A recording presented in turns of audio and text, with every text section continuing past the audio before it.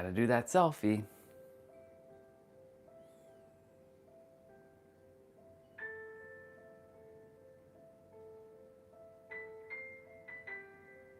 Okay. Morning, y'all. Let's do a sound test. Let's do that sound test. I'm sure that sound test is gonna be good. Let's go get that sound test. Today's message on the browser is wonder begets wisdom, which means curiosity.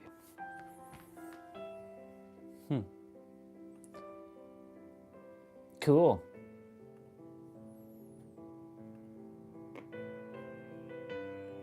Hold on, let's pause the music for a moment.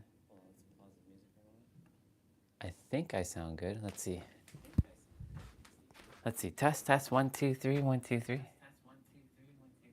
1, 2, 3. Yep. I sound good. Perfect. Now we can put on piano music. What's up, old man? Yeah. Grand risings to you, bro. Man. Yesterday, Swati shared something about one of this like movie director from India. And he said something which was fascinating. He's very controversial though. I forget his name, but I think his name was like Ram or something. It's RAM something. Anyways, he said every day he's excited when he gets up. It's like the same ecstasy that he has when he's like having sex with a woman. Like when he gets up and creates something new, that's the excitement that he has, that euphoric energy. I'm reminding myself of that. I'm like, yeah, I get to do this every day. And yeah, last night before I went to bed, Pete shared something. There's only 2 things you're here to do. Be your true authentic self and do what you're here. Do the thing that you absolutely love the most. And that's it. Everything else will fall into place. I was like, it really is just that simple. You're here to be your true authentic self and do what you love. Period. The end. And that will lead into vibration, because yesterday we talked about frequency. And it all starts with emotion, which then leads into vibration, which then vibration with momentum, energetic momentum will create a frequency, and a frequency will then ultimately create your reality. It should have been like that in that order, but hey, it's okay. It's all aligned the way it's supposed to. In fact, it's funny, I was just brushing my teeth. I was watching a YouTube video of like a video game controller of like, you know, I have my beast controller, but I'm always on the lookout for new controllers just to see, you know, how I can add the weapon of ultimate creation into my reality. And when I was thinking vibration, I'm like, what am I going to call today's live stream? The moment I said like vibration in my head, in the video, he talked about you can go into the settings and change your vibration. I'm like, it happened almost immediately. I'm like, okay, today's live stream is definitely going to be called vibration. Oh man, it's so cool. I said yesterday, if every day we got to take like 3 minutes to just sit and just kind of like get into like our desired reality for a moment, to feel our feelings, we're gonna do that. So I have my watch on already. I gotta make sure I hit 2,500 steps before I start my leg day. It's gonna rain again today. I can smell the rain coming. It's warm. By warm, it's like 13 degrees. Right now it's 9 degrees Celsius. I might go outside for a moment and pump my my lungs with some fresh air, because it's been a couple days since I pumped my body with fresh air. Let me see. Hold on.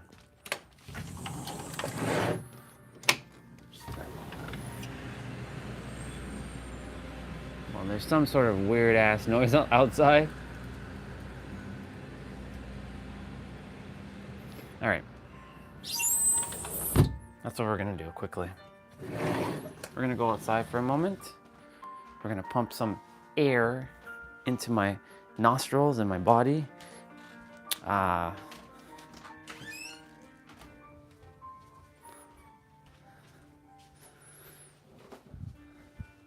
Getting my shoes on, my outside shoes. I gotta take you all off of Wi-Fi, cause yeah, we're gonna go do this thing. We're gonna go do this thing outside for a moment. Okay, PMs, you can pause for now, and I'm gonna just quickly turn on my stream on my laptop.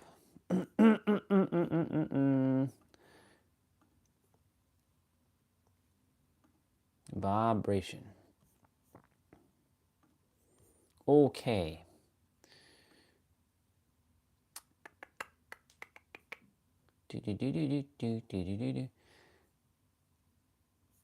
All right, and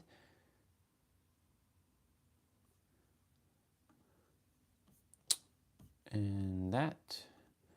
It's always a little bit of a process when you're setting up in the morning, especially on this laptop. Bunch of things I got to do on the laptop. Side note, I got to finish everything on Dead by Daylight last night, which was awesome. By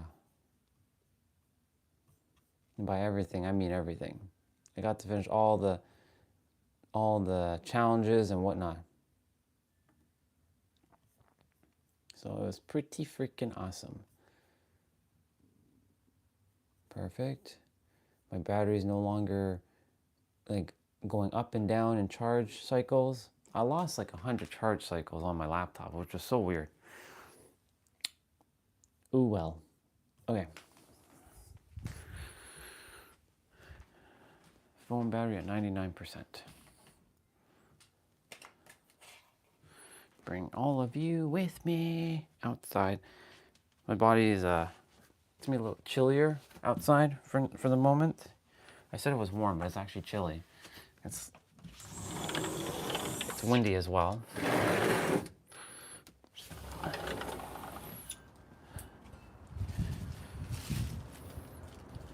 It's not too bad out here. Oops. Hopefully it doesn't stream. Should have known. Should have known. Should have known.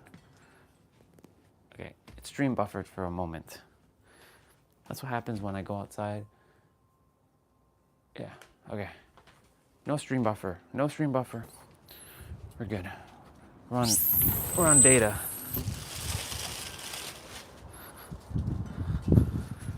Whew. All right. I'm gonna do some running. We're outside, which is creating, I don't know what this is, but I'll pick it up.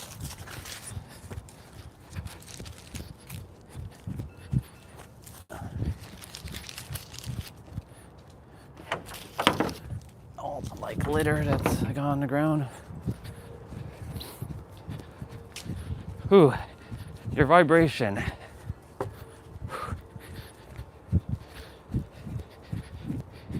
It's what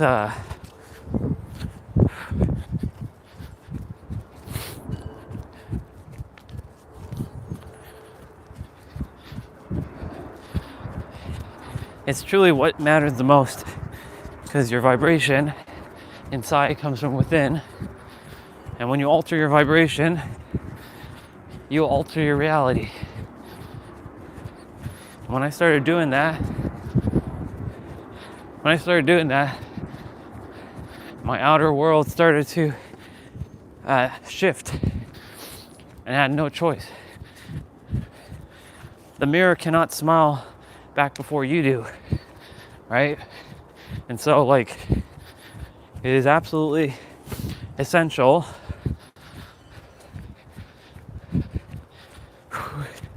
to go within.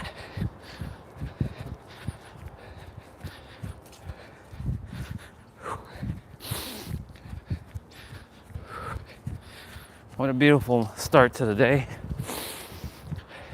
Pumping my body with clean, breathable air, which is, as Ralph Waters would say, another YouTuber, breathing in that good ass prana.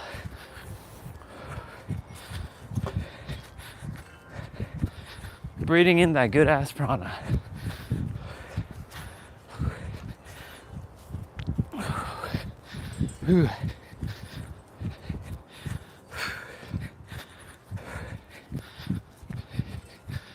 Grateful for all of you for being on.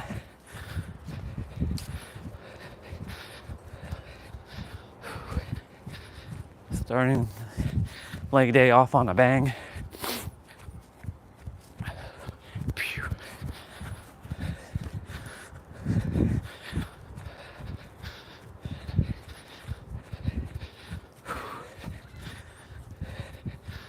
Sun's kind of coming out there. It's peaking a little bit, as you can see. It came out just for me. Getting some sun in my eye as well, because it's been a couple days since it's been sunny. But you know, I still am in that energy of San Diego.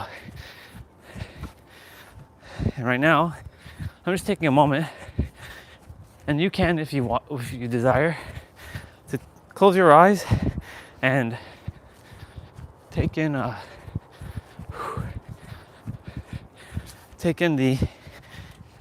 energy of your desired reality. So again, for me, I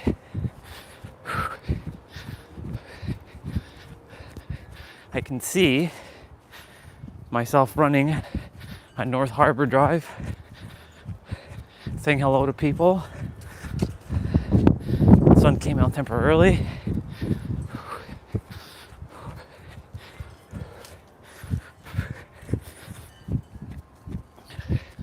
And I can see the Coronado Bridge. I can see Seaport Village. I can see other runners and giving them fist bumps.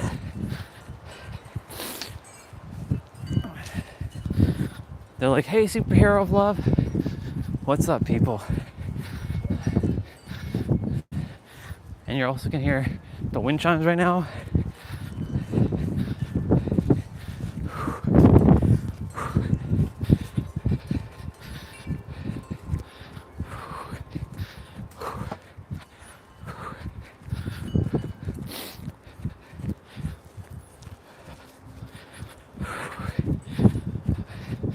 And as I'm running, I can also see the Star of India, which is a boat museum. I can see the USS Midway. And you know what's fascinating? Yesterday I was watching wrestling, and there's a pay-per-view or a premium live event that says it's coming to San Diego. So I was meant to watch that WWE live event to hear San Diego again. It's coming to Petco Park in November. So it was just cool. And who knows? Who really knows?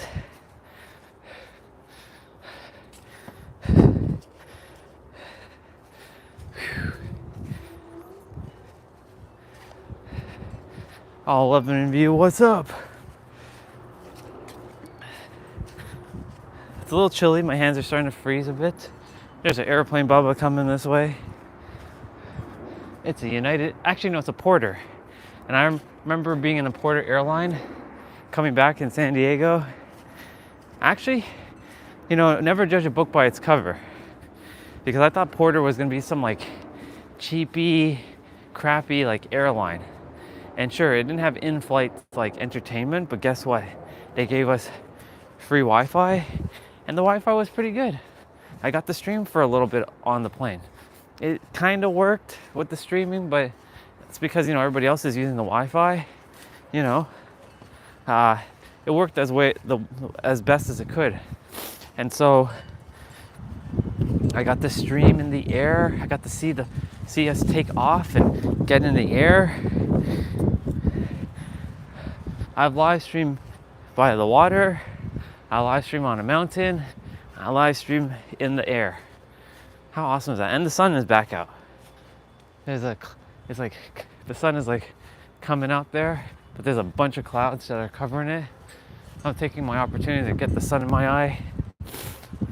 Yeah, take a moment, all of you. Take a moment and feel what it is that you desire while I'm doing my walk. As I pump my body with great oxygen.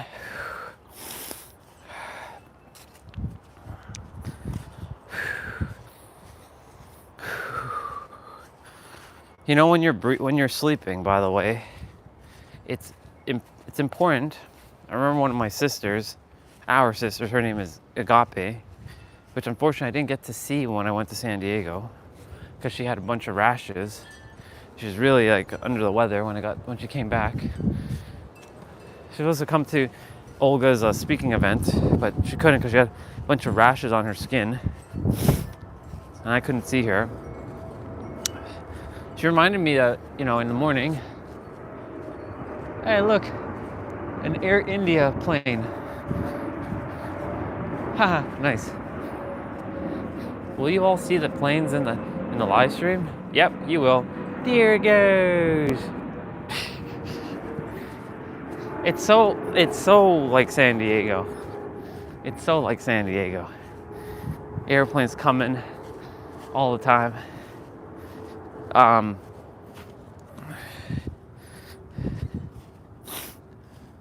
Thank you, son, for coming back out.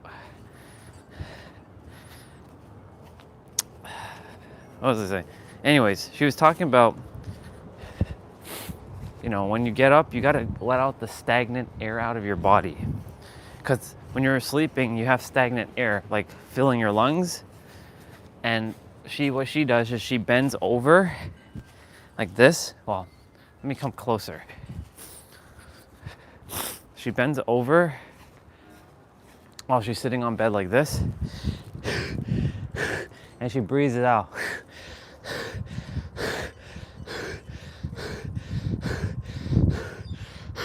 So she does that for about, a couple minutes. And then for 5 minutes while she's like out, she goes outside because she lived in San Diego for a very long time. Now she lives in Texas.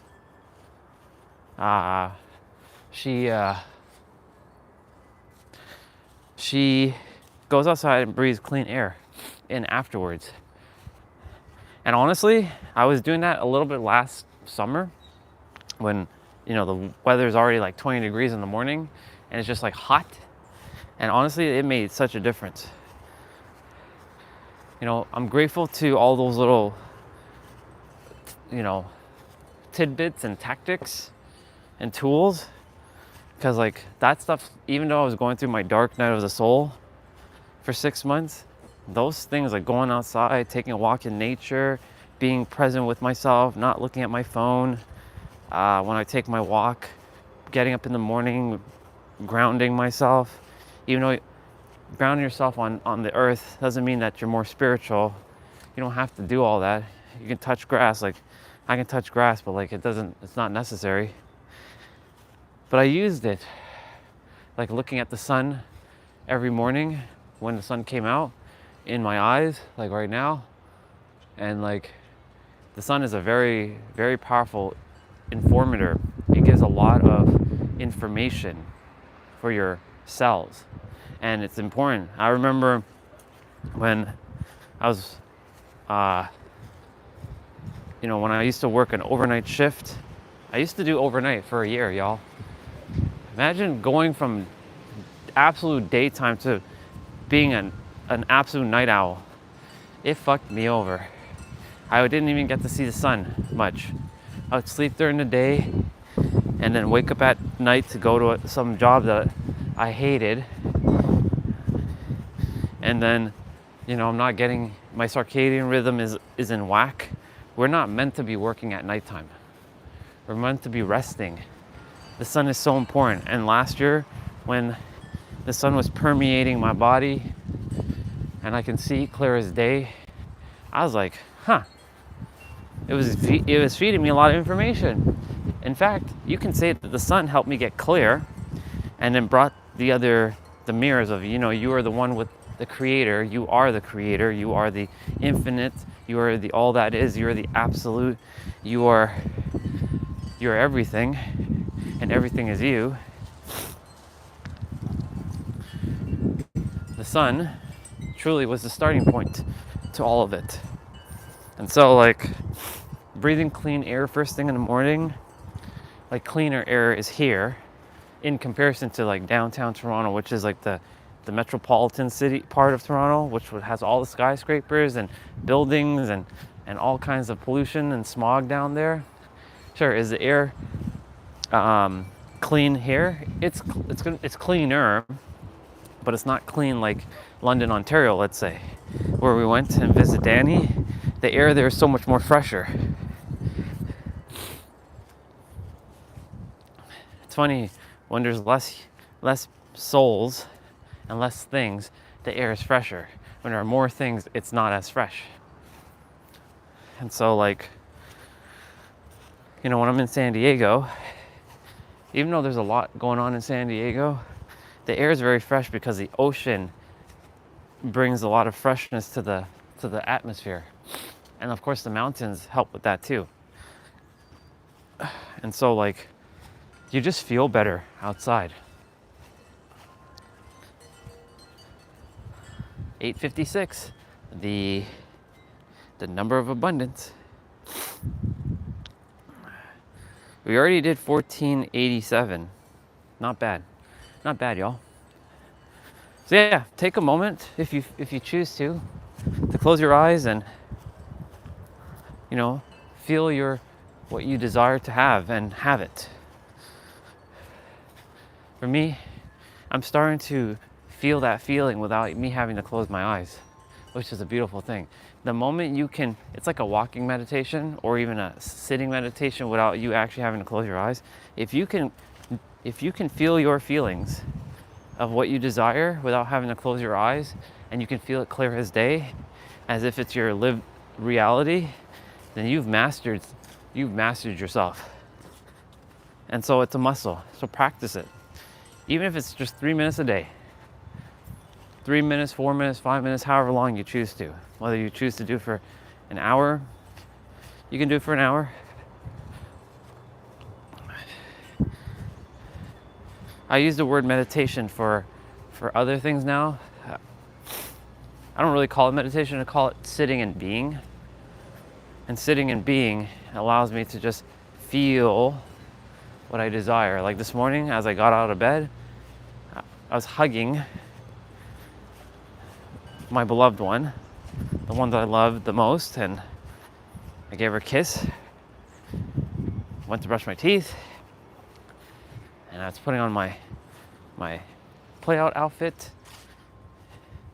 and then she came out. We were standing by our floor-to-ceiling panels, like, because that's what I have, floor-to-ceiling panel in my penthouse. And she brought a comforter or blanket outside. We were sitting in we opened the door to the balcony, and we were watching the sunrise together. It was a little bit on the nippier side, I felt. That's why we brought the blanket, because San Diego gets a little chilly in the morning. Similar to this, but it's not like winter cold. It's not bone chilling. And then, she was sitting on my lap. She put her head on my shoulder, and we were just sitting and watching the sunrise together. And we're all covered up. Gave her a kiss on her lips. And just comfort her. And then from there, my vision proceeded to me running outside and saying hello to everybody in San Diego. What's up, people? I either take a daily walk outside and bring you all with me, bring my thing every time. Bring my gimbal and the phone and have you all come with me. And even though you all have seen it now like countless of times, it never stops fascinating any of you. You get to see the beautiful energy of San Diego. San Diego, when you hear that word or you hear that place, will be synonymous with me. The moment you think of San Diego, you'll think of me immediately. You won't even think of beaches and sunset, sun and mountains. You'll think of the superhero of love. From San Diego, California, weighing 165 pounds. Good evening to you, sister. I'm just outside getting my steps in. It's a little bit chillier.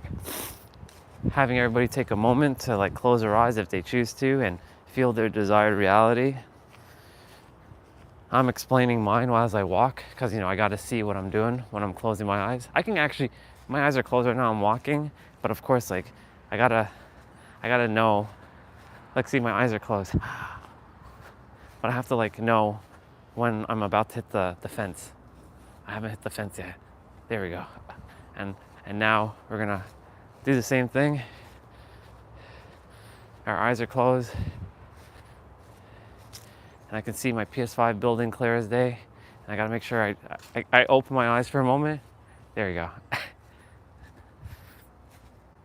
Maybe I count how many steps it takes for me to get from there to there to see. Yeah, let's see.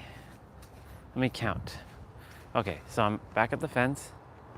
1, 2, 3, 4, 5, 6, 7, 8, 9, 10, 11, 12, 13, 14, 15, 16, 17, 18, 19, 20, 21, 22, 23, 24.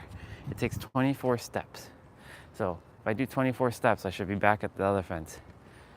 1, 2, 3, 4, 5, 6, 7, 8, 9, 10, 11, 12, 13, 14, 15, 16, 18, 19, 20, 21, 22, 23, 24. Yep, 24 steps. It takes 24 steps. Yeah, thank you. It has work. The work has to be done. 24 steps to go from there to there with my eyes closed. So you can take a moment, close your eyes and feel what you desire to feel.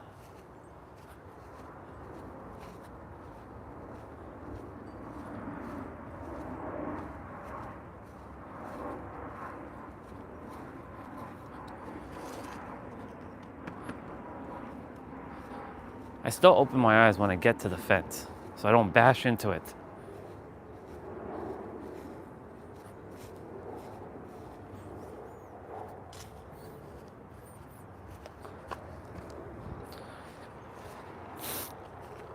So I'm just taking a moment to just feel those feelings again of like San Diego, running, hugging my beloved sweetheart, serving the world at a grand scale.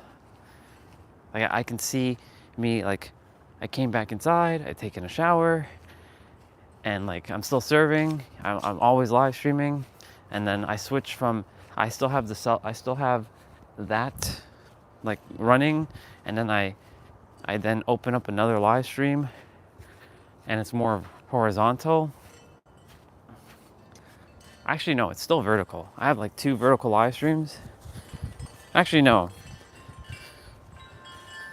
I bring a camera with me that can live stream.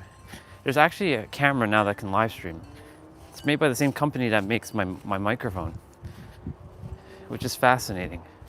It looks like it looks like an actual camera. and it has Android on it and allows you to live stream.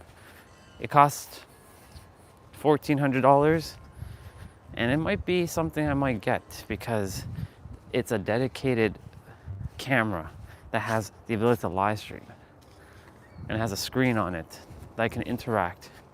So if it allows me to chat with you all, then amazing. My hands are starting to get a little chilly. I've walked 2,000 steps already, and it's not even, well, it's 9:04. I trust that everyone's heart, mind, and soul is doing and feeling great.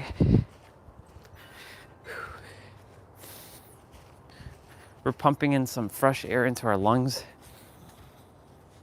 The neighbors around are probably like, what the hell is this guy doing? I'm live streaming, y'all. I'm live streaming. That's what I'm doing, y'all. For anybody who's like watching out their windows, because you know there's always eyeballs. I'm live streaming. That's what I'm doing. I'm taking up valuable space in the planet because I was meant to take up space, just like each of you are meant to take up space. You're not here to dim your light. You're here to shine bright, like the diamond that you are, or the platinum that you are, or the sapphire that you are, because that's what your name stands for, right? Misha, your current name stands for sapphire. Or the emerald that you are, or the ruby that you are, or the topaz, or the pearl, or the crystal that you are. You're meant to shine bright. Or another word for shining is radiating. I like radiating a little bit more. I like to radiate brightly, always in all ways. That one was courtesy of Jessa, by the way. Always, in all ways. So ALWAYS, always in all, ALL, ways, WAYS. You're meant to radiate brightly, always in all ways. That's a bar, by the way.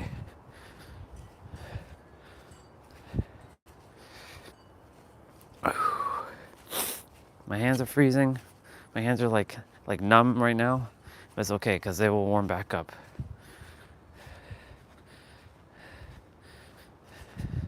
I should be outside with a sweater, but hey, this is San Diego weather. I'm in San Diego, California, and I'm feeling the energy of my home. It's so fascinating though, the difference between Toronto and San Diego and the similarities between Toronto and San Diego. There's so much similarities between the two places. Absolutely wild. Absolutely wild.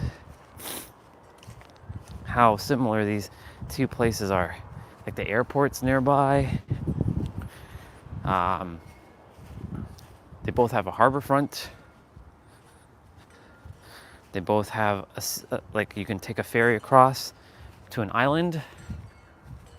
And you can see the skyline of the city. Toronto has more buildings, of course, but it's still pretty much similar.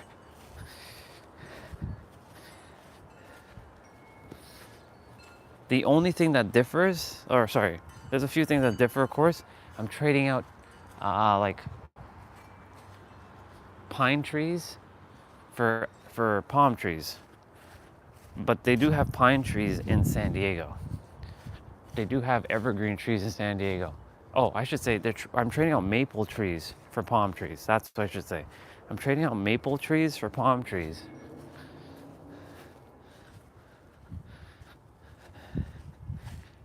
The trees are starting to come alive. It's funny how they die and then they come back to life, and then they die and they come back to life. And watching it like bloom, like that tree that's right there, this one, I see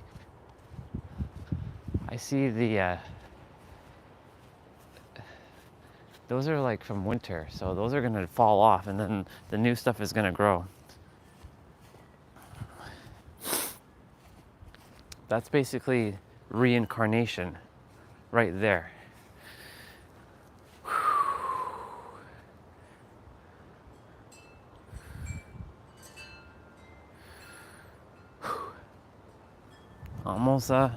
Almost 3,000 steps actually. So I'm gonna just finish this 3,000 steps out here.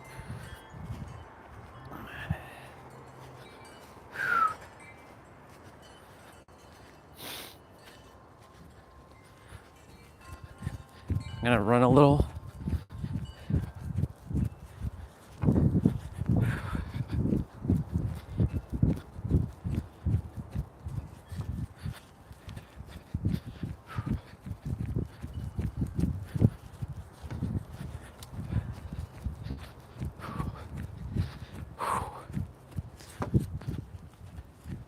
If you've been taking some time to like feel your desired reality, amazing. If you haven't, I would highly recommend to take a moment to pause right now. Close your eyes, take a couple deep breaths in, and just be. Don't think, just be.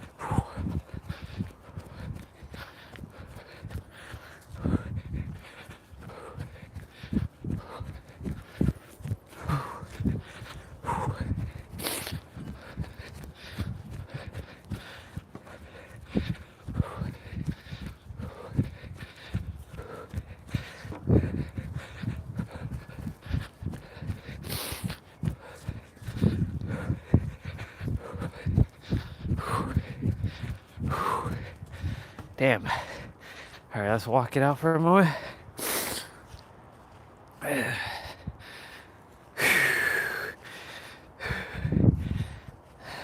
This is leg day, by the way, too, so this is just preparation for leg day.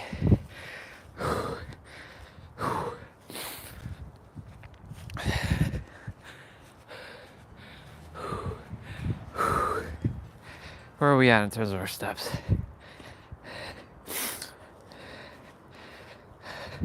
We're at 3,163. Well, we're way over our limit. So I'm gonna walk for about 4 minutes till it's 9:16, and then we head back inside and I charge up the phone again. I really love this microphone so damn much, because if I was standing here, you all wouldn't be able to hear me at all. But the fact is that you can still hear me from this distance. Absolutely divine. I'm so grateful for this microphone.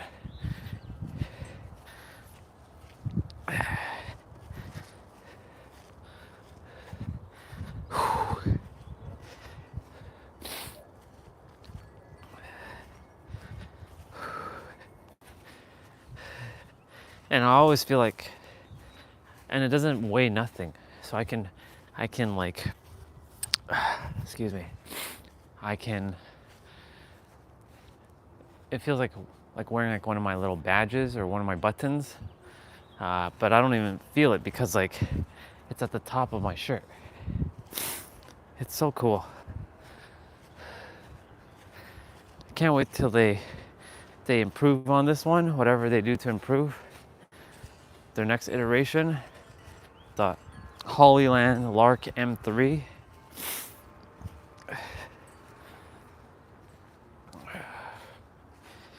$914.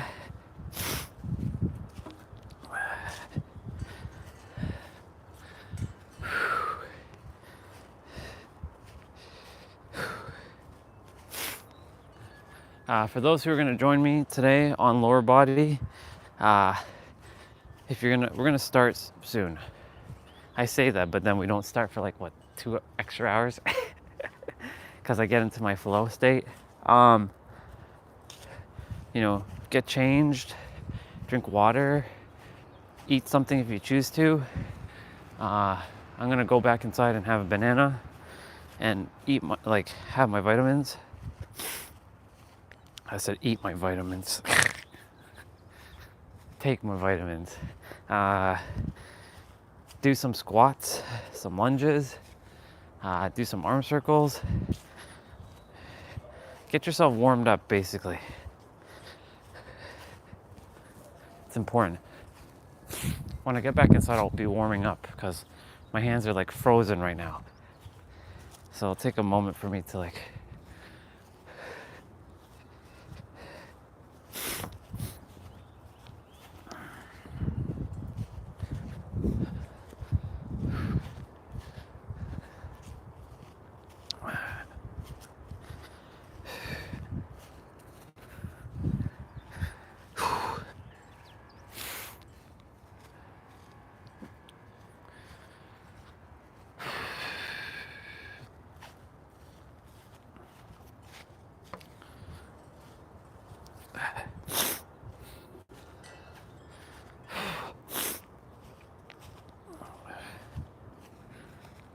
oof.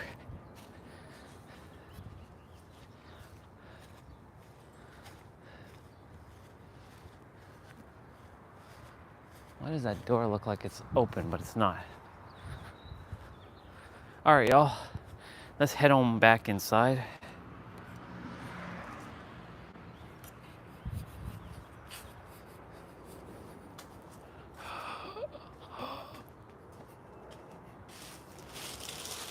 All right.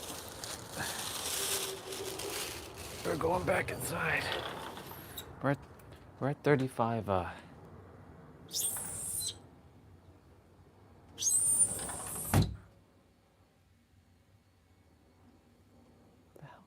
What the hell is that noise?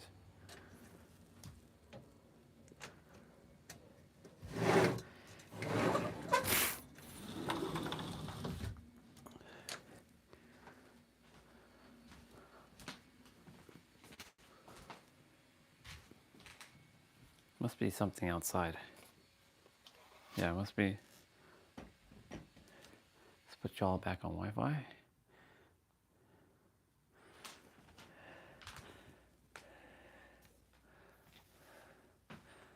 My hands. My hands, my hands, my hands. Let me make sure you all can still hear me.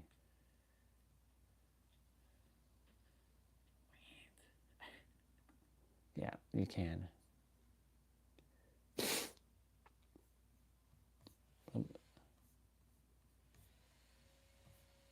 Okay.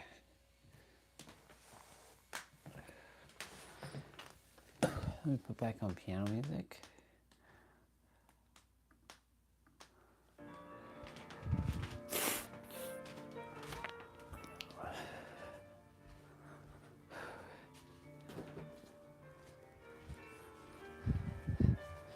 Just so you all know, we're at 35:40, so we're 1,000 ahead of schedule, which is great. Glad I went outside for a bit.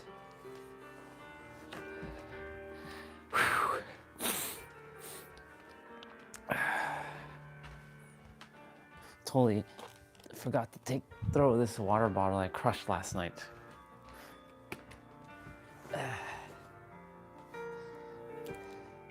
I'll drink some water in a moment. Gotta go blow my nose.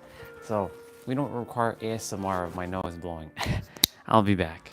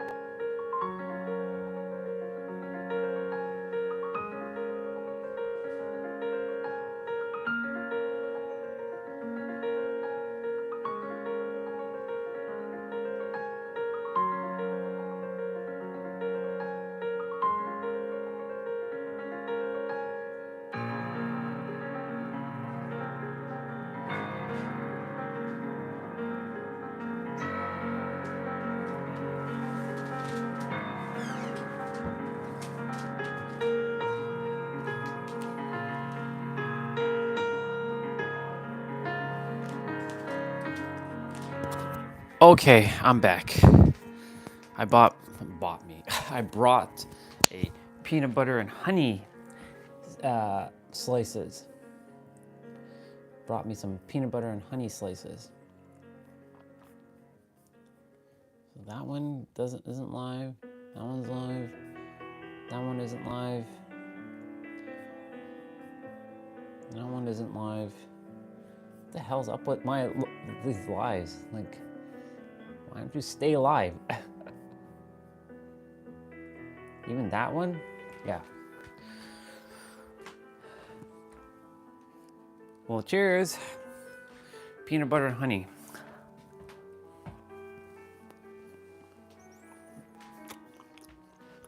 So I found out about peanut butter and honey, which is weird because honey is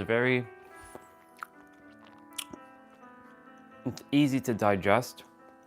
It doesn't really add too much to the peanut butter. If it was jam, oh man. If I was ever gonna eat anything mixed, it would be this.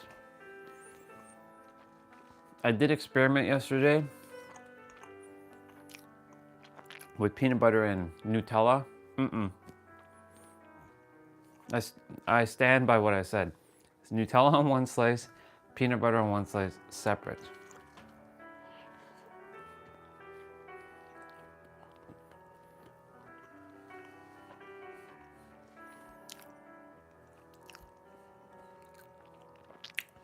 For those who like peanut butter and jelly,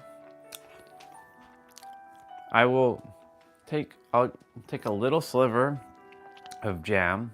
I'll get like some strawberry jam and peanut butter and see how it tastes. But I already know the answer.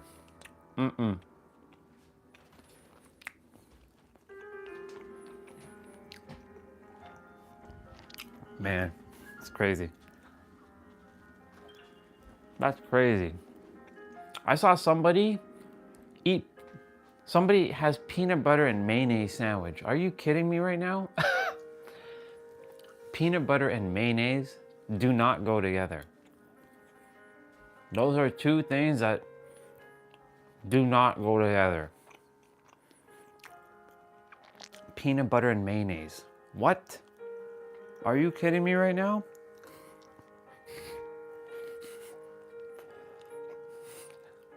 Some of me's have some really interesting taste buds.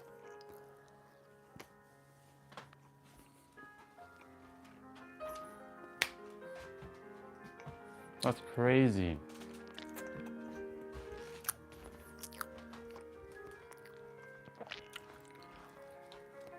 That's like having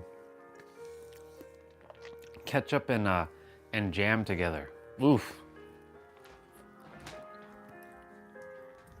Man, what? Madness. Absolute madness. Today's one of my sister's birthdays. Her name is Jamie. So happy birthday to Jamie. Another connection of mine that I have on Facebook. Love her very, very much. She's actually, I didn't realize what she was into. She's into sound. She's not sound healer, but she uses music for healing frequencies. So, and technically it is sound healing, but from the music capacity. I'm like, Jamie, are you serious? Girl, we should collaborate. This brings me to this whole thing again. I haven't forgotten about what I said. Some of us are meant to collaborate. We're not here to do this alone. Whatever it is that you're here to bring, you're not here to do this alone. This is why I have declared that this channel get completely monetizable. It gets paid hundreds of thousands of dollars a month so that it supports all of us on our endeavors, whatever it is. And you go and do your thing and we collaborate and serve the world at a higher rate. We're not meant to do this alone. This is why I'm preparing leaders. This is not a me thing. At the end of the day, this is a us thing. So whoever desires to collaborate and join. Let's do this thing because we have people to serve. So I'm just sharing all that. I haven't forgotten. That's still in the forefront of my mind. This is why, if you feel like I'd be someone who you'd like to tag team with in the world, then let's do it.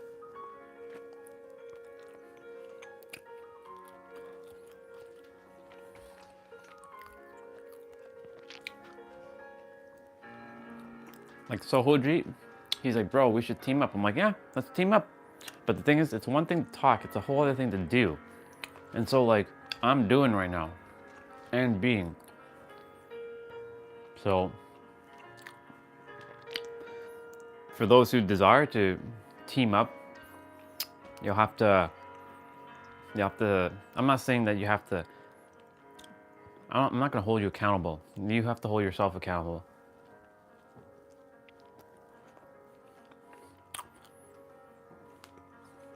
Like,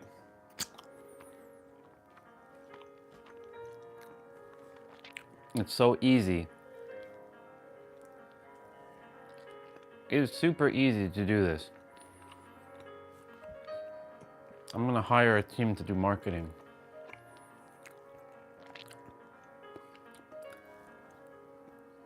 Because marketing is everything.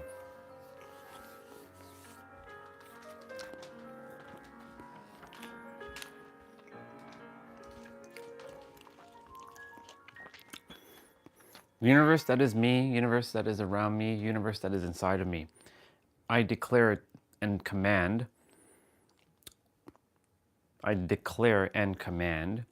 that you bring forth a marketing team for us so that we can go and serve the world. I'm already serving the world though. I mean to say, grander scale. I have big ambitions. I never had ambitions before. But you can say all that just came full force. I am a visionary. As Seth Rollins in WWE say, I am a visionary. I am a revolutionary. I am Seth freaking Rollins. Well, Seth, I am the revolutionary. I am the visionary. I am the one and only, the superhero of love.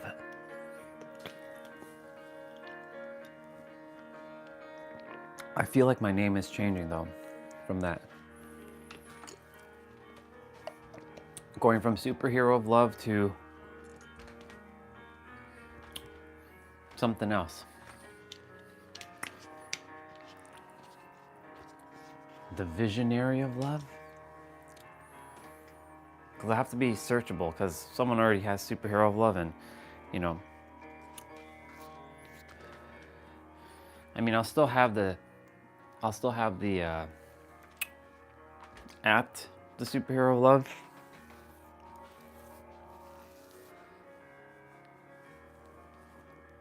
I mean, it still fits me, that's the thing. That's just who I am.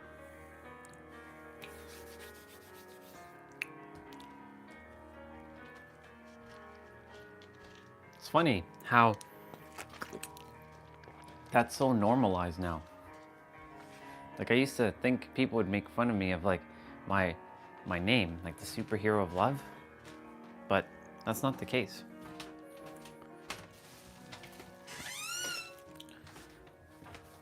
Let me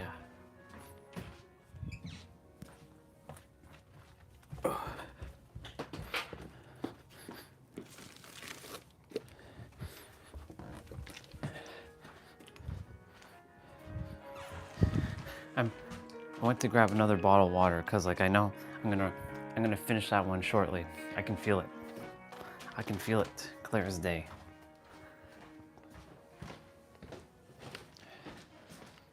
Hey bro.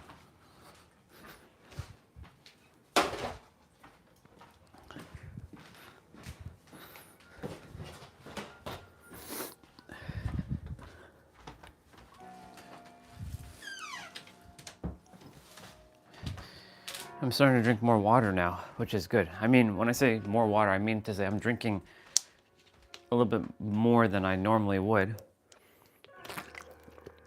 Only because, like, when the weather starts warming up, the more water I drink. When the weather is cooler, I drink less water. I still drink water though, even when it's cold. It's just that I drink less water. So, water is life, and life is water.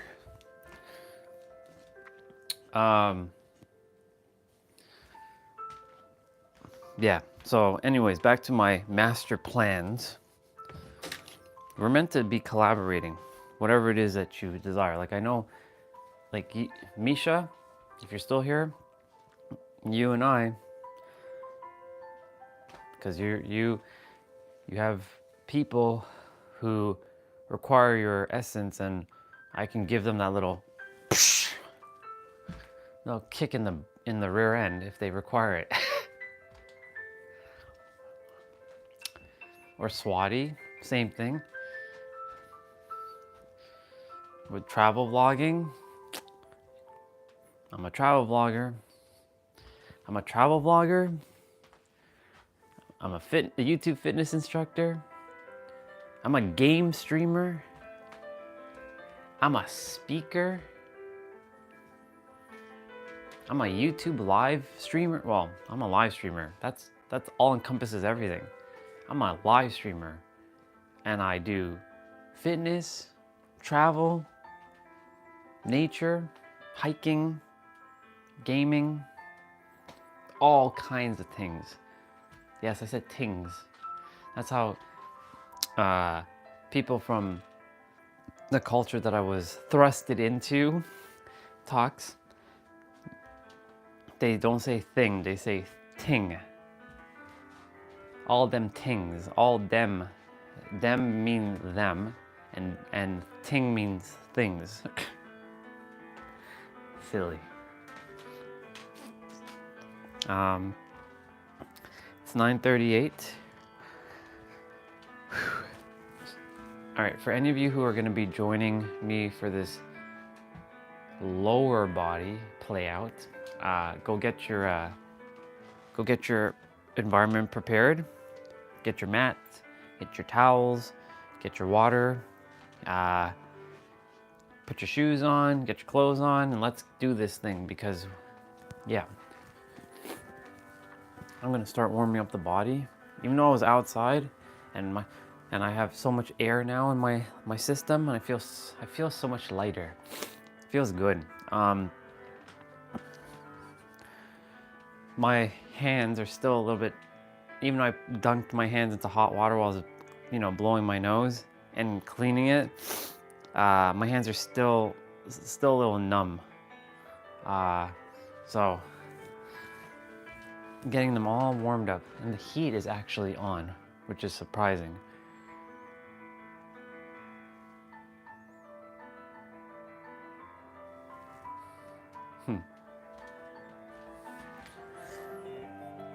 Let's check something.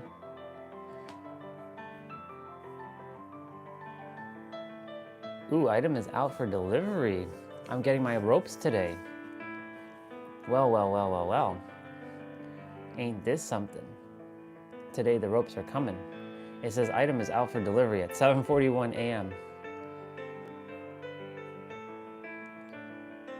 The item is out for delivery. It's in transit. And then I have to send back the other one. So my jump ropes are coming. Hopefully they're short enough that I can do this thing. As for my jump rope mat,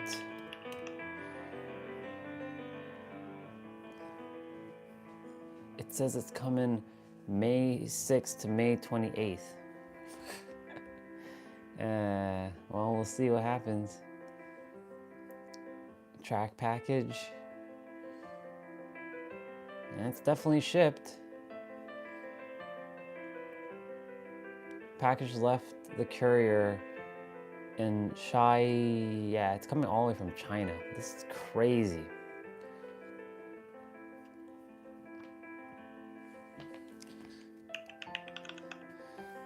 I might just say screw it and buy the other mat. Free shipping to Canada on all orders above $135.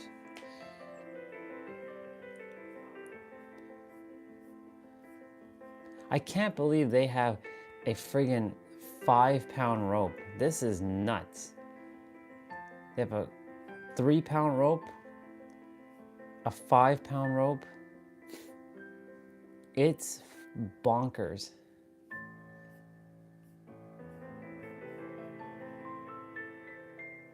Ultra heavy performance handles. What the fuck? Crossrope has so much shit, man. It's crazy.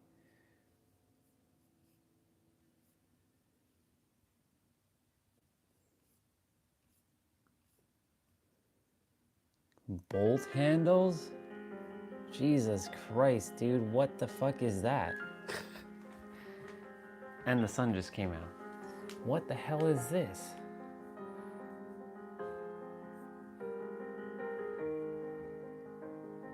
Replacement high performance aluminum handles. Ropes not included. That's okay. Well, I have ropes. Why does the mat have to be so up there? What the fuck?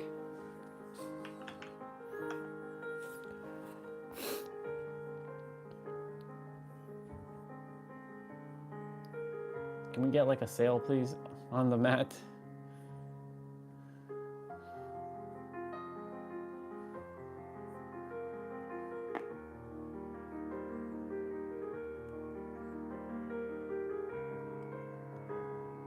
Okay, what's out of stock?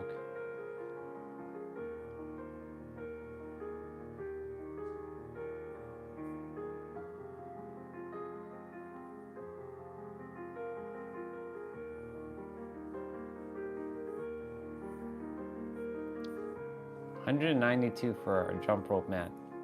That is wild. But I'll eventually I'll invest into that.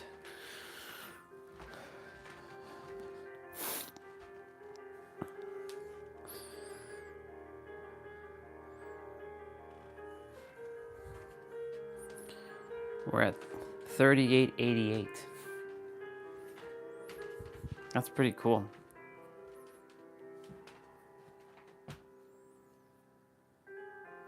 Let's see if I can show it on the camera. $388. Let's see. Yes, I got it. We're at 3888 steps. I'm counting right now. Pretty cool. I like seeing 888 and then there's 3. So there's 3 8s and then there's the number 3. Pretty badass.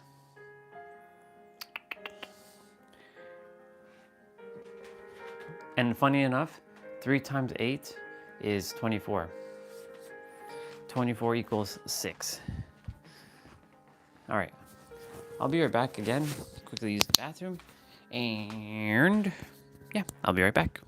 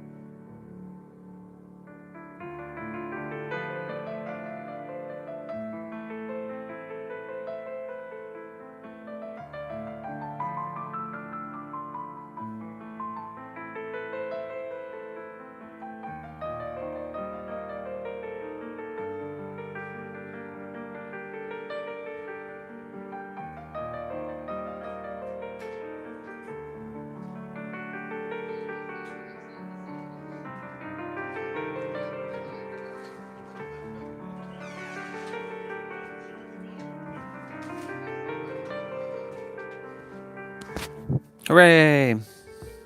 All right.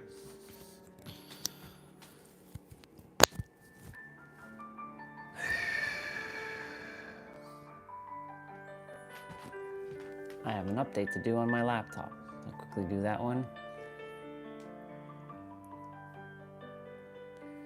Do, do, do, do, do. Why does this stuff stop going live? What the heck? Stay live, damn it.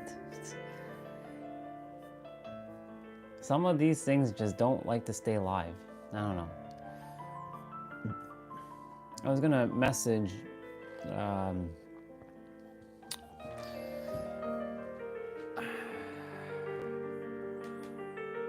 let's see.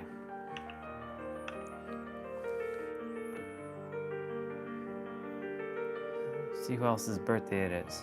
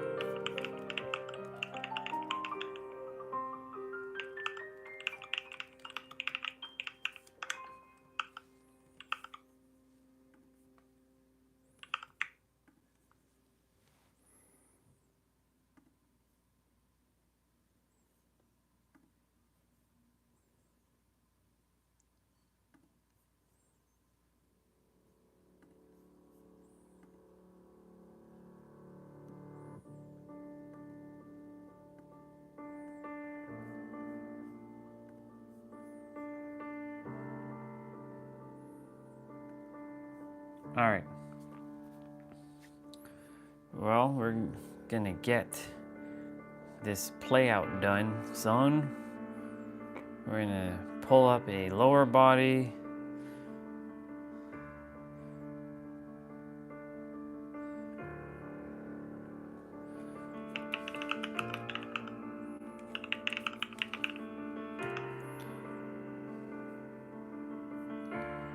Let's see what's, I see sister create another video.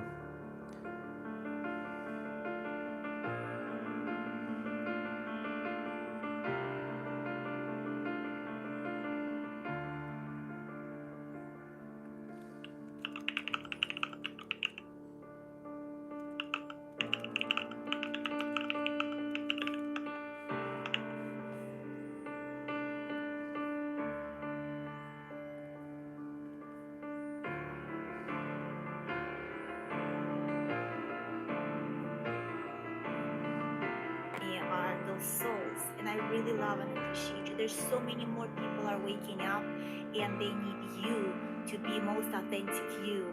They need you to shine your light bright. Oh, God. They need you to step out in faith, in courage, and speak your truth unapologetically. People, if we pretend we've got it all together, if we're not being vulnerable and real about what we're going through or what we're overcame, somebody can take their life. It's not about you. Your story is not about you. Your gifts are not about you. It's true. And if they don't allow you to show your gifts in church, go on the streets like I did. Sister with her passionate speaking. She's doing the thing. Proud of her. Proud of her.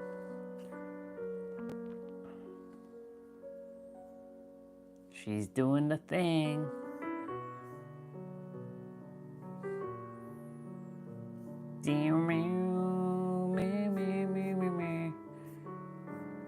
He's good.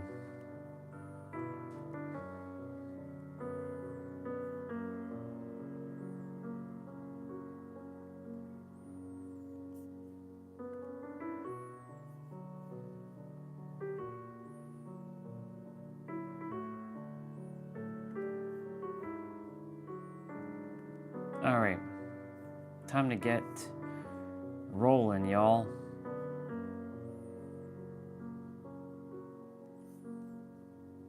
Progressive leg day training? What's progressive? Let me see what's going on here. All right. Each exercise will be performed 3 ways: full range, half, and then pause. Okay. Okay, we're gonna do this one. We haven't done progressive in a while. Time to get this show on the road, folks. All right. So for those who are gonna be joining me, let's go do it. What time is it? 9:56. Perfect. I took off my watch so that all the other steps that I've been taking don't count, because I'm about to crush this play out. The sun's out, which is great for a moment. There are lots of clouds though. So go ahead, for those of you who are going to join me, go ahead and do some arm circles. The first exercise is going to be squats, high squats. So you're going to hold the 2 dumbbells over your head and you're going to go down. So we're going to do some squats. There are no warm-ups with Dan on this one, so we're going to do our warm-up.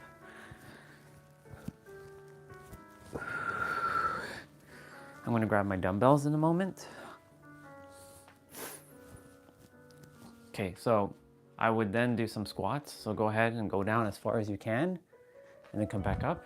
So you're warming up your knees, you're warming up your thighs, you're warming up your calves as well when you do this. Squats are very, very, very effective body weight movement.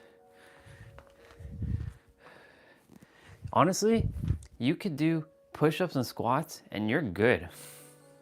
If you do push-ups and squats every day, like, you're good. Like, you don't have to worry about equipment. If you use your body weight, which is basically doing calisthenics playouts, doing push-ups, squats, lunges, you literally can get a full body playout in less than like 10 minutes. If you did, like, let's say 100 squats, imagine you did 100 squats and then you did like 100 push-ups a day. You'd be pretty good. If you desire to do 200 squats, cool, and do 200 push-ups, awesome. 200 push-ups is not hard to do, just so you know. You can break it up into 50 chunks. So like, if you do 50 a set, or you can do 20 a set, and you take a pause, and then you do another 20, take a pause, do another 20, take a pause, do another 20, take a pause. Do that, what, 10 times? You're at 200. Breaking things down into manageable chunks. Imagine you do it throughout your day.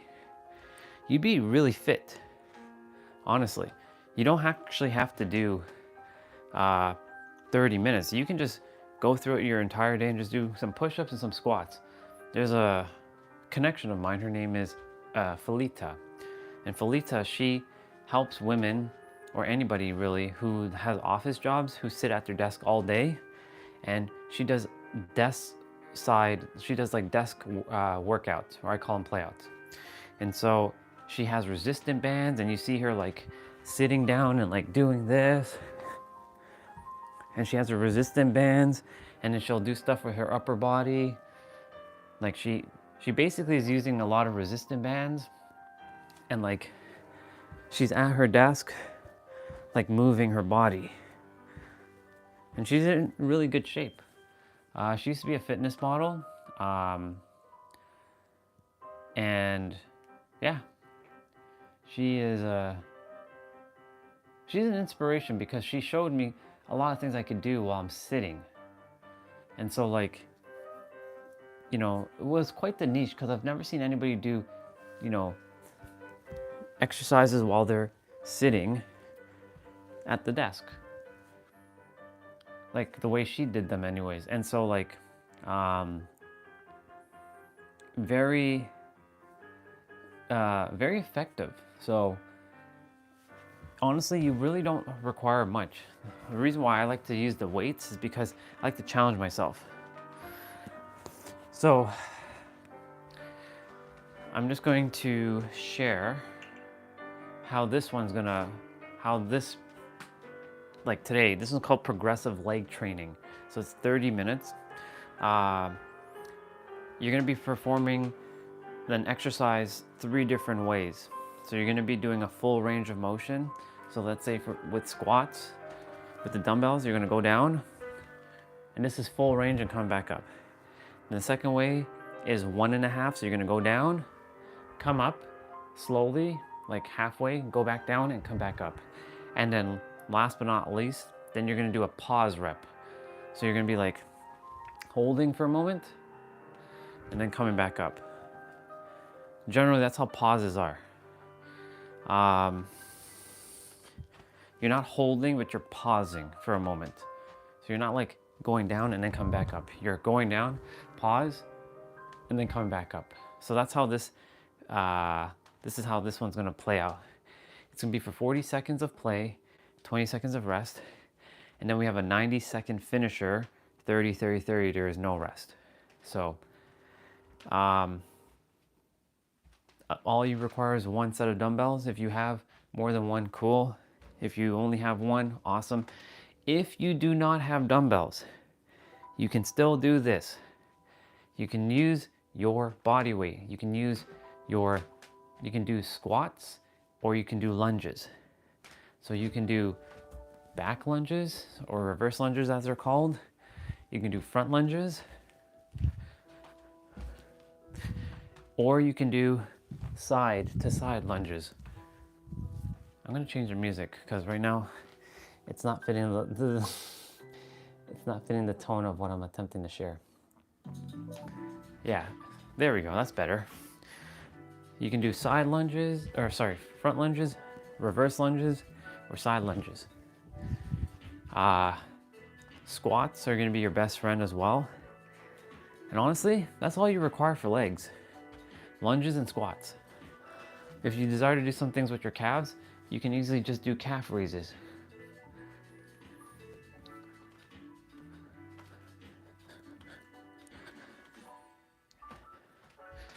That's it. So, for those who desire to do this with me, without weights, you don't have to have weights. You can do this all without weights. You can do squats without weights. You can do lunges without weights. All right, so it's 10:03.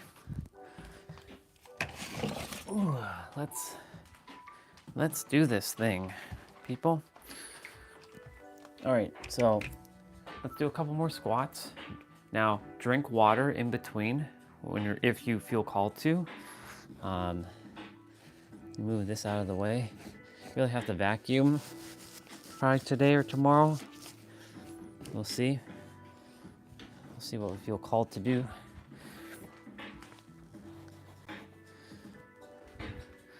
All right, so let's do a couple more squats so we can get the legs nice and warmed up. Then we're gonna go ahead and do some reverse lunges.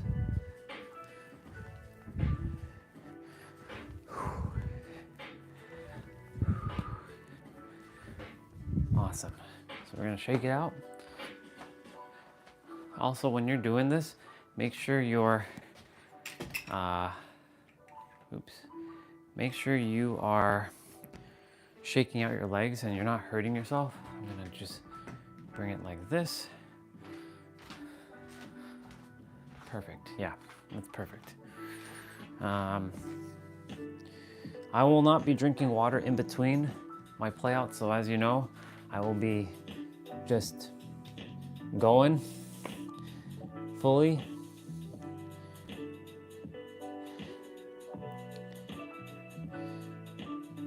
Live on that one, not live there.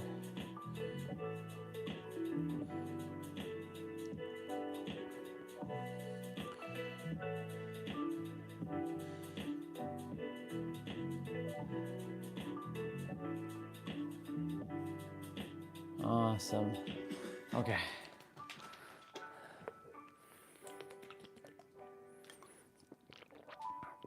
I'm gonna drink some water.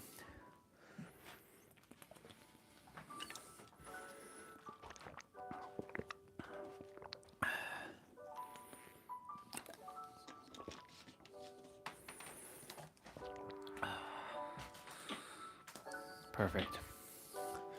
Just gonna drink a little bit more.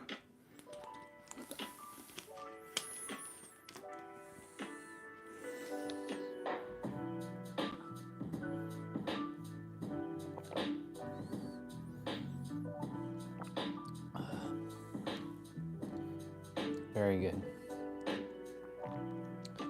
All right, y'all. With that being said, let's go do this thing. All right. I'm gonna put on some other music now. All right. So remember, 40 seconds of play, 20 seconds of rest. We're gonna start with high squats. So we're gonna go ahead and grab a dumbbell. We're gonna go down, come back up.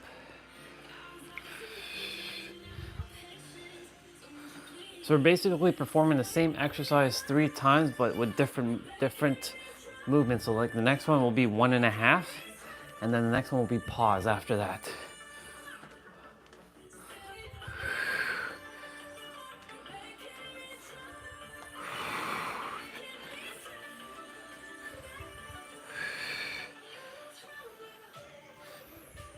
Remember to go at your own pace. Breathe through your nose and out through your mouth. Perfect. Now we're gonna do 1.5. So we're gonna go down and then back up. So 1.5. So down, half, down, and back up.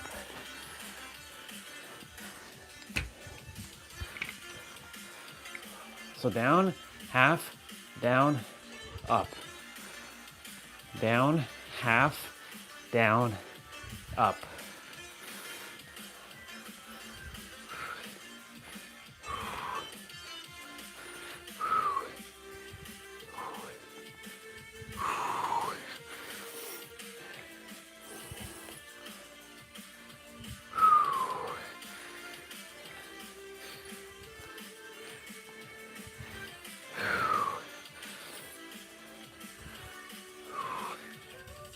Very nice.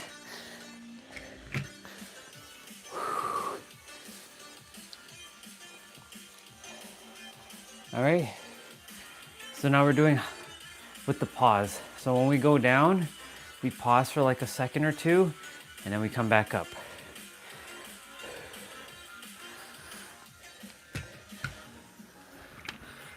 So you're gonna go down, pause for a moment, and then come back up. Pause, come back up. Pause, come back up. And that's how this routine is gonna be. So, unless he shows otherwise,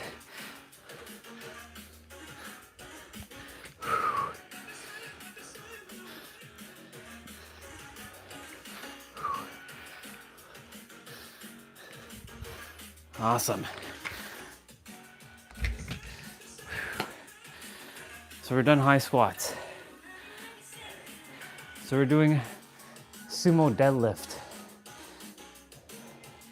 you're gonna bring your legs out like this and go like this with your dumbbells.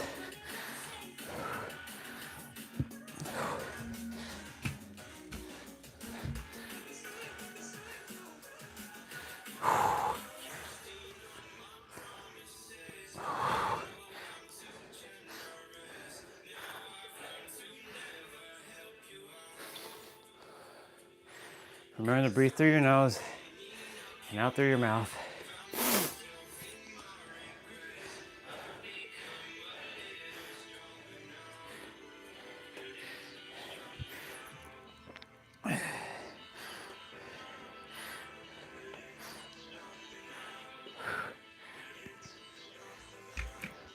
Awesome.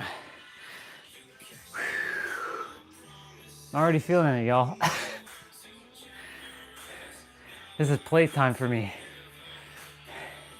I'm staying in this position. So we're doing 1.5. So you're gonna go down, come up halfway, go back down, then come back up. Let's go. So half, down, and back up.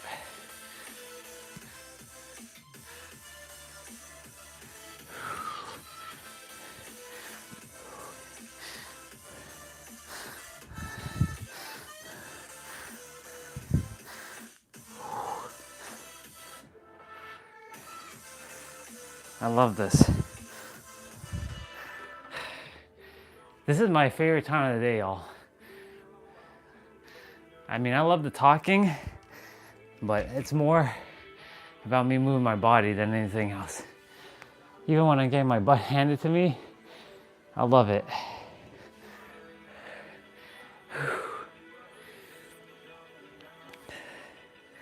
Like that song, let's say, getting a little bit stronger now.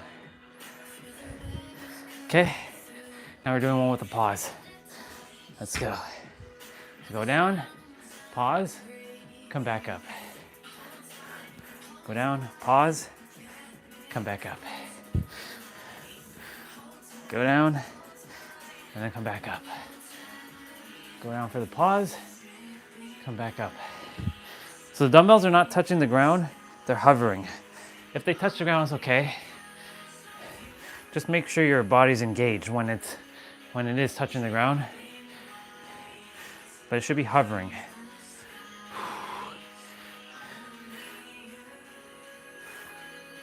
Perfect. Okay, we're done sumo squats.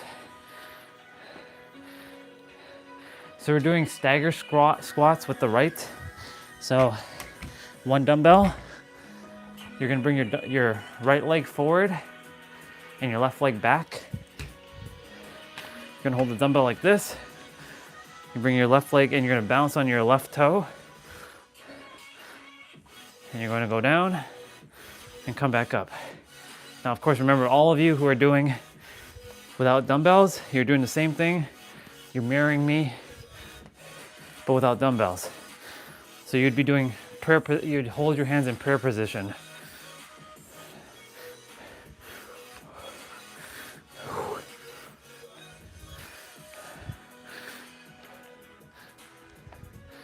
I just realized the sun in that tapestry that I have on the wall there has some stars in its like third eye area.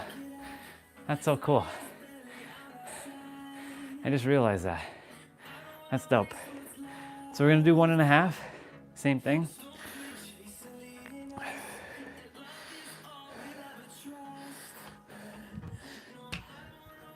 So we're gonna go down, come up halfway, go back down, then back up. Down, halfway, down, back up. You get the picture now.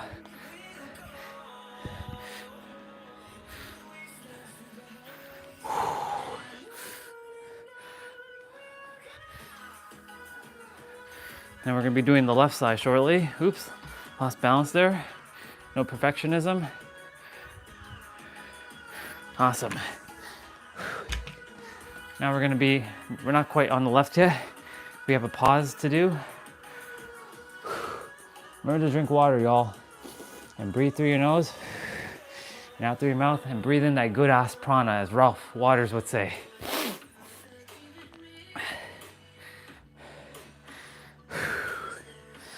Okay. So I'm gonna go down, pause, come back up.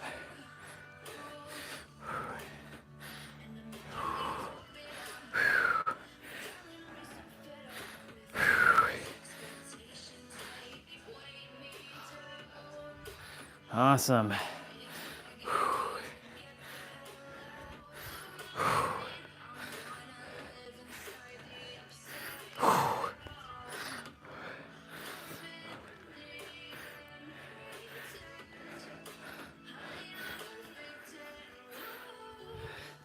Awesome. Okay, now we're doing the other side. Actually, no, we're not. We're doing a Romanian deadlift. So we're not doing the left side yet.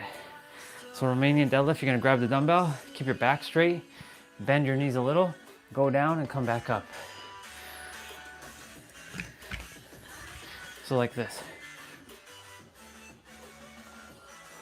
You desire to make sure your back is flat when you're going down. It's not arching like this, it's like this.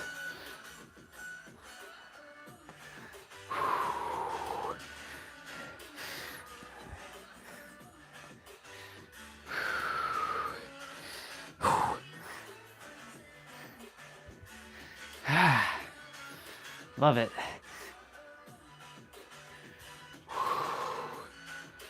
Amazing. Amazing. So we're gonna be doing that 1.5.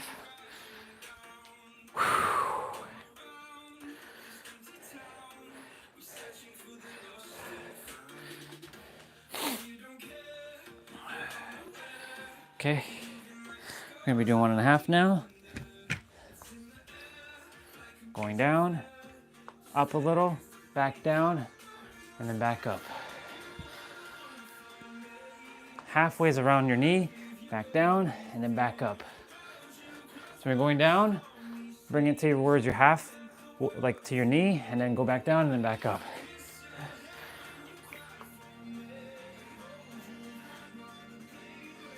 You should be feeling a pull in the back of your hamstrings right now. Some tension.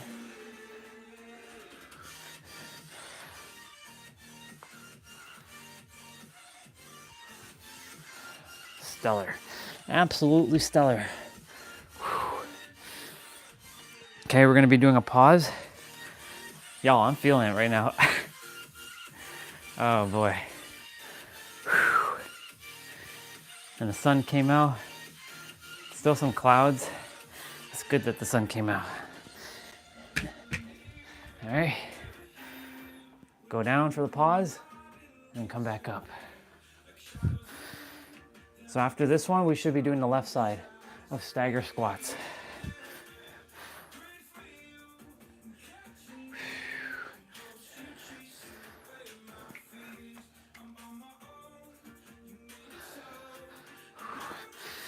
So every Tuesday is always lower body, so leg day. I always thought that I was unfair to my legs, but my legs actually get a lot of exercise with the walking, now with the steps, the 10K steps, which by the way, we're on day number 15. The jump rope, the HIIT cardio on Sunday, the full body on Friday. Because, you know, I have 2 dedicated days for upper body. So we're doing the left side now. So you're bringing your right foot behind and you're bouncing on your right toes. So I always thought like, man, my legs aren't getting as much as my upper body. Nope, that's actually not true. With all the walking I did last year, my legs are getting it.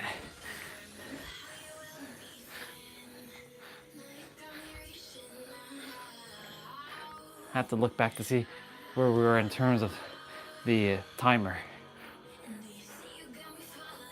Awesome. Okay.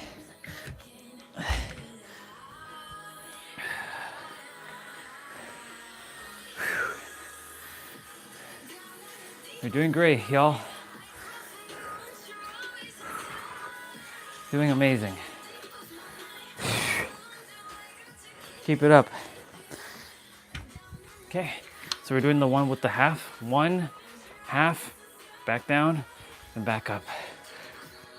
1, half, that, and then that.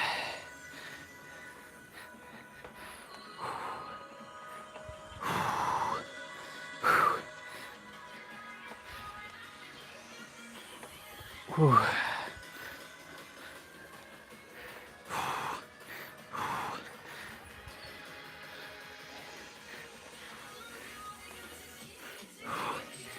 Awesome.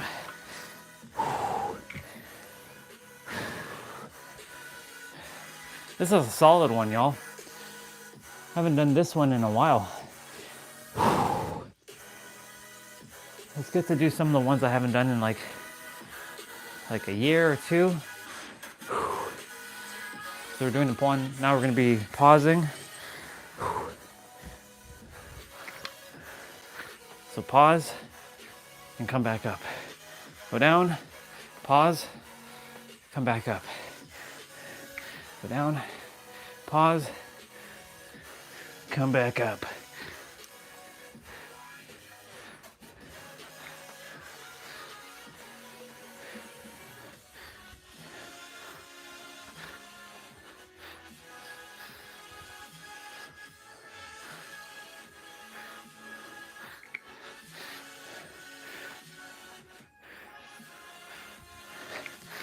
Awesome. Remember, if you're feeling it in your lower back too, you can give yourself a little bit of a stretch. So we're gonna be doing B stance, or Romanian deadlift. So you're gonna be grabbing a dumbbell and you're going down. This is what your right side. You're coming back up. So it's like stagger squats, but with the Romanian deadlift.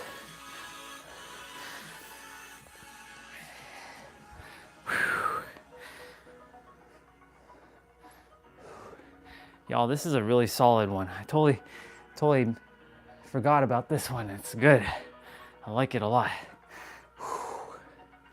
I can feel it. I think it's also because I was running outside and it helped. So, like I said, my legs are actually getting just as much as my upper body.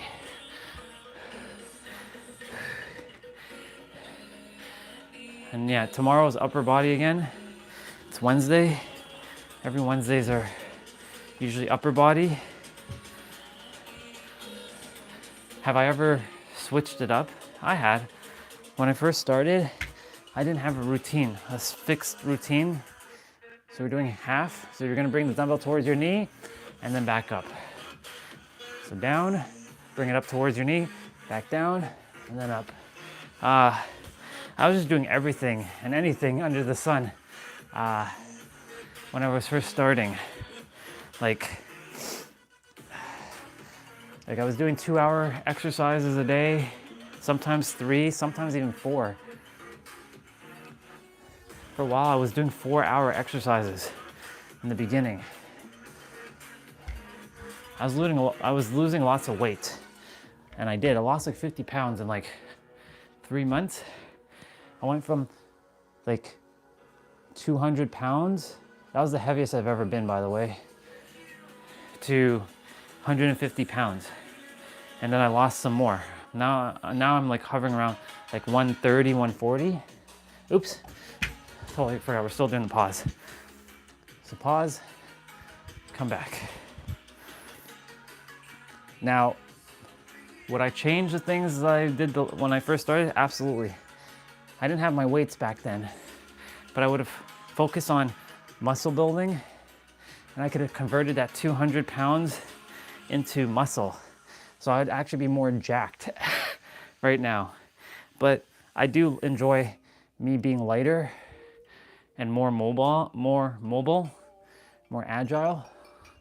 Because like when you have bulky muscles, and this always stuck with me when I watched Dragon Ball Z, when Vegeta and Trunks were in the hyperbolic time chamber and they bulked up to then go fight Cell. By the way, we're doing suitcase squats. Suitcase squats are like this, go down, come back up.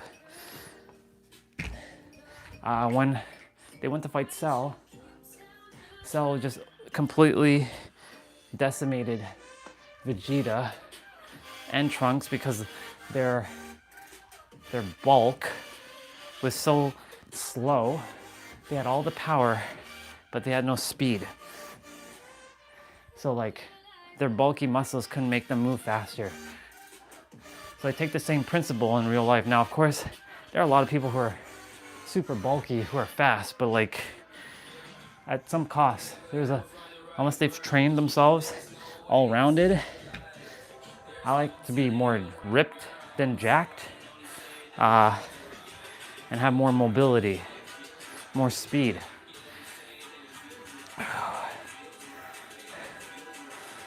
And so like, I would change that a bit. I'd be probably hovering around like 180 pounds of muscle right now.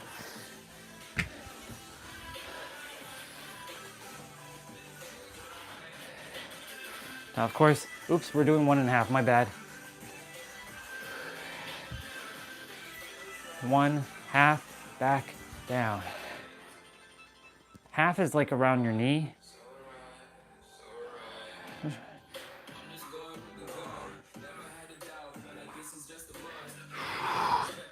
And so like, that's the only thing I would change, is not training too much cardio in the beginning, to focus on losing weight but to like shed the fat and build muscle in the process. I didn't care about building muscle when I first started.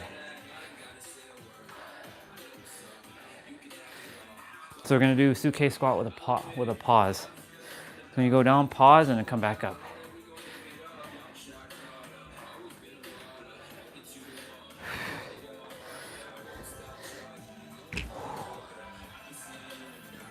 Go down, pause, come back up. Go down, pause, come back up. Go down, pause, come back up. And so like, I didn't have a routine when I first started, but over time, when Caroline first started, I started seeing she was doing upper body on Mondays, lower body on Tuesday. She went back to upper body on Wednesday. Then she had an active rest day on Thursday. And then Friday she did full body. And then Saturday and Sunday, well, Sunday she did cardio, and Saturday she did nothing. She had her actually day off.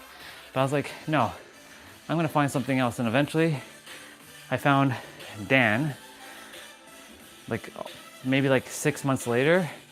And one of his first exercises I did was his jump rope routine. So I was like, that and his abs. So we're doing B stance, Romanian deadlift to the left.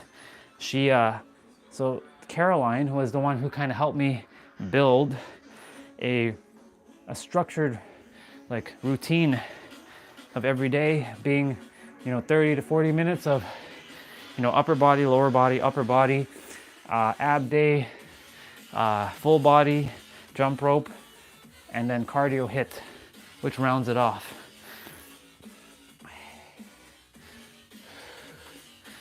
Perfect. What's up, Arian?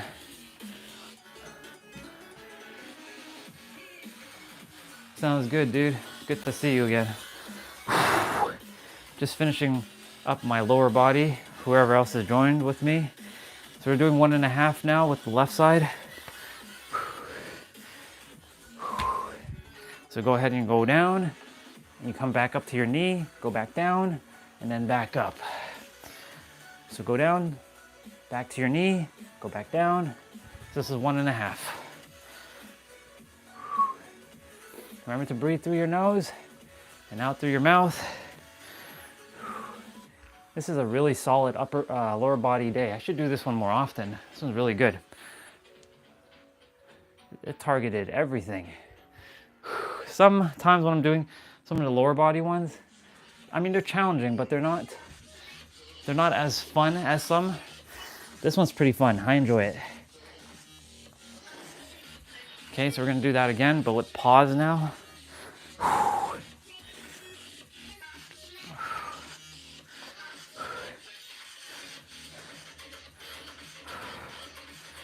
And then after this, when we're done, we have our main quest will be done, and then we have our side quest of 10 minutes of abs to do. So we're gonna pause here and then come back up. And after that, I will be running for another, well, I'll be doing my steps until I get to at least 5,000 minimum. We're already at 1,000 ahead of schedule, which is great. We're at 3,500. Probably go back outside and do that.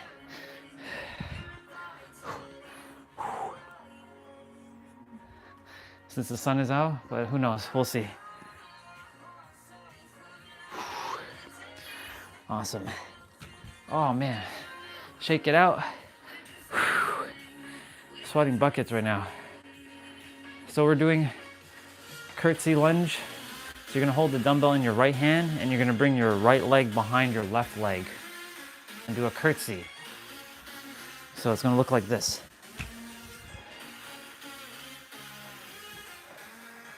So your right leg is going behind your left leg and you're holding the dumbbell in your right hand.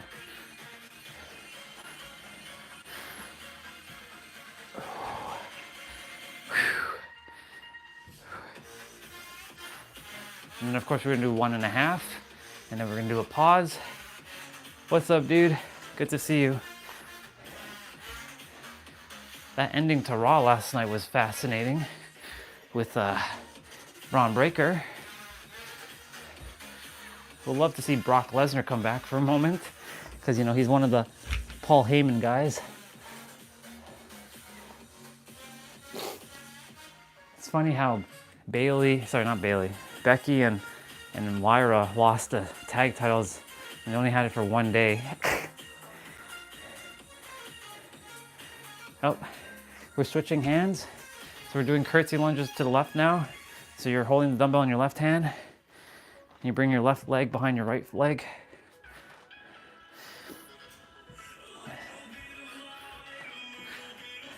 And then Rusev is back, which is fascinating. Good old Rusev. I wonder if Lana's gonna come back with him. It'd be cool to see Lana back.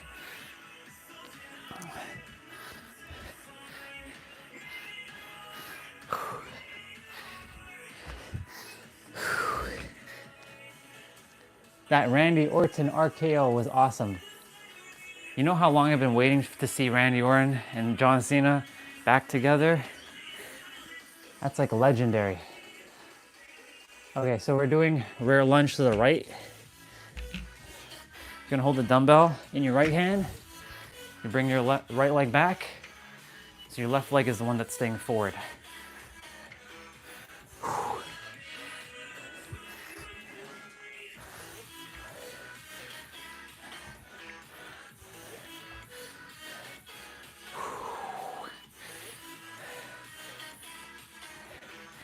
Would be awesome to see Brock Lesnar come back and just like, I have a feeling he's gonna come back at some point. Just a hunch. Intuitive hit. Okay, so we're gonna switch legs now. We're gonna be doing the left leg now, I believe. Yep. So you're gonna hold the dumbbell in your left hand, bring your left leg back, so your right leg's gonna stay forward. I was playing Dead by Daylight all that time while I was watching. I got my shit done last night. So happy. Some of those challenges were fucking annoying. Like getting the Lightbringer emblem. I had to go and play regular Dead by Daylight without the blood generators, and do regular generators and clear totems. And I got it finally. I was like, so glad that one is done. So I finished the Blood and Moon event. I'm done. I'm done.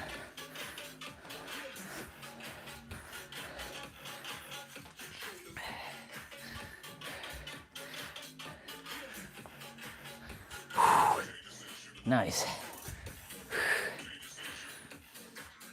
May 6th is what, 2 weeks from now? Yeah. We have 2 weeks for the new update to show up. So this week's gonna be kind of the finalizing of the Blood Moon, and then next week's gonna be kind of dead. Nothing's gonna be happening next week. So we're doing lateral lunges to the right. So you're gonna hold the dumbbell in your left hand, and you're gonna go to the right.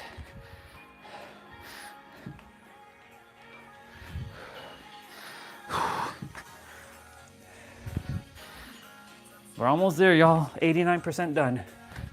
Just a little bit more. And then we have our side quest, and then we are done. Since there's no optional quests on Tuesdays and Thursdays, Tuesday, Thursday, Saturday, Sunday, there are no optional quests. Only Monday, Wednesday, and Friday.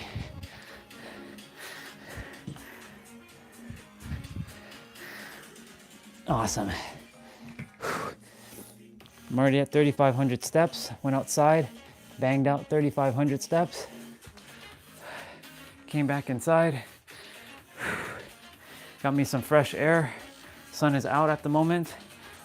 Once we're done our abs, I'll go back outside, and take advantage of the sun again. So this time we're holding the dumbbell in our right hand and we're going towards our left.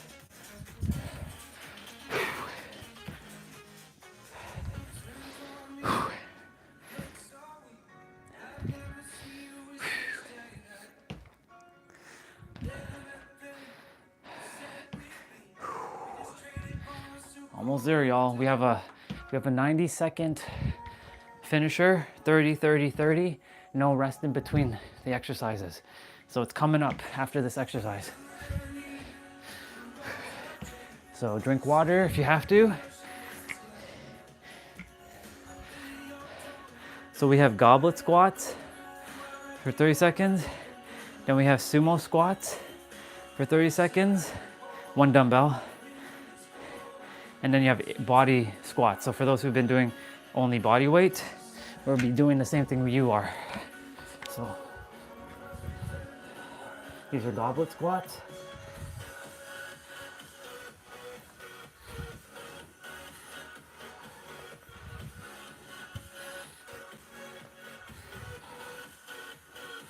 So for those of you, you're just doing air squats.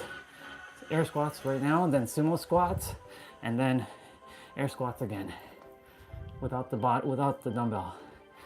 Okay?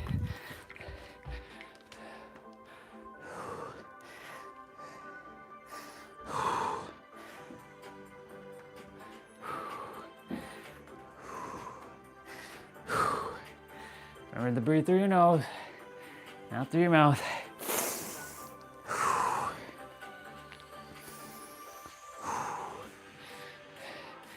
And then we're going to be doing body weight. So all of us will be doing the same thing now. Let's put your dumbbell down. We're going to go down. It's kind of like when we're doing our warm-up. Final exercise, y'all. In the main quest. Now we have side quests of 10 minutes of abs to do. And we're done. This was a very, very effective leg day.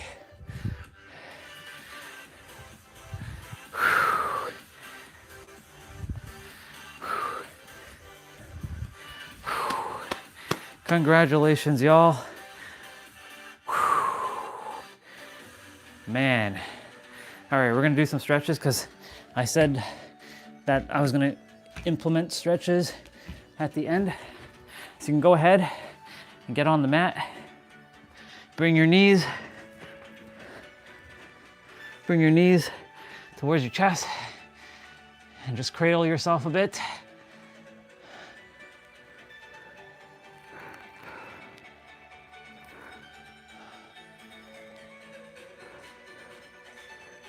So you can go ahead and bring your right leg forward a bit, and then you can move it to the side. Have to move and then stretch. You can hold your right knee down and have your right arm upwards.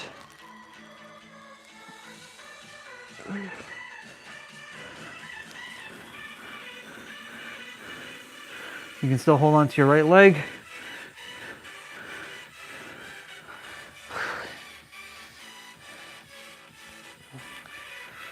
Then we're gonna switch legs.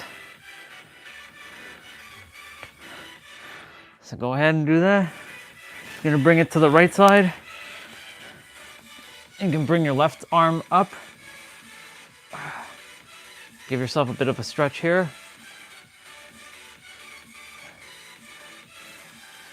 Remember to incorporate stretching is important. That's why I'm just doing these stretches quickly.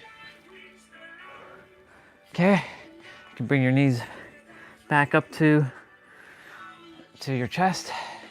You can, give your ankle a little bit of a twist here.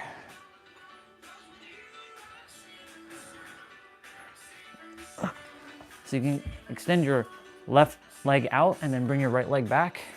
You can give yourself a bend like this. You can even go down. If this is too much, then be on your elbows. This is stretching out your thighs. And then switch. And do the same thing.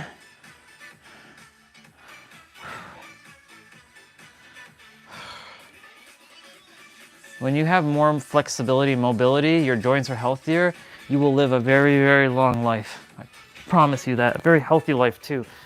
We're gonna go ahead and do child's pose. So you can extend like this.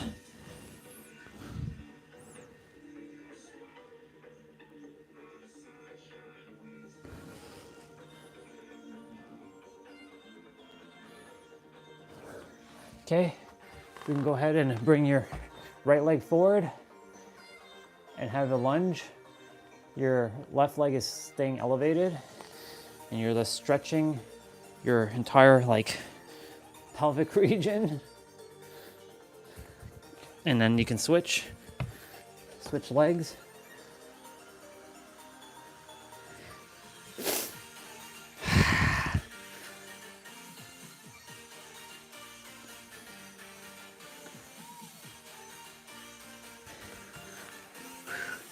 You can go ahead and reach for your shins or your toes or your ankles, whatever you're comfortable reaching, and just give your back of your legs, your hamstrings a bit of a stretch here. I'm touching the ground.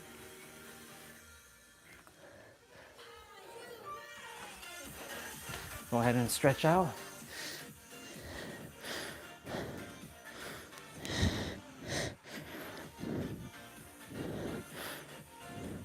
I'll do one more stretch for y'all because I was following Dan. Let me move the dumbbells out of the way. Thank you, dumbbells, for the awesome play out.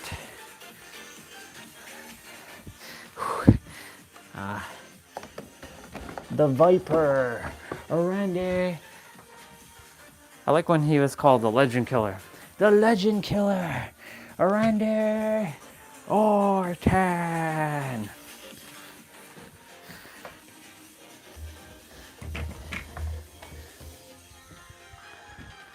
Honestly, I was thinking on WrestleMania that when Randy Orton was gonna face, you know, Joe Hendry, it was gonna be like Edge or something coming back.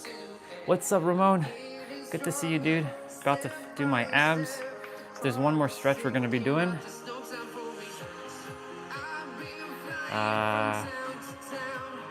Yeah, we'll do ultimate abs. That works. All right. The other stretch that I'll have you do quickly is if you're against the wall, you bring one of your knees to the edge of the wall. I'm going to be using the sofa to demonstrate. So you're bringing your knee to the edge of the wall where it meets the floor. Then you bring yourself up and then you balance like this, and then you can actually stretch. So you're giving yourself a lot of stretching right here from your knees all the way to the left side of your body. And then you can also pivot and twist to the left, so you're getting a bit of stretch on your right side, and vice versa. And then I'll do the other side quickly. So I'm switching knees. I usually use this thing here as my wall. But the sofa works too. Or the sofa plays out the way that thing does. So doing the same thing. Oh, doing the stretch. Oh. Ramon, I trust you're doing great, brother.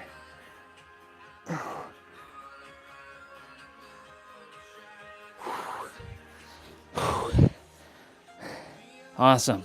All right. We're not done though. So we're done the main quest. So our stretching is done. Whew. All right. We are getting prepared for ultimate abs. 10 minutes, 50 seconds of play, 10 seconds of rest, and then we're done. Whew. I like doing this stuff early too, before like 11. By the way, I'm at still 3888 steps, which is awesome. So almost 4,000 steps taken care of. The watch is off for now. So I already showed it on the camera. All right, Dan, let's go get it. Let's go smash it. All right, disclaimer as always, for those of you who are new to the channel, when you're doing ab exercises, they help strengthen your core to help you lift heavier weights, like doing deadlifts or lifting heavier weights over your head, because your power is coming from your core right here. So it's important to train them, of course. Now, you will not see them if you have like a layer of fat, but you have abs. Your abs are hiding underneath your layer of fat. That's all it is. So you do have ab muscles, but ab exercises do not give you abs. That comes from your nutrition, your sleep, and managing your stress. All those three things play a factor. I'm not a nutritionist in this lifetime, so follow your own body and follow your own guidance. Seek out a nutritionist that could help you. What may work for some may not work for you, and vice versa. What may work for you may not work for some. Our bodies are unique. So we're doing hip lift with a leg lower. Remember to contract your core, suck in your gut, pull in your navel, bring in your belly button into your spine. That all basically means the same thing, just different words. And it's funny because you can use the same, you can have the same intention with your words with different words.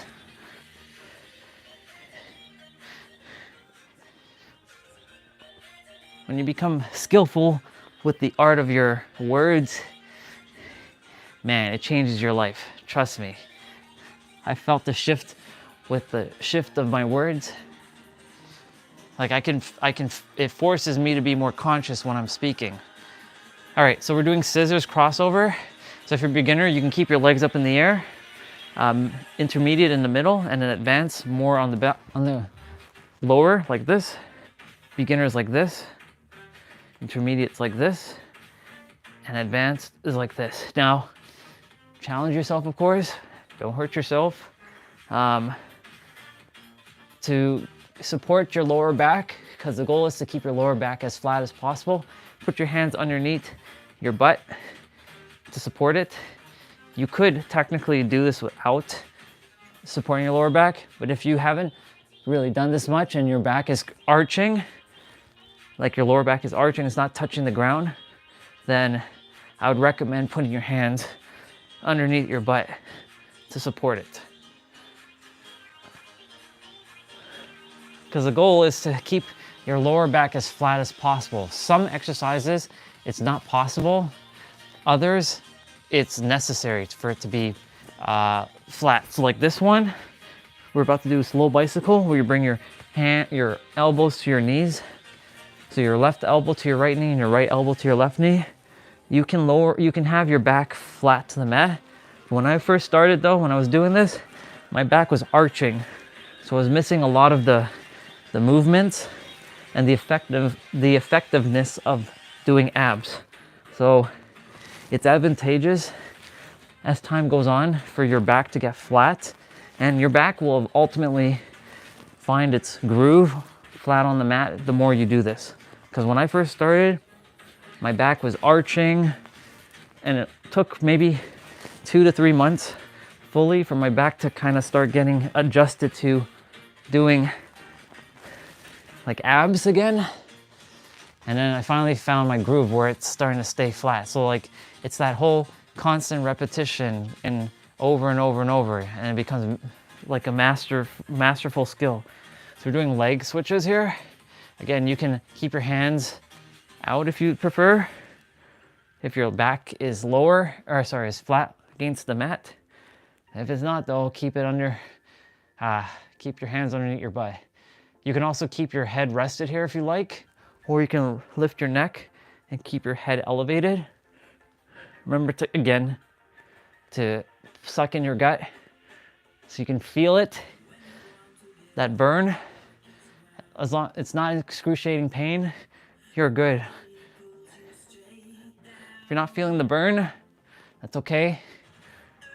Just means that the movement, your placement of your back might still be arching, and you might be feeling it more in your lower back than your actual core. Okay, so the next one we're doing sit-up, straight leg, like straight leg sit-up. So you're gonna come up, and you're gonna bring your hands behind your head and touch your knees with your elbows, and then you're gonna roll back down slowly.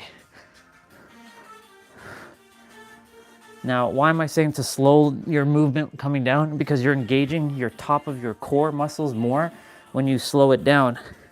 If you come down and fly down like this, you miss like all of the benefits of the core getting engaged. So don't fly back down.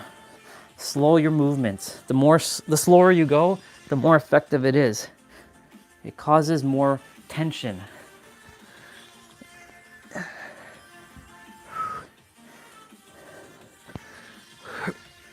Think of a wheel going down a hill smoothly, like it's rolling down smoothly, as opposed to a wheel going down and it's bumping on a hill and it's like bumpy, bumpy, bumpy. When you're doing that, that's basically losing its effectiveness. So we're doing butterfly crunches. So you're bringing your knees to meet your elbows and your elbows to meet your knees. So you're doing basically a double crunch. These are sometimes called frog crunches. These are also called double crunches. But in this case, it's called butterfly crunches because like you're flapping like a butterfly, the wings. Your knees and your elbows are basically the wings. Hence the name butterfly crunches. There's butterfly crunch like sit-throughs or reach-throughs, I should say, which you're basically reaching your arms through your legs.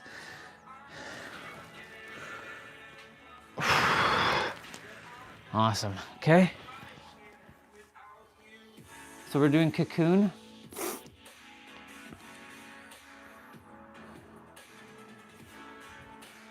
So we're going to go ahead. These are also known as hollow to tuck.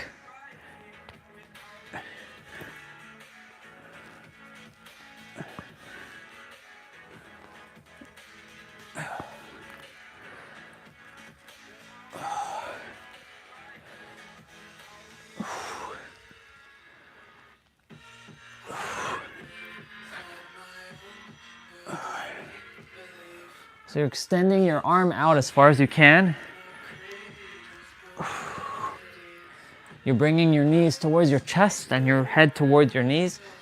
So there's a lot going on here.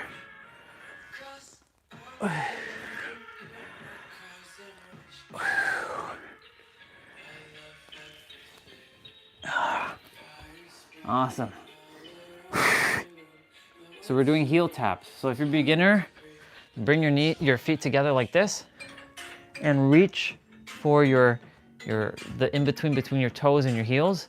If you're more advanced, bring your legs out like this and reach for your heels. Now, you're contracting your obliques, which is the side ab muscles, down closest to your rib cage.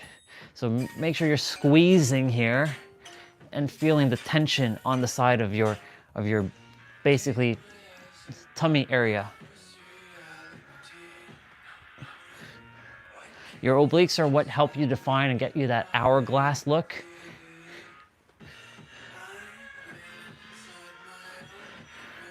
And yes, guys and girls have both an hourglass look. Bulky, slim, bulky. So like the hourglass, the skinny part is where your core is, and then your legs are like the bulky part, and then your upper body is the bulky part. So we're doing sit-ups, like sprinter ups, sorry. You're gonna come up and touch your feet or your knee and roll your back down slowly, just like what we did with the straight leg sit-ups. And then we're done, y'all. This is the final exercise. Remember to give yourselves a round of applause and give yourself a pat on the back because you did amazing. Always celebrate your successes and all your wins, no matter how big or small it is, because in the eyes of the universe, big and small doesn't exist. It's all one thing. So celebrate yourself. We have conceptualized big and small because, realm of duality. But when you step into your oneness version of yourself, you see everything as one thing. By the way, we're done. Give yourselves a round of applause, y'all. Play well done.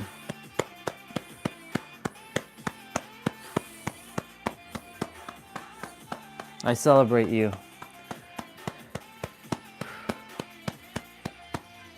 Great play, y'all. Yeah, in the eyes of the universe, everything is one thing. And because everything is one thing, big and small doesn't actually exist. So celebrate yourself. Even if you woke up and you made your bed, celebrate yourself because you did that. If you woke up even 5 minutes earlier, celebrate yourself. Doesn't mean to beat yourself up if you woke up late. Even celebrate yourself for waking up and getting out of bed because you choose not to, right? So celebrate yourself. Thank you, towel. Thank you, mat. Thank you, gloves. Thank you, shoes. Thank you, exercise clothing.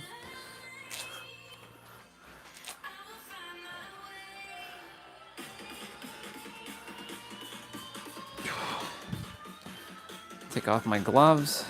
I don't require it anymore. And I'll put back on my watch.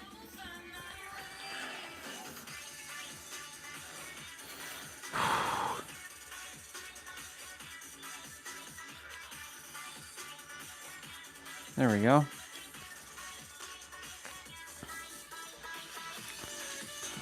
Let's see what we got. Hey, that works. That works, sister. Do whatever falls, like do what you feel called to do in every present moment.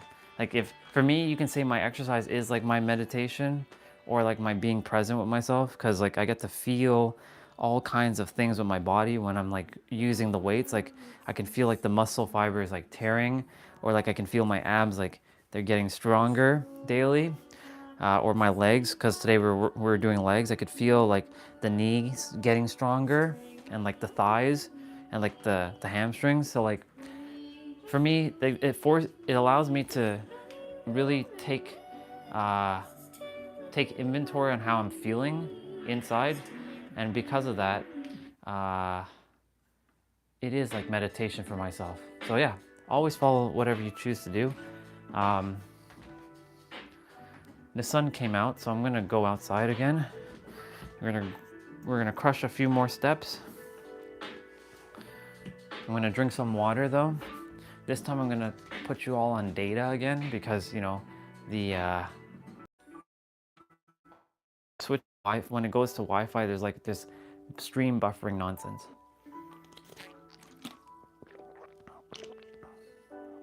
There we go.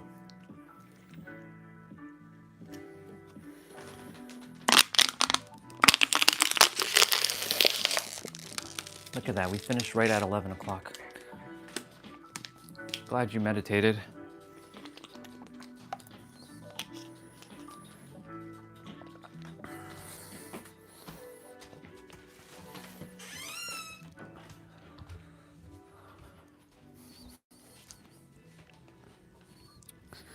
I'll take advantage of the sun now.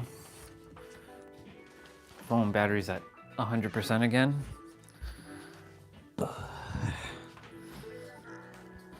I'll leave this here. And I'll take this like this. Leave that there.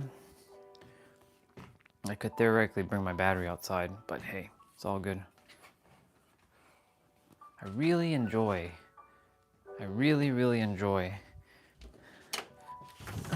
this tripod. It's really cool.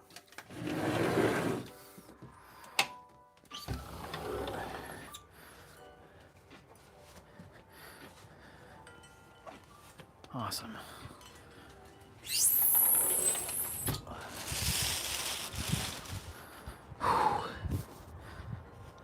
Hey, the sun is out. The sun's really out now. Sun's right there. Now you all can see. I'm gonna take a moment to get the sun in my eye.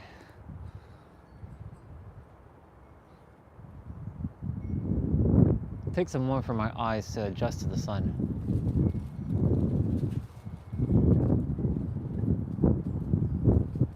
I can see it again.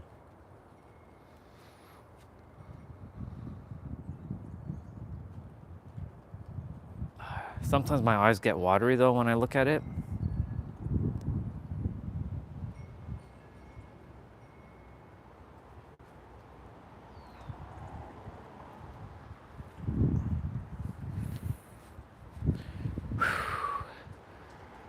Well, 13 degrees, not bad. The sky is blue, more bluer than it was earlier. Sun is always here, even though we can't see it sometimes, it's always around. Like when we were leaving Toronto to San Diego, it was rainy that morning, and then when I took off, and some of you who saw me take off and then I had to end the live stream, when I got into the air, the sun was there. Sun's always around. Just because the sun isn't there doesn't mean that, that's what I mean.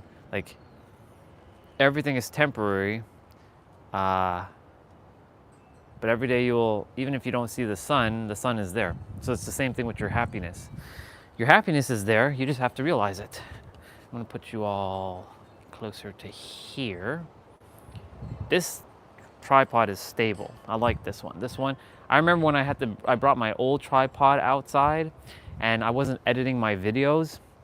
I'd be outside by the park where I go and swing, and the wind would just knock it down, and like, fuck. And then like you would see me, like I'm like talking, like, hey y'all, blah, blah, blah, blah. And then like the wind would blow the tripod. I'm like, oh shit. And I have to catch it because the wind was so massive.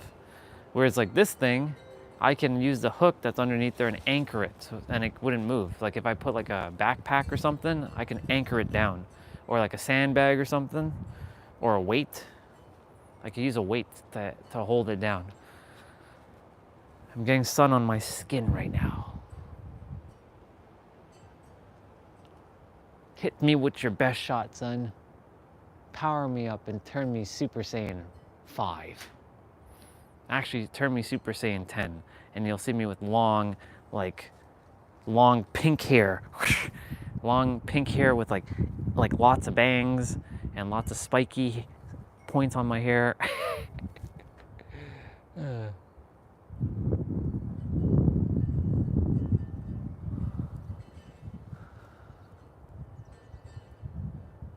I can see the corona.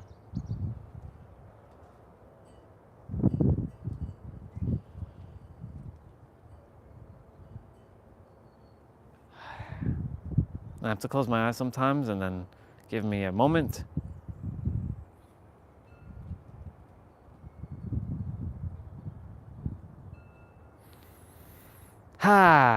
Awesome. Okay. And we just did a leg exercise, and here we go.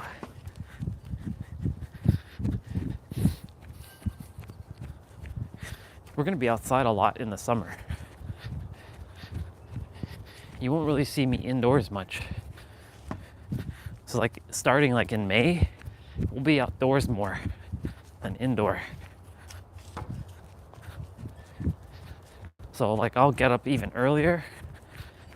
I'll start the live stream earlier.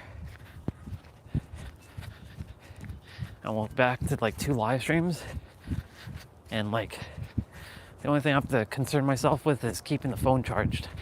So that battery that I have is going to be used a lot.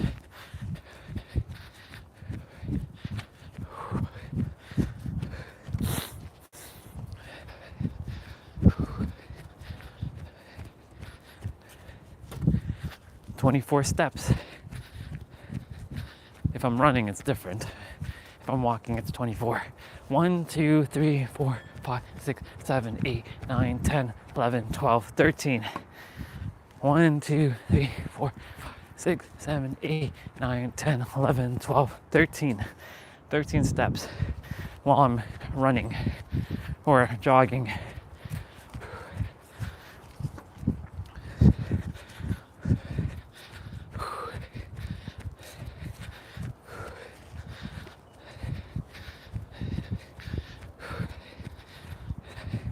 So in the summertime,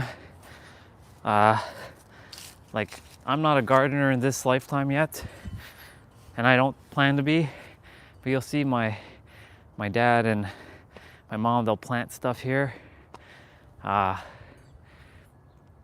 Like there's usually like cucumbers or tomatoes or like spinach, lots of spinach. What What else have they grown? Squash. I've seen squash before. And then there's a little spot here for a garden. Hi, Bubba. I see you, Bubba. I see you. It's running on the fence. It's a robin.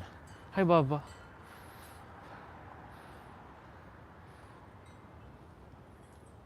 It's just there. It's always a sign. Anytime you see birds and they stop and they look at you, pay attention, because it's the universe that is you that is reminding you to be present, and to whatever you're focusing on or worried about, to not worry about it. You came here for two things: to be truly authentically you and to do what you love. That's it. Everything else will fall through. I love doing what I do, so universe that is me and around me and inside of me is always supporting me.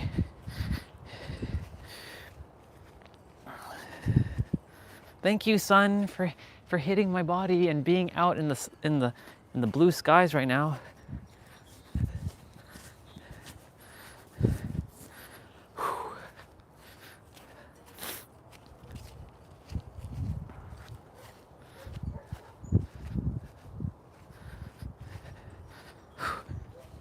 I'm making sure, I'm asking my inner world to not hurt any bugs while I'm walking on the grass, to make sure I'm not crushing any bugs, to make sure that I'm stepping in spots where they're not at, so I'm not hurting any creature. And of course, being conscious and just making sure I don't hurt anyone.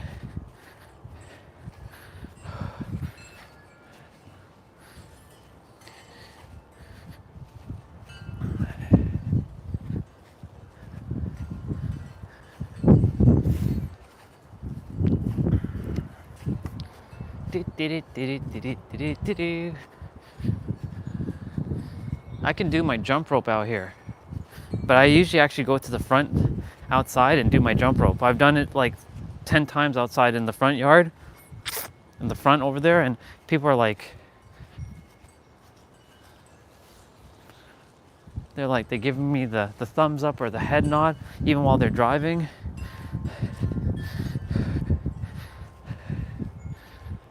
It's a little bit warmer, but it's still a little chillier than I would like it to be, but the sun is helping a lot right now. Thank you, sun, for being out and giving me that San Diego sun again.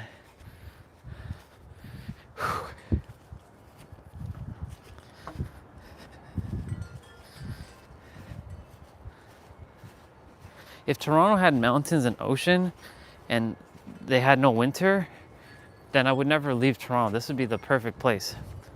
Minus, the pressures of the city. But the thing is, if we have mountains and oceans, the pressure of the city would disappear because people would be more happier because they have nature. Because more people are confined to we have nature here. We've got nature. It's not the ocean or the mountains, and those two things add more depth than just, a park or a trail. I mean, the trail has its pros, of course, and of course Toronto has a lot of different parks, which I'll take you to some when my sister doesn't have to use a car, or I call in my Toyota Supra finally and get it.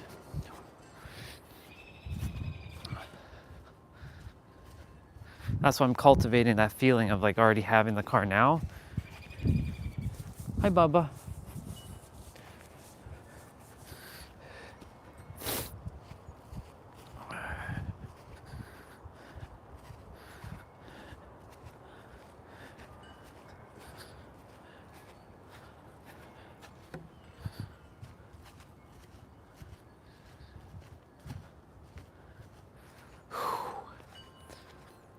Very nice outside though, in terms of at least it's not minus 10 degrees like it was 2 months ago. Oh my god. 2 months ago, February, we were dealing with oodles and oodles of snow. And I like the grass is green. Did you know that the color green is linked to happiness and is linked to your heart chakra, because your heart chakra is generally green. So anytime you see green, it will generally make you happy. And green is also the color of abundance. Look at all the grass here that I'm walking on. This is like trillions of grass blades. Look at all this money on the ground here. All this money, all this energy. Thank you for the abundance. All this abundance here. All these these dead leaves, even though they're not really dead, they're still alive in some shape or form.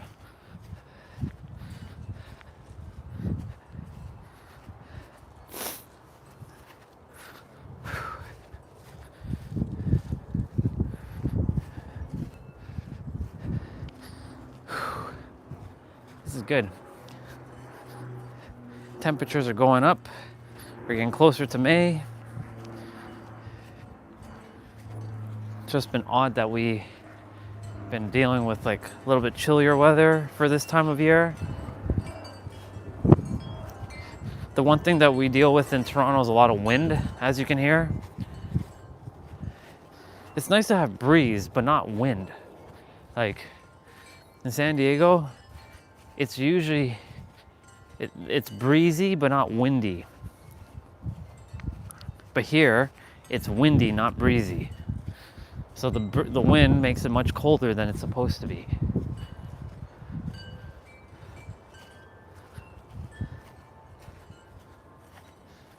It makes it colder than it's supposed to be.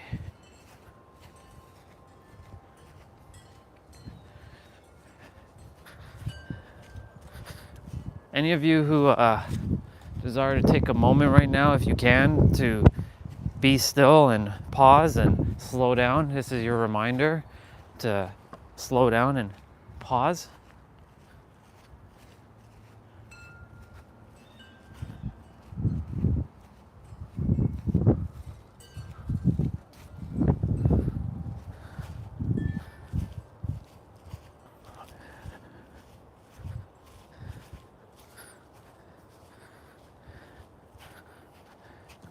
Just so you all know, I already did 4,900 steps. Not bad, huh? Almost at 5,000.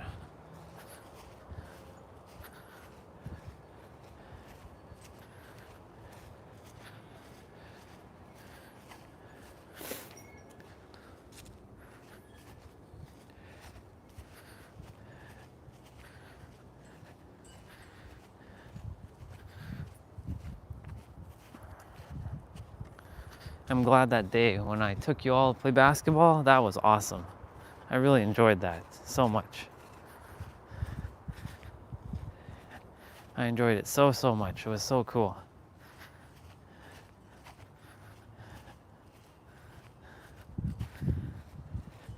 And I was like shooting the net, like I saw like the thing following me, and it's like, you know, all the stuff, and then like I'm like getting it in and seeing it go in. So awesome.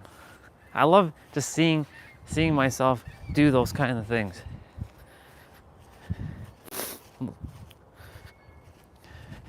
Now we just gotta play like tennis. Like get ourselves a tennis racket, because I had them, but my ex-wife has them now, and you know, get some tennis balls and just like whip it against the wall and like,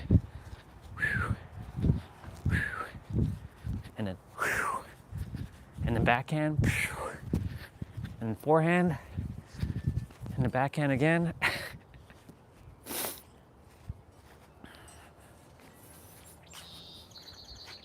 Hi, Bubba's. Hearing the birds chirp is awesome.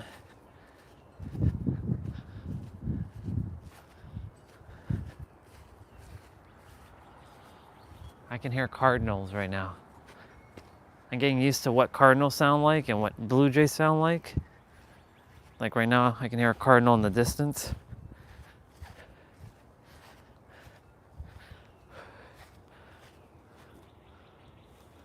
Sometimes when I do this with the sun, I put the heart around, I put my hands around the sun with my and the heart, and then when I do this, I actually, in case, it actually becomes easier to look at the sun.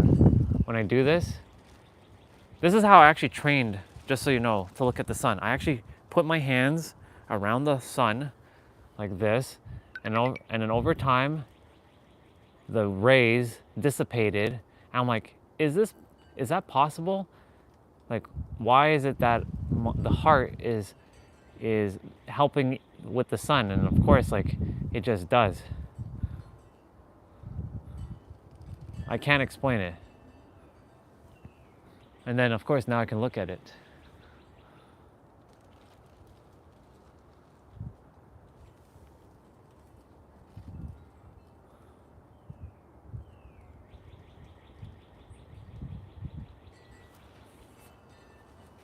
It's pretty cool. And so, like, that's how I trained myself to look at the sun. That's why I don't wear sunglasses anymore, because I know the power that the sun is giving us.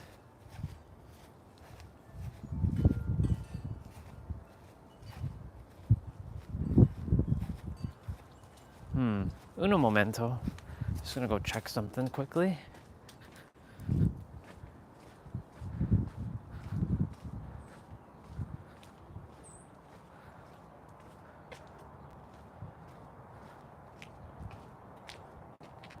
Nope.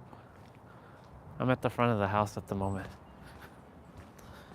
My jump rope should be coming today. So I was seeing if the I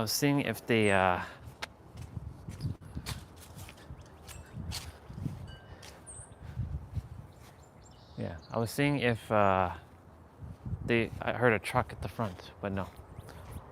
So yeah, if you ever desire to look at the sun, practice by doing your hands in a heart form and then putting your heart over like right by the sun, and you will see that you will eventually start be able to see the sun with no problem. Now, of course, practice caution, of course, because if you've never done it before, only do it for like 10 seconds. But you will see, as time goes on, that you will no longer require sunglasses. In fact, your eyes are going to get stronger. I guarantee you, your eyes are going to get so much stronger. You won't, when you're driving the car, you won't require the visor thing. You won't require to bring a pair of sunglasses in your car anymore. Like, I don't require any of that stuff. I can see clear as day. When the sun is like in my face, it doesn't bother me.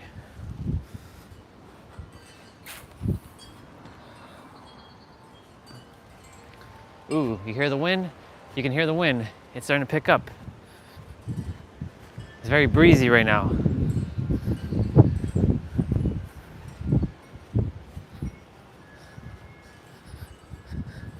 It says, it looks like you're working out. Record outdoor walk. No, you don't have to record anything. We're doing our steps.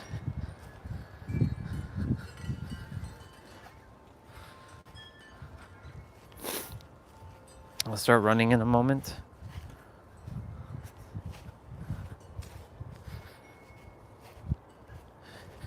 Something last year, during the 6 months after my, the dark night of the soul, was telling me, look at the sun, look at the sun, look at the sun. I didn't know why. I had no idea why. There was no YouTube video telling me to look at the sun or nothing. It was an internal like gut feeling. Look at the sun, look at the sun, look at the sun. So I'm like, okay. So every day in the morning when it was warm, I'd go outside, plant the seat, like a chair outside, sit, have bugs, like flies, like be on my skin. I used to never like that. Now I see that they're just like, as long as they don't bite me, I'm good. But I would sit and I would just be. And I would look at the sun, and I noticed that my eyes were getting stronger. But I also noticed that my third eye was vibrating even more. And I noticed like just a few things were shifting inside of me. That's why, I'm grateful that though I went through the 6 months of dark night of the soul, it was meant for me to still come outside and get sunlight and take a walk in nature and be present. It was teaching me how to be present. And by teaching, I mean mirroring back to me how to be present by not bringing my phone. I'd always take a walk in the trail with no phone, only my watch. And I recorded my steps. Every day I did at least 10K for 4 months, and I got over 1 million steps. Even if it rained, I was outside. I got stung by mosquitoes when it was raining. Not pleasant at all. Because mosquitoes love the rain. And the sun is covered right now by a cloud. But ultimately, my energy, even though I was like getting frustrated and angry, I was blowing my legs up every time I was getting frustrated, I felt at peace in some shape or form, because like I knew I was still seeing God and the universe outside of me, and I wasn't one with everything at the time. So I was still saying, thank you, God, thank you, universe, for helping me stay mentally sane, even during this time of what it looks like insanity, for not making me go down this road of absolute like darkness and despair. So it's like it kept a little bit of light for me while I was going through the darkness, to cultivate all the gifts that I required, to purge a lot of the feelings that I'm not good enough, I'm not worthy, I don't have enough, I'm never gonna be enough. And ultimately, I purged almost all of that. There's still a couple things that are still lingering, and I shared this, but ultimately that's lifting.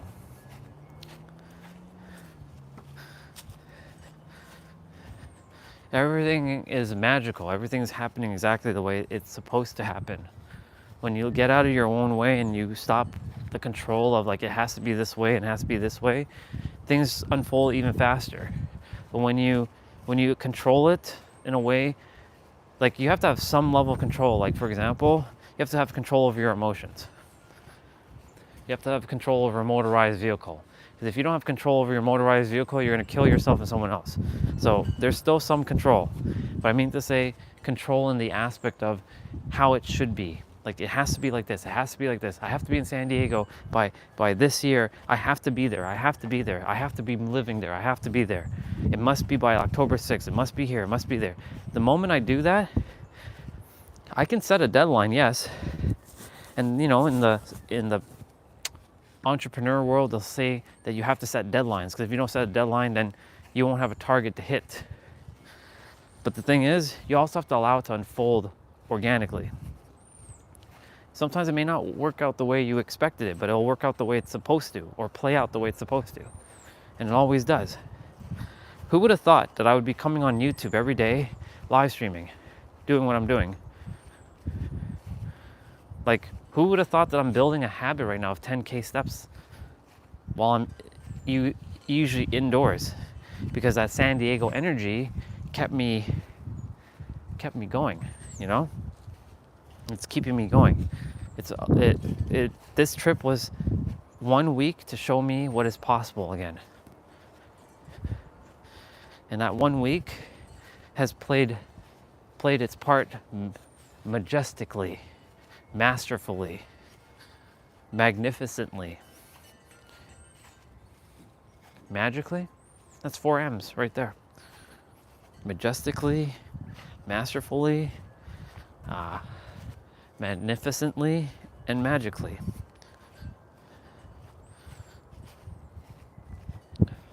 So that's why I still feel like I'm there.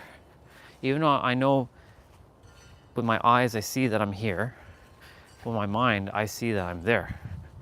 And I'm there in my inner world. And I can feel the same sun, but warmer. There. I can see my PS5 building over there. What's up, PS5 building? I know what it looks like inside. It's got this beautiful like wood floor. It's got these white doors. There's so much light. There's so much natural lighting in that penthouse. It's unbelievable. So much. I don't have to turn on lights at all. I don't. If I really desire, I don't have to turn on lights.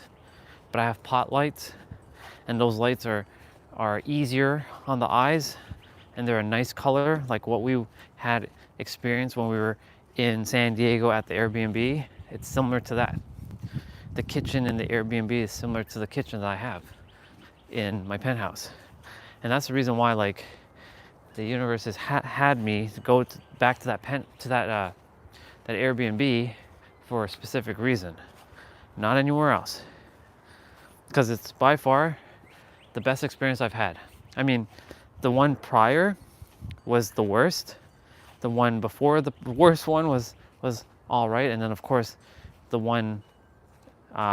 first one ever was, the first one. It's always going to be the OG of the OG. So like the OG stay. But the OG stay, I wasn't really inside much.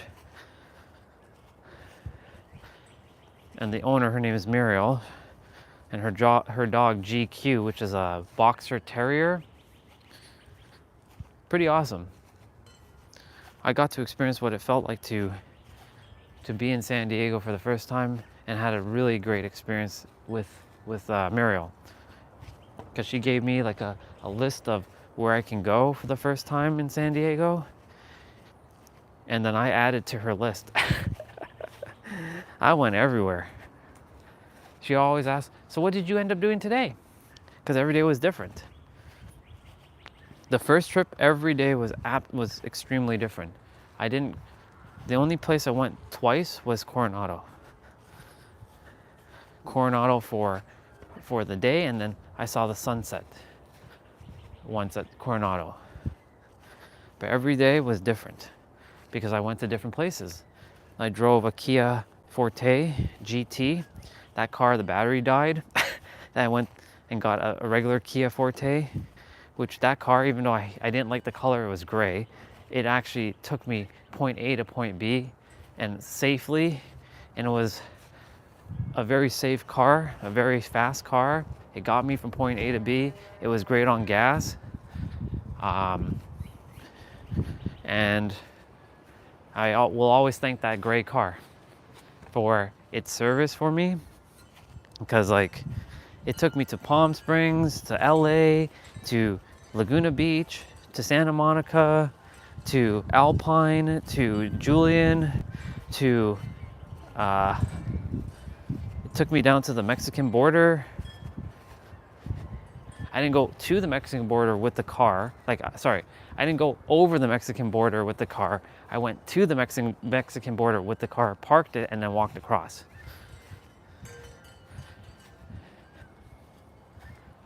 It is super reliable, unlike the first one. The first one was cooler looking. It was all black GT, metal pedals.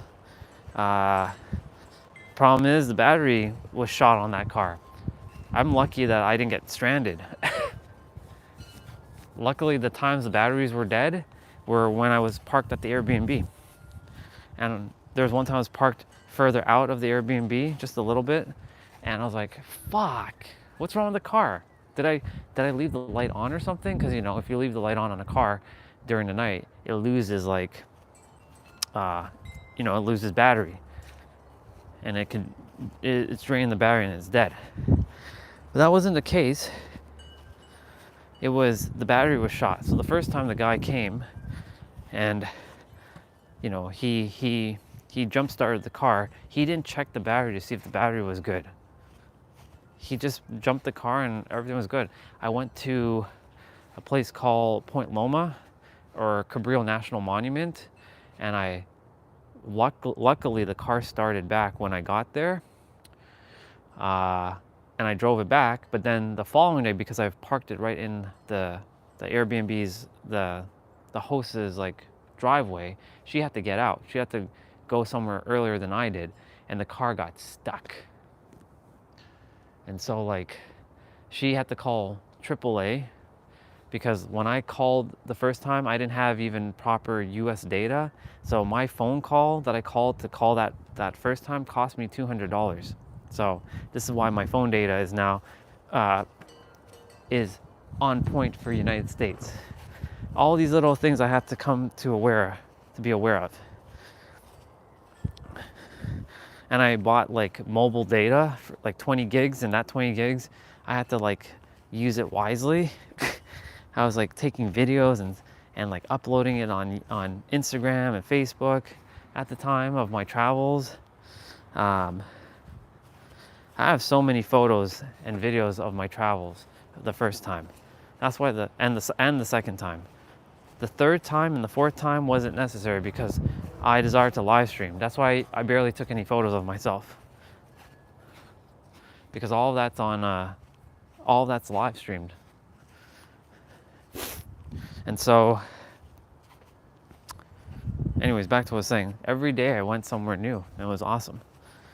So that's why, like, when I came back from this last venture, it was to just help me stay in that San Diego energy. I don't miss it. In fact, I have it with me. There's a constant reminder. Like that red sweater.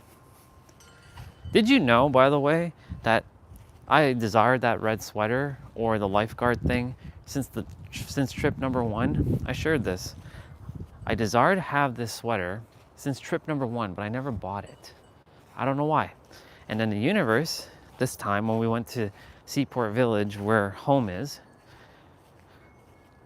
it was like, you're gonna get that sweater, and I'll knock off $20 from the price. And sure enough, we got ourselves a sweater. How awesome is that?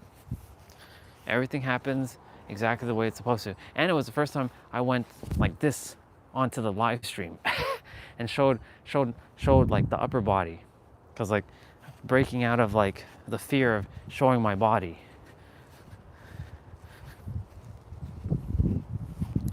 So that's what I did, and I did it in a public place too. I had to take it off and see, because one of them was it said extra small, but extra small looked bigger than the actual small that I have. And so anyway, my point to say all this is to say is, this is why everything is unfolding magically and majestically, not only for myself, but for all of you. Whenever you're here, whatever I'm sharing is meant for you to know through my experience, so that you can have the same experience for yourself, because you and me are one. We are equal. I like what Swati shared yesterday, how to some degree we're different, like our our experiences on earth is different. 100%. Our primal, like our primitive like state of us is the same. Like we all require to drink water, like to drink something to hydrate ourselves, to sleep, and not all of us eat, but some semblance of a meal to thrive, not survive, but to thrive daily. Some eat 1 meal a day, some eat no meals, some eat like 5 meals. And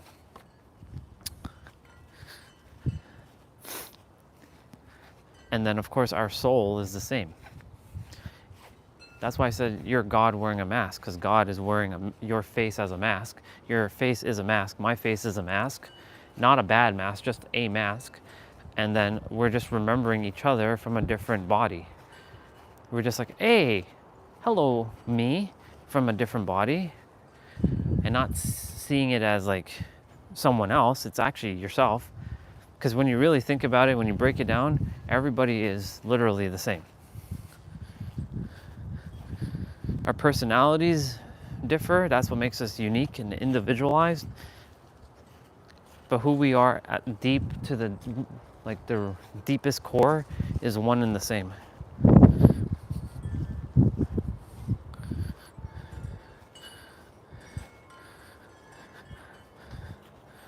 I've taken 6741 steps. Not bad. Getting the sun, getting some fresh air, The body's feeling great. I feel light as a feather. I feel great. And when I'm outside, I never think about food. Like, I'm never like, oh, I'm hungry, I'm hungry. If I see ice cream, I'll go have ice cream. As Olga would say, I'm fueled by ice cream. I survive or I thrive on ice cream. It's true. I do thrive on ice cream because I convert it into healthy nutrition. All right, time to run.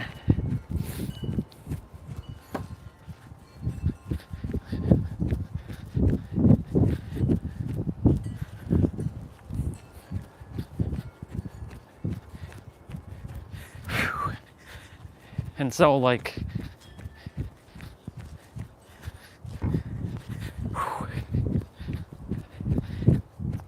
that's why, like, everything I've experienced, I'm live streaming it so that you all can see it through my lens and have a similar experience for yourself and know that it's possible. That's why that picture with the pink and blue car is very important to me, because it shows how manifestation, creation, and revealing ultimately play out. It stems from your inner world when you declare it. You don't ask, you declare. Declaring is saying, I declare to see this, and you let go of when and how, and ultimately it will just show up. So like I said, I declare that by sometime in May or June, I'll say May, that my $28,000 disappears and I don't owe anything because I'm done. I don't have to owe anything because I'm abundant. Watch, I declare it. And I'm stepping into that knowingness of that, and that will unfold. And that is unfolding. It's unfolded right now. And just be in the vibrational alignment to bring that desired reality in. And once that happens, I know this works because if Precious did it, and Cassidy did it, and Danny does it, then surely you and me and everyone else who struggle to do it can do it, because we're no different than those, what I call the magical fairies, because we're magical fairies too. We're all magical fairies. We create magic. Magic does exist. If you allow it to exist, it will exist. If you don't allow it to exist, then it won't exist. It's just plain and simple.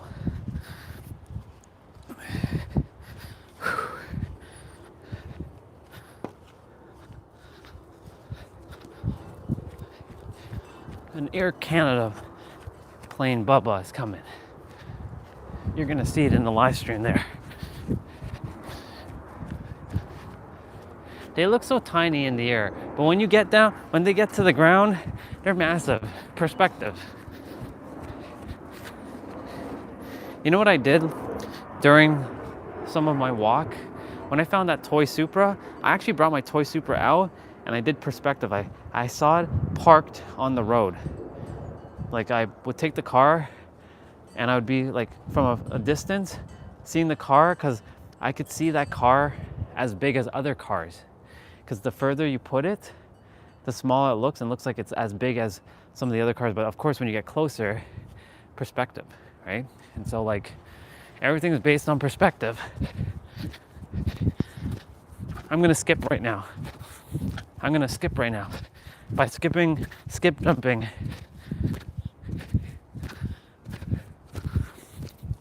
I get to be silly.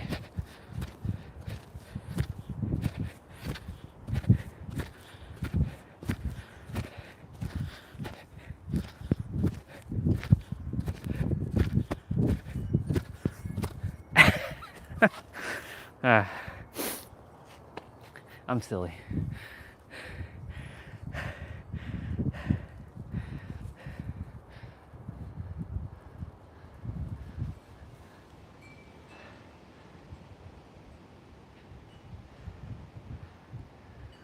Good to see you, son.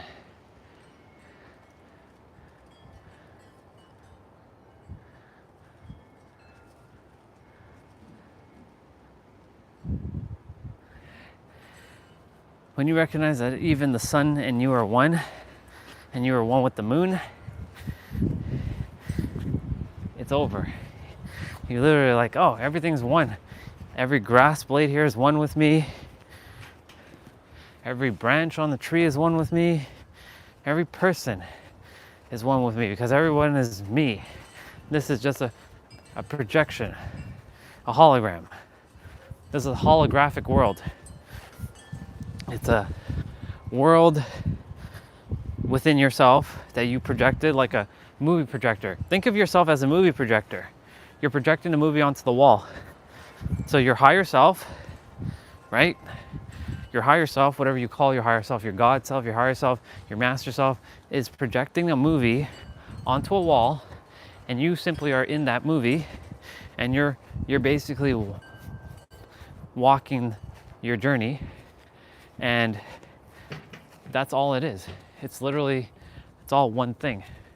And so like, truly, when you come to that realization that this is just a world of illusion, when you come to the understanding that this is all one thing, when you come to the understanding that this is a world of mirrors, this is a multi-dimensional, multi-frequential hall of mirrors designed for self-mastery, and you really feel those words and not just say it, but feel it, you will literally shift your entire perspective, which then changes your perception, which then changes your projection, which then changes your paradigm, which then changes your present, or your present changes your paradigm. And thus the 5 P's of life: perspective to perception, perception to projection, projection to present or paradigm, and then paradigm to present moment. So what you're experiencing in your present moment, that's what you're going to get more of. So if you're feeling like all this is like lack for you or scarcity, you get more of the same. If you see this as abundance, you get more of the same. So you must train yourself every day to be conscious and see this as abundance. So everything. It doesn't have to be necessarily money. Abundance comes in all kinds of forms, like relationships, opportunities, situations, things playing out for you in your highest alignment. Like when Precious shared her email with Nero, I'm so damn happy that other version of me shared that, because it not only mirrored it out to me to know that this truly works and plays out the way it's supposed to, but all the people who watch Nero's content, all 300,000 people who watched Nero's last video on abundance, which is funny because, again, I bring up the synchronicity of our sister Misha, also known as Neelam. She wrote down on A4 paper the word abundance a couple days ago, or whenever she wrote it, and I felt this intuitive hit to play that video while she was on, and sure enough, the title of that of Nero's last video was abundance, period. And it played out exactly the way it's supposed to. That's how this is how it works. And Precious has been able to clear her debt, been able to have people pay her money from all streams. Yeah, things play out the way when you truly align. Like money comes to me, and not just say it, but like really embody it. Like money comes to you, like resources come to you in all kinds of ways, and letting go of like how it comes to you and when it comes to you, but it comes to you in all kinds of ways. When you tap into that knowingness, you will change your life.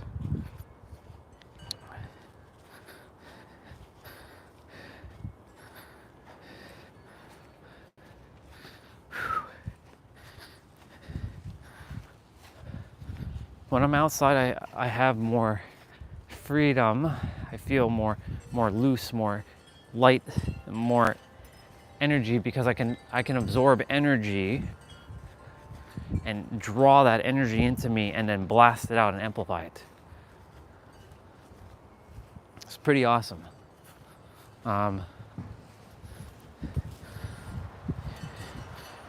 Everything and everyone is one thing. And recognizing, see, everything in this, what you see on your screen, all of this is me. All of this is me. And I recognize that, like, you know, like these, like the most insignificant thing you think is insignificant, like the bricks on the wall, is me. There's a little bit of like a smoke fire thingy, like brown, like blackness on the brick. That's me too. I'm those window panels. I'm that wooden panel over there. I'm the grass. I'm this stick there. This wooden stick. I'm this little doggy that's over here in the house. I'm like the birds. There's a frog. There's a mushroom, I think, here. No, there's a rabbit. There's a rabbit. There's bunnies. We should really move this from here. I would actually move this from here and put them somewhere else as a collection. Anyways, this grass is definitely gonna have to be cut soon. I'm also this pine cone that's been here. Well, you can't, actually you can see me. I'm this pine cone.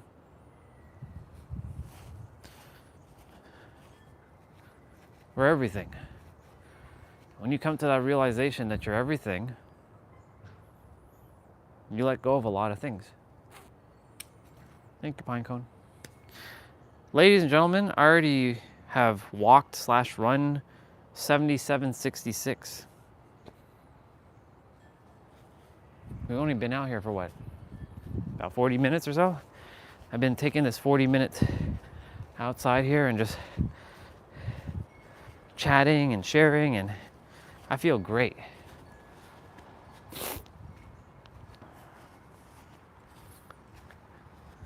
I feel divine.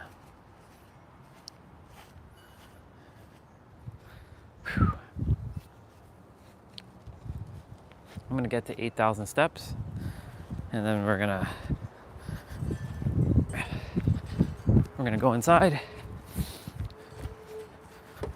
or we might stay outside. But battery, I always have to be cautious about. The longest I can be outside with the battery is 3 hours.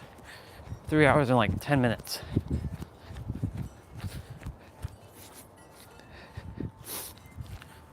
I do love the wind chimes in the background making the chime noise. It's very therapeutic. Instead of you're hearing piano music, you're hearing chimes. You're hearing the nature.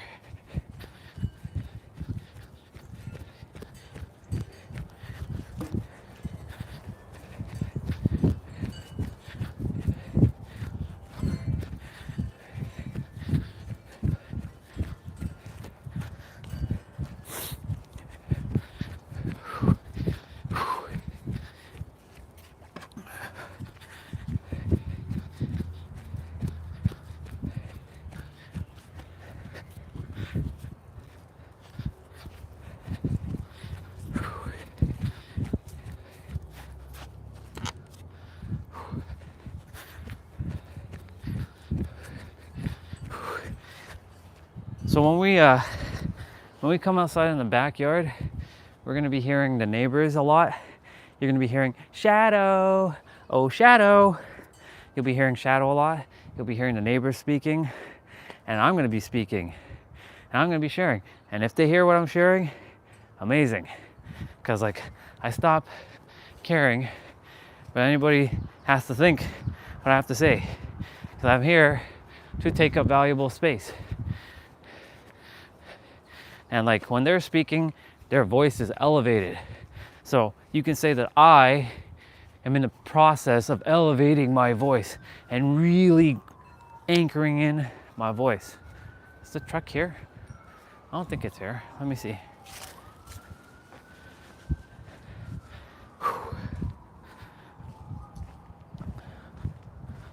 No, it's not here. It's not here.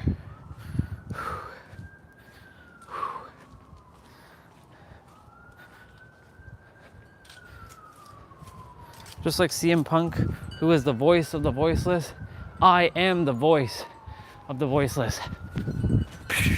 Slam dunk. Honestly, I used to care what people think.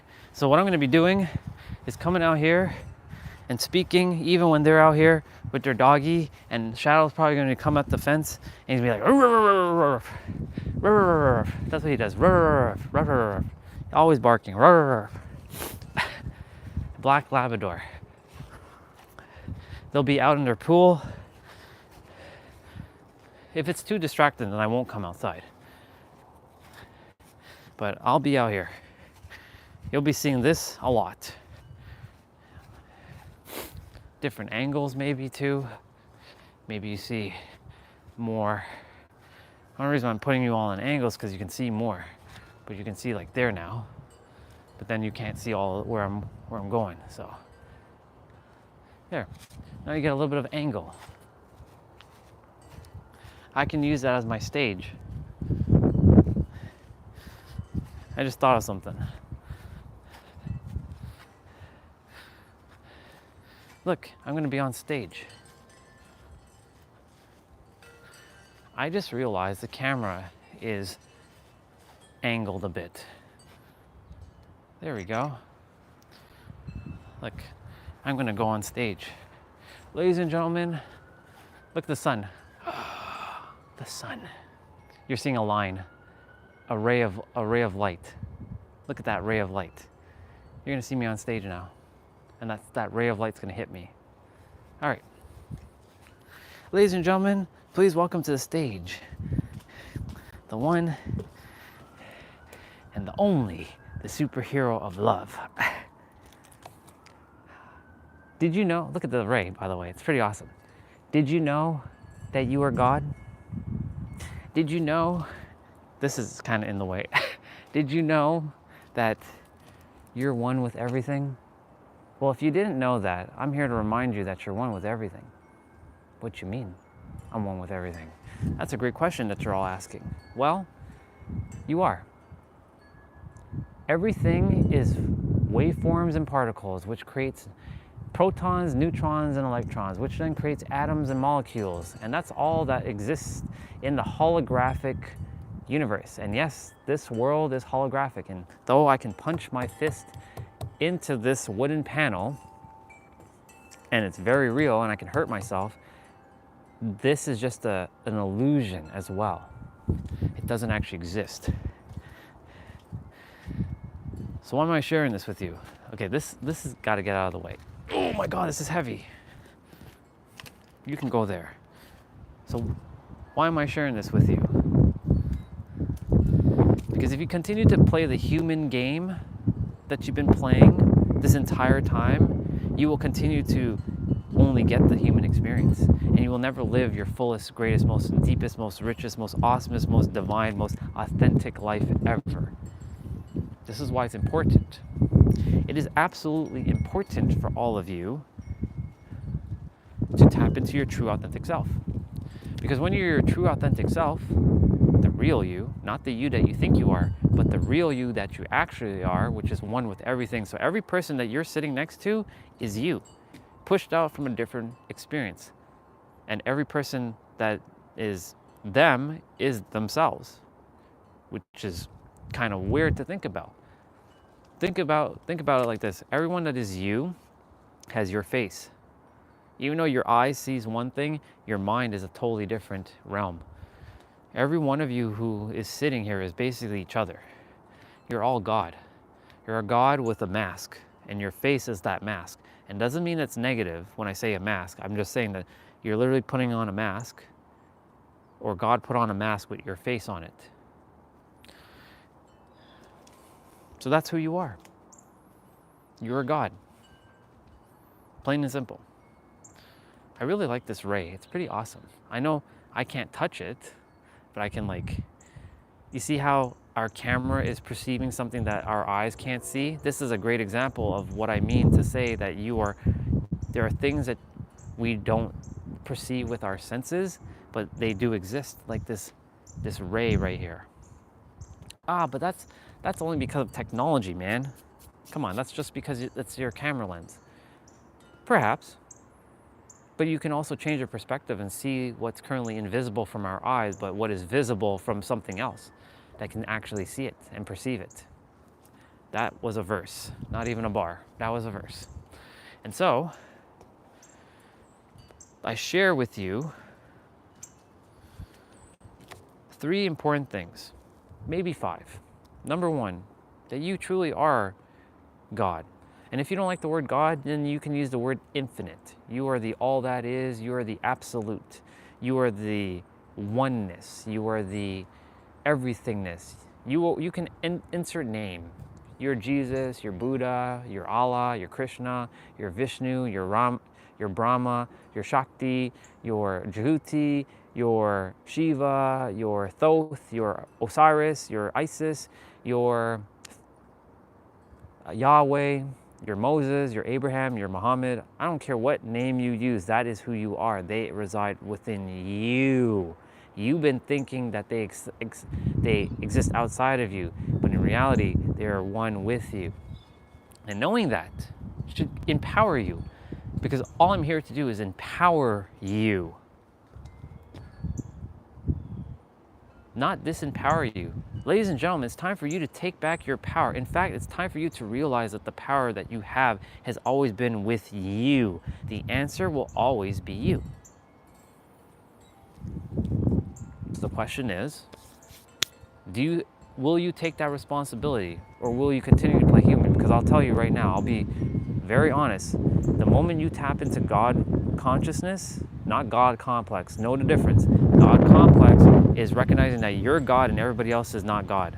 That's God complex. God consciousness is recognizing that you and everyone around you is one, equal, and has the same powers within sovereignty, and honoring each other as equal. Not above, not below, equal. But the moment you tap into your God consciousness, it will force you to take responsibility for everything that has transpired in your life. And yes, you've either created, shaped it, or revealed it into your reality.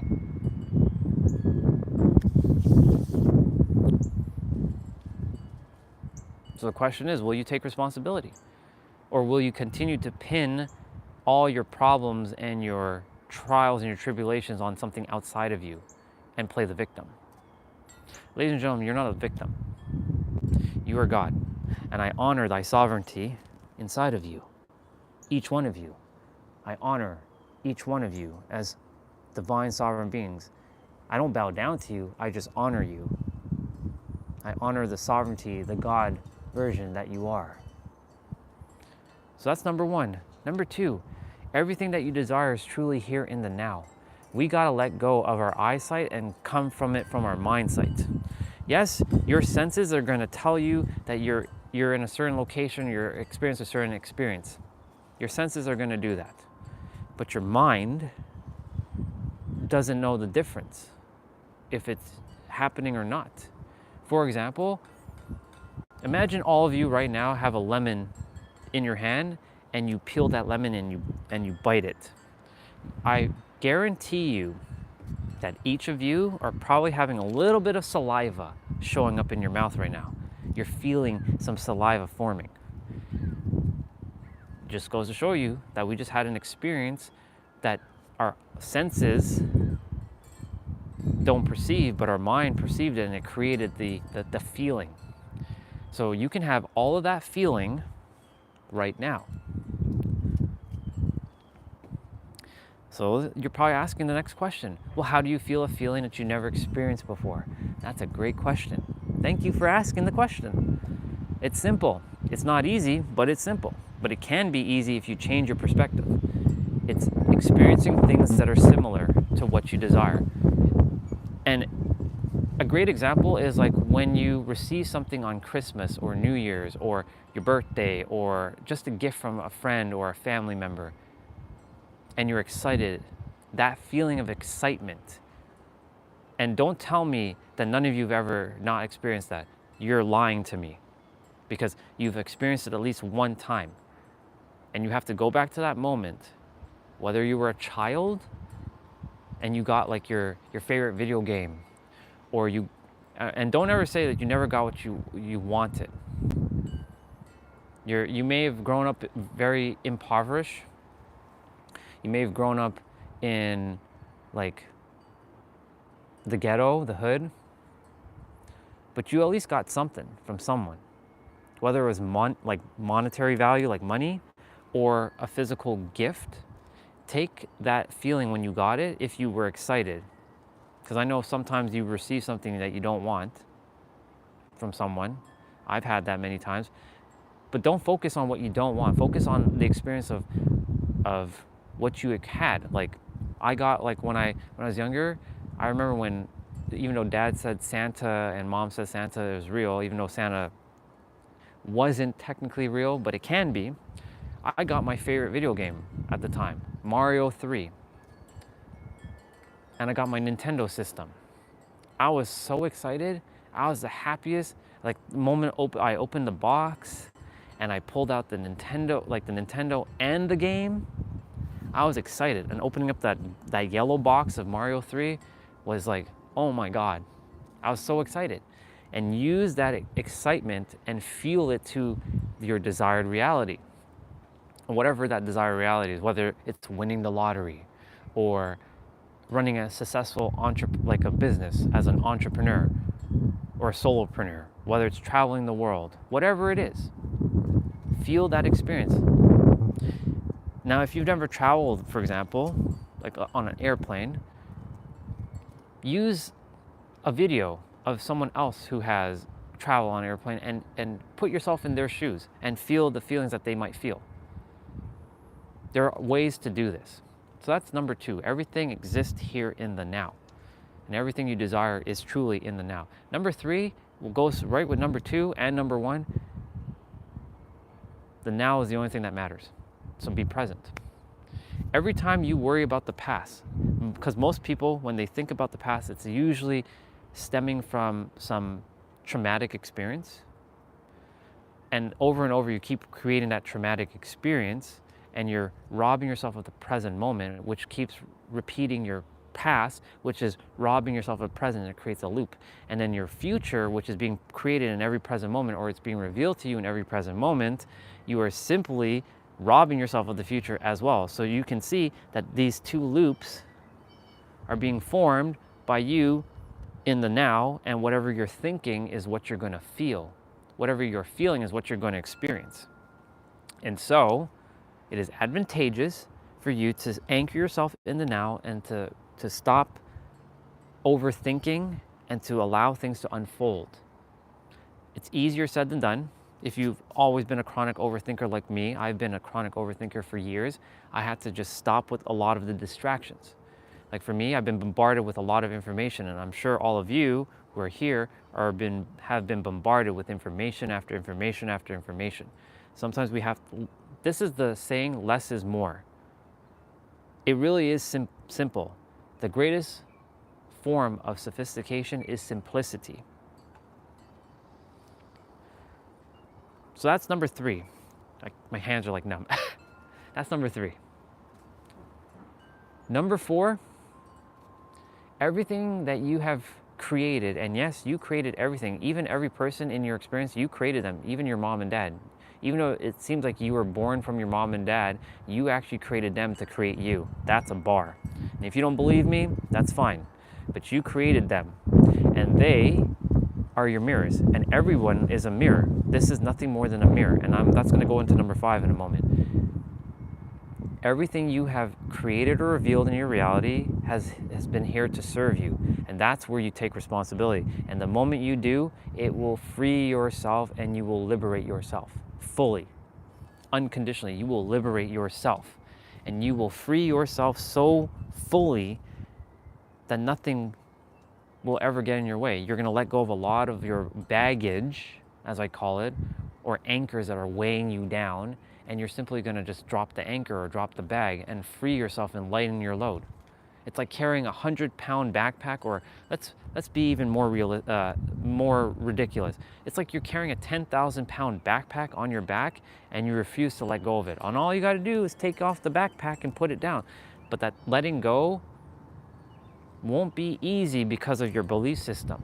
Your belief system is going to get in the way.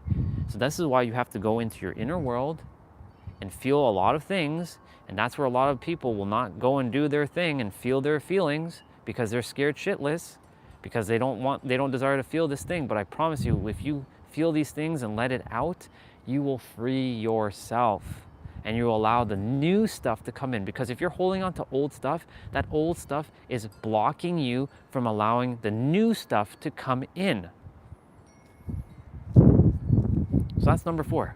And number 5, this is a multidimensional, multi-frequential hall of mirrors designed for self-mastery. You came here for one thing, to self-actualize or to master yourself. To be neutral as much as you can in every present moment, whether the highs, the lows, the ups, the downs, you stay neutral, because nothing can control your emotions. And if you can have reign, the full reign over your emotions, you have won this game of life. And that's what life is. It's a game. You are all three. You are the character that's running around in this third dimension. You are the player who's holding the video game controller, and you are the creator or the revealer or the architect of the game, and you oversee both the player and the character. And that's it. That's basically it. That's what life is about. So that being said, you have a choice. You can continue to live the same life you've been living, or you can choose a different choice. But the choice will be left with you. But remember one thing, and I leave you with this. So your brain and your heart and your gut, you have 3 brains. Your heart is the most magnetic and the most potent energy field that you have in your body. When you come from your heart, you will bring forth what you're meant to bring. If you're coming from your mind, I'm not saying you're never going to think again or never using your brain. You're going to use them in unity, oneness. When you get your brain to align with your heart, you will now create a new toroidal field that is even more powerful, and a magnetic field that is absolutely on point. Your heart is 60 to 100 times more powerful and more magnetic than your brain. Let me repeat that. Your heart is 60 to 100 times more magnetic or more powerful of a force field than your brain. Your brain is powerful, but your heart, and that's where you feel. Your feelings go way beyond your thoughts. Your thoughts don't actually create things. It's half of the equation. It's not even half the equation. It's like 1/5 the equation. Emotionally charged thoughts with using your feelings creates your reality or shapes your reality.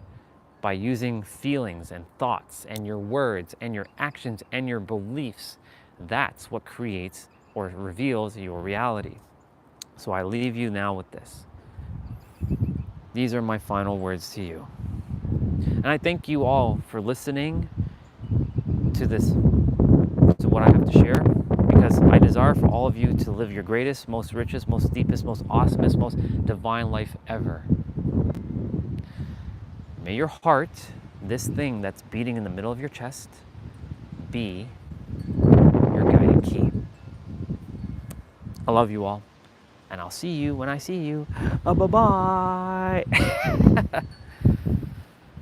And now,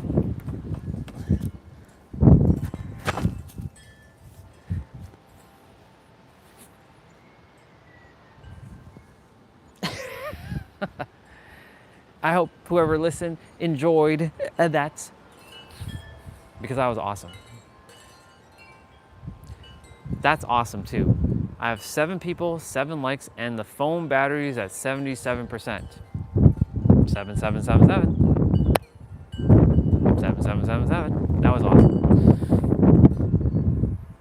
Acknowledge me. Yeah. You will acknowledge me. You will acknowledge me. Anyways, y'all, how awesome was that? That was my stage. So I'm a speaker. I'm an energetic practitioner. I'm a travel vlogger. I'm a YouTube fitness instructor. I'm a video game streamer. I'm an ASMR foodie. Sure, we'll add that. What else am I? I'm an entertainer. I'm the jack of all trades and the master of quite a few things, ladies and gentlemen. I'm not a comedian. I don't really make jokes. I'm the more esoteric advisor of the planet that we call Earth.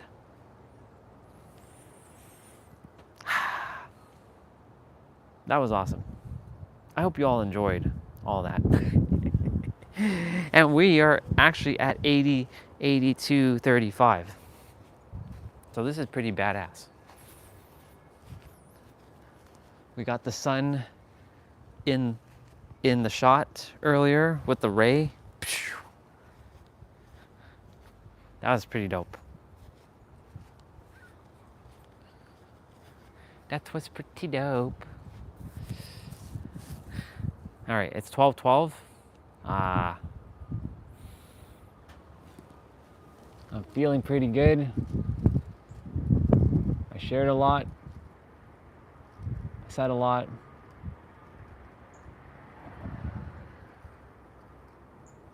I walked a lot. I'm gonna get to 85 though. When we get to 85, then we'll go inside. 85. And remember, one thing I forgot to mention in the speech, your vibration matters. Because your vibration with energetic momentum will create a frequency, and every frequency will then create or reveal your reality. You can never outrun your frequency. Never. What you are and what you're being will always follow you. That's why there's a saying, wherever you go, there you are. So even if you're feeling like negative or like something from the past is stemming, even if you travel to other part of the world, but you haven't let go of that feeling, wherever you go, there you are. It will always be with you. So you can never outrun your frequency. And that's a bar. You can never outrun your frequency, ever.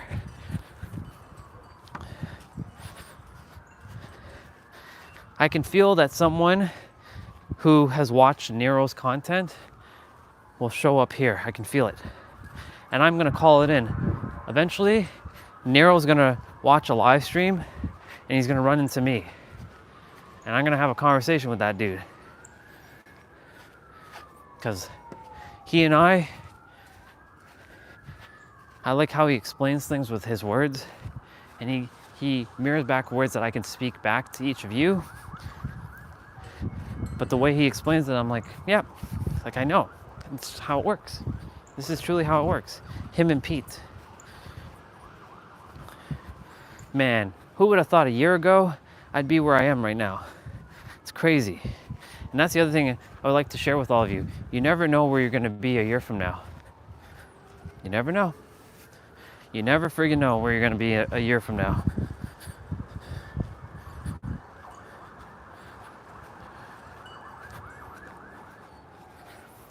I'm gonna do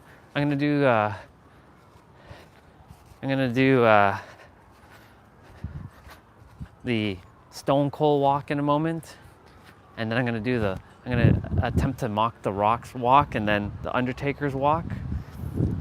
So, I'm coming down the aisle, so I'll be like this. So this is Stone Cold's walk. And then he has music. He's like shaking his head. From Victoria, Texas, weighing 255 pounds. He is the rattlesnake. He is the toughest son bitch in the WWF. Because we're gonna use the WWF. In the WWF. He is the World Wrestling Federation champion. He is Stone Cold Steve Austin. And I'm gonna walk like The Rock now, like Dwayne Johnson. So I'll do the Dwayne Johnson walk. Here we go.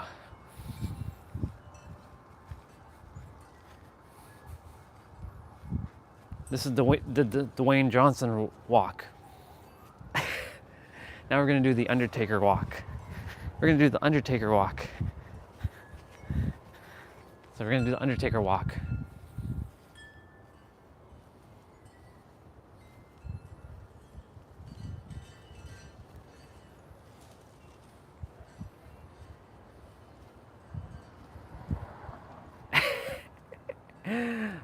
So silly.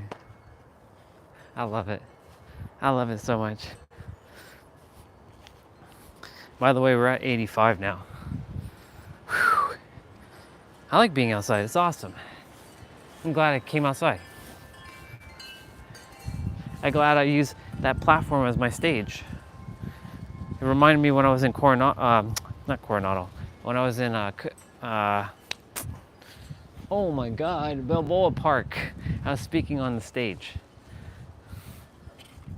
All right, y'all, we're going back inside. Thank you very, very much. Oops. Thank you very, very much. Let's see. Is Swati here? Is Misha here? I think somebody's here.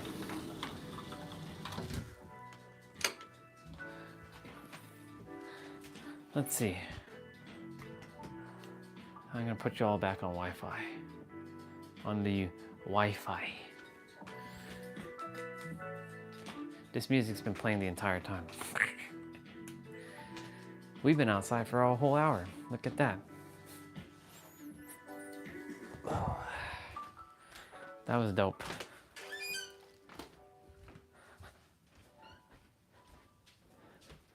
That was dope AF.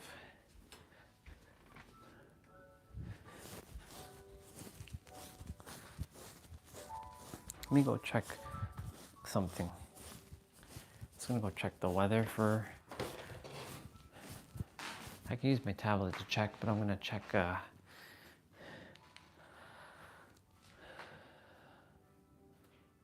see what we got.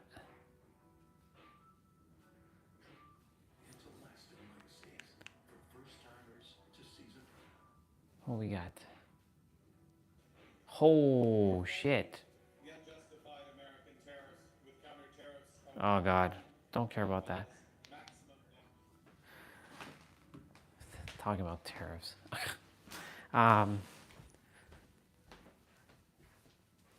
Thursday's 23 degrees. Holy shit, it's gonna be hot as hell. That's a summer day. Hell yeah, let's go. Let's go. That's dope AF.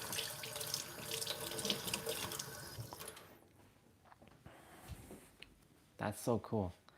Thursday is gonna be nice and warm. Huh, there's a robin on the bush here. Does it know?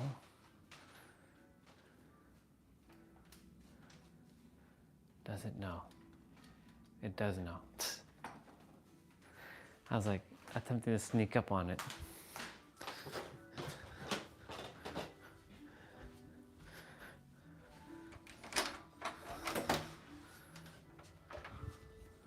Oh, my rope did come.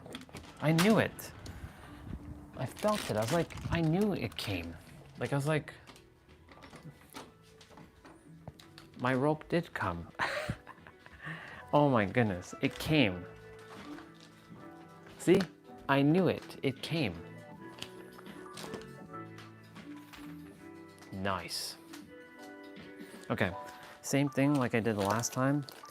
I opened it carefully.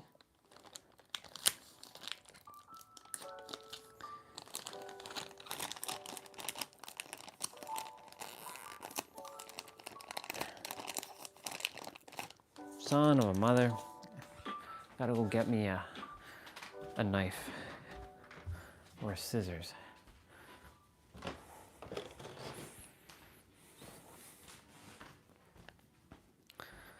Well, that's cool.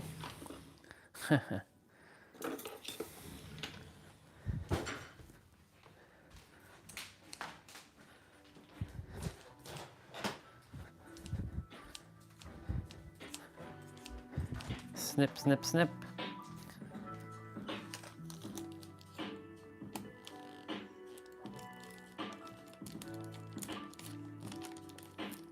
I know I didn't have to do this the last time with my other one. So.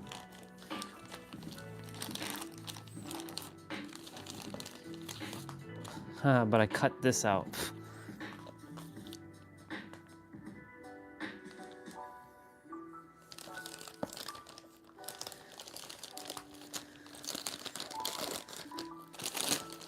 All right.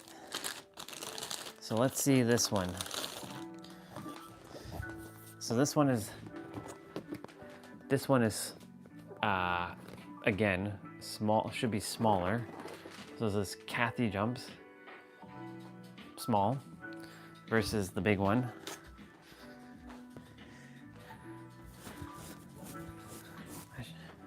Yeah, see the other one I was able to open up no problem.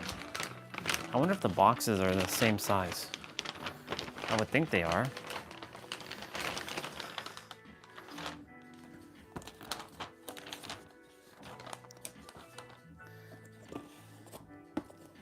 Yeah, the boxes are the same. Boxes are slightly, no, they're the same size, but like one is 8.6. So let's test something. Let's go see the difference between the length of this rope.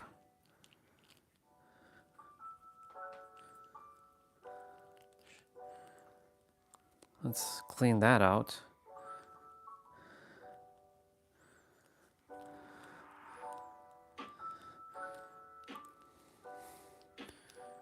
Interesting.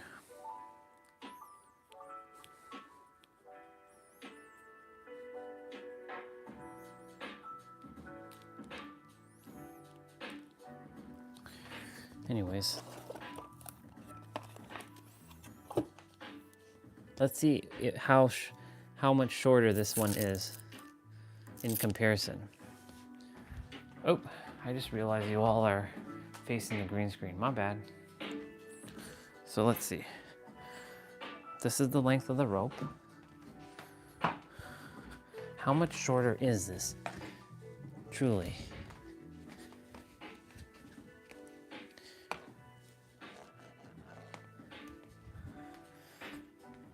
So that's the small one. I should clean the rope.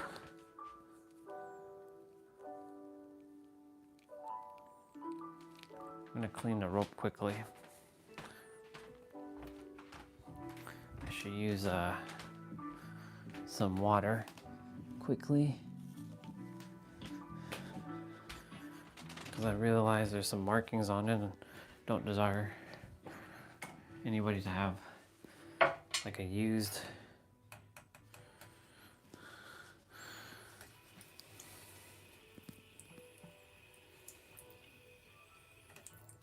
okay.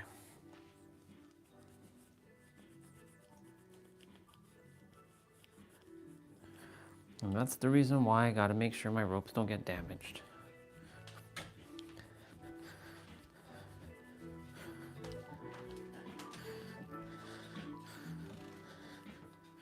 Okay. So now we're going to see the difference between 8 inches and 7 and 8.6. How much longer is this one?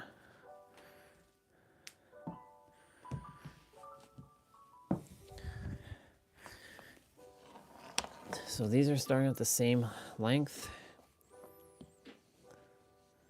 Let's see how much shorter they are side by side. Let's see. Oh, there's a bit of, yeah, that's a significant length.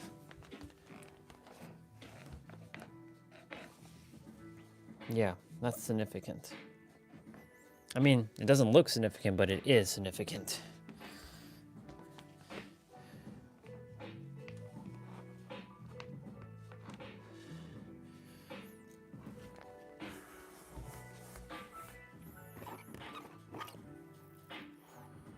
My handles.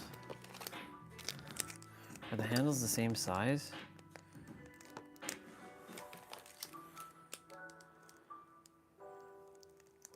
Yeah, the handles are the same size.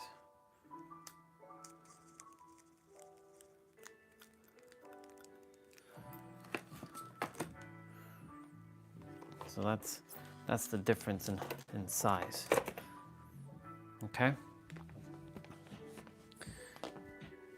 That's pretty significant. That really does make a difference, doesn't it? Yeah, it does. It makes a difference.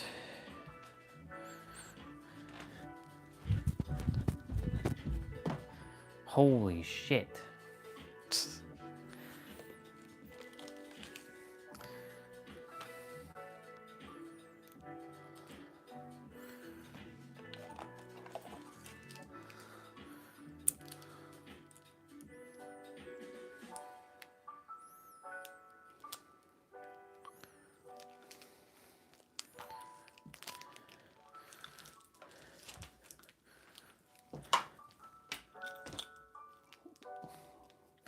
Yeah, this is definitely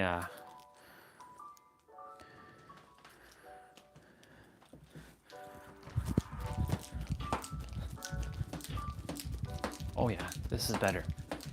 This is a lot better. That little bit does make a difference. Cool.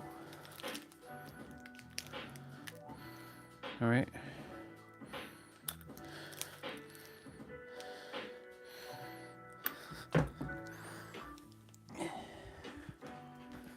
Nice.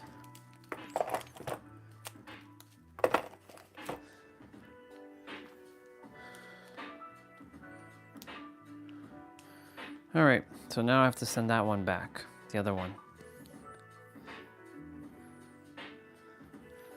Now that this one came back, now that I see the difference in size, it makes sense.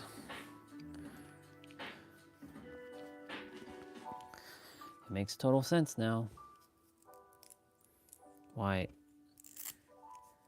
the extra small sold out. Now I gotta protect my ropes.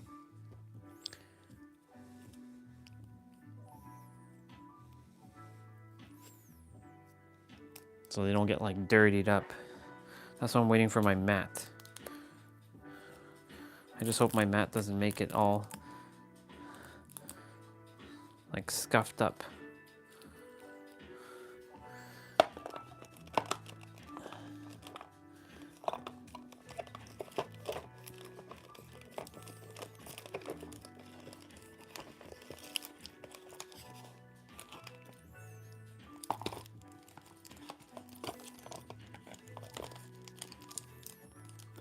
I guess I'll do the blue one quickly.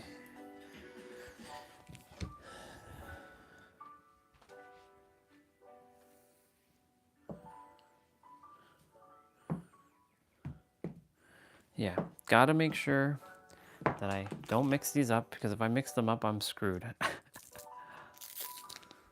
So let's do this again. Let's make sure that this is the smaller one.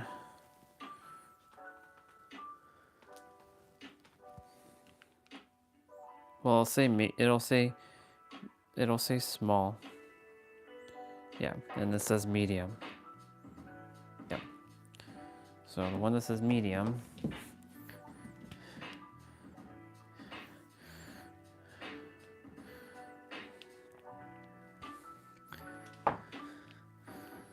I'm glad they actually did that. They put it on the handle. Too bad though,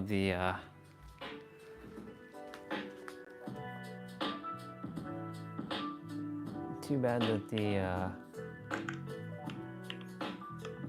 the Katie jump set is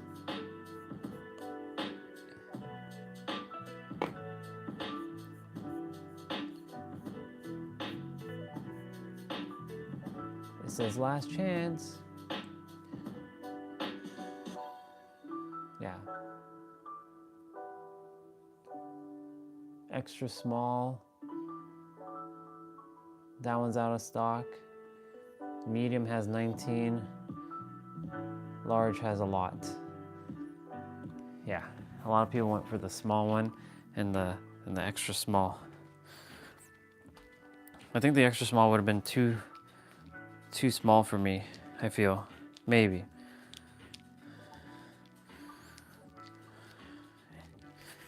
Well, in any event, I'm grateful that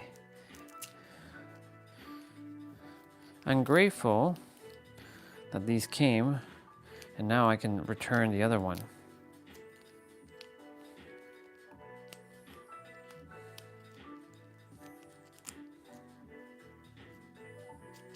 Cool beans.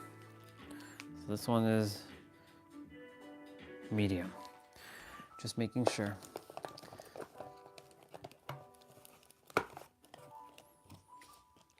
So this actually has to go.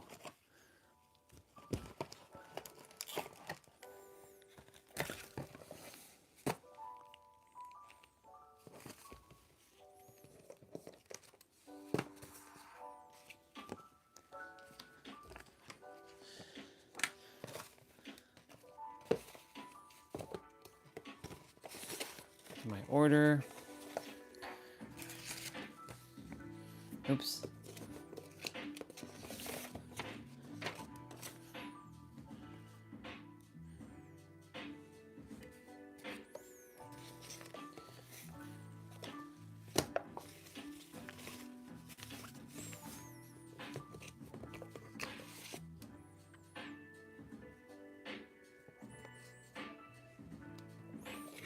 I can leave the order out.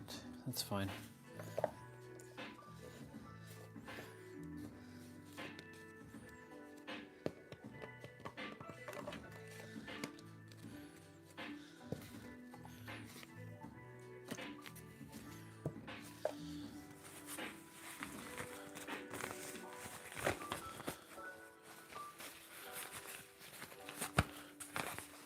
My bag's the same size.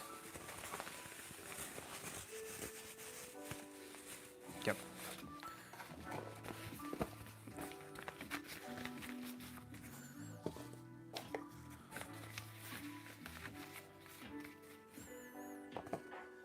Okie dokie. So the pink one, I got me my ropes, people. My ropes.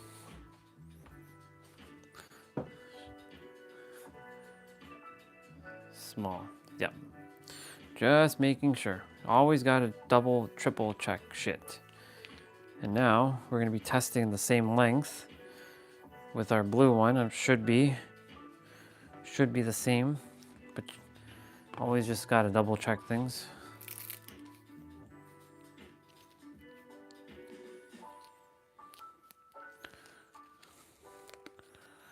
I'm glad that I got these ropes.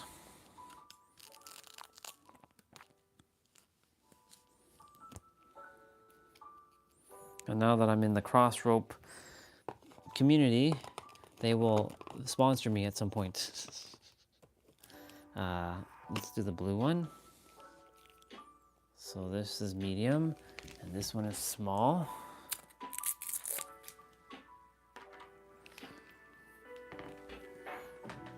This rope is huge. It's a 1 pound rope. That one was half a pound. This is a pound of rope. Skipping with a pound rope is no joke, just so y'all know. But imagine skipping with a 2 pound and a 3 pound rope. I gotta get used to first a 1 pound rope. Once I get used to 1 pound, then I can focus on 2 pound and 3 pound.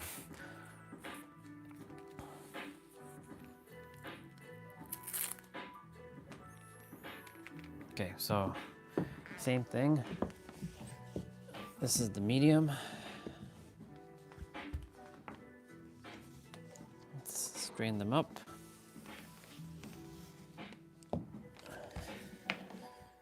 Let's see.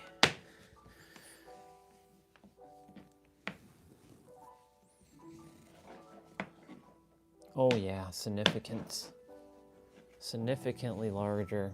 That extra bit is annoying. Oh yeah, I made the right decision. It's too bad I didn't see the extra small. The extra small might have been even better, but they are out of stock, so the small is gonna do. The longer the rope, the harder it is to jump. The shorter the rope, the easier it is to jump. That's why the extra small was out of stock. So I'm lucky I got the last of the small. See, everything plays out the way it's supposed to. It always does.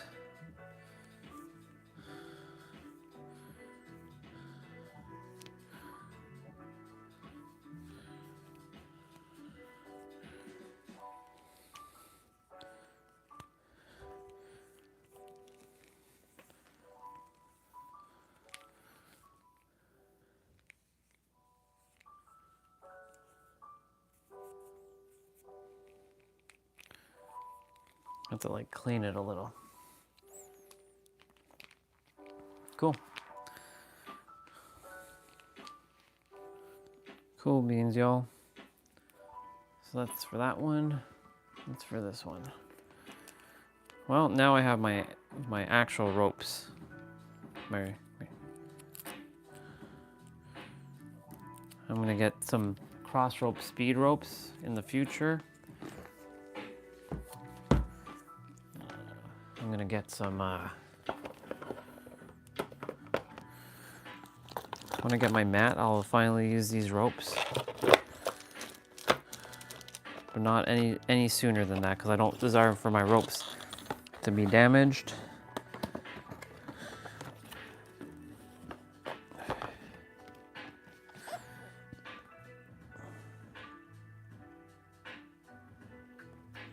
Okay. And now I just do this with this one, and then put this one in the bag.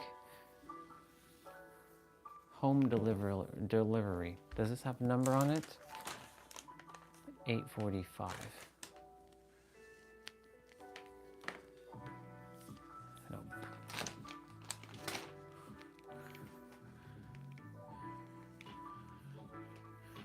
So I'll put that one back in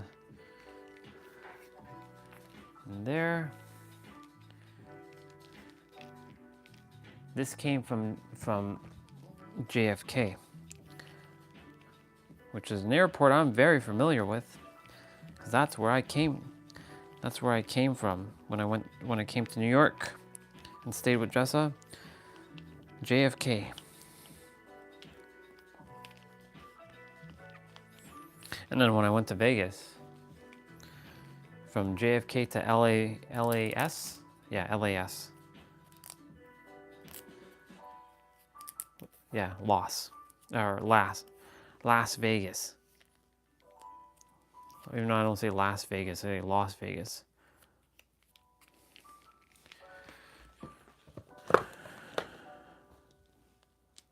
Medium.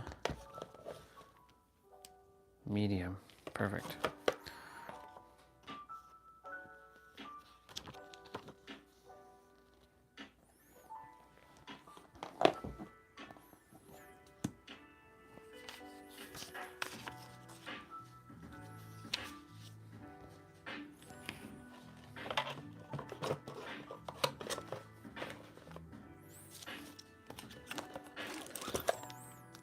Just making sure the handles are good.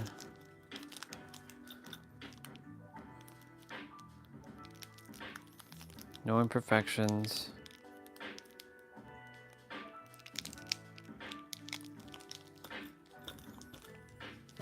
No imperfections, no nothing.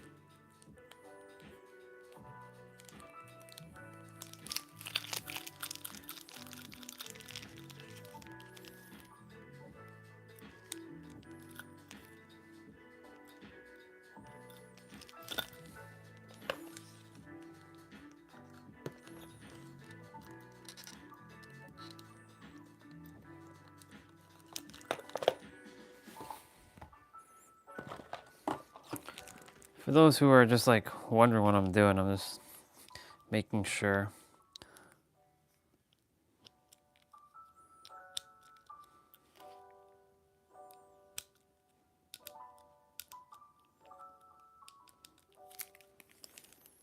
Do do do do do.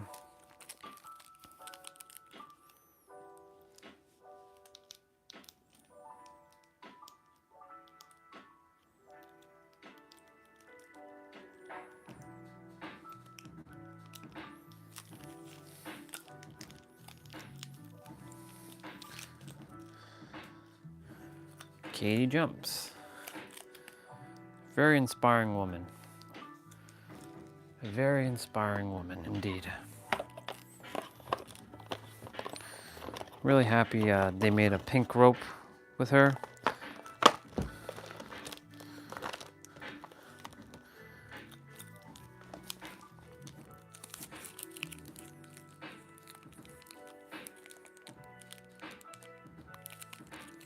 Perfection. Okay. Now I gotta create a label.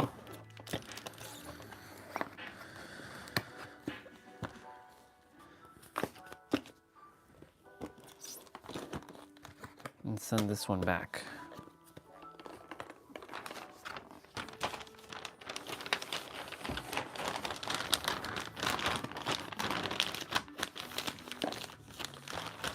Yeah, see, I was able to open up that one, no problem. But this one, I was having a bit of a hard time to open it. Yeah. So,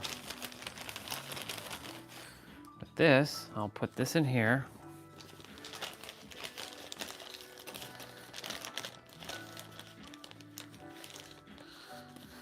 How to share crosswords with your friend. Share your unique link with your friends and they'll get 20% off. After they make a purchase, you'll receive 40 for your next crossword order. Huh.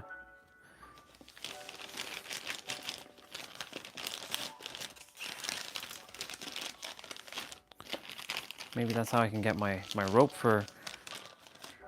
That's how I get my rope, my mat cheaper or more cost effective. Anyways, this one's got to go back.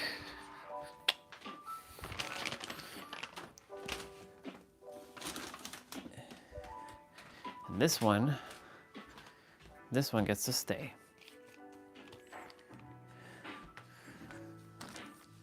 Actually, you know what? Let's see something.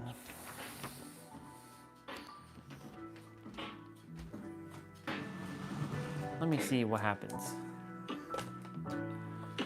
I'm gonna go and do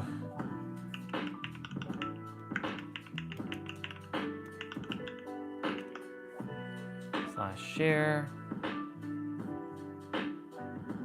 Share the love, refer a friend.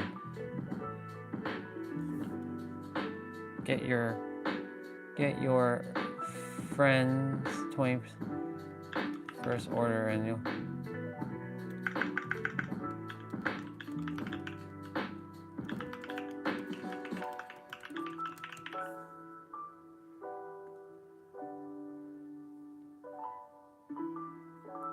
copy link, go here.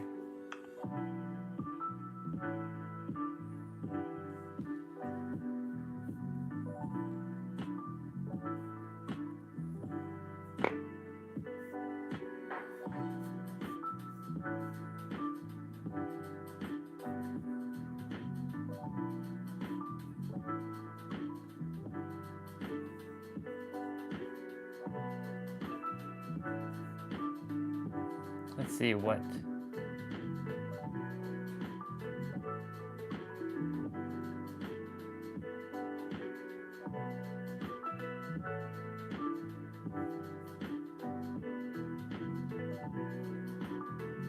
So Todd.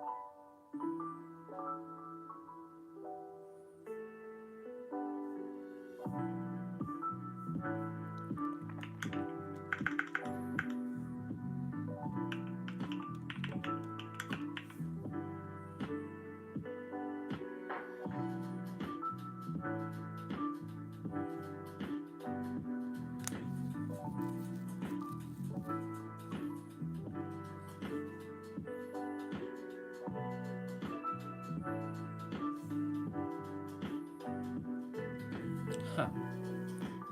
Not bad.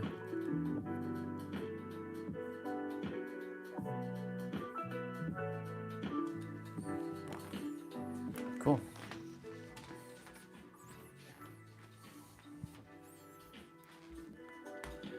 Move 25.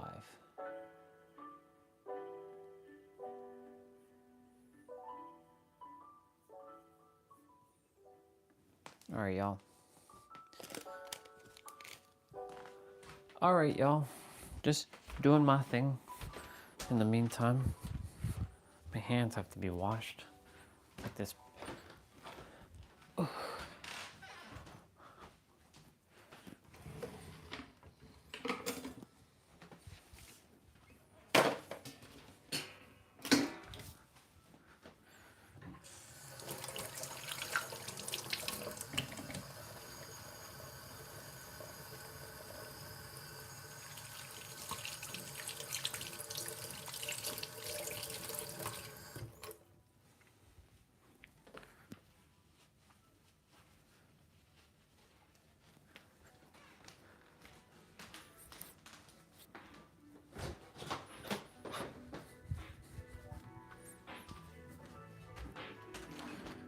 Awesome sauce. We're almost at 9,000 steps, just so you know. Almost 9,000 steps, y'all. So what I'm gonna do, and bring you upstairs.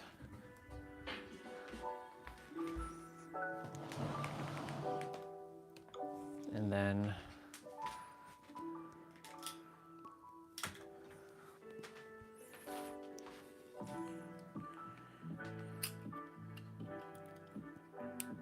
booyah. Booyaka, booyaka. 619, 619. Booyaka, booyaka.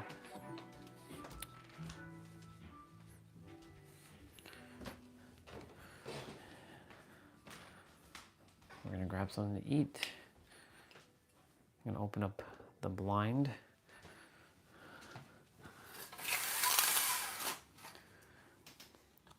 Haven't had an apple in a hot minute, so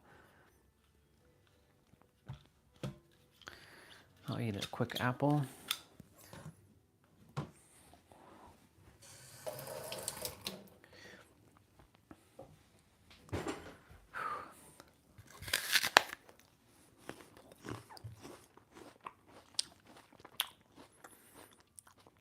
Yeah, we're at 91.48. I almost like dropped something. I almost dropped tea. I was like, oh shit. That could have been more disastrous. That could have been more disastrous. But it wasn't. Oh no. All right. So we got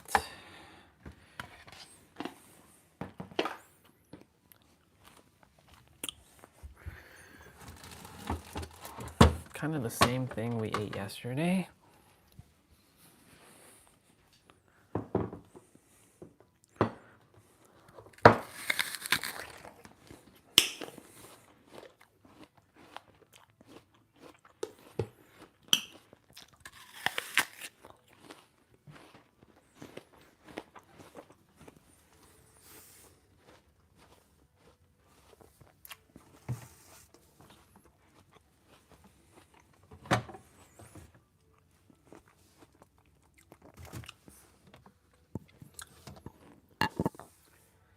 Yeah. Okay.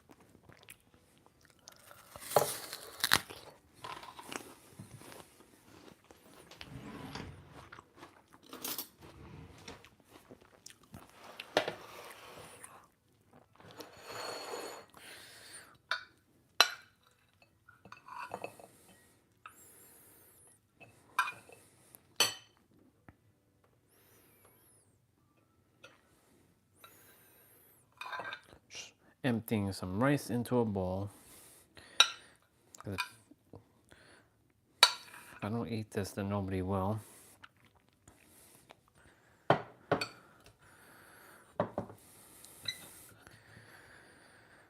Whew. It was awesome sharing all that stuff on while speaking on stage. That was so cool. So cool.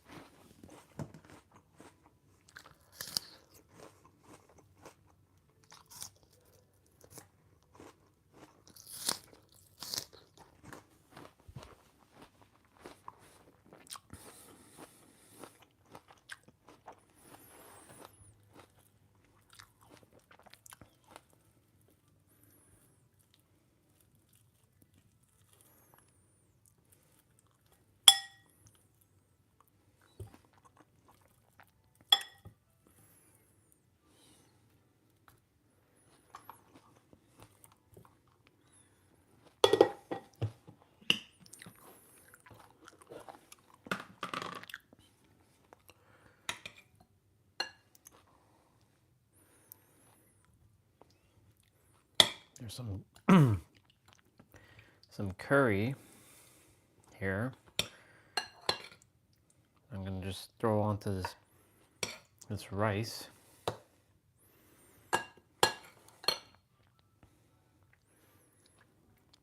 Give me some extra protein and some potatoes. Potatoes. Potatoes.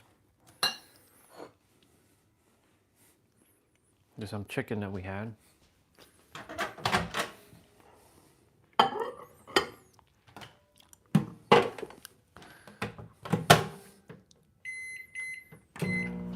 Warm it up for 3 minutes, y'all. 3 minutes and 33 seconds to be exact. Because I like to warm up mine with like those numerical values. It adds energy. It doesn't really add anything to it, excuse me. But it's just fun. I like to have fun. If you haven't guessed it already, that's my whole point of this channel, is to have fun. Have fun, play easy, enjoy yourself. Life was meant to be enjoyed, not to be slaving away and working hard and all this stuff. Well, definition of working hard will vary from person to person, of course. Again, I do the actions of what a hard-working person does without using the word hard-working. I use playing easy and having fun as my replacement words, and that aligns with my soul, and it feels good. Do what you can to feel good in every present moment. That's the goal. Speaking of which, I'm gonna go use the bathroom quickly, and I'll be right back.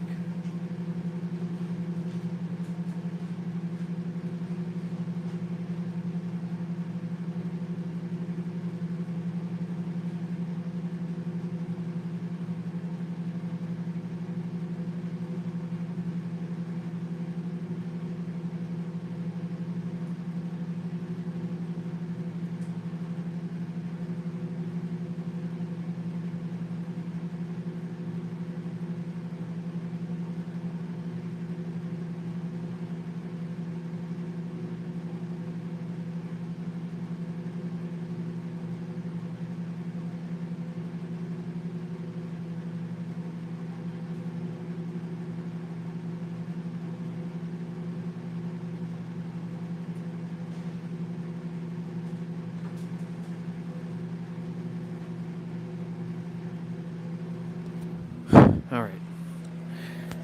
We still got a minute.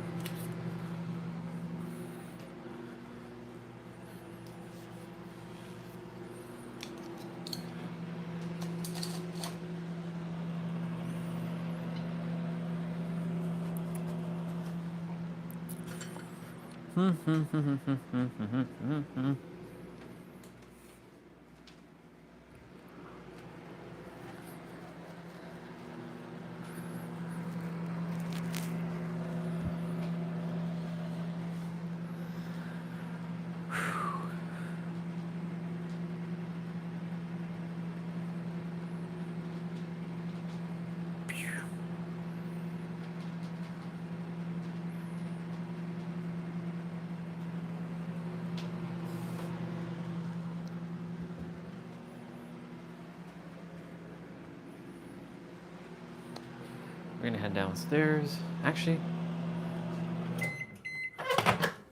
we'll stay up here and eat. Ooh.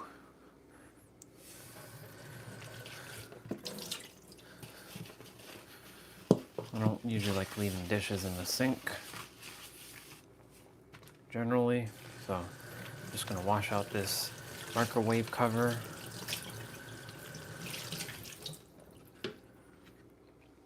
Put it there, and I'll dry it when I'm done eating. This is gonna be hot. I heard the chicken like pop.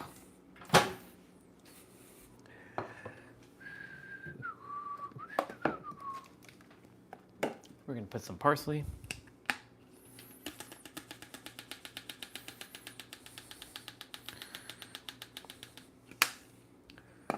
And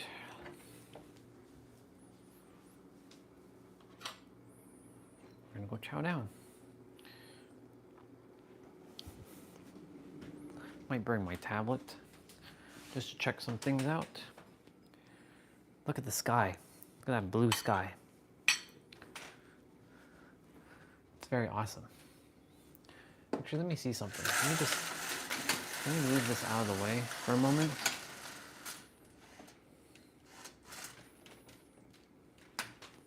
It's kind of dark though, because of the sun. Let's see. Oh, because I have to get in frame. Yeah, so you can see the transition of that.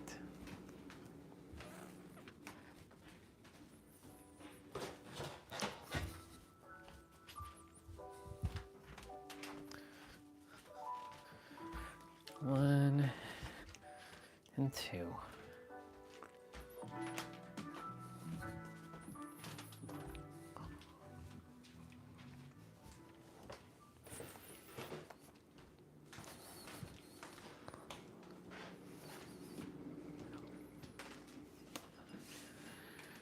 Awesome.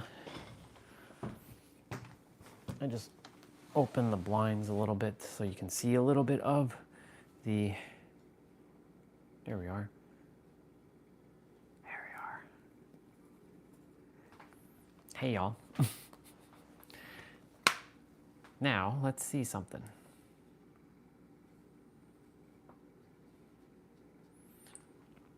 I have the tablet here. It's going to, oh. Michelle McCool.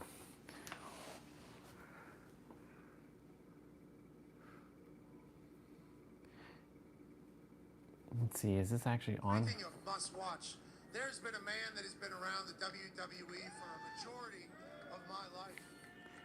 He's been preaching the good shit. Hustle, loyalty, respect. Is that live?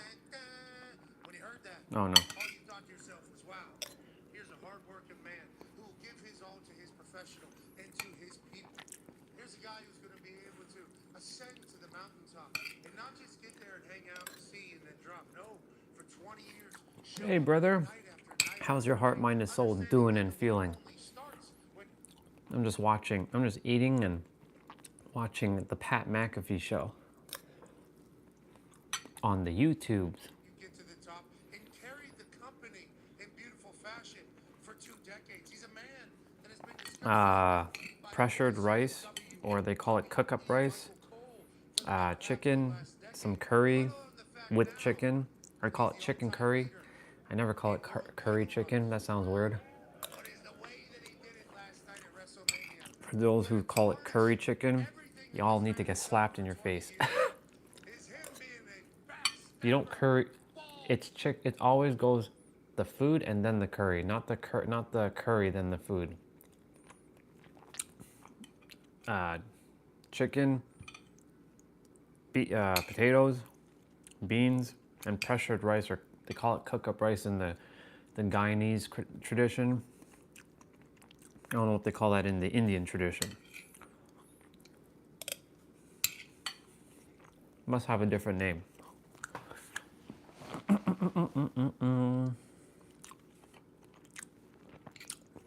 For all of you who've been calling it curry chicken or curry beef or curry fish or whatever, y'all need to get slapped in your face, because that's not what it's called.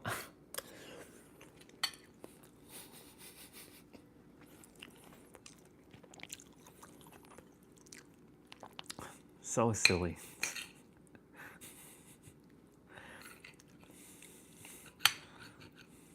Technically, there's no wrong way of saying it. It just sounds ridiculous calling it that way.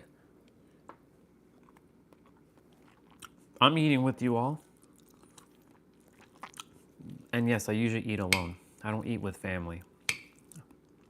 I eat, when I say alone, I mean eating with all of you, but if you're referring to the physical, 98% of my meals are eaten alone, like in the physical.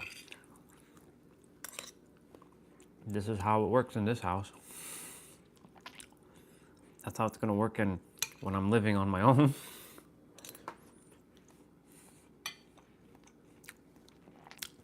I shared. I've given to Swati. She's like, "Can I have a bite? Here, have your bite." I'm surprised she isn't on. Yes, that's parents' stuff.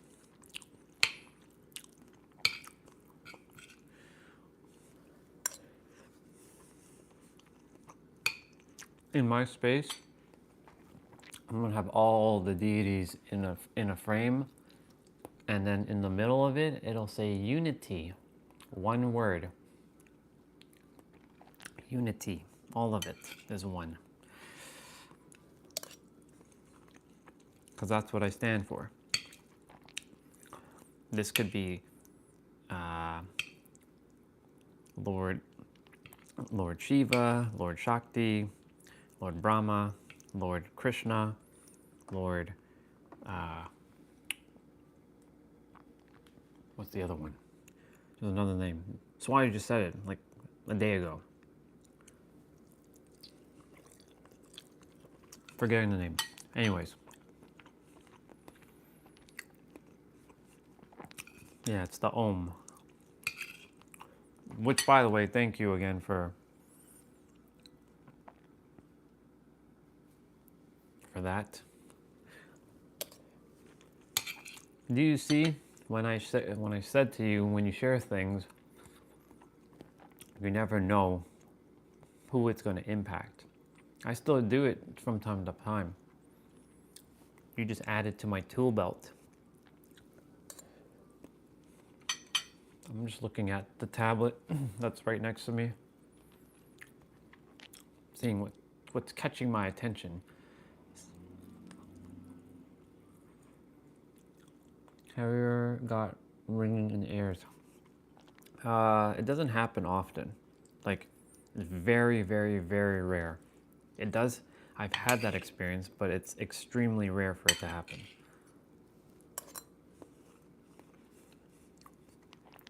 Do you get it?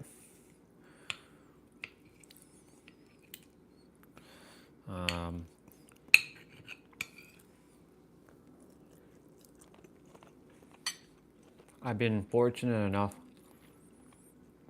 that my health has always been pretty on point. You know, I've had my scares here and there.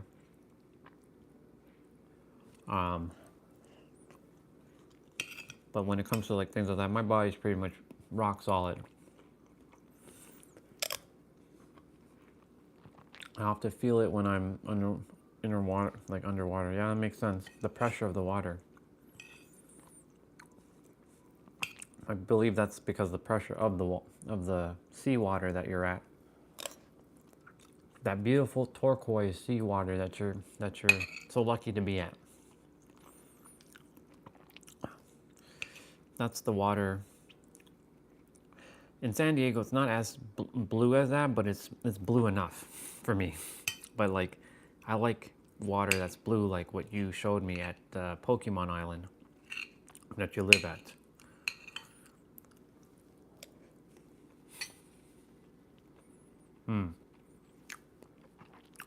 Yeah, it's definitely the pressure then that's causing that. Usually it's the pressure. Dude, your island's is a Pokemon. It's a Pokemon island.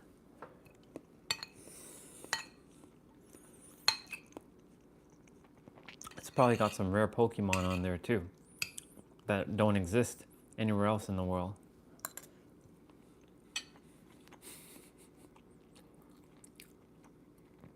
I bought the brand new RTX 5090 gaming laptop that costs over $5,000. So inside of this box $5,000. is an RTX. Jesus. And you know the funny thing is, people buy the best to test with Fortnite. Are you kidding me? Play a real game. A lot of people are already commenting, and he only played Fortnite. That just saved me a lot of time from watching a video.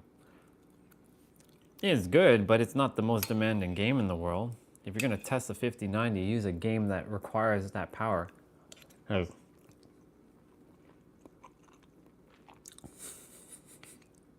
That's so silly. $5,000 just to test a game that could be run on a toaster. And yes, my 11-year-old laptop can run Fortnite. So you can say my laptop is a toaster, and it can still run some games.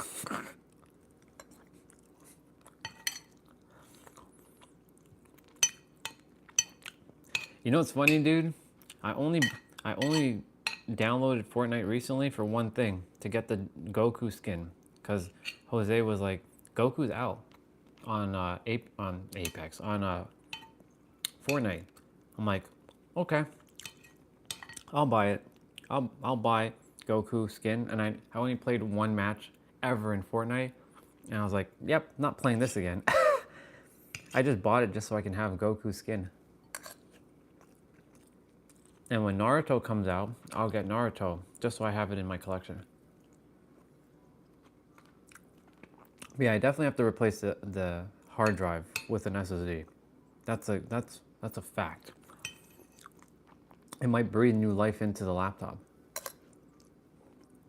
The problem is, I don't want to have to go uninstall everything and reinstall everything. And I can go ahead and clone my drive. It's a lot of time. My thermal definitely has to be repasted soon. I did repaste it 2 years ago. So 2 years ago, I repasted it with Arctic Silver 5. But that was good for the time, but it does require some new stuff. But that one, oh my God, so much to do. You have to, all the little microchips had to be thermal, because all the ones from the previous thermal paste was all thermal. So I had to clean it off, and it was such a process. I was proud that I was able to put everything back in one piece, because this laptop's not your simple, like, couple screws and then you take off the heat pipe with the with the CPU and the GPU. This thing, you have to disassemble a whole bunch of shit just to get that thing out. So I'm grateful that I was able to take it out and do what I had to do, and it definitely made a difference for sure. But yeah, I definitely have to do thermal again. But the goal is to retire this laptop once and for all and give it a nice, nice farewell, parting way with it. And find some other use for the laptop.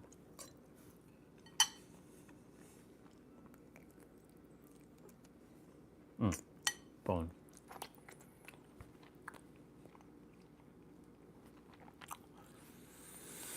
Yep.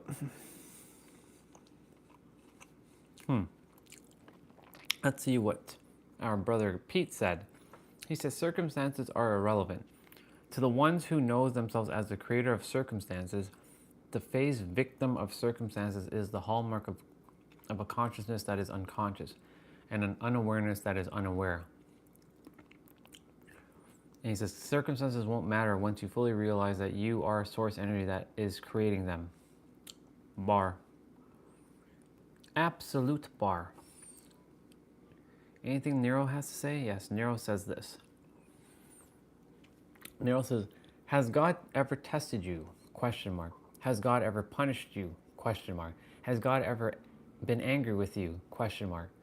God has never done any of these things. Every time when you felt like you were being tested, internally you were testing yourself. Every time where you felt like God was punishing you, internally you were punishing yourself. Every time where you felt like God was angry at you, internally you were angry at yourself.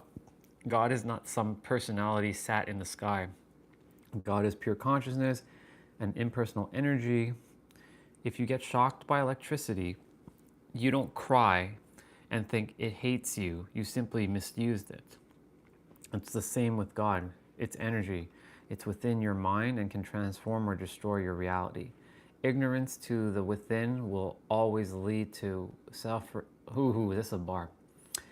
Ignorance to the within will always lead to suffering without. Until you become aware of your subconscious mind, you will label every misfortune as destiny or the will of God. It has always been you. That's a bar, bro. That's not even a bar, that's a damn verse. That's a damn verse. I'm gonna save that.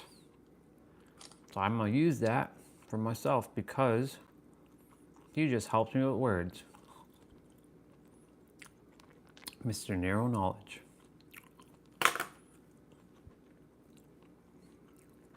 Imagine if there is something like God, and it's like people have blind following. I mean, that's kind of what a lot of people are doing right now. They're blind following, not recognizing that they have the power within. This is why, like, I'm showing everything in real time to everyone so you all can see it in real time how it works. And by me, I'm undoing all the 39 years that I went through life unconscious of like how life actually works. And now in the 40th year, which is fascinating, I'm now shifting and creating or revealing my own reality by stepping forth into the energy that we all have. And it's not just for some.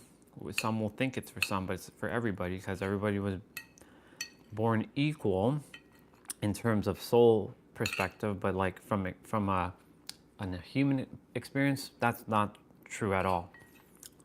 Like, some people were born more privileged than others. Some had a silver spoon in their mouth as soon as they were born. But they have to go through their own little challenges too.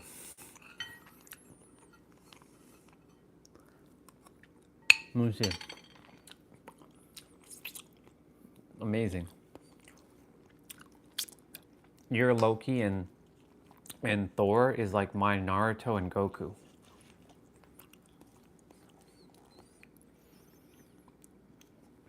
But I don't worship them. I don't put them on a pedestal. That's the only thing. I see them as me. Just like Thor and Loki is basically you. You don't have to worship them. You just are them. And knowing that you have the same power as Loki and Thor, that puts you on the same level as Loki and Thor.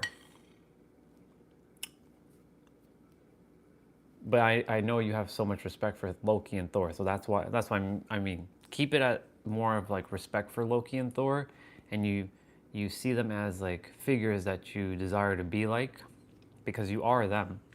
You are basically Loki and Thor. Just like I'm Naruto and Goku. Or you also are Naruto and Goku as well. We're all one thing, though, at the end of the day. I had platinum spoon in my mouth when I was born. However, it got replaced with copper one. Yeah. I came to Earth with a diamond gauntlet in my fist, and it was replaced with a mud gauntlet. Or a clay gauntlet. So it was a friggin' diamond gauntlet that was replaced with a clay gauntlet.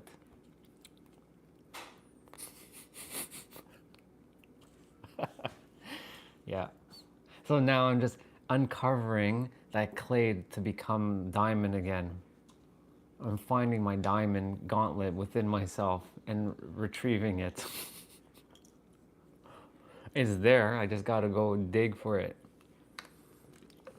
Just like your platinum spoon is inside of you, you just gotta go find that platinum spoon and replace the copper one that you've been using. That's a good one, dude. That's a fucking good one. I love that. That's awesome. Man. That's crazy.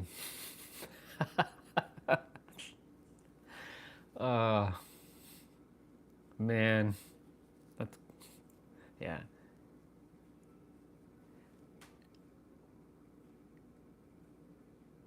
Do you have to excavate?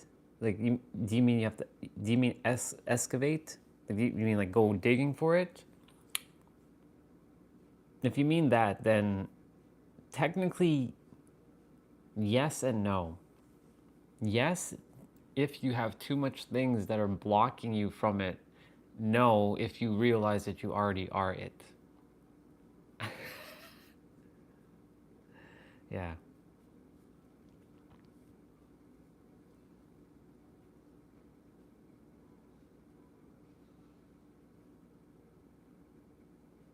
Wow.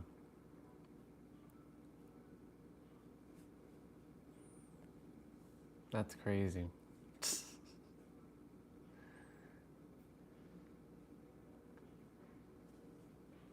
I'm just reading some of these comments from that post that Nero said.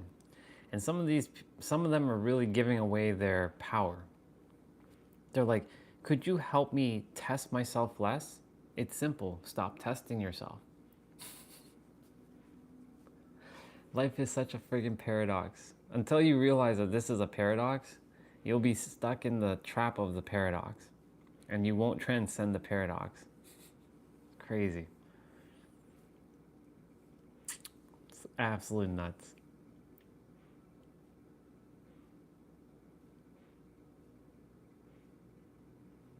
I thought he already released it because he...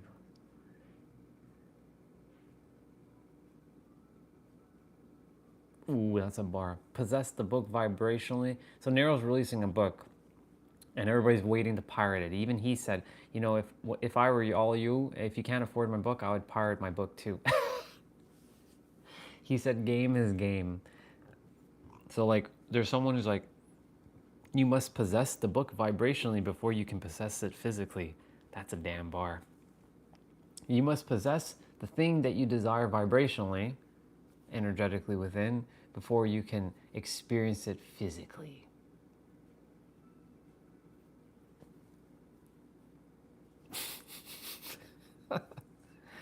I just love just reading some of these comments. It's hilarious.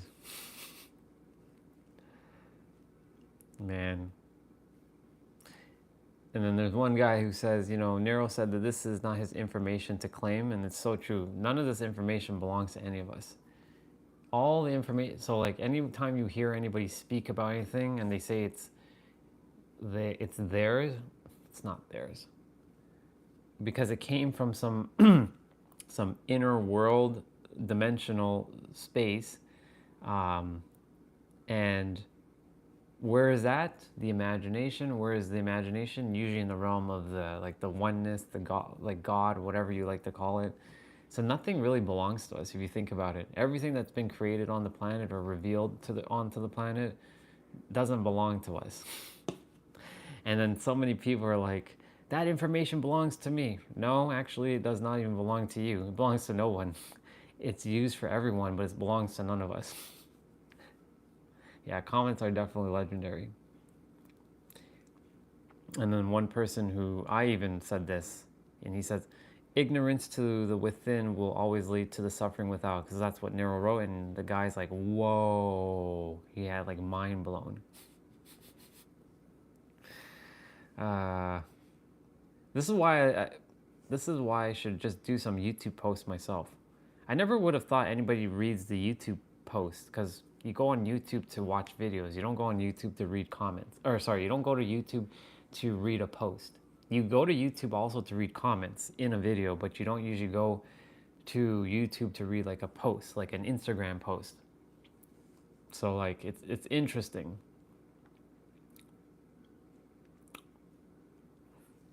Choose? Choose what? What am I choosing?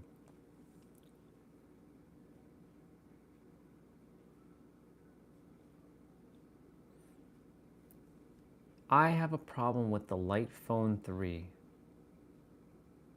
The Light Phone 3. Damn. It's crazy. There are people who actually have those phones. Those like phones that actually don't do much. It has phone, alarm, calendar, calculator, album, and camera. That's it. You can't do anything else with it. Let me see what Marquez. Growing movement over the past couple of years that at first seems kind of backwards, but then the more you think about it, it actually does start to make a lot of sense. It's dumb phones. A phone that just goes back to the basics and does exactly what you need and nothing more. Yes, I have to get me a dumb phone soon. It can't do anything else but take a call. But actually, I don't even require it because I don't even use my phone much, except for obviously live streaming, which I'm technically using it all the time, but I don't see it as I'm using my phone. I see it as using my camera. A week on Everest adventure or scuba diving in Marianas Trench?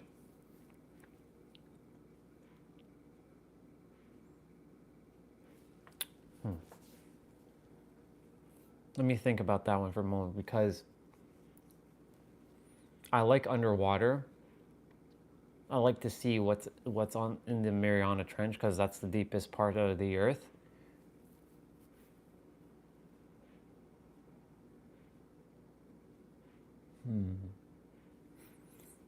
Everest is Everest is, I would love to do Everest, because now we're adding basically mountain and ocean, so it's me choosing between the mountain and ocean. I would do Everest. The only problem with Everest, I have to have the right gear. So if all the situations was like I have the perfect gear, so I'm not going to get frostbitten and I'm losing my fingers or my foot or anything like that, I'll do Everest. I'll 100% do Everest over Mariana Trench.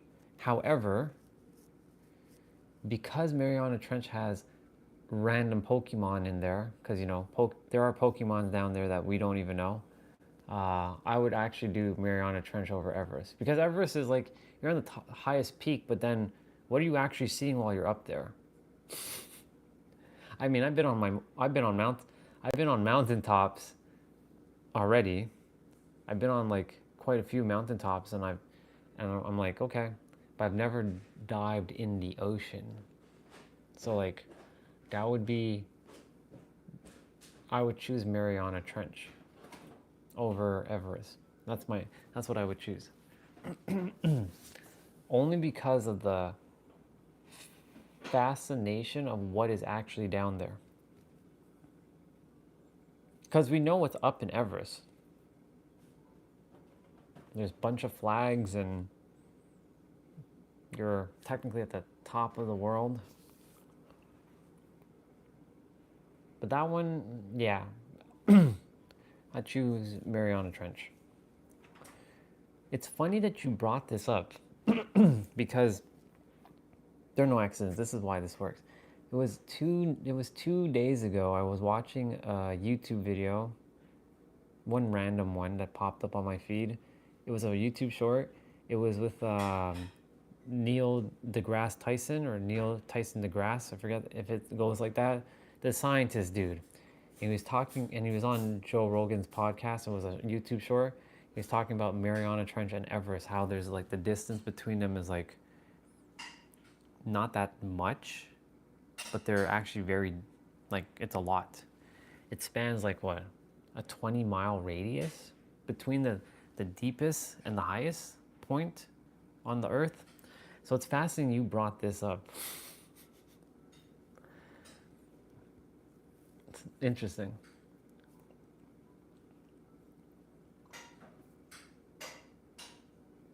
Yeah. So like the difference between the two is 20 kilometers, almost 20 kilometers. Not 20 miles, 20 kilometers.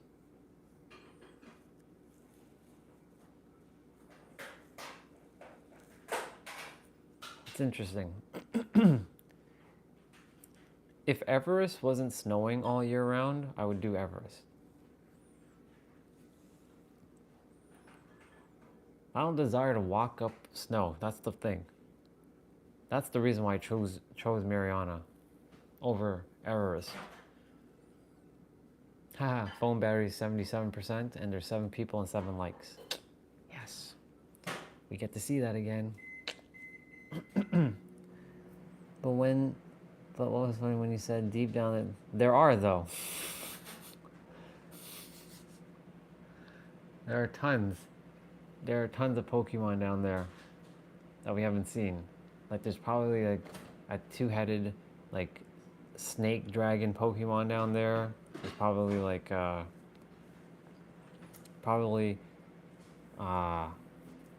like Rayquaza's down there. Maybe Kyogre's down there waiting. Maybe Lugia's down there. I think Lugia is there, you know. Maybe Red Gyarados is there.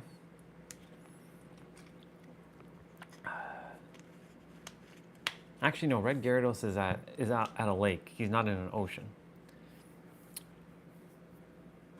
What else? What else is down there?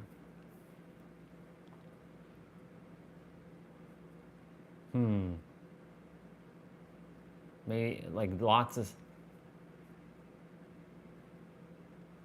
Imagine you firing up random torpedoes to catch them. Yeah, yeah, right? You know what's probably down there too? Probably some of my subspecies alien like counterparts, because you know I'm not from Earth, so I'm sure my alien family is down in the Mariana Trench as well. They're lingering. They can breathe underwater for forever. They don't require air. They can just breathe. They can breathe in outer space and in underwater. So they're probably down there. Maybe Atlantis is down there too. Because you know Atlantis is gone. So Atlantis is probably down there. What else is there? There's tons of things there.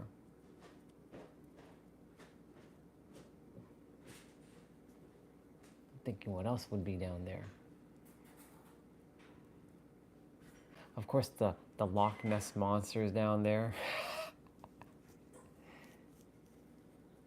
There's even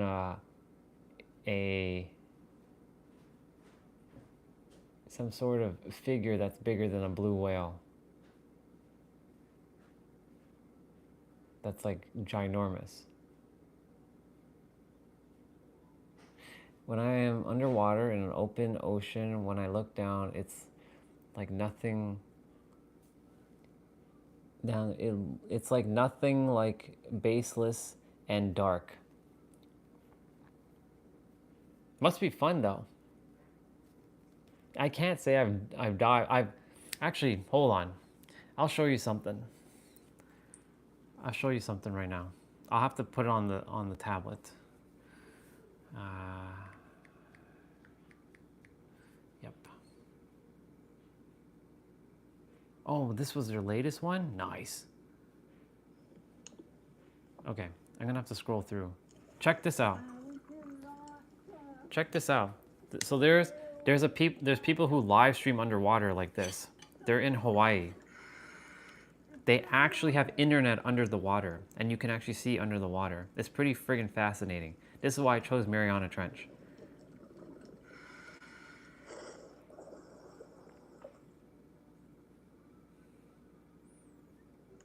I mean, I know Mariana, I mean, this is not deep, but like, she's underwater. She does TikToks. It's called Dive Dive Live, and then she uploads them on YouTube afterwards. Look at the turtle, Bubba. She's seen all kinds of things down there. Sharks, turtles, octopus. Like, this is the best. Out of every live I've ever seen, this is the best channel when it comes to lives, hands down. Unless something goes into outer space and you're going to like the sun or something, this currently is the best live on the planet, in my opinion. It's her and her, like, a partner who dives underwater. I'm like, how do you get internet underwater? They have some sort of cable thing that allows them to tether it to their phone, and it allows them to travel far and deep and have internet. It's so weird. But it's so damn cool. I'm gonna scroll through. See what else they see. Look at those yellow bubbas. See, those are Pokemon.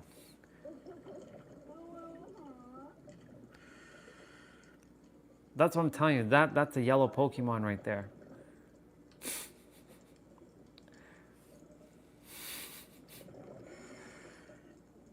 Look, more Pokemon is coming. Look at this turtle one coming this way.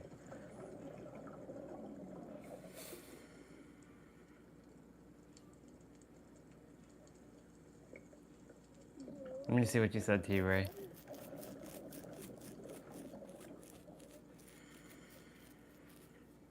The real problem with Evers is the backup.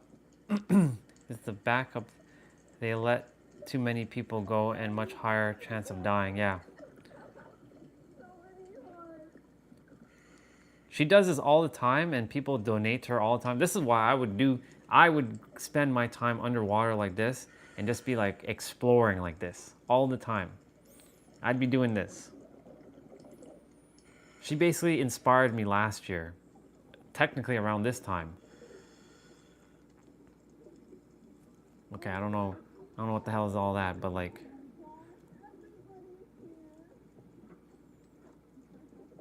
you can kind of hear her. She has an iPhone with a waterproof case. I actually asked her because, like, how do you live stream underwater with your phone not getting like destroyed? She's like, I have a waterproof case. And I'm like, how do you get internet? She has like a cable that's tethered to her phone. I'm like, how is that possible?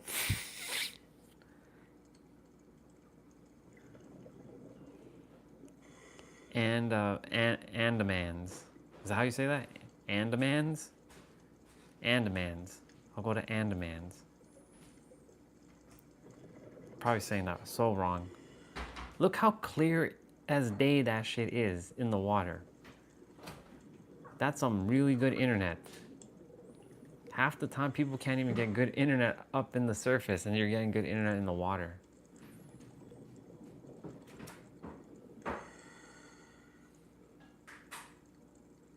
And it is live streamed. It's not of pre-recorded video, and then she uploads it. This is on TikTok, and then she sends it off on YouTube. So that was her dive, what, yesterday? No, on 17. It's been such a nightmare trying to get a hold of DLRs. Hawaii. So it's called Dive Live. I'm surprised I'm not subscribed with them on this channel, so I'm gonna do that right now. That's so cool. Look at the octopus.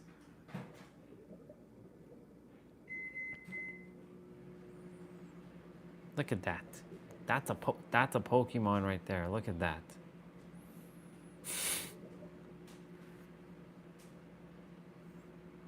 Ah, they use the GoPro.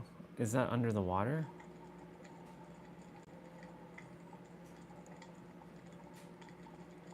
That's badass. Look at that. Look at all these Pokemon here.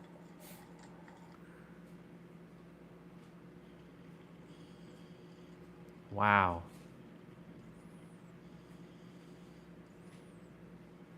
Look at that, scraping up all that stuff off of that whale. That's crazy. That's nuts.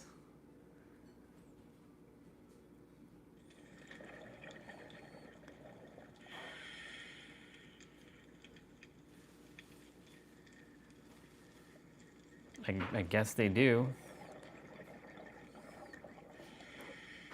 It's pretty nuts. Look, it's the eye. It's my eye. Did you know that's my eye? My eye is everywhere.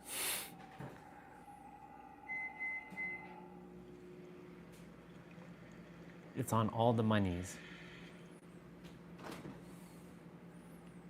Okay. Dive Live. I'm surprised their channel is not much larger on YouTube, but TikTok, they're massive.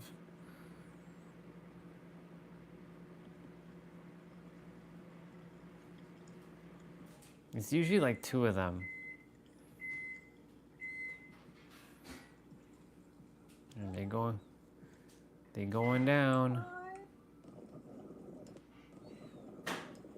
I'm still blown away how they have internet in the water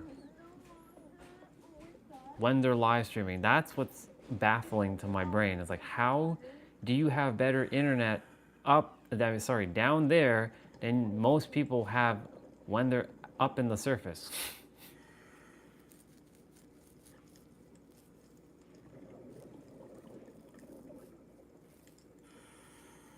A rebreather?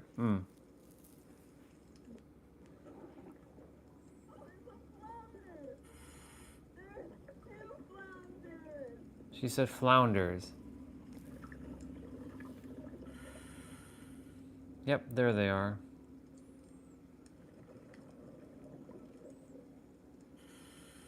Man, look at that. Look at all them Pokemons. Look, those are friggin' Pokemons right there.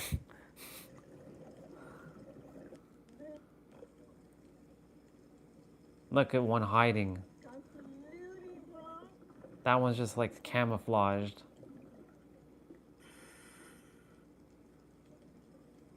Crazy.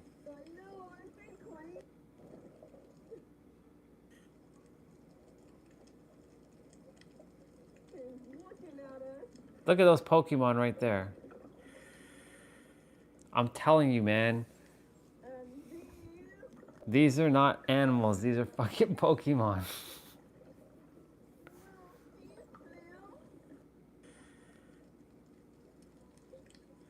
It's crazy.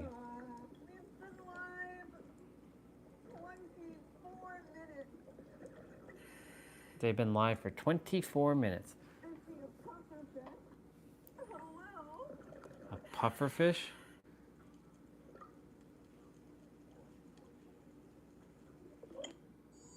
That Apple Watch is pretty badass.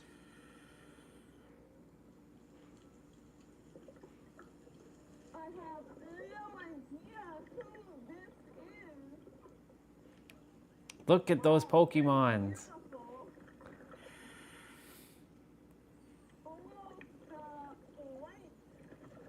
Since you brought up diving, I'm like, dude, I have to show you this. And since you were talking about the Marianas Trench, I was like, I have to show you this. I have no idea what's that Pokemon, bro.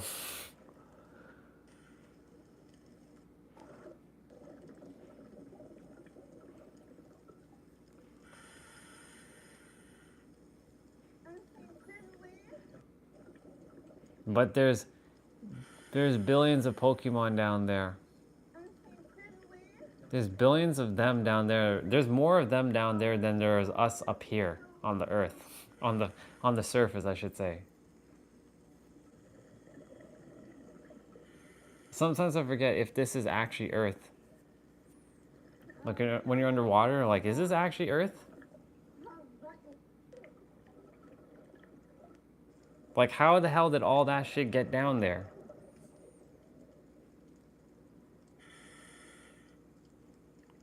She definitely is more in shallow water for sure. It's definitely not deep. She said it looked like she was 18 meters or 18 feet. I don't know. I have no idea. Look, there's a shark, Baba. There's a Pokemon right there.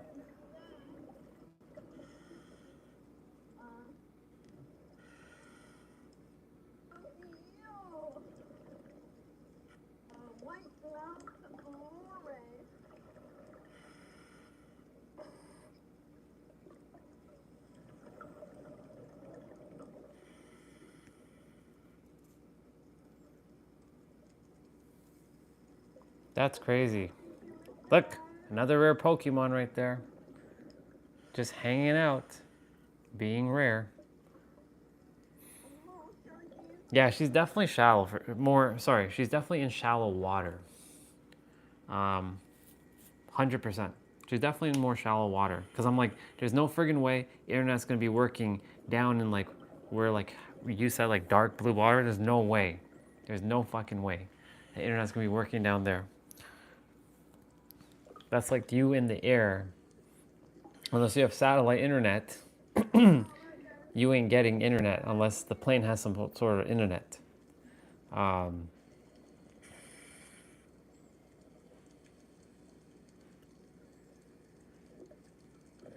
That's crazy. Just this alone is like inspiring to me. Absolutely inspiring. I think when I saw her do these live streams, I was like, I feel like I'm meant to do live streaming, but I don't know what. So she kind of planted a seed last year. When I saw her around this time actually, after my birthday. I was like, wow, that's the coolest shit I've ever seen. And I showed it to Olga. I showed it to my brother downstairs. I showed it to a couple other people, and they're like, wow, that is so cool. I've never seen that before. Because I ran across it on TikTok when I was doing my little TikTok doom swiping shit. I'm like, whoa, what's this? The girl's underwater? So of course my curiosity peaked. I'm like, how are you getting internet underwater like that? So, yeah.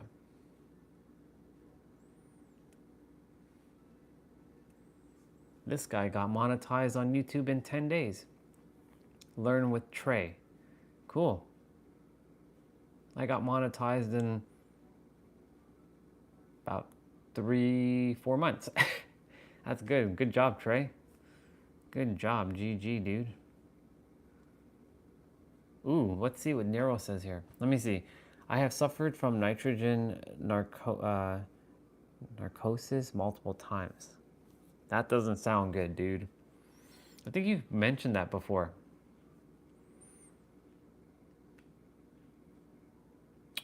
Nero posted this 2 days ago. It's another post on his YouTube. Stop destroying yourself. Do you think life will be harder because you were born in this location?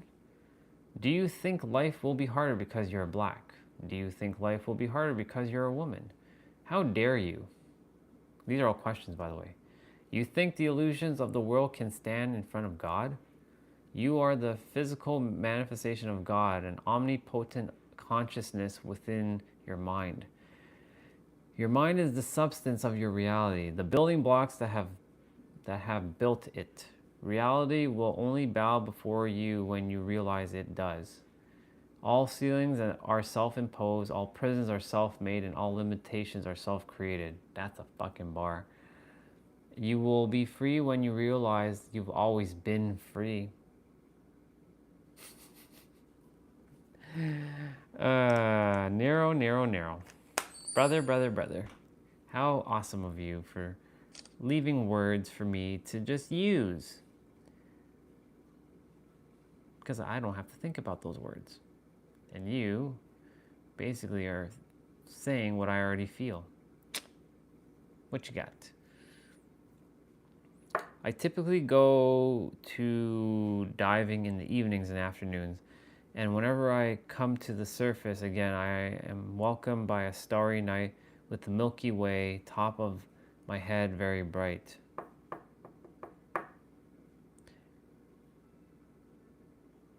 So many people would kill to have that experience. That's why it's awesome that you get to experience those things. And the reason why you're able to see those starry skies is because less pollution where you're at. Because, Cinnabar Island, Cinnabar Island is surrounded by water and barely any buildings. So, yeah. Yep, Cinnabar Island.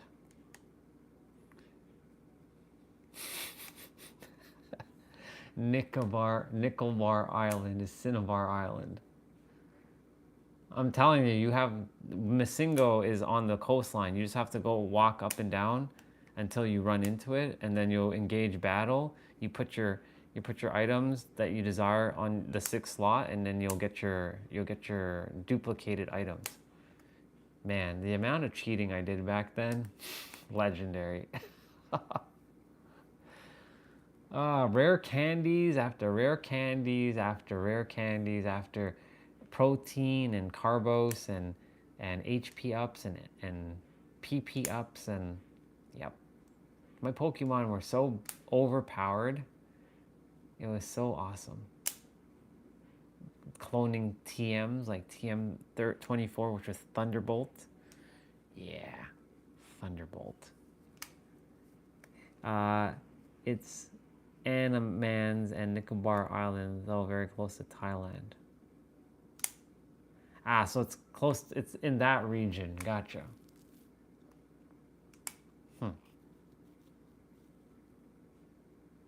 Fascinating.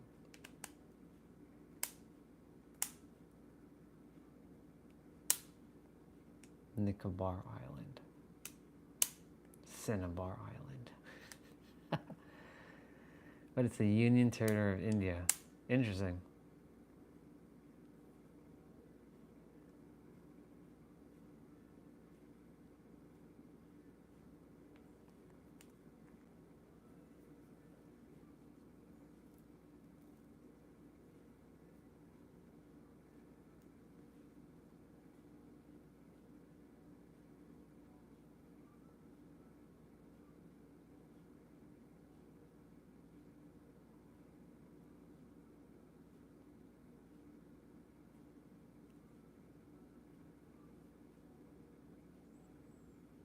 Ooh, this comment is pretty powerful.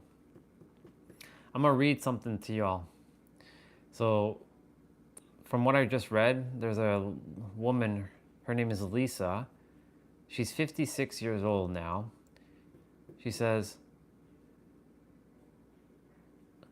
I am not native to Andamans. I migrate here from my second home. What's your second home? While you share, I'm going to read this. I have always said I don't worry about money. I haven't looked for a job since I was a teenager. I just said she's 56 years old. People just show up with job offers. I literally mean to my doorstep. I'm almost 56. You are the only, big capital letters, only person who eloquently explained what I have felt ever since I was a small child in Sunday school. I watch STFU at least 20 times, and it gave me my life back. Is that a show or something? STFU? I'll have to look that up. It gave me my life back. You even clarified karma for me. Thanks to you, I was able to free myself from the toxic people with no more remorse. Keep being exactly who you are, and you will effortlessly find yourself amongst the stars. And that's funny that you say stars earlier, because it says you will find yourself effortlessly amongst the stars. This is why I love reading comments.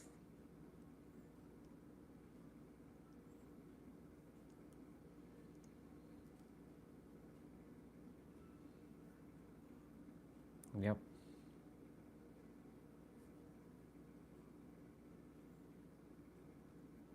Dropping them bars.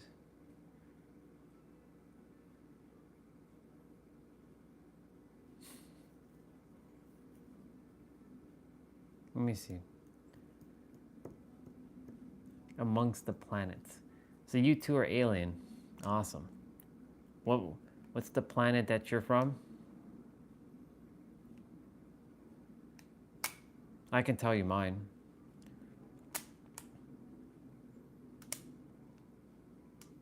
Mine is a race of,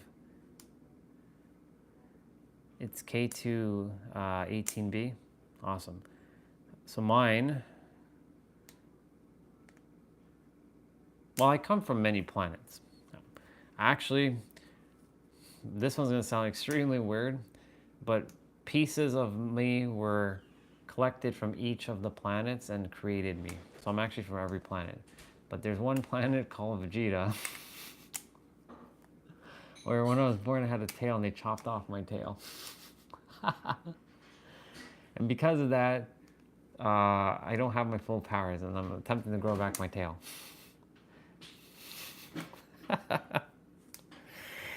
And when I get back my tail and I look at the moon, I will turn into a giant ape and smash everything.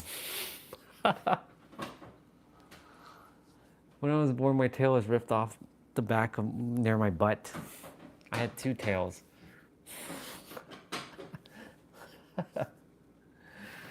Yeah.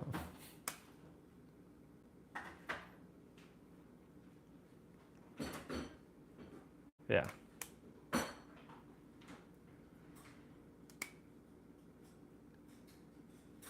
Yeah, exactly.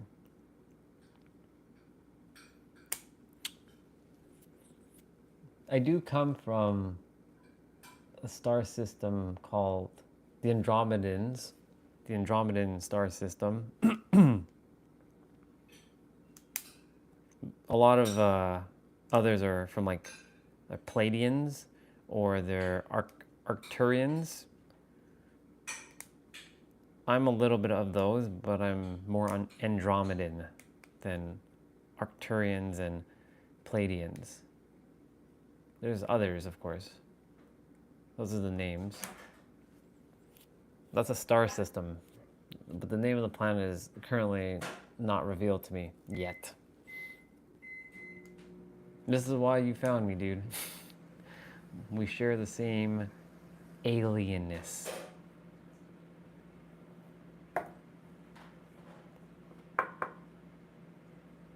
Earth is very foreign.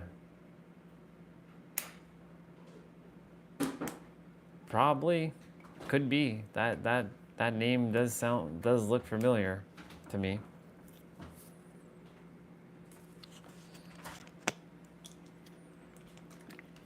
It's just the name hasn't been fully revealed to me yet. By the way, I already did. I'm at 9302 steps. That's crazy. That means I get the right to play some video games. So my goal is to hit 85 to 9,000 before I even turn on the gaming laptop. If I don't hit my 9,000 steps, I can't turn on the gaming laptop. So that means I have the right to play a video game on the ancient 11-year-old laptop. 11-year-old laptop, that's crazy. 2014. I got it in 2015, but it was built in 2014. It's crazy. Though I fantasize about swimming in a mega ocean of an exoplanet at least 100 light years away from Earth. I like that. You swimming is me like flying.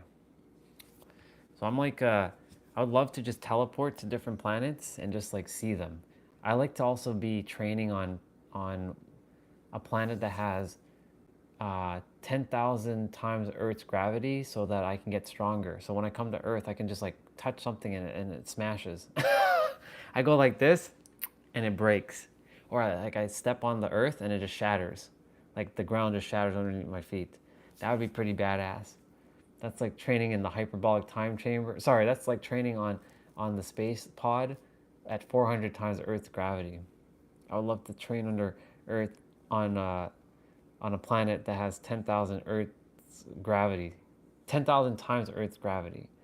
I know I'm gonna get absolutely demolished as soon as I get off of it.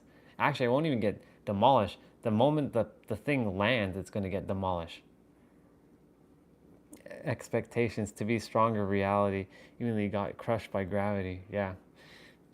Oh yeah. What I really desire to do is go through a black hole and feel what it feels like to get ripped to shreds through a black hole. Like go through the core of that black hole and feel what that feels like. I'd travel to a black hole. I would like to see what it feels like. And not just any black hole, the supermassive black holes. You know those ones where they have the weird names, like was it S12 or S9 plus numbers, whatever number? Yeah, that. I would love that. I'd love to see what it feels like to go through a black hole and where. Yeah.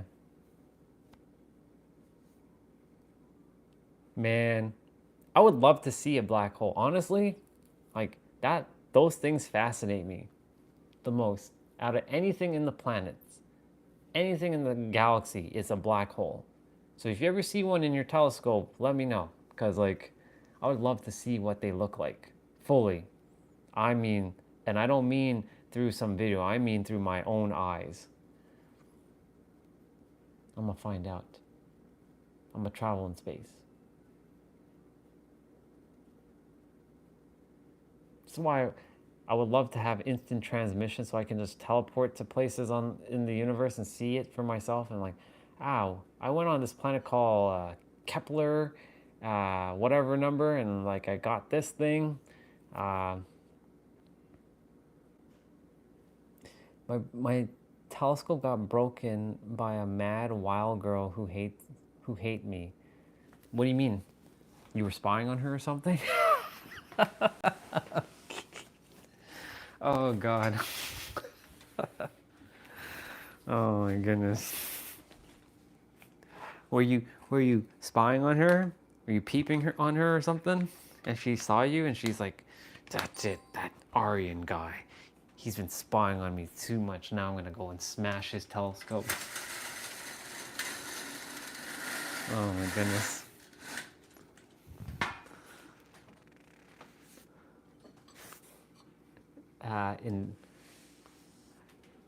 Was that the person that came on that day, Indominus?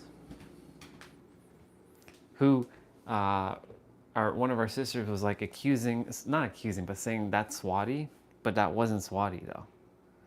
Okay, so first of all, why is she named Indominus? What is the reason behind that name? Because that looks more like a masculine name. I'm not saying that Indominus can't be a feminine name, but it's like more of a masculine like name, if you know what I'm saying. So I'm curious why she called herself Indominus. What's the motivation behind that name, if you know?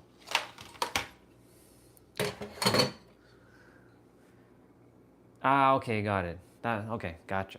That makes sense. Just gonna grab me. Actually, I don't have to grab that yet. Just gotta wash some dishes.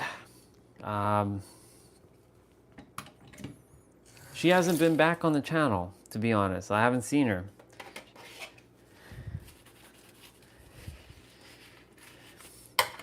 It was interesting that day because I was like, that's because, you know, Swati sometimes puts on like an alter ego, and I was like, maybe that's why Regina was like, that's Swati, but no, that's not Swati. That was really actually your friend.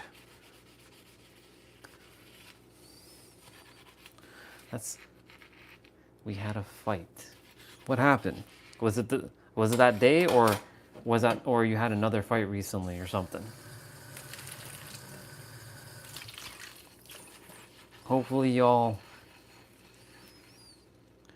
on that day she was arguing with me. But what was she arguing with you about?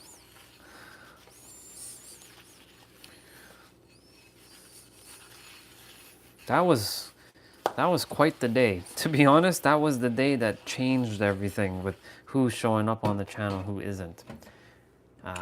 Two souls have no longer show up on this channel, maybe even more. But hey, I wish them only the best wherever they are, wherever they go in life, and love them and will always love them. But gotta let them go. Gotta keep moving forward. And she pushed my telescope from... Dude, you did get you did tell me you got a new telescope. But like, you know, she should be paying damage for that telescope. Telescopes ain't cheap, you know. Well, depending on how much money you have, and if it's considered cheap or expensive to you based on perspective. You know, I don't like using the word cheap or expensive because those words don't exist in my reality. Yeah.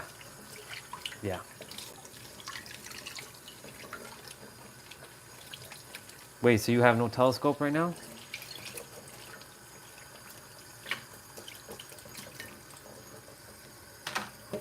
Then she should be paying, she should be the one paying you back for fixing. She should be paying you to go get another telescope.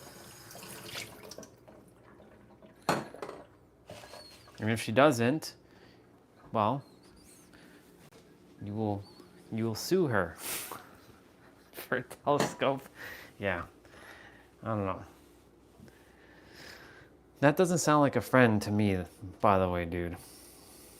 Sounds like some person who has a lot of inner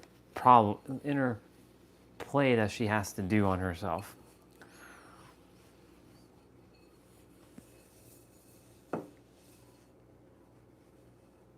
Bro, I'm not gonna do that math. Oh God, dude. As much as I love numbers, math is, yeah, no, I'm good. All I can tell you, yeah, it costs a pretty penny. Yeah, not doing that math.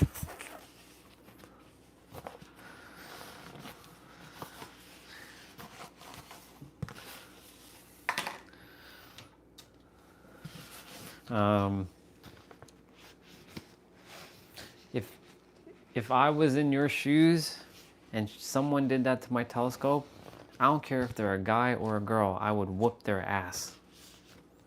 Because, you know, in this world, today's day and age, women are desiring to feel treated equal. So if they desire to feel treated equal, then... But I mean, I don't go and cause physical damage to anybody. But that would have pissed me off extremely if that happened to my telescope. I'd have been like, "Urgh," and go Super Saiyan on her.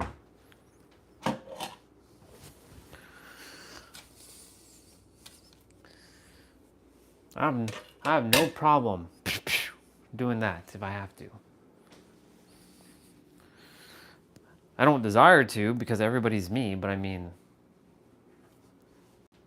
I don't get myself into situations like that either, so that's why there's no problems in my reality. There are literally no problems except for the problems I create. If I create it, it's because Or if I have so-called problems, it's because I created those problems. And if that's like through some other person, that means they are, it's because I created that experience with them. Okay, I had peanut butter earlier. I'm gonna have Nutella because I said fuck it. I said fuck it. I'm gonna have Nutella. Plus we're running out of peanut butter and I have to go buy peanut butter. So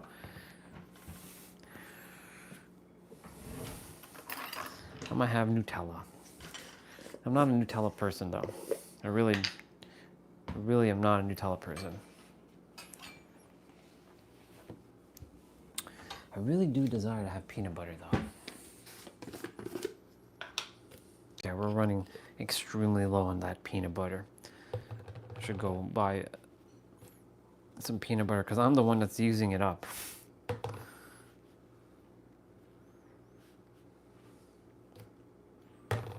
One slice of peanut butter and one slice of Nutella.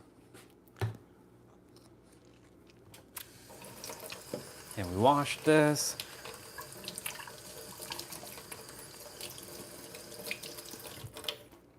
And then we clean it, and then we dunk it into Nutella, and then we wash it again.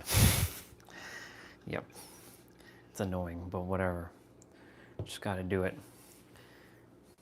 Can't be dunking shit into different things. Now we wash it again.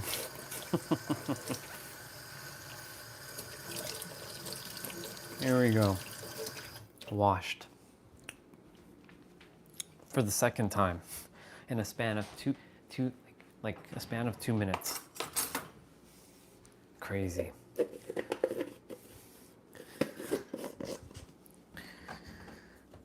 Oh, baby.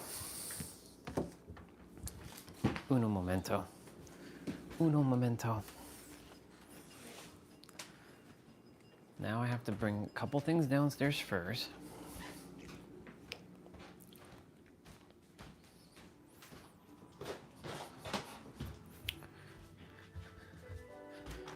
You can definitely hear the music playing. I'm in the room.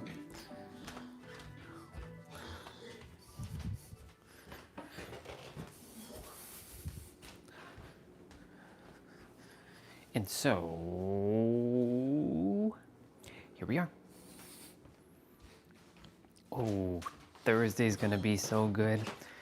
Thursday's gonna be so good. The weather is gonna be so good. We'll be outside. We'll be outside. We'll be outside. I'm excited for Thursday because the weather's gonna be so good. Now I can put you all back on this thing. There we go.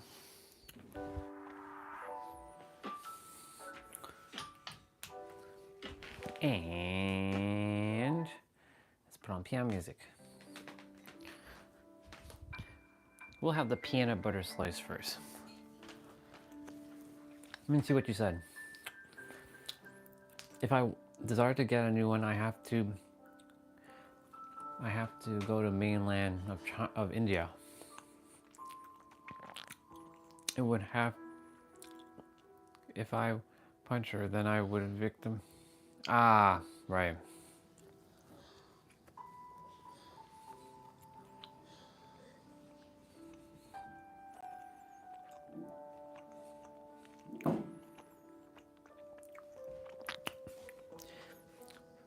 Is it because of attractiveness, or is it just because you've known her for so long and it's her personality you don't like? Nothing wrong with that. You like what you like.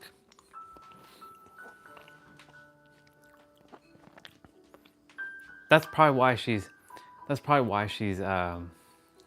maybe like hostile with you, because she's like, this damn Aryan guy, I like him so much and he doesn't even like me, so I'm gonna cause him havoc. Some people do that, you know.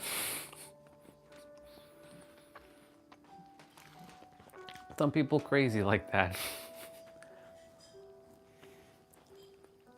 They straight up crazy. Cray cray.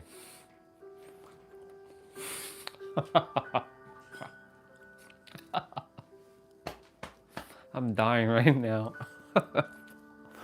Oh my God.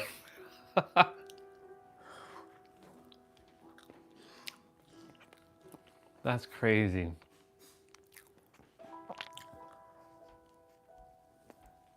I know, because there is a person that I knew that was like that. Not to me, thank God, but to someone else. I'm like, she was bonkers for this dude. Crazy. And similar to you, he didn't give her any attention. What? So she would do all kinds of things. This is when I was way younger. Like, when I say young, I mean like in my teens, even though I hated people at the time. She would do this. She would do all kinds of manipulative things just to get his attention. I'm like,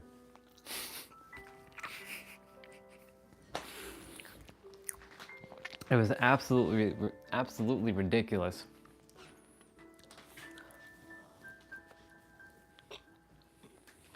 Crazy.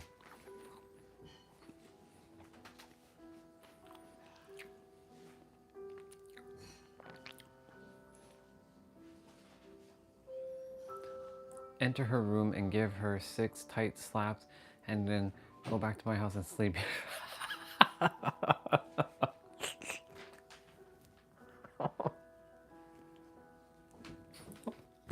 Oh my God. You're killing me, dude.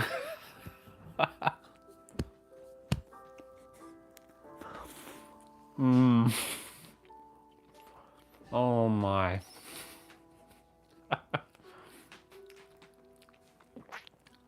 Man.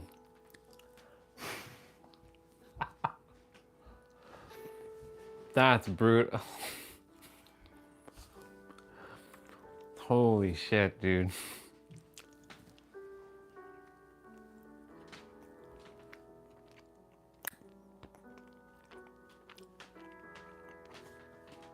But I think that's why she drives you nuts.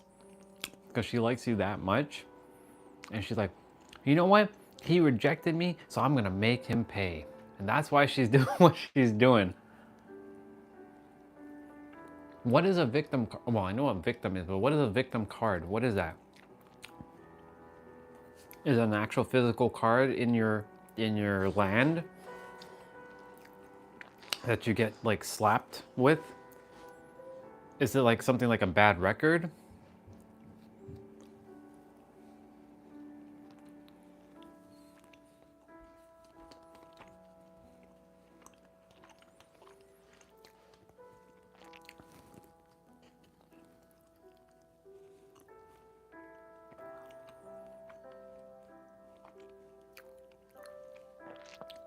Because what that sounds like to me, it sounds like some sort of like like having a bad record on your name or something.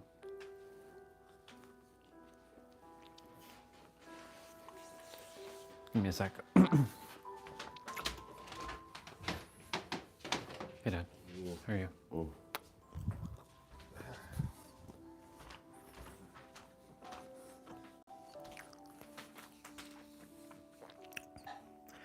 So victim card refers to getting me into trouble. Got it. But is it something where it goes on like some sort of like record that then like anybody who sees like your personal record, it shows like you did this kind of thing?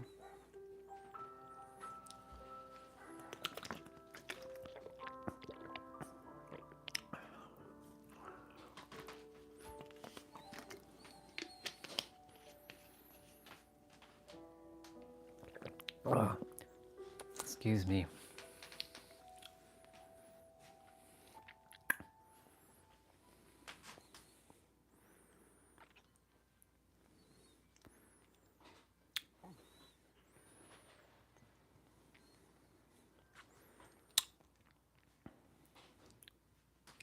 Oh, no, no, no, no, no, no, no, no. We can't play that now.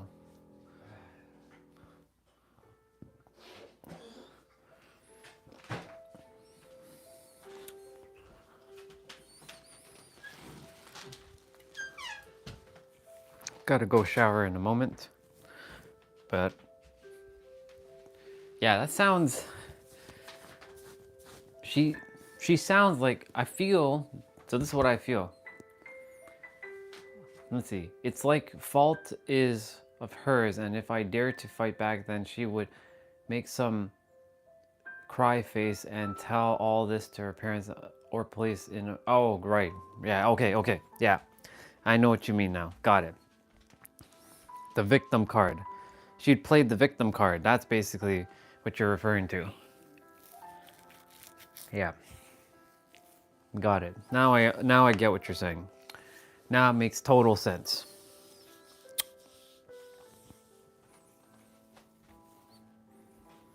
Yeah, I just feel, honestly, dude, because you just said that she's liked you for a long time. I think that's the reason why she's doing what she's doing. Just either pay you back for all those times and get on your last nerves. And because people do this, you know, they like revenge. I don't know where she's at in her journey, but like, if I know she's on the channel, or I know she comes on, she only came on one time. If she ever comes on the channel and I ever have a chat with her, I'd be like speaking life into her. Be like, what are you doing? What you doing to our brother? And see where she goes. And like, if she tells me, but he's done this, I'll listen to her story. I'll listen to her side. Because remember, there's always two sides of a story, right? Can't just take one side. I listen to her side, and then I'll make my observation on what's going on. But I know she probably might pull a fast one. I can only base it on what I'm hearing from you, but yeah. I feel she just likes you too damn much, that's why. And I think she would stop her bullshit if you had liked her. But the thing is, like, yeah, there are people who are gonna drive you absolutely nuts. Take it from me, dude. I've had people in the past who drove me up the wall. Those people don't exist now, as you can clearly see. And some who still desire to kind of like, you know, attempt to trigger me. I am grateful for them to trigger me so that I can bring up my triggers and release them, because they never were mine to begin with in the first place. So they're doing me a great service by doing that. It's just annoying when I've shared with them stop and they still do anyways. It's like the time when so I'm ticklish here, just so you all know. I'm exposing my vulnerability right now. I'm very ticklish here. The moment someone's hand comes like here, my body does this. Like, I can touch myself here, no problem. But if it's anybody else, even if it's a loved one, it's going to go like this. Like, stay away. Anyways, there was one time somebody got to me and they pinned me down when I was a kid and they tickled me, and I told them to fucking stop and they wouldn't stop, and I was like it was to a point where it was a painful experience, because you know, you can be tickled to death. That's an actual expression. I hate that feeling. And so like there are people in the world who will just continue to do bullshit like that to others. And I don't mean that in the physical sense. I mean that from a more like verbal sense, that they will just keep bringing up the same thing or something just to piss you off. Some people do like to see other people pissed off. And they like to rile other people up because they get excited for that kind of nonsense. For me, I'm like, just leave me alone. Just leave me alone. I ain't even bothering you. Just leave me alone. Just get out of my way. Just don't bother me. You know what I'm saying? So like, I tell those ones, like, just leave me alone. I don't desire to have to even say that to them. I'm like, just leave me alone. I'm not even bothering you. I haven't even said a word to you. So, anyways, yeah. Should I invite her to dive and leave her at... I wouldn't do that, but do your best to avoid contact with her if she bothers you too much. Do you speak to her on a daily basis? Is this like an everyday thing, or do you only see her once in a while? Because I know you said she lives like next door or something, right? Or she lives nearby. Huh. My phone battery's at 67 and there's 6 people and 7 likes. It's always... That's great.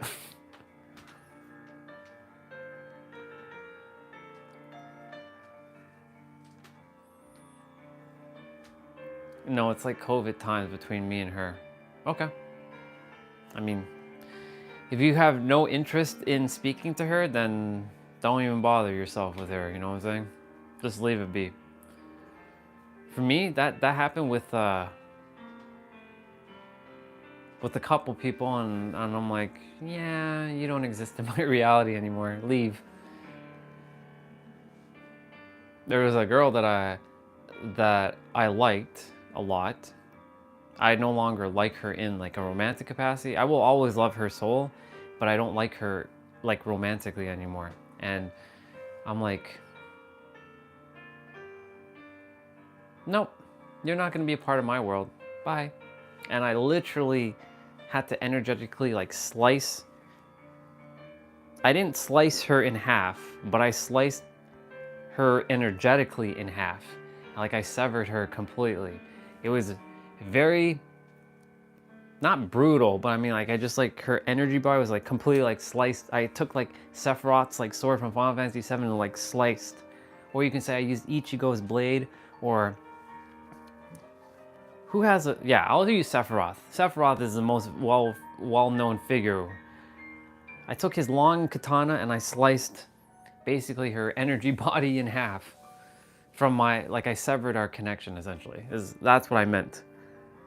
So like when someone is, like if someone betrayed me or has done something so disrespectful to me and I haven't even done anything to them, well guess what I'm gonna do? I'm gonna take that sword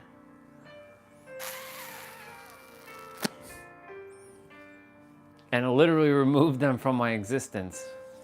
That's what it represents. I don't physically go do anything to anybody. It's more of a energetic like sever. Like you just like, you evaporate from my reality. Or better yet, you know how Trunks destroyed Frieza with the sword? It's kind of like doing that with like Trunks with his sword. And he throws the sword up in the air and then he, yeah, it's basically that.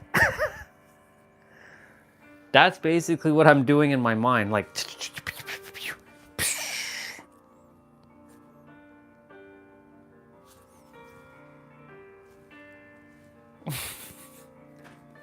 yeah. That's what I had to do to a few people. Energetically, not physically. I have to specify that because you never know what can be taken out of context, and people take a lot of things out of context and then they attempt to cancel you. Ain't nobody gonna ever cancel me because I'm gonna find my way and like energetically cut through all your nonsense.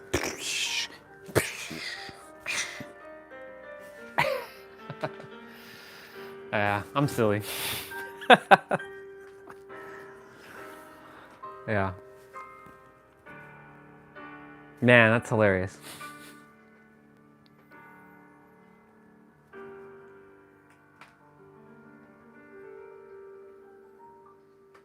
I had to do that. It was necessary though for me, because if I didn't do it that way, dude, they will linger in my mind and then that's it. But the moment I do that, it's like ultimate destruction. It's annihilation at its finest. It doesn't mean that I'm hurting them like physically in an evil sense. It's just that I'm removing you from my reality. So like you must leave. And if you can't leave my mind, I must literally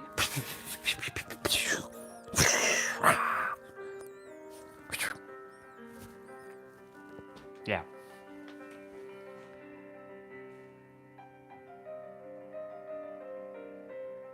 I remember. It's only because like she was going through her own like stuff. I remember. Which, by the way, she hasn't been here today. Swati. Where are you, sister? I'm gonna sniff you out. Show me that you're here with them eyeballs.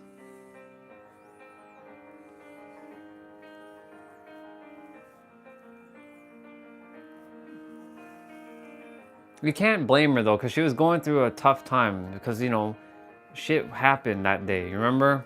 We don't have to go back down that road. I don't blame her, but I don't think she meant it. She was not really saying it to you. So I wouldn't take it too serious with her because she's not that type of person. She only felt that way because of all the things that had happened prior. So it's like, you know, when you say something, when you're in a heated, you kind of like regret what you say. That's basically it. Oh my God. The Undertaker theme. And then like, I did the Undertaker's walk earlier. I did like this and the dong is playing.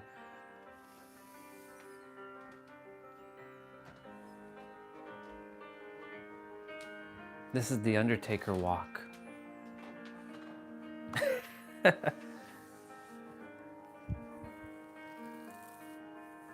Yeah. The Undertaker. Oh God.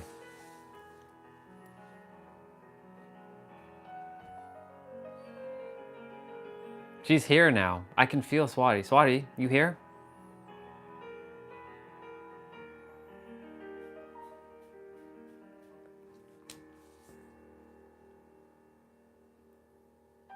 What's up, bro? I'm just hanging out. I'm just having a good old time, bro. Hey, I think you're gonna be gone though, but on Thursday's gonna be, if you're still here Thursday's gonna be like a summer day. If you're still here. But if you're not, because I know you said you're leaving soon, we have a summer day on Thursday. It's 23 degrees Celsius. I mean, in the grand scheme of things, I know you experience like 40 degrees Celsius, but hey, 23 in April, that's pretty hot. So if you're here on Thursday, you're gonna have a summer day. I trust you're doing great, bro. I'm just hanging out, just having fun. I was doing my steps. I was outside earlier in the sun. I'm at 95.23, y'all. That's pretty badass. I get to play a video game. Oh, man.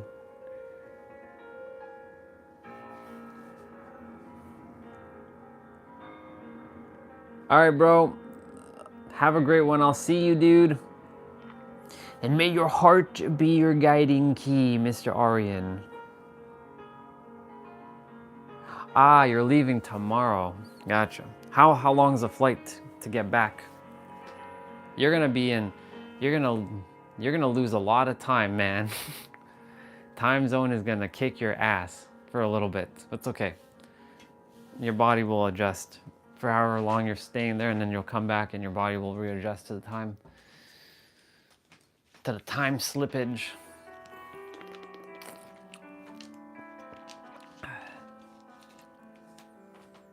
I can only imagine your flight's gonna be like 15 hours or something. Maybe longer. I wonder how long a flight it actually is going that direction. It's like a 2-hour and then a 14-hour flight. Jesus. Oh my God. Sitting in a plane for that long. Like I can handle 5 hours, but even then, like that's like pushing it for me. The longest I've ever sat in an airplane was 8 hours. That was well, I was a child too, and I was 9 years old. So I mean, I'm a 9-year-old kid. I'm gonna be agitated and moving around. That was, but 8 hours, and that was to mom's homeland, Guyana, South America.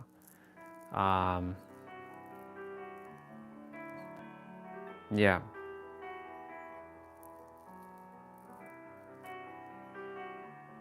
Damn, 14 fucking hours. My brother, he went, my blood brother, he went to Japan. It was like some ridiculously like 21 hours he flew. I'm like, what the fuck? 21 hours? God, it's crazy. Either it was something ridiculous like that.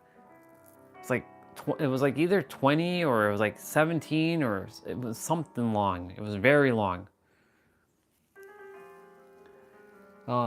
My back got fucked because when I got here, it was a direct 15-hour flight, no breaks.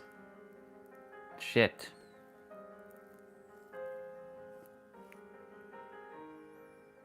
Well, do your best to stand up in the plane and just like, you know, give yourself a little bit like stretch whenever you can, dude. That's what I would do. I do that all the time now. Like whenever I'm taking a flight, I'm like, I'll get the window seat and I'm like, hey, I'm just gonna get up and stretch. No problem. And the person gets up and I'm just,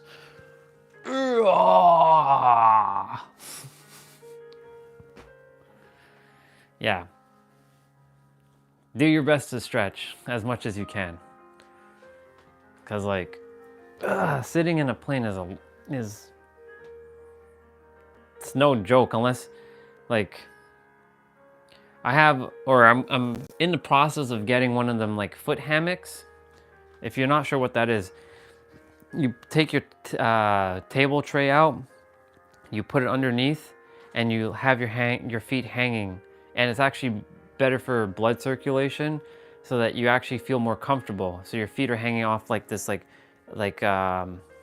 sling, like it's basically a sling for your foot or your feet. Sorry, and it essentially is like allows your blood circulation to be better, and you don't feel all agitated. You actually feel more relaxed when you have it. It's a foot hammock. It's like $20 on Amazon. Yeah.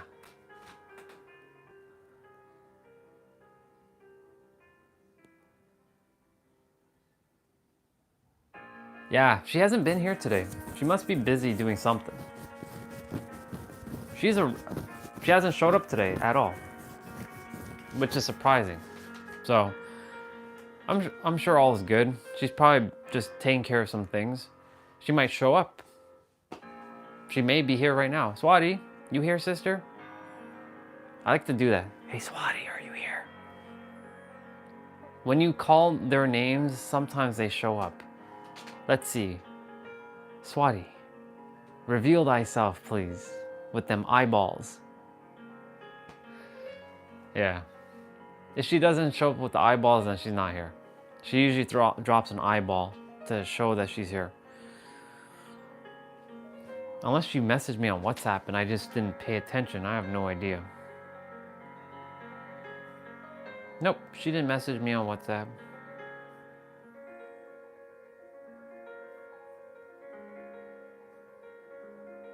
Nope, nothing on WhatsApp. What's this?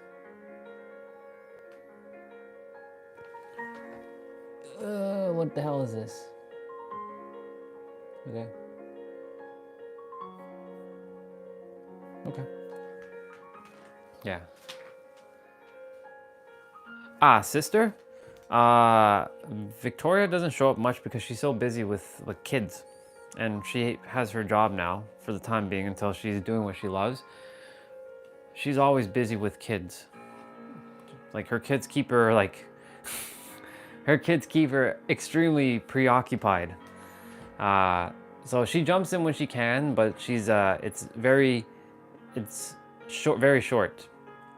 Olga jumps in when she can now, but she's doing what she's doing, so she's creating and making her magic in the world. So she'll show up when she shows up.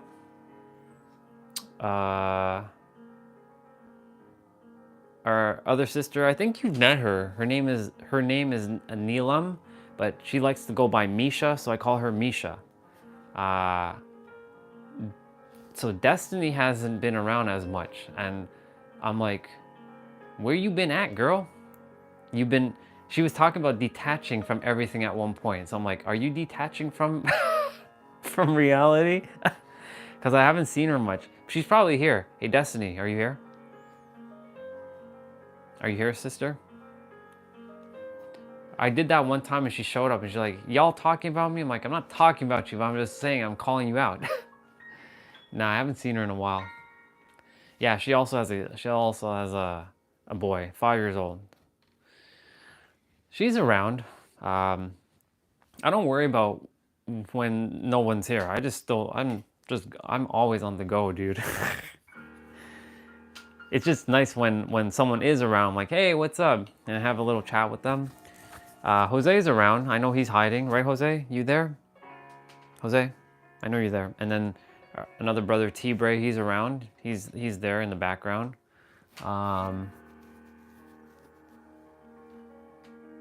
Who else? Hey, what's up, Cole? Welcome back, dude. Good to see you. We have like some new faces on the channel, like Cole, that shows up here and there. Good to see you, by the way, brother. Just hanging out, just chilling. Just almost hit my 10,000 steps for the day. I was outside for a bit, running around.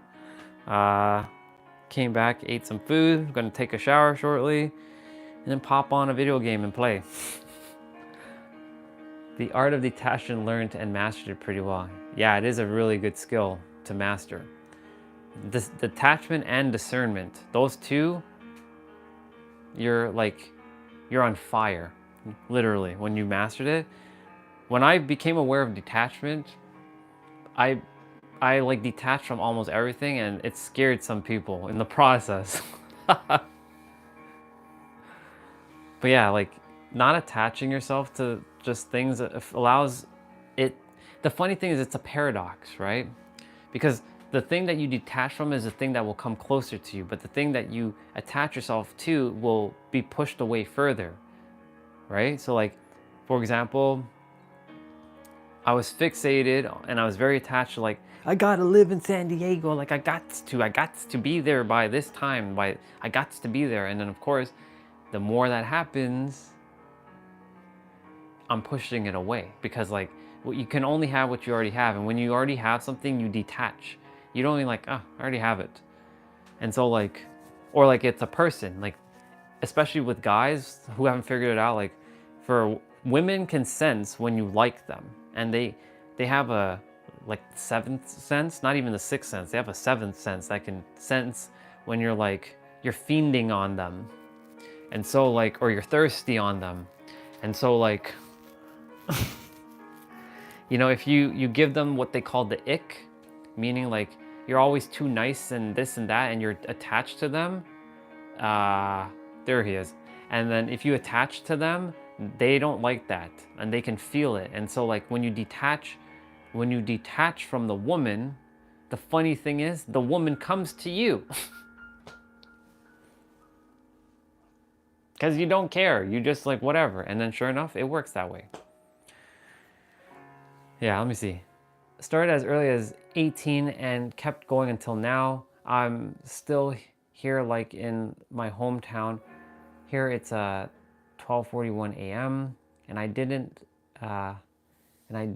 meet those shitheads who used to call when they need some. Yeah, and now they are calling because they know I got some. Right, exactly. And guess what? That's not your problem. So yeah, perfect. It's smart. It's bang on, dude. That's usually the case. When you start making it big, people tend to like, they want more from you, even though like they don't even give a flying F about you. And that's the thing, like, you know, I know when the time comes for me, when it starts flowing in, because it's already starting. You're gonna see some random soul that I haven't spoken to in like 10 years is gonna show up out of nowhere. Oh, hi, Andre. It's so nice to talk with you. I see that you're doing some big things in the world. I see that you got that. They won't say lots of money, but I mean, you're like, would you be able to like help me out? I'm like, but I haven't. I mean, I don't mind, but I'm like, I haven't spoken to you in 10 years. Where the fuck have you been? And why only now? Yeah, I know that feeling, dude. I've had that happen to me in the past. So Detaching is such a masterful skill. The more you detach, the more you the more you free yourself. It's the greatest. There she is. See? There's our sister. Where the hell have you been? We were mentioning your name. I'm like, where the hell is she? Now she's here. Good to see you, sister. Yeah, when you detach, honestly, you free yourself and the thing that you desire comes to you faster. And the thing is, if you desire something, it won't come to you faster because you're attached to it. And because you're attached to it, you're pushing it away. It's the fucking greatest paradox on the planet. It really is. You're doing something currently? Okay. Let me send some positive energy, sister. Take it in. So you can handle it.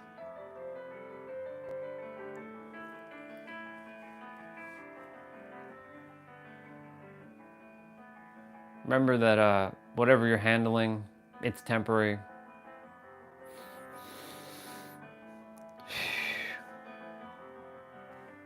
All is good. That's all. All is good.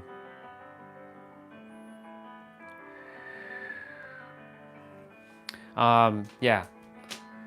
Tam, you're on the right track, dude. Honestly, I so much respect for you, bro. Because when I was your age, not that I'm like old or anything, but when I was your age, that wasn't even in my thought process, bro. So your leaps and bounds where you are now in retrospect to where I was at your age. No comparison, of course, but in retrospect, where I was when I was that same age as you. Yeah. Detachment? What the fuck is detachment? That wasn't even a thing, dude, for me. So you're on the right track, bro, and I'm proud of you. Just keep it up. Never let go of that skill, ever. In your if that's the only thing I share with you, if that's the only thing that you take away from me, keep that skill. Like keep that shit in, like on lockdown. It is such a masterful skill. I'm so grateful that I became aware of it in 2022, and then I started mastering detachment, and I became such a master at detaching that like other people got afraid, like, oh fuck, this guy doesn't even like reach out to us anymore. Yeah, because I detached. What you want me to do? Y'all told me to detach, so I detached. And now y'all desire for me to message you? No, I detached. If you desire to reach out to me, then you're the one that has to reach out to me. I've been the initiator all my life, being the attached person. I'm not gonna reach out to anybody unless I feel called to. And so this is why I detach. And the same thing goes for a relationship. When I'm in a relationship, if the woman does not reciprocate equally to me, then I'm just gonna detach. I'm like, hey, I'm not gonna be reaching out to you every day. Take it or leave it. I'll give you a little bit in the beginning, but you gotta meet me halfway, and if you don't, well, I'm gonna just detach. That's just how it works. Such a beautiful skill. It frees you from all kinds of bullshit. It really does. Truly.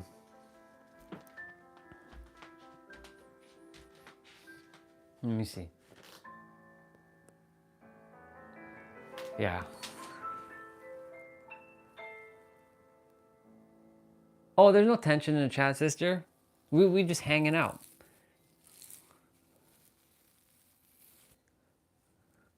Let's see. Tam's just using capital letters. That's all. That's all it is to me. We're just hanging out.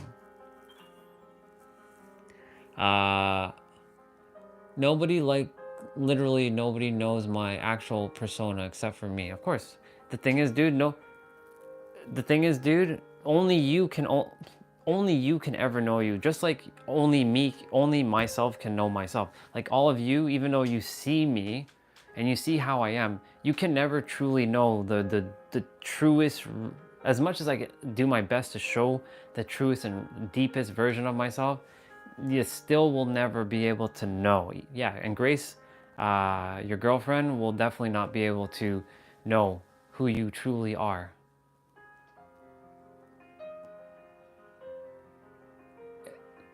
I don't know, sister. I'm we were bringing up the conversation when the day, you know, that shit happened, and Indominus smashed his telescope, and then he brought up your name. I'm like, I wonder why he's bringing up your name. He didn't mean it in any negative way, but I'm like, I had to clarify to him, like, you know, Swati was just going through some tough shit with you know what. We don't have to go through that again, and you know, she didn't mean what she said. Whatever you said, I have no idea. You have to ask him. He's not here anymore. He left, but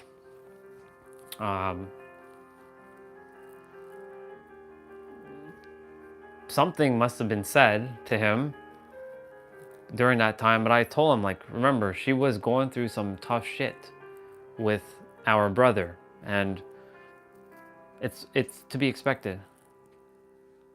Yeah, I'm not sure. I wouldn't even worry about it. And I told him, don't even worry about it. Sometimes we may say things out of context anyways. You know, when you're in a heated moment and you're very highly emotional, you say things and you either don't remember or you what's the word? Or you regret what you say. It's that. So, yeah.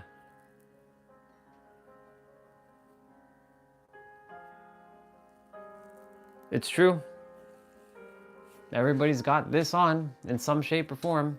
I'm doing my best to take mine off in every present moment. That's why you see what you see is what you get with me. As much as I can possibly take this off and remove it.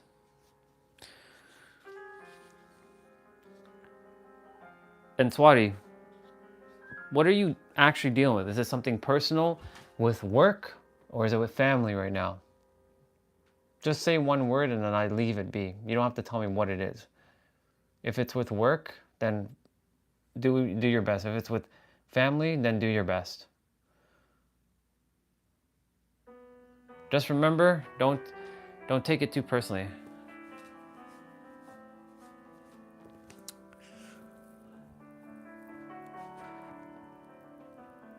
Sister, don't read too much into it, because the more you do that, you're gonna cause unnecessary trouble for yourself and for him. And when he brought up, I'm like, why is he bringing up your name? So I'm like, I was gonna delete the message, to be quite honest, but I'm like, you know what? Let's just leave it. When you see him, ask him point blank, and we'll see what happens. Just make sure you two don't get into some bullshit like nonsense, because I will kick both of your asses immediately. Yeah, Pink Ninja Turtle.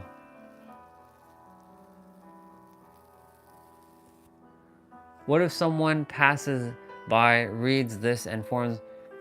So, if they form an opinion about you, what's the big deal? It shouldn't even bother you. If somebody were to talk bad about me right now... Okay, so let me put myself in your shoes for a moment. If somebody were to say my name, do you think I'd give a flying F? No, because... You don't... People like that don't matter to me. Like, if you're gonna talk shit about me behind my back, go right ahead. Be my guest.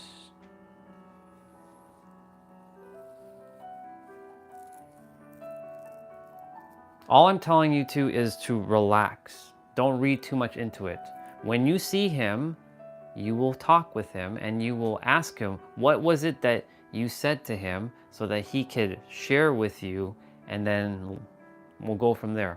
For now, you can keep it in your memory bank, but don't let it eat you, because I know how your brain works to some degree.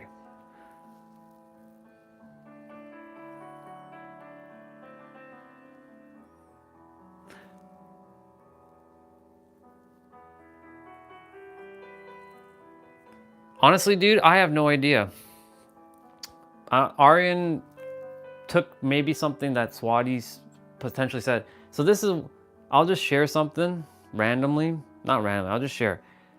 There was an incident You weren't here when it happened, Ham, with our brother Eric and Swati, and shit just got out of hand. You may have been here actually. You may have seen that. That's why our brother is no longer here, because he just doesn't like the energy of the live stream. I'm like, okay, you go your way, you go do your thing. So our sister, you know, I called her and I was chatting with her, and you know, a couple people were saying that Indominus, which is another person, was Swati, because sometimes our sister, you know, has different accounts, but it wasn't her this time. It was someone actually different. And so during that time, Aryan and Indominus were getting into some argument thing, and then maybe Aryan saw something that Swati typed in the chat and he took it personally. I have fucking no idea. I have no idea. This is why texting is the worst fucking form of communication, and y'all need to jump on a damn call and have your conversation.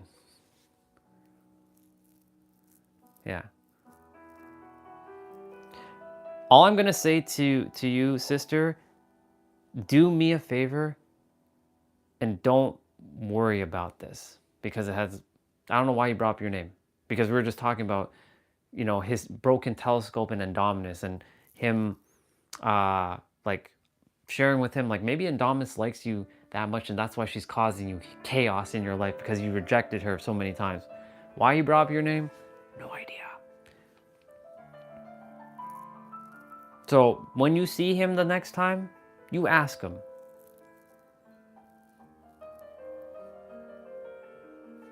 Because I have no idea why. We were talking about something completely different and he brought up your name. I'm like, okay, I wonder why you're bringing up her name. That's why I was hoping that you were here, but you weren't. But it's okay, because you were dealing with whatever you're dealing with. So if you like to learn if you like to be mirrored for something right now, if someone's talking or making an opinion about you, why does that matter? Why is it the worst day of your life? Share what's going on.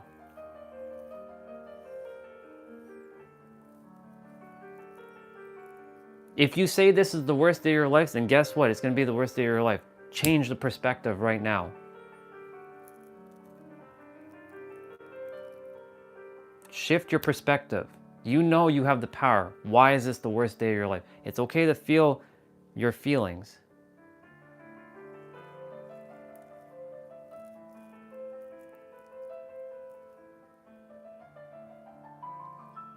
Sister, if you don't speak up and share what you're feeling, how can I help you? Share. Why is this the worst day of your life? Shift. I'm going to help you shift right now. What is causing you to say this is the worst day of your life? What happened?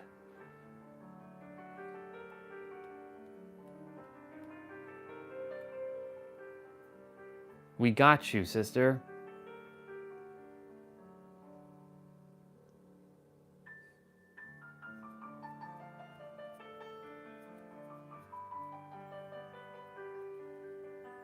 Remember I mentioned to you about being the master of your emotions? That you are the creator, you're God? If you let something insignificant, whatever happened before this happened or whatever, if you allow that to control you, then, and remember, you're currently in the process of letting go of a lot of that energy. This is why when we brought up detachment, it's a very powerful tool to have. You know, I'll be loving, but I'll also be very stern. You must master your emotions.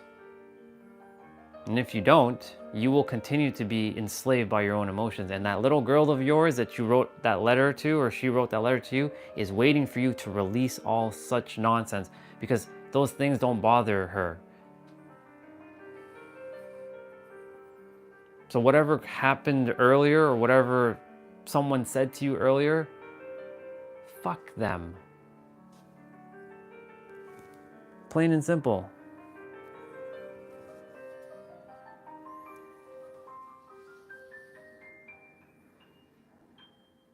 Just like if I was in your shoes, if I knowing what I know, I don't care.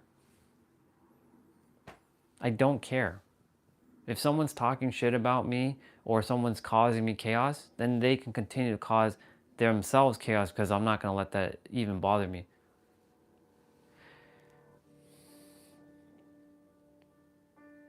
Did you lose your job?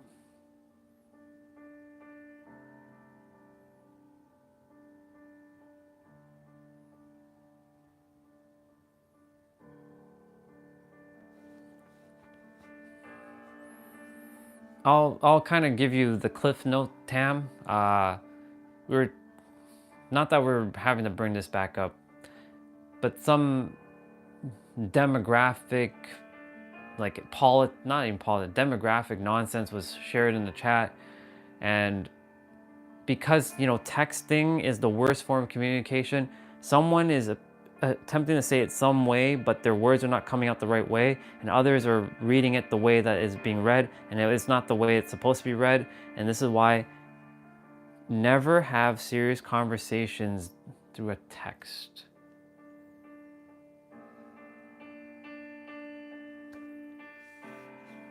Never ever. And this goes for you, bro, with grace in the future, when shit is about to hit the fan, if it ever does, communicate via voice. I'm sure you already know that.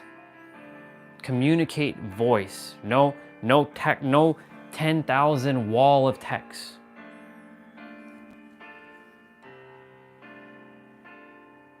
Yeah, that was an unnecessary bullshit drama. That's irrelevant. What actually happened today, sister? Share. Who caused you? Do I have to fly to India and beat someone up now? Do I have to send the supervillain of hate out there to go kill somebody? I should hope not. What happened?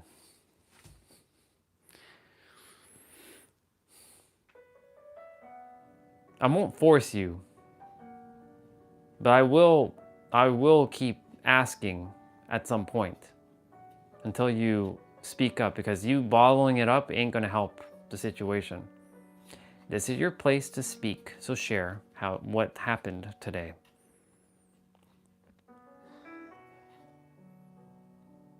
I see the paradox of this happening too. It's funny how you had the worst day of your life and then you came on and you saw your name. I think the universe is attempting. So every dipshit thinks they own me. Is this from work or is this from outside of work?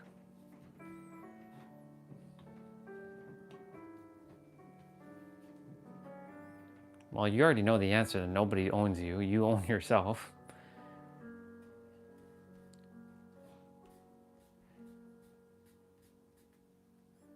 I wonder where in your inner world is causing that lesson to be mirrored out to others. Because it's all stemming from your inner world. And everybody's just as much as this is going to sound harsh, everyone's a projection of what you're feeling on the inside. So where on your inside is that showing up, causing others to be that mirror to reflect it back?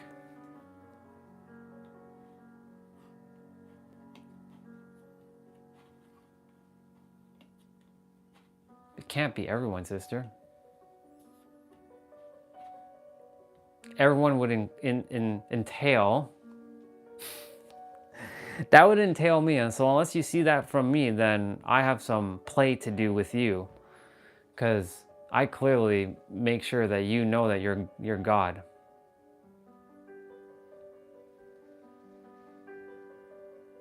Thank you, Tam. I appreciate you sharing that. That helps. Thank you, bro. And yes, we got you. You're not alone. I keep telling you that. I know it feels like you're physically alone, but you're not alone. I've been through those same feelings too, sister. Remember, supervillain of hate here. Hello. where I said fuck everyone and everyone's a piece of shit. I used to say that, remember?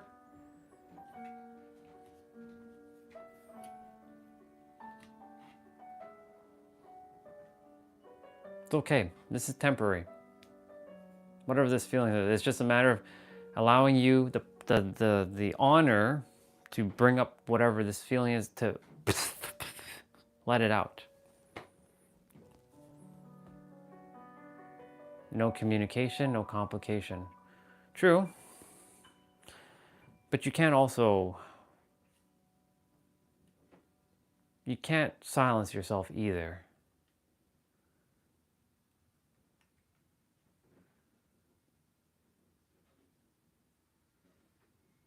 It's true. What Tam just said there, that's the detachment right there, 101.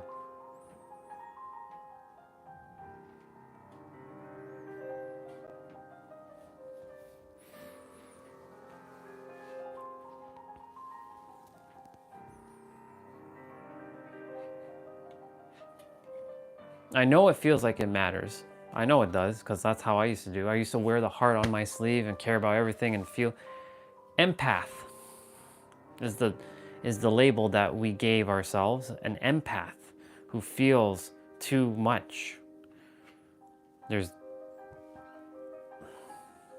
it's okay. It's temporary. In a couple days, you'll let go of all this. You'll be like, whatever, it'll be water under the bridge. If you allow it to. Remember, if you choose to, sister, remember, ChatGPT is your best friend right now. You can use ChatGPT. If nothing me or Tam share is helping, use ChatGPT. Have a conversation with ChatGPT. Don't type it out. Talk with it. There's a feature you can use to talk. Talk with it. If you don't like talking to it, then type to it. I don't care what you do. Find a way to feel better. It's okay to feel what you're feeling right now, but just don't linger in it. That's all I'm sharing, because it won't feel good.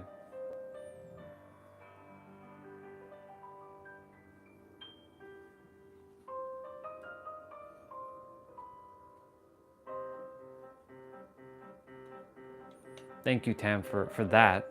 That is a mirror for me of resilience right there. You're a great mirror to me, dude, because like you're an entrepreneur. I'm only now tapping into my entrepreneurship. So there's a lot of things I could pick up from you as from a business owner. And look, you shared something that's powerful for me, and that should help sister there too, if it hits her soul the way it's supposed to.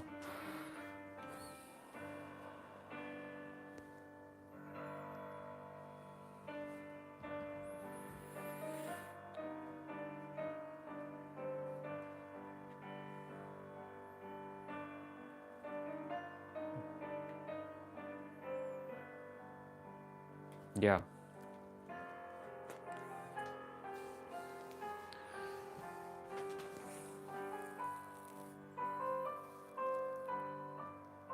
We're here for you, sister. Just like that other time.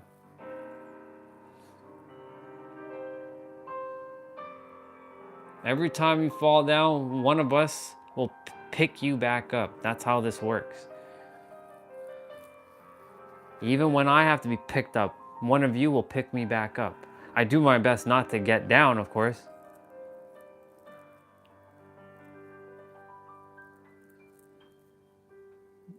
When you say that was nothing, well, it doesn't matter. What matters is you feeling. What matters is your feelings, number one. And number two, bringing up whatever, releasing it, and knowing that it can't have power over you. You're omnipotent and omnipresent, sister. This is why I keep sharing over and over. Yeah, it sucks when something is being said about you, or something's being done to you, or some other nonsense. But you also have to recognize too that you are the one who is projecting all of this out into the world, And it's for you to design, it's for you to master yourself. I keep sharing with you, this is a universe or a world of hall of mirrors, and all those people that so-called think they can own you is just yourself projecting onto those others, and those others are here to just share those mirrors to remind you to release that feeling so that you can free yourself, because you've already been free. You're the one that's in charge of this universe. But if I have to get logical with you, then I will get logical with you until it finally permeates your mind. You know what I'm saying.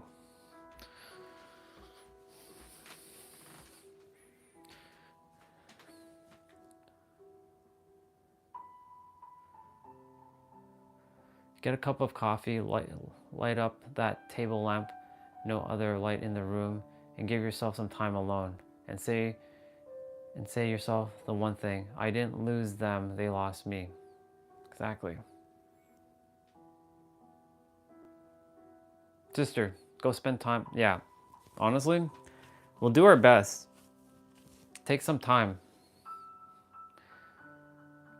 Chat with ChatGPT. It gave you some, that's weird. It gave you some amazing insights. See what else it talks about. Ask it, like, I'm feeling like this right now. And it will come up with things that you can, like tangible tools that can help you.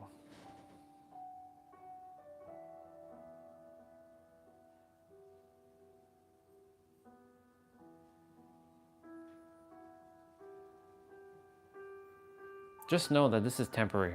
That's all it is. This is a temporary experience, and just like everything else, for example, like the sun, just because the clouds cover it doesn't mean the sun will never come back again.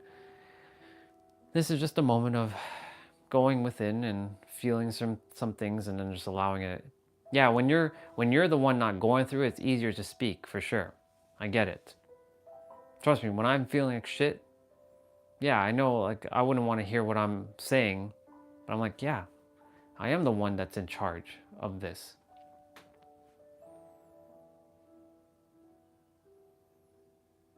Yeah, exactly.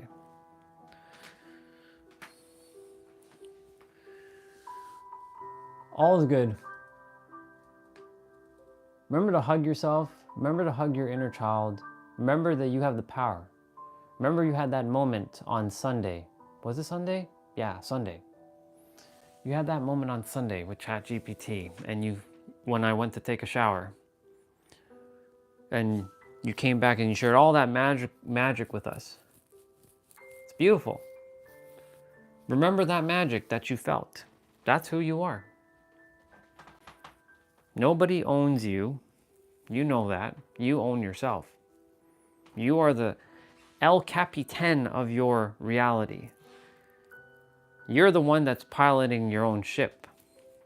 Nobody's piloting your ship. And again, you are the main character of your movie. You're the director of that movie as well. You're the director, the writer, the whatever else of a movie. That's who you are. You're all of it.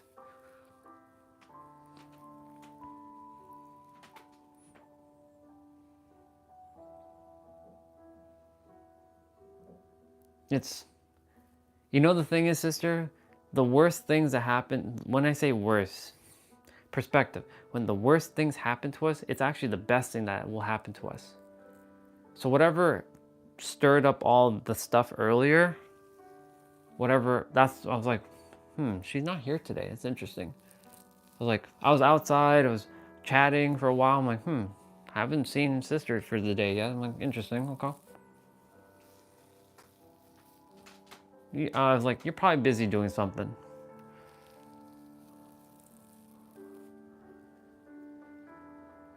The worst things that generally happen to us tend to be the best things eventually. We just may not see it in the moment, that's all. That's generally what happens.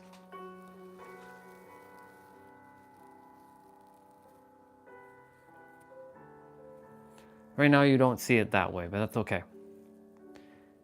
you have the right to feel the feelings that you're feeling right now. I'm just reminding you that you are in charge of your own reality. Nobody owns you.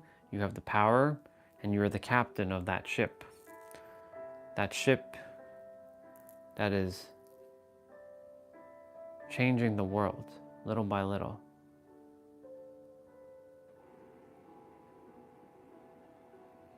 I hope, at least in my absence, I finally, sister, you matter no matter if you're here or you don't, or you're not here. You're always gonna matter. You mattered. You mattered from day one. It's just that others didn't make it seem like you mattered, but you matter. And you mattered, plural, or past tense, and you matter now, and you will always matter, future tense. Yes.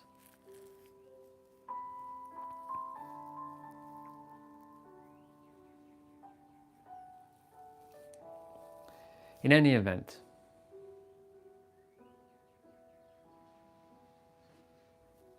you have the power, sister.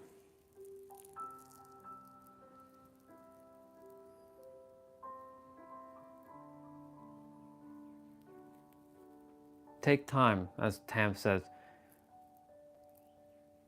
Drink a nice cup of coffee or tea or whatever you like. Take a warm shower. And just be. Feel whatever you gotta feel. And remind yourself who the fuck you are. You know exactly who you are. Damn it, you're God. You're the creator. You're the infinite. That's who you are.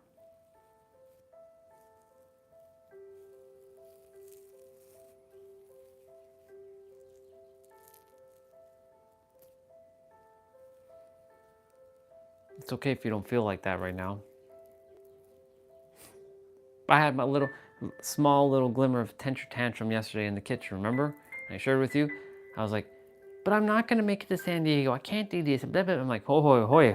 What we doing here? What are you doing? Relax. We're the captain, and what we say goes. Not what you think, mind. Relax. Calm down.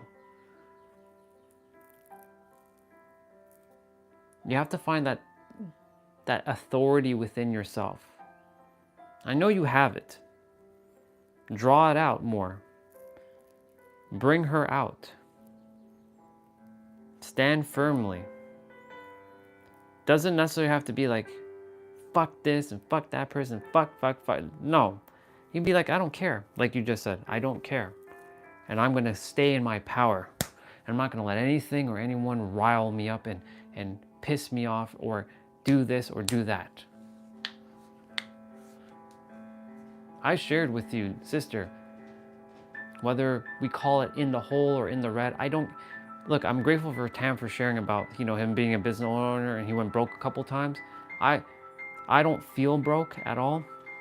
And my experience shows me I'm running low on the resources, but I don't care because I'm gonna continue to do what I'm doing and I will not stop. I cannot stop and I will not stop. I will not let anything defeat me. And nothing shall defeat you. You know why? Because you're too fucking powerful. Give me a moment.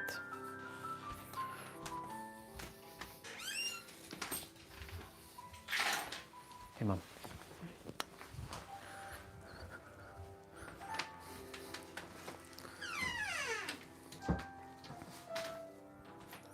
You're too damn powerful.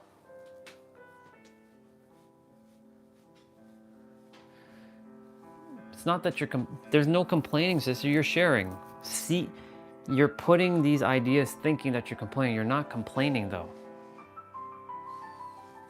You're not complaining.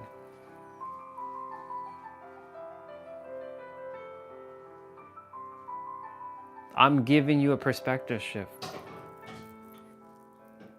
I expect to see you tomorrow.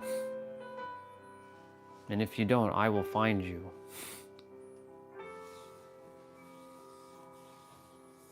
Don't think you're gonna disappear just like that. I know the pattern. It's okay to go do what you gotta do.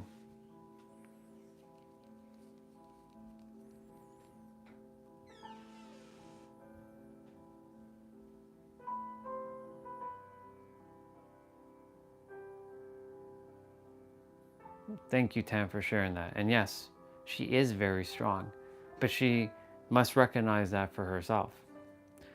We can do our best to share, of course, but there's only so much that we can say until it finally lands.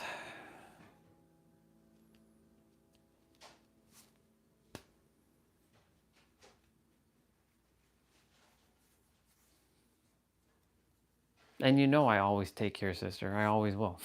I have no choice but to. If I don't take care of myself, it's a wrap for me. I'll always take care.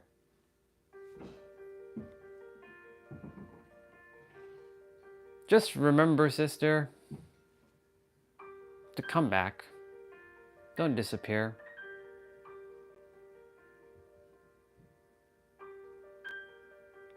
Remember,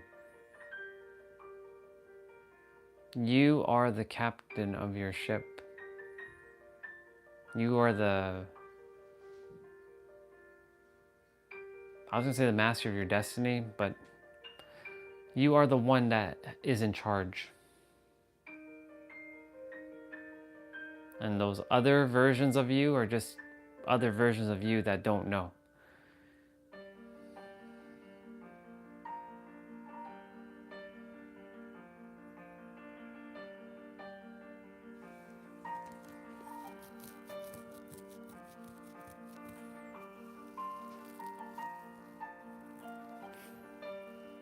Don't let them win.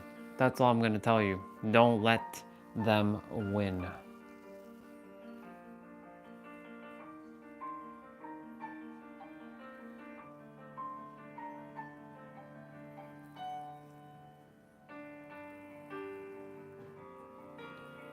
Do not let them win.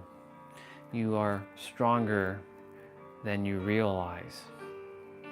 And just requires some mirrors like Tam and myself right now to just share with you your own power that you already have.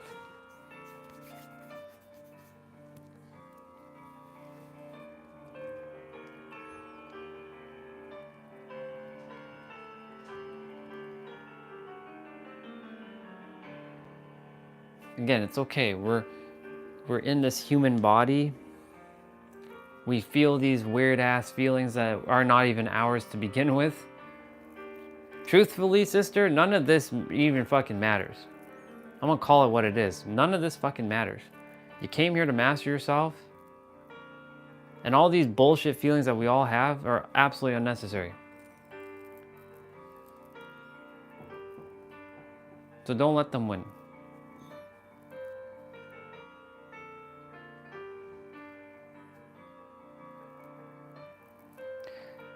I will leave you be. If you choose to return, I'll be here. If you don't, I'll still be here. I will text you though. I will find you to check in on you.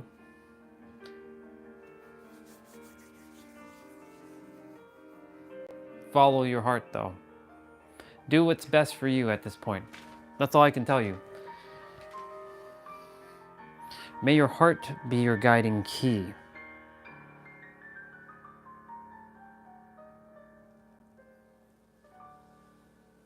Because your heart is the answer. Look to it.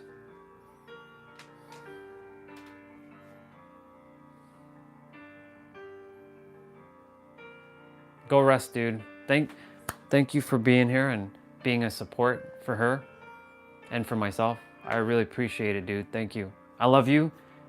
Safe flight. And I'll see you when I see you. Love you, Tam. Peace out, bro.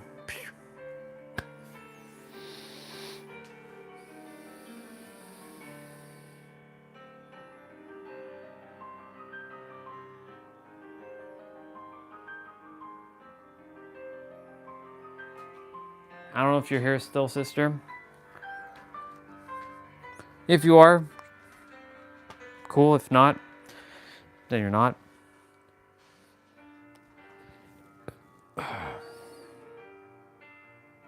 Like I said, it's okay to feel what you're feeling. Truly. Don't worry about it. Would be awesome if our sister Regina was here. It'd be she'd give it another perspective from her own way. Maybe she is here. Regina, if you are here, maybe you have some things to share with our sister.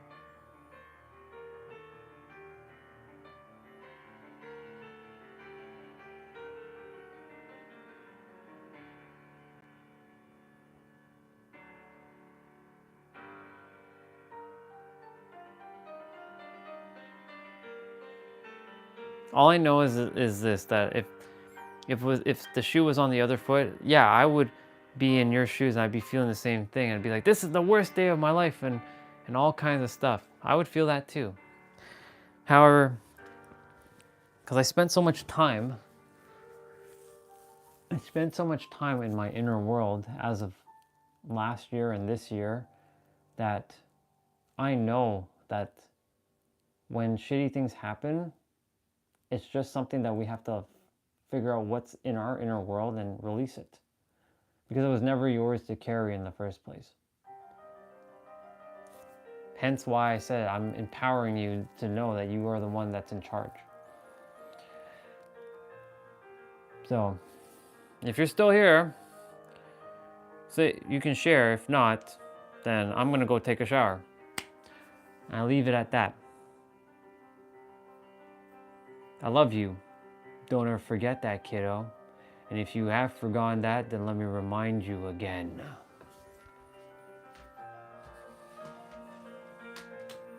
Let me remind you again that I love you very, very much. Swati, don't ever forget that.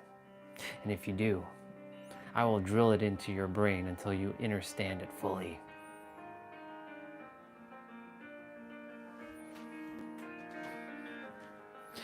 For those of you who are watching, I'm gonna go take a shower because I gotta go take a shower. And then when I come back, I'm gonna play a video game because I earned the right to play a video game because I'm at 9580. I only require 500 more, less than 500 steps, and I get the right to play a video game. So that is what I'm going to do. And in fact, I'm gonna turn on my laptop right now so that I have it all set up and ready to rock and roll.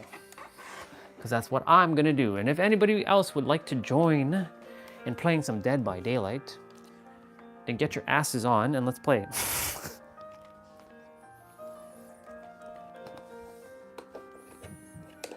And that's the bottom line, because the superhero of love said so.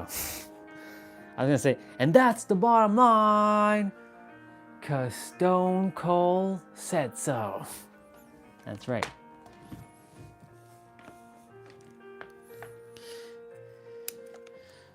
Ah, yes, I remember. One thing that you said to me, if you're still there, of course, sister, is to be silly, have fun. It's all about having fun, remember?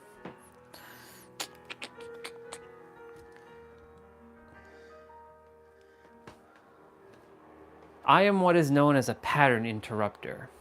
I interrupt patterns. This is what I do.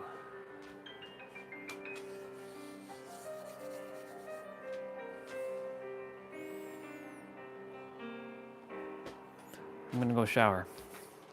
I'm gonna turn on my game first.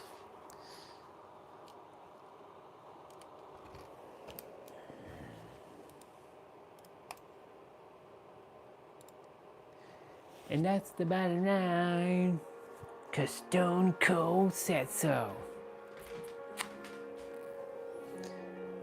That's the bottom line, 'cause Stone Cold said so.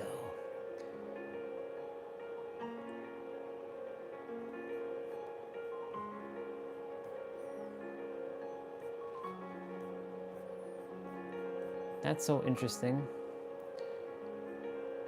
Why does this shit stop all the time? It's so friggin' annoying.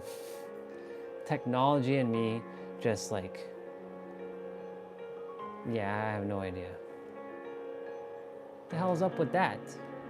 What is up with that shit?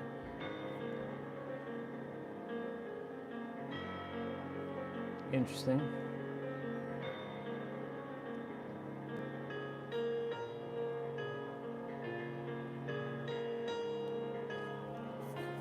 Do do do do do do do do do. Yeah, that would have been tiny as shit.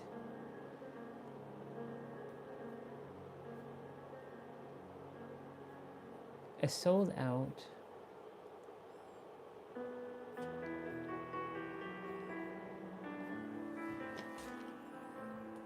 That would have been disastrous if my water spilt, but thank God my water did not spill there. Overwatch 2 Stadium now available. What the fuck is that?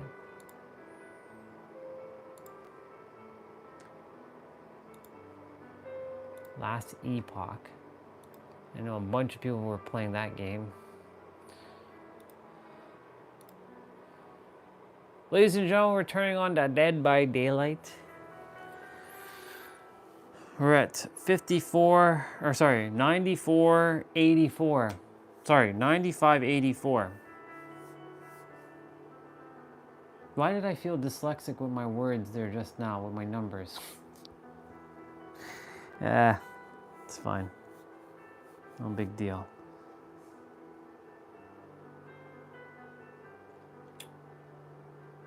Yep.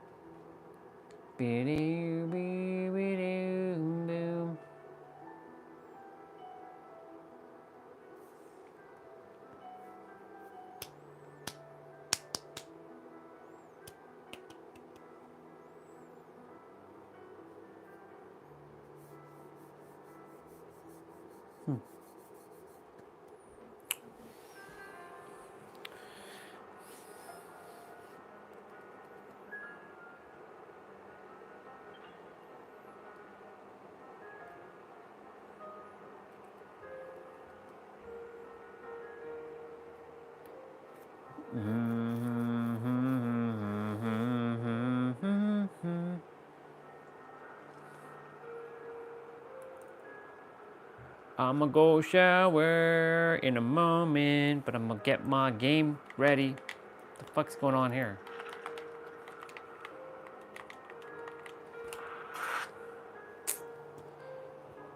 This controller pisses me off sometimes, honestly. Like, how in the blue hell?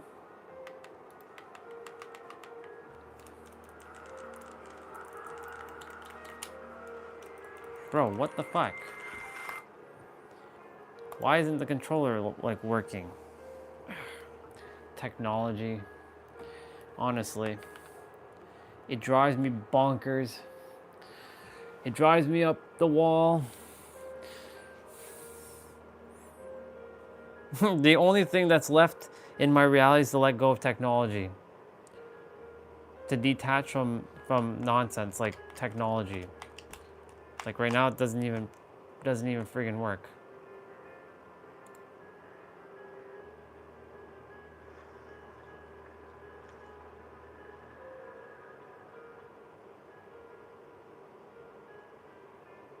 It's plugged in, but yet it doesn't even friggin' connect. Like, it's so stupid.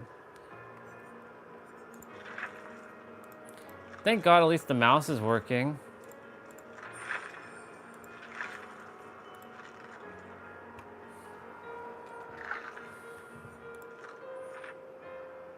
What we got? I see some new outfits.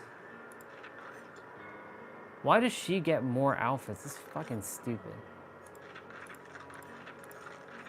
Why does Fang Ming get more shit?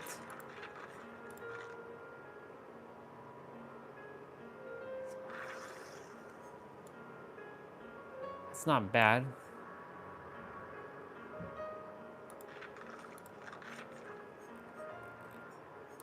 Yo, Kate should be getting some new shit, you know?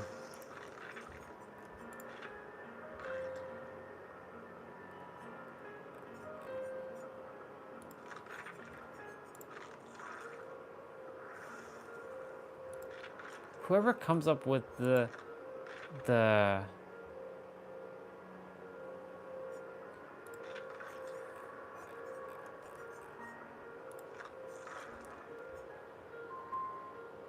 techwear, that's what it's called. Okay.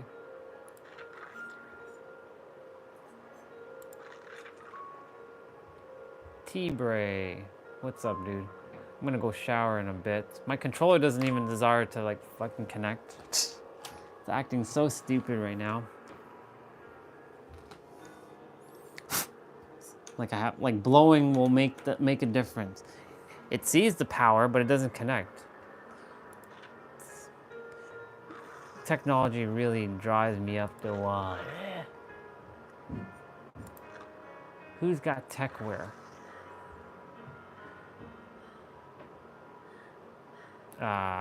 Game? Like, I might have to restart my laptops.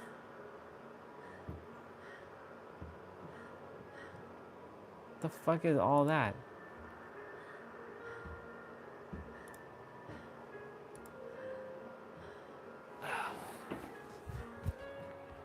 Let's see. What? Oh yeah, definitely. They have every character should have a costume when they release something, and not make it for this person and that person and they just lazy as shit. That's why if I was at a behavior, I'd be firing everybody right about now. I'd fire all of them. And what is the purpose of a blood point cap? It makes no sense. Because you can bypass the blood point cap anyways. If you don't use your blood points, you can still bypass it with all the stuff that they give. What the hell's up with this shit? Like, it's not even loading.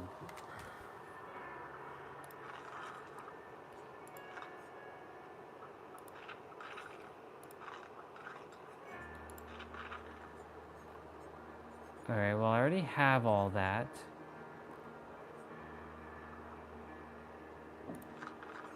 I'm just checking through the bundles to see if there's anything extravagant. Nope. From the Rift bundle?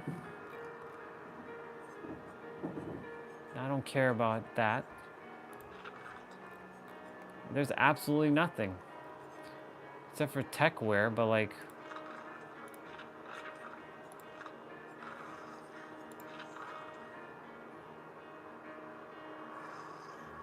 The techwear stuff looks cool.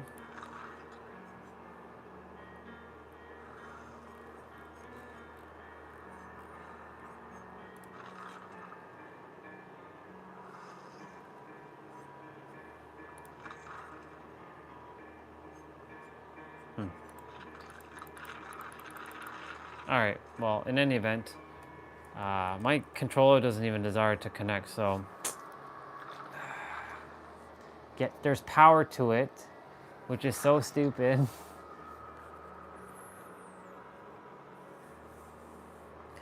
Why are you acting like this, you fool? Fool, you fool.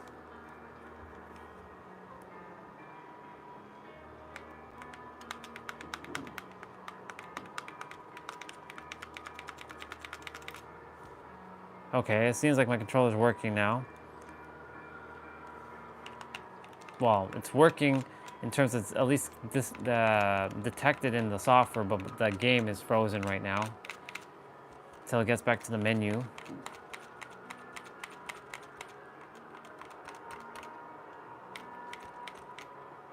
For fuck's sakes, would you please work? All right, I'm gonna go shower. Fuck it. I'll be back. Green screen option. I'm gonna put on, oops.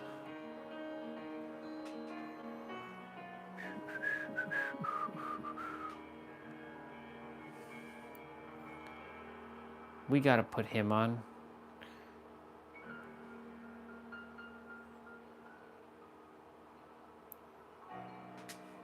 This guy. Because he says bring it. Yeah, controller's working now. I'll be back.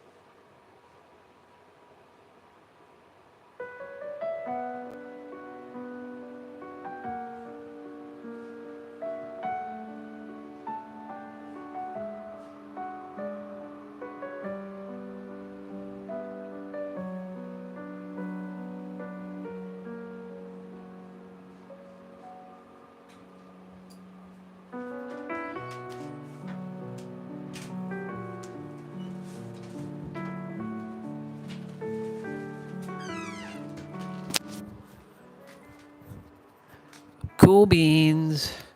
I'm back. I'm back. I'm back. And the Naruto is here. The Naruto Uzumaki.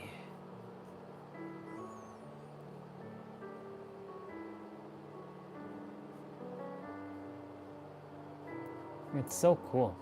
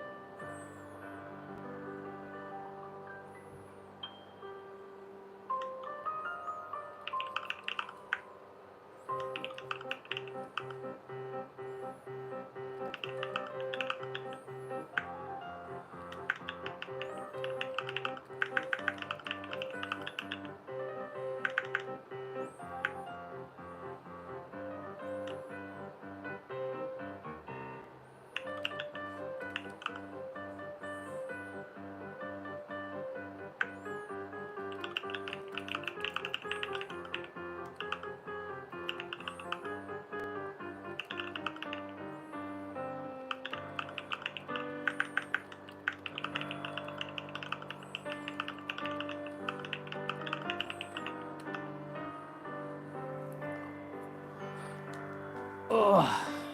Okay. We are going to play a game called Dead by Daylight.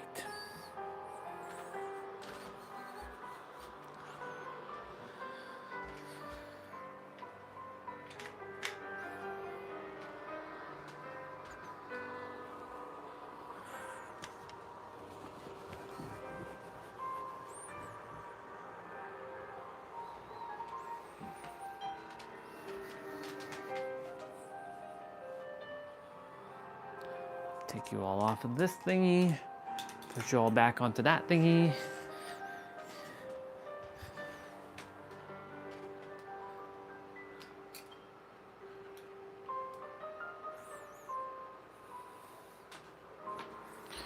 Let's see.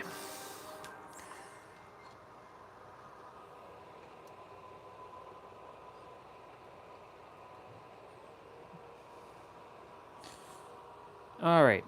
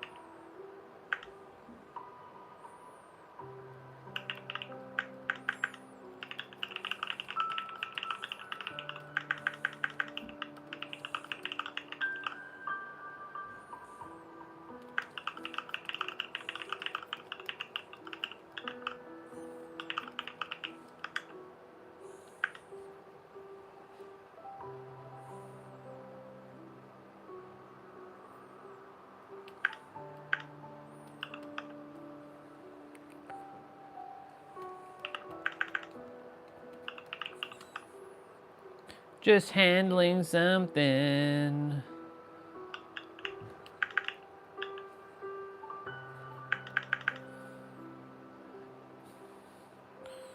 Hell is this?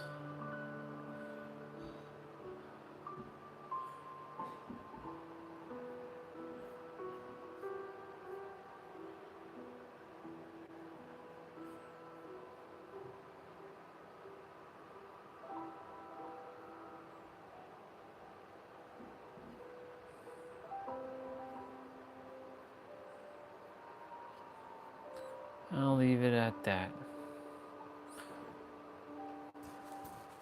All right.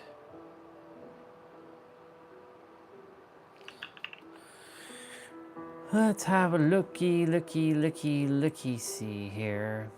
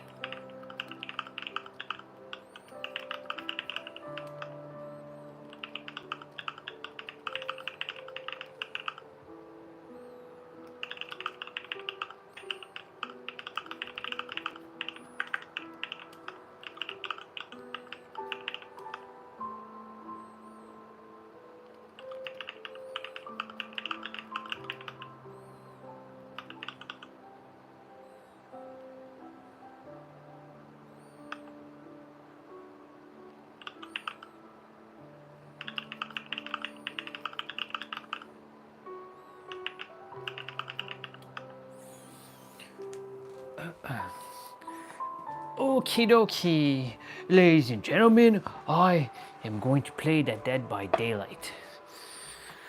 I was gonna get a snack, but yeah, I don't know. We'll see. I'm at 9685 in terms of my steps. Oh, I don't really have to play Blood Moon event anymore, y'all. I'm done, son. Actually, what I was going to do was level up Claudette.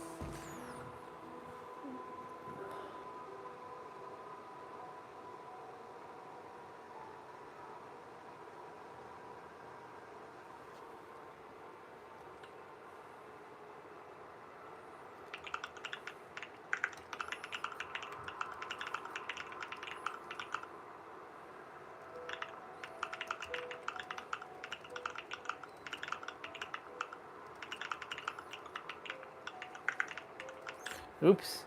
We can't have Dark Knight of Soul be playing now. Come on now. Come on now. When I have this shit on replay, Pete.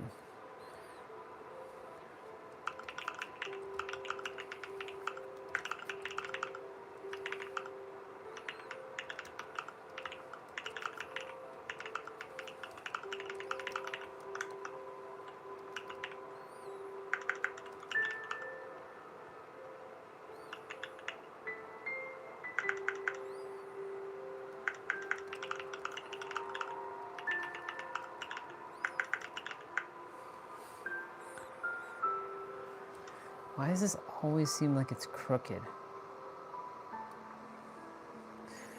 Okay. Let's, bring y'all. Bring y'all, bring y'all, bring y'all. Bring your ass here, boy.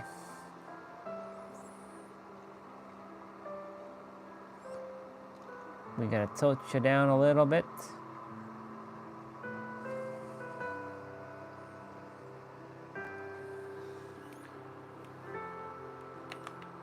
I'm gonna go ahead and level up Claudette. But this time I'm gonna test something. So when I level up Claudette, which then I will be proceeding to leveling up Mr. Iron Will himself. Fuck's sakes. Game, would you please just... Okay. What I'm gonna do is pick... This is gonna be slow as shit, by the way. I have to pick like the lowest of the like lowest. So I'm not... If you choose wisely,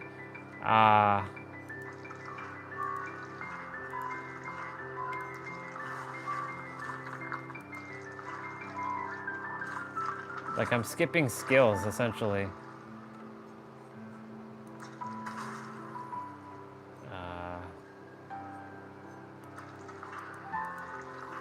This is gonna take long as hell to do, though.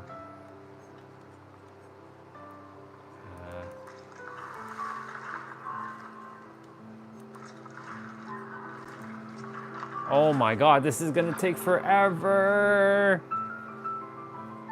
But if you're smart about it, you can actually get away with some things. How much is that? 4,000? I don't really use Dead Hard though, so. The entity's gonna take over.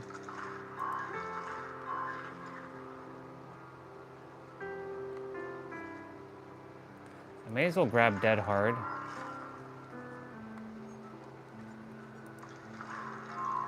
Fuck, this is gonna take forever, y'all. Just so that I can save some blood points. Oh my god. If you don't randomly mash through shit, it will just... Fuck. Wait, 32? Well, that makes no sense. Shit.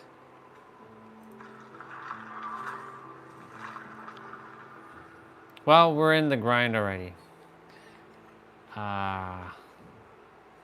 So...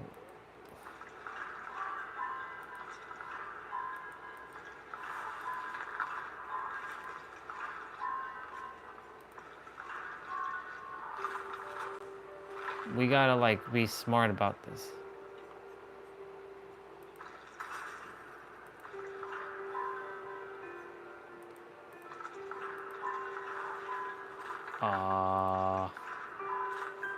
Wait, what?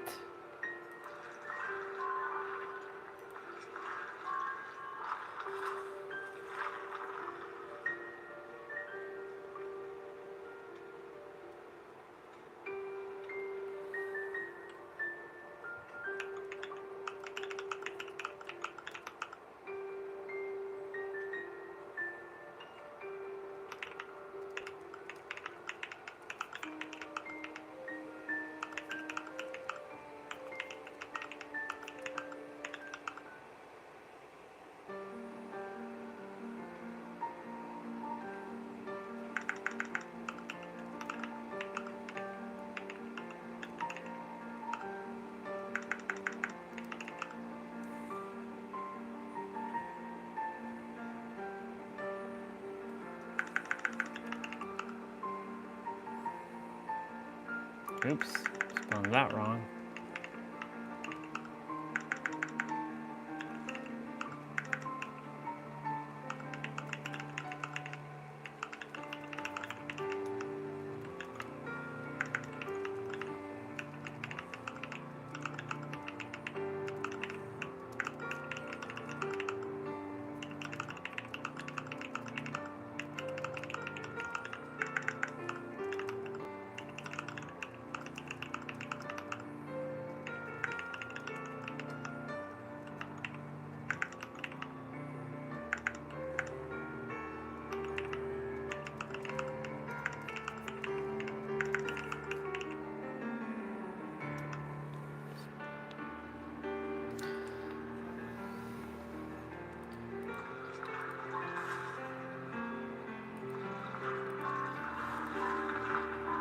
Okay.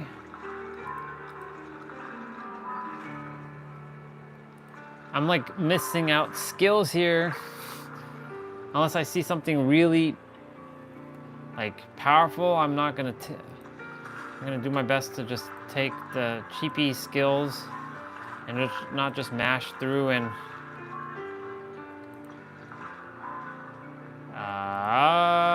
yeah. I'm like literally missing out skills. It's crazy.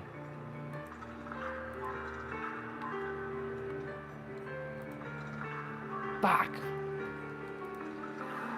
Is that...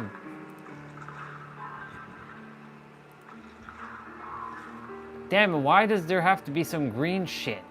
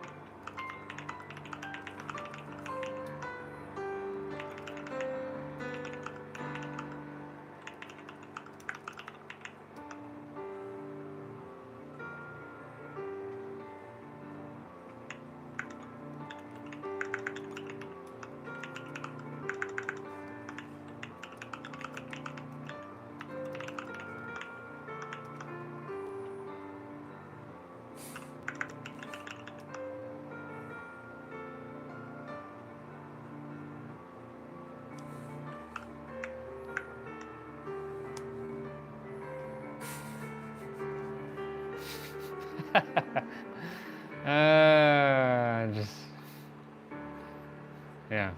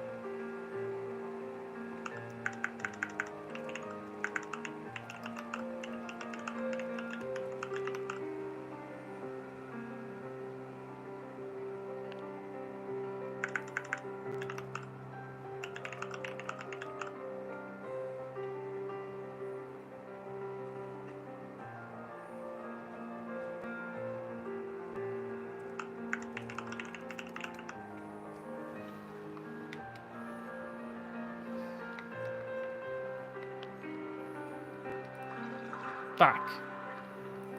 I don't desire to take them green ones. Shit. Okay. Ah, for fuck's sakes, man. I could have taken that one. Doing my best not to take the expensive items. By expensive, I mean the more not cost-effective items. I don't care about Coletta. I just care about leveling her up to 50 and then like getting like self-care level 2 to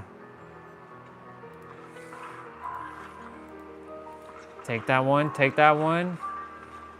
Son of a bitch. Oh my god, I'm missing like, I'm not paying attention to like, what the fuck.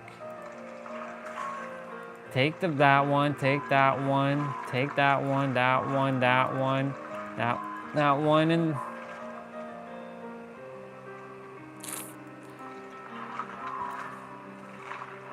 Yo, this is gonna be forever, dude. Okay, don't take that one. I know I'm like itching to get that pink one, but don't even bother. Just don't bother doing it. Okay, so we gotta get some yellows. Fuck. Fuck it, I'll just grab that one. May as well get unbreakable.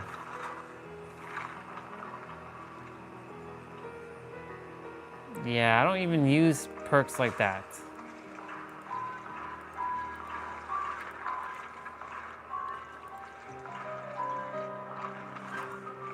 I'm like slowly going through this shit. Oh my god, this came back again? Bro, what?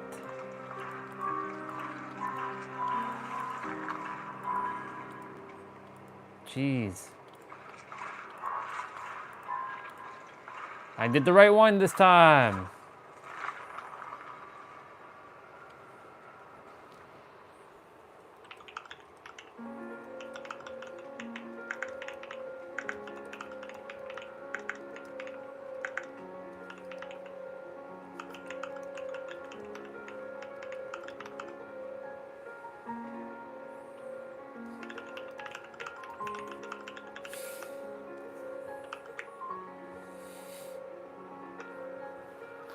All right.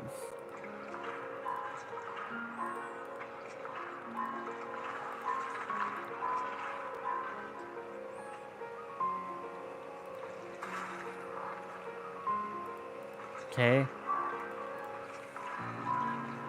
Nice, 29. We're going through this. Balance landing. I don't even use balance landing.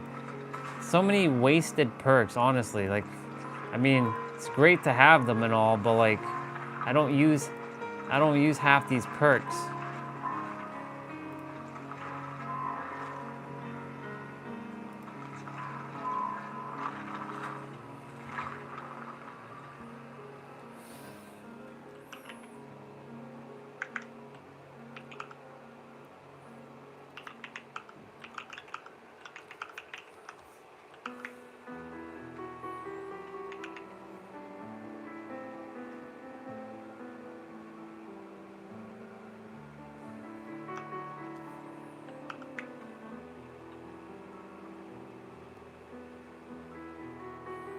Is there a way to do what I think there is to do? Yes, there is. Yes, there is.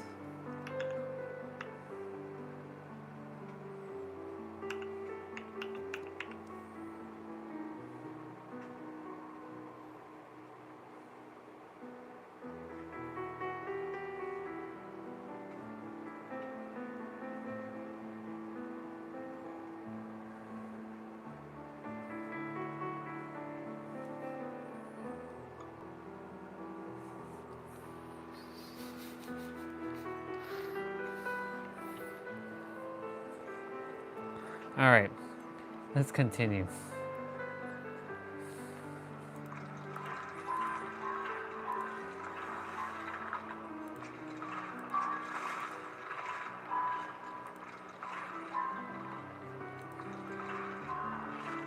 Well, I get a green flashlight.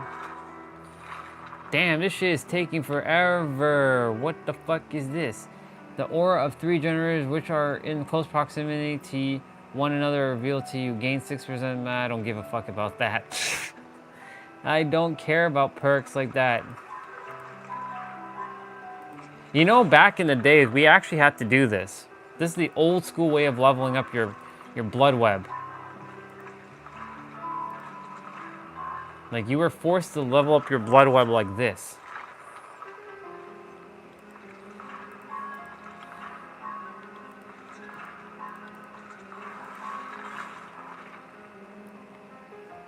Yeah, I don't care about Saboteur. Like, on Claudia, I don't care about these perks. Like, I'm never gonna use her again, so, like, she's absolutely irrelevant to me, unless some quest shit that fuck, I gotta open up the mystery box. Oh, I got me a mystery key. I got me a key. I got me a skull key, okay. Not that I desire to get a skull key right now. Don't care about that. I just care to get her to at least level 3.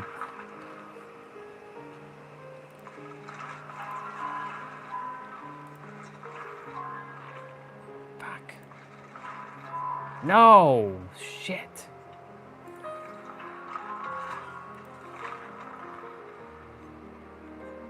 Breakout? No, don't get any perks. Don't get perks. Let those perks disappear. Yeah, I don't care about that.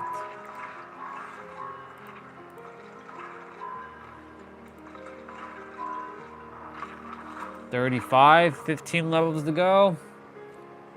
Unless there's a really good perk, I will not be bothering with perks. I'd rather the entity just eat all that shit up.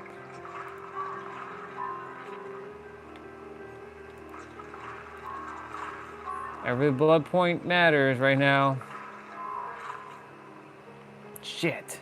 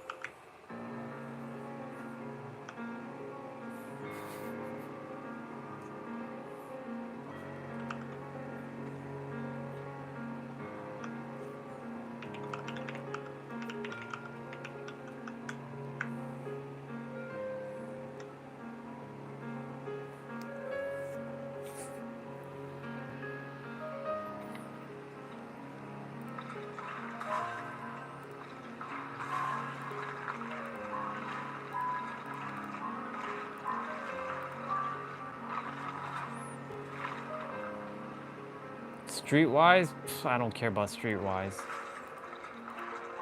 I don't care about Streetwise. Well, I guess I'll have to get any means necessary.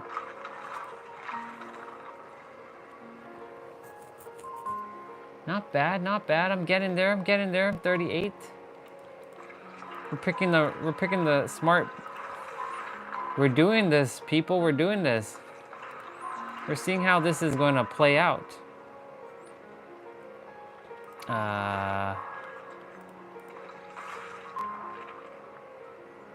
Shit.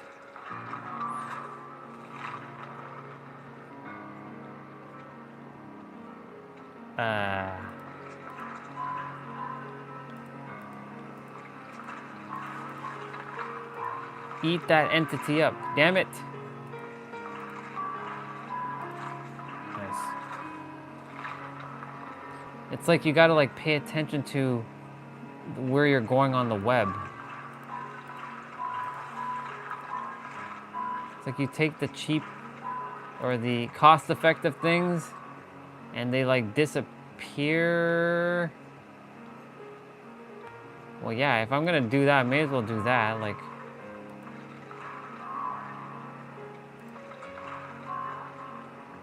son of a bitch, I gotta take this one.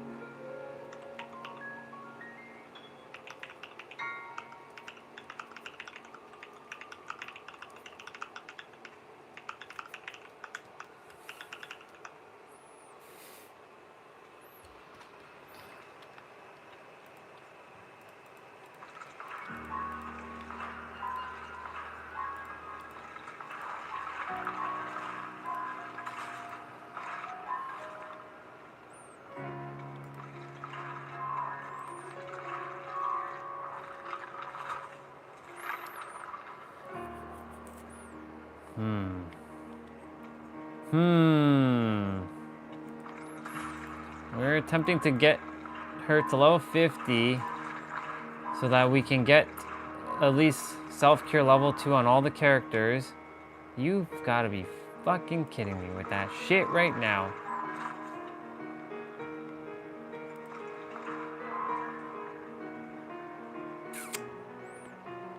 Son of a bitch. I don't even use half of this shit.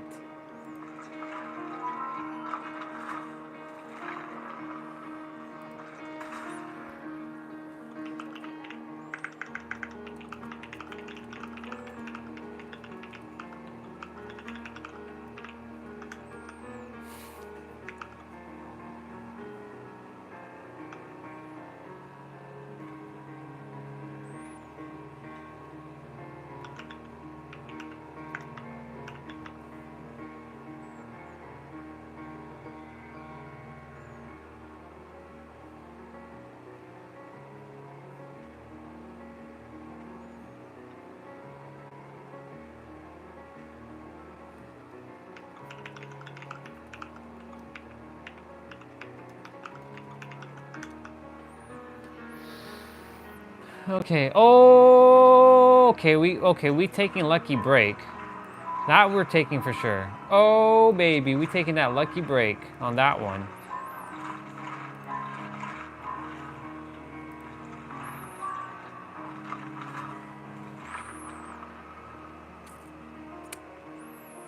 Lucky break, iron will. Like if I see that on the character, then I take it. That's the only exception to this. That one, that one, that one, that one.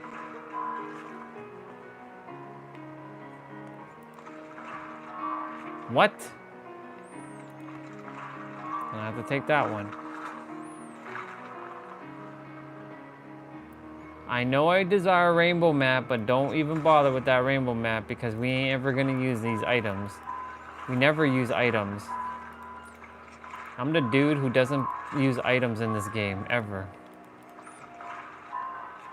I'm like a collector. I just collect items. I don't use them, ever. Fuck.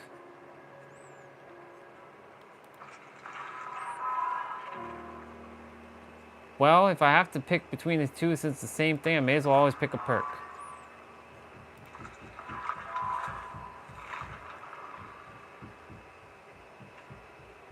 I was at 1.9 million. Shit.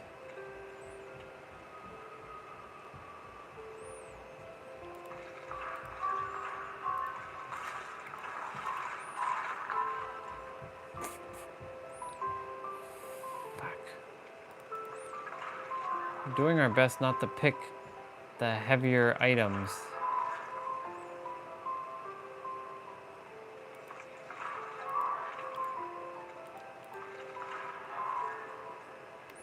Son of a bitch, man. Oh my god, I don't desire to use those items.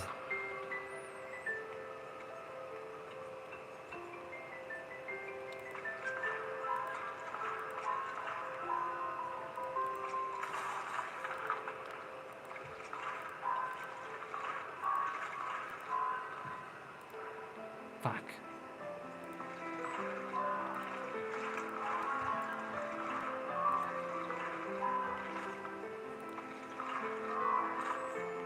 No! Oh, it got me something out of that one.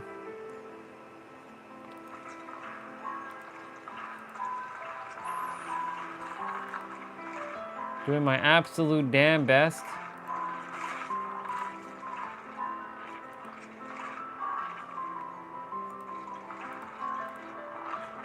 Nice.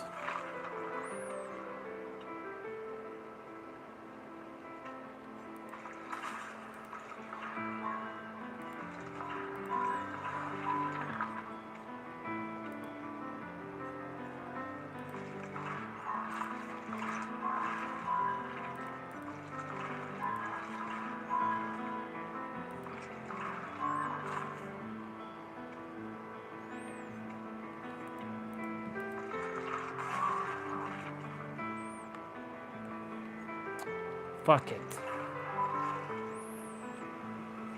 May as well grab it. Level 50. Okay, okay, okay, okay.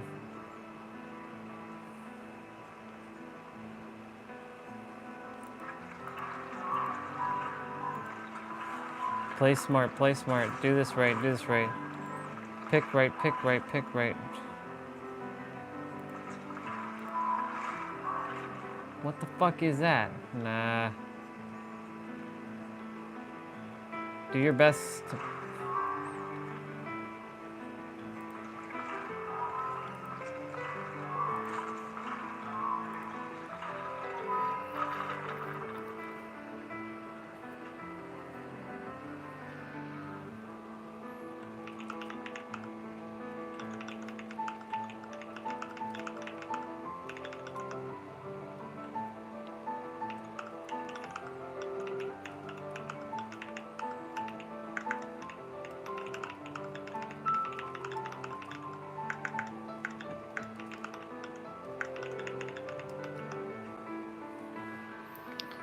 Nice. Okay, I got 1,046,000 points to use to get her to level 50.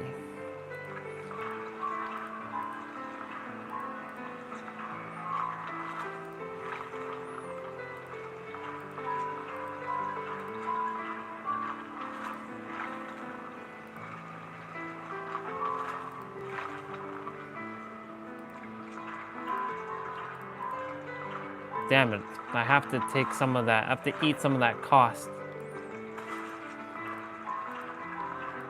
The entity doesn't start showing up till I think level 10 or something like that.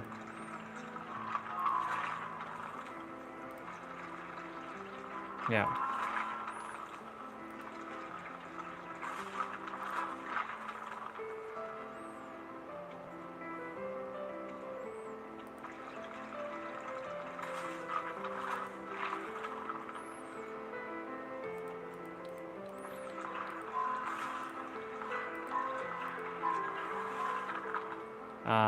Yep. Cool. Yeah, level 10 is right.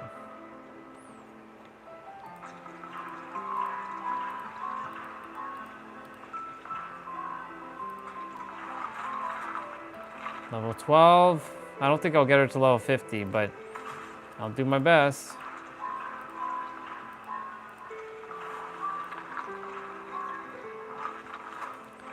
Level 13.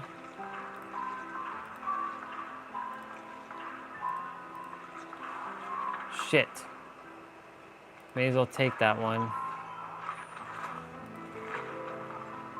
If you're always left with two choices, a perk or a purple item, take the perk. Better to get it at least off the blood web.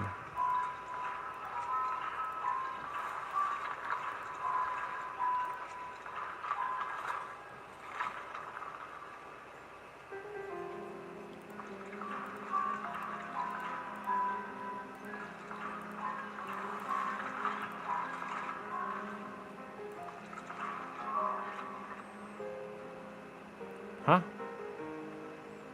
Oh.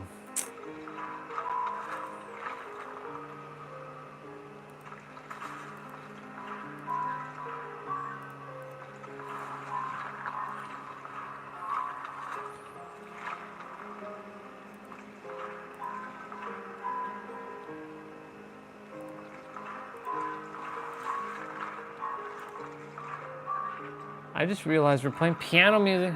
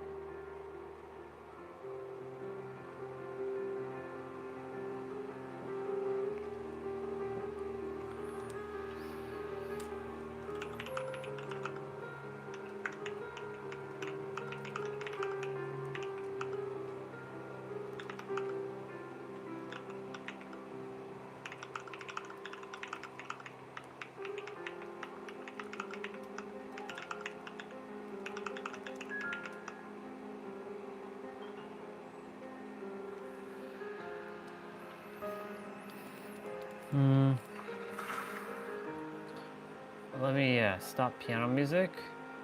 As much as I love piano music, we were changing to.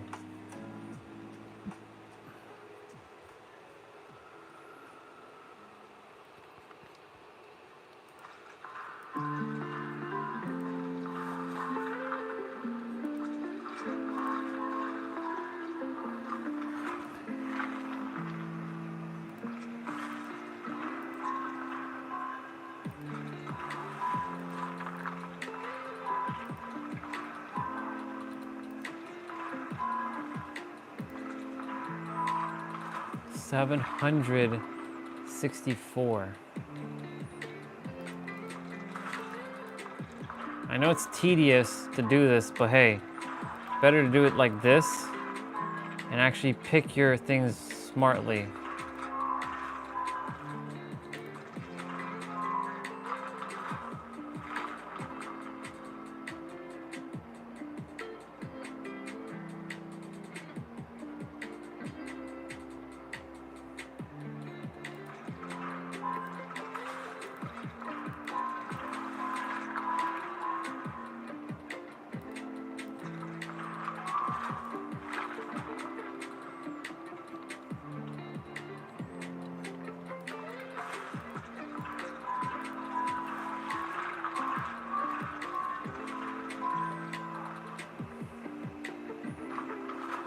$23.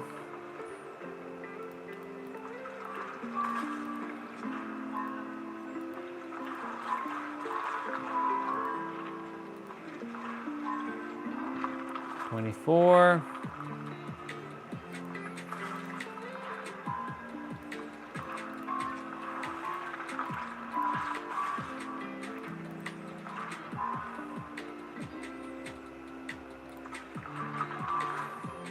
$25.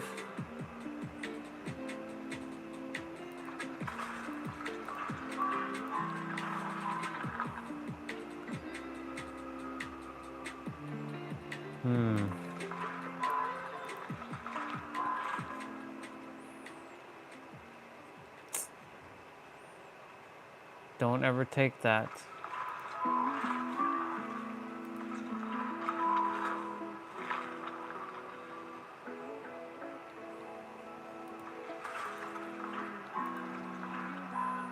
Again, I won't even take any of these items.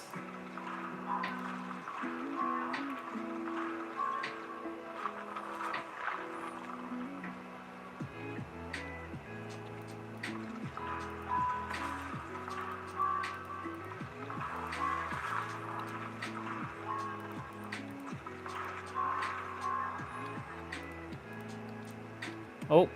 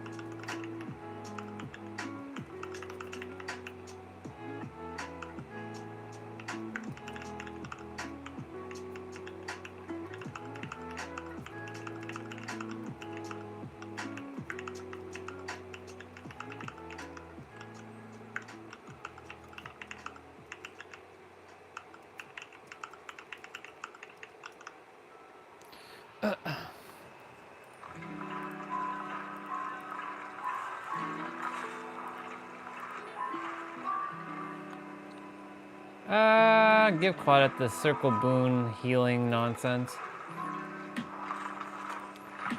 Well, we got her to 29 so far by choosing the path.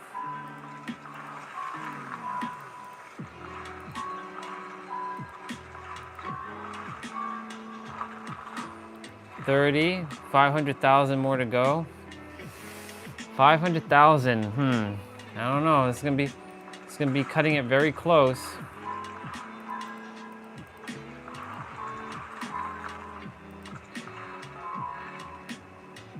Cutting it very close with this.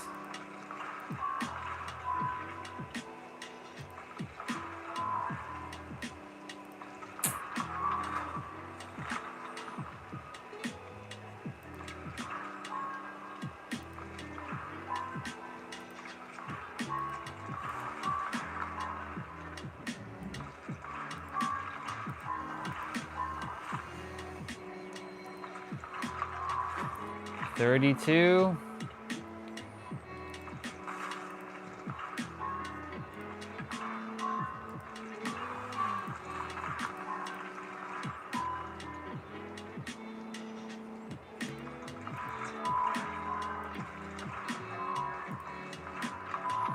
$33.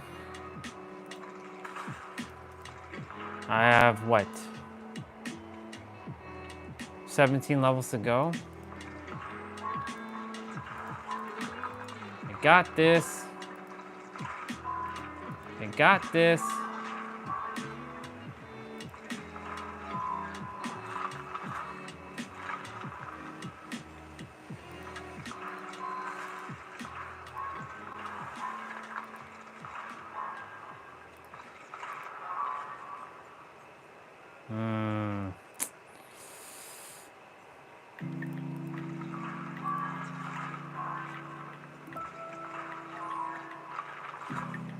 $15 to go.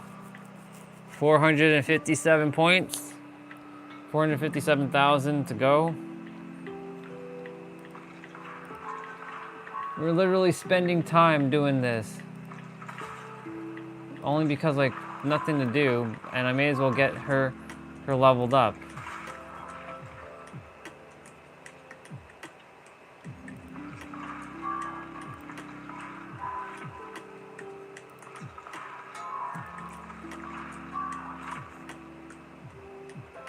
Shit.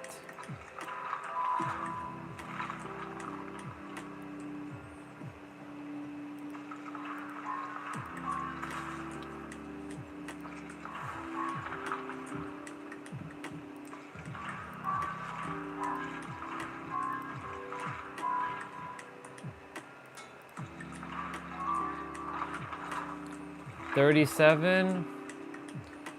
This might be doable, y'all. This might be fucking doable. If I choose the spot on path.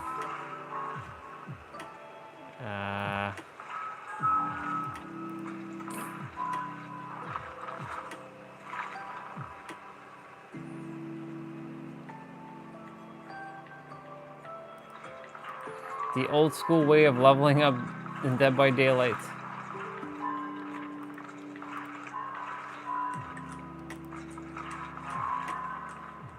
Oh, fuck sakes, dude. Shit.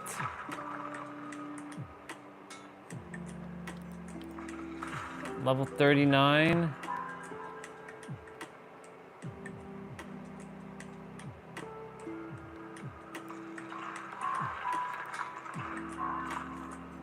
$346.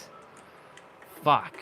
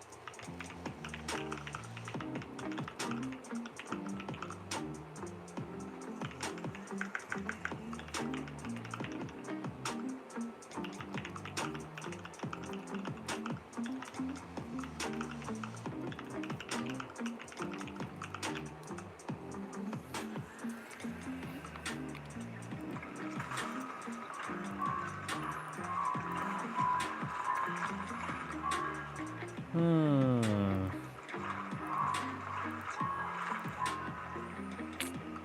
may as well grab that.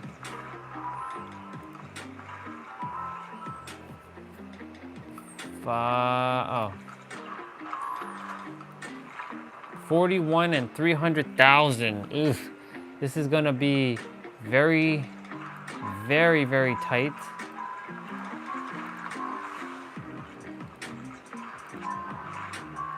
Help me, universe.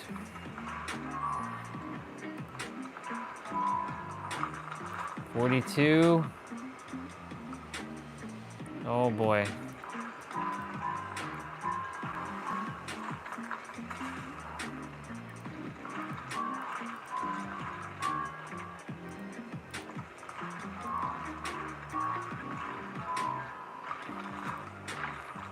$43, 250,000.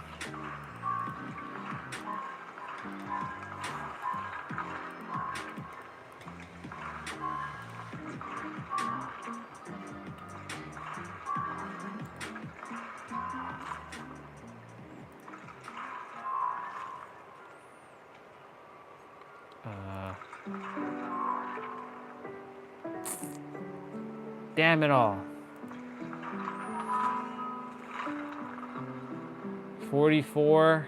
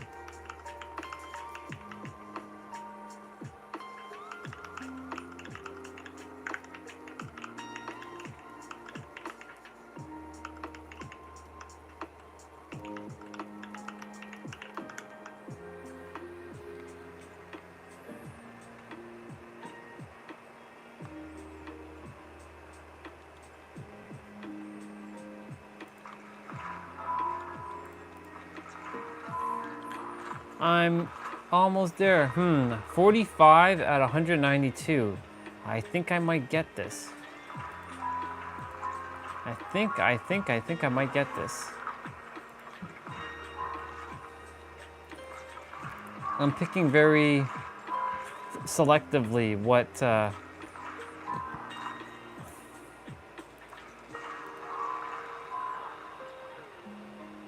may as well grab Deja Vu. 46, 156,000 points. I'm making sure not to pick perks, except for maybe like Urban Evasion, like that one. It's the only thing I would choose. Only grab stuff that are. We're at 47.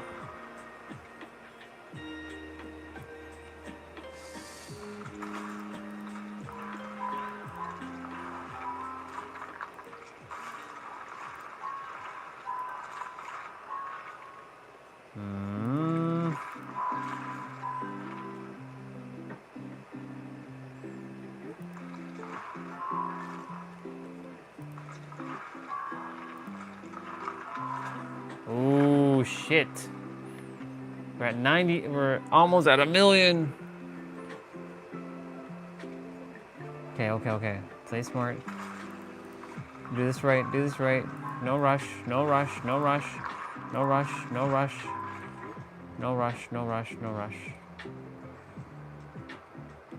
Gotta go this way.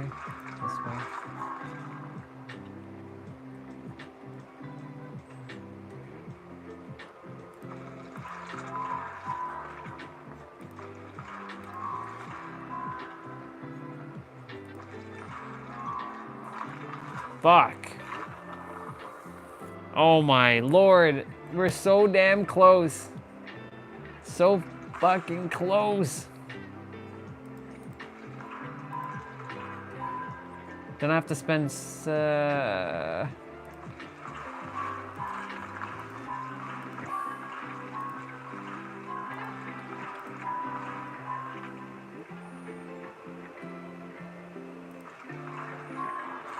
holy shit.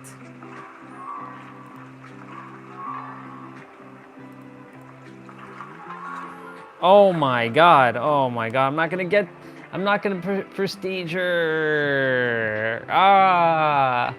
I'm so fucking close, dude. Damn it all.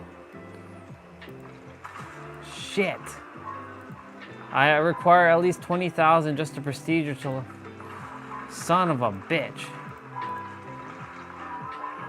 Oh, yikes.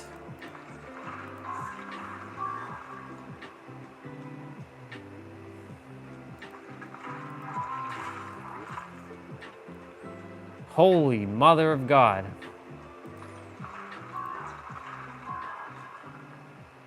Yeah. Oh my lord. She's like almost done. Fuck. Son of a bitch. Actually, hold on. Maybe?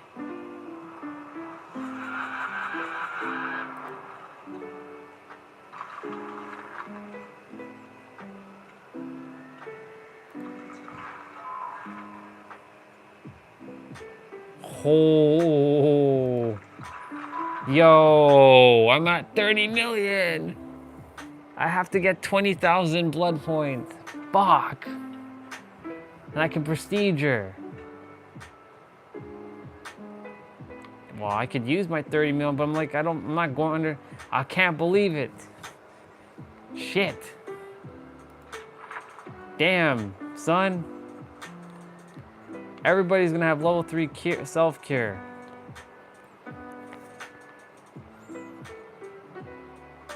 Holy shit.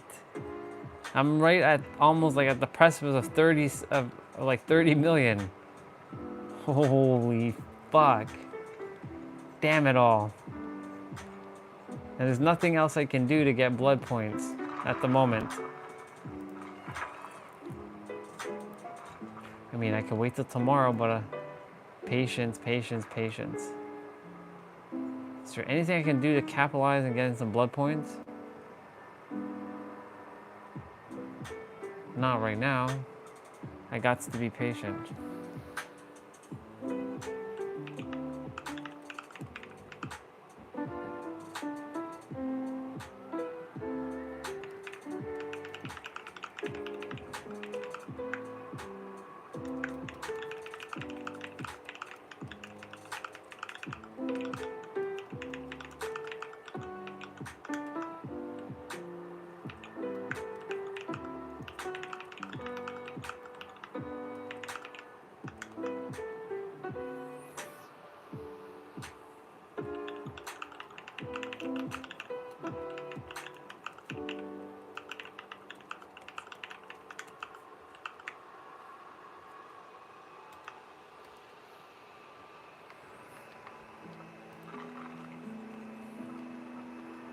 Holy mother of God.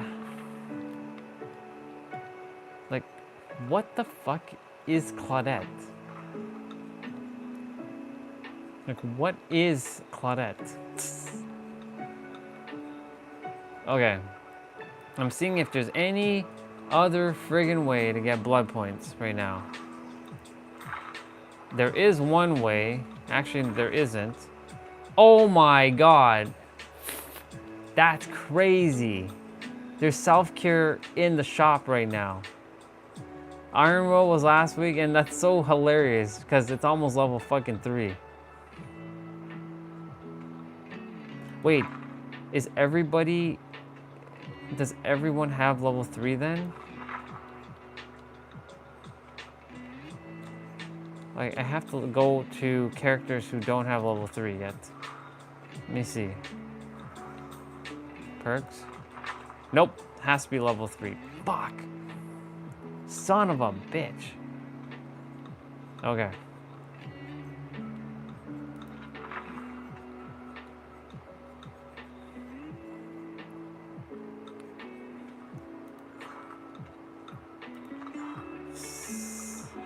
The only thing I can do is play as killer. Hook 7 fucking... Yeah, I don't feel like doing all that. I can do that one. I'd have to play as killer though.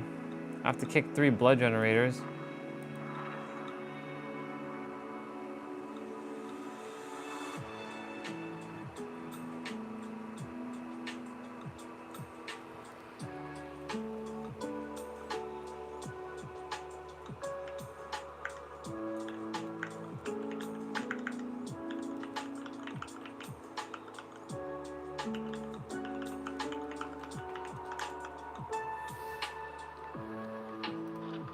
Fuck's sake, I gotta play as killer.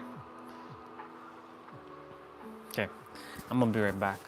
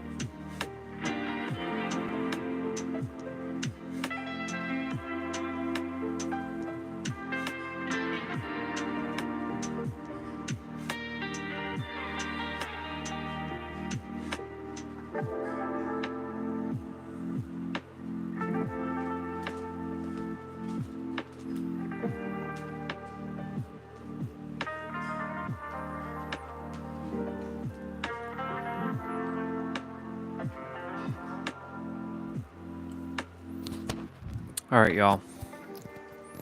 I got 97.39. So I'm just quickly eating a quick snack. Gonna run a moment.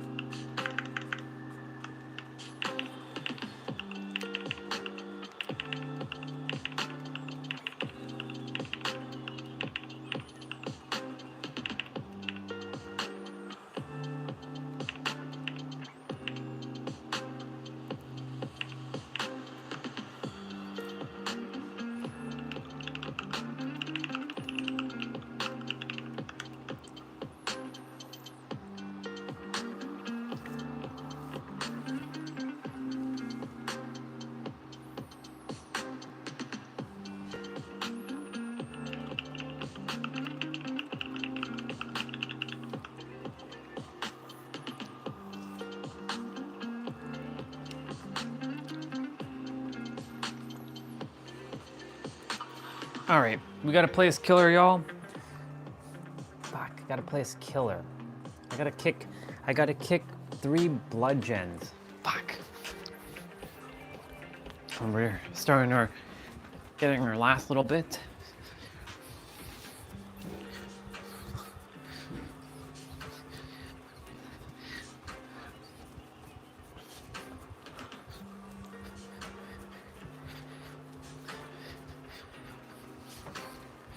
The one thing I'm doing too is doing 50 push-ups, at least minimum now a day, till I get back to 100. So I'm gonna show that on live stream. So, oops. Silly thing. Tricks are for kids.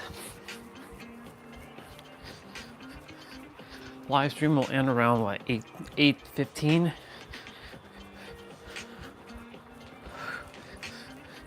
Takes a while for it to find a game for killer. I just require 20,000 blood points. And I got Claudette done. I never have to think about Claudette ever again. And every friggin' person, every freaking survivor will have self-care level 3. That's all I care about. Like, out of all the characters, like, yeah, I know I could use a med kit and self-care kind of sucks, but like, I don't have to bring a damn med kit.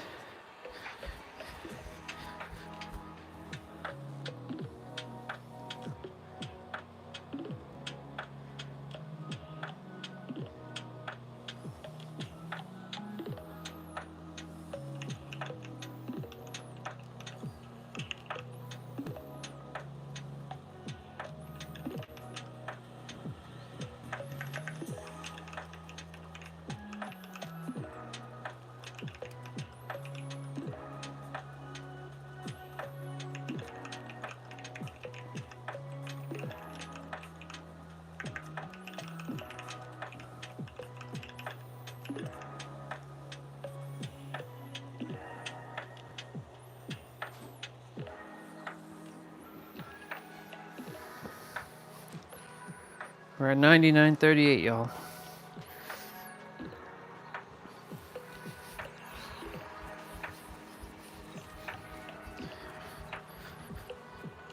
All right, I see my victims. I see my victims.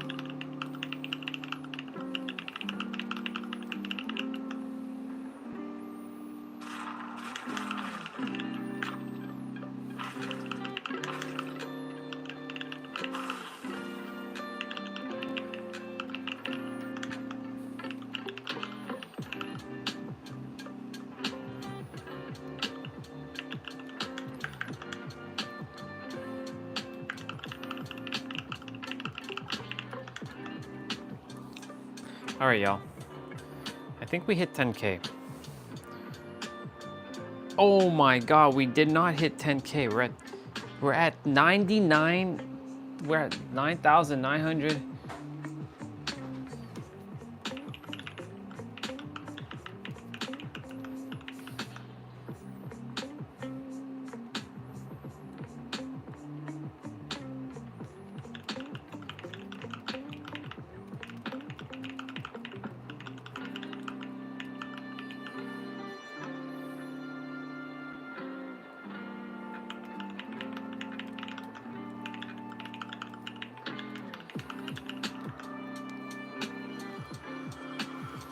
Oh shit, we're in the hospital? For fuck's sakes. No friggin' way, man.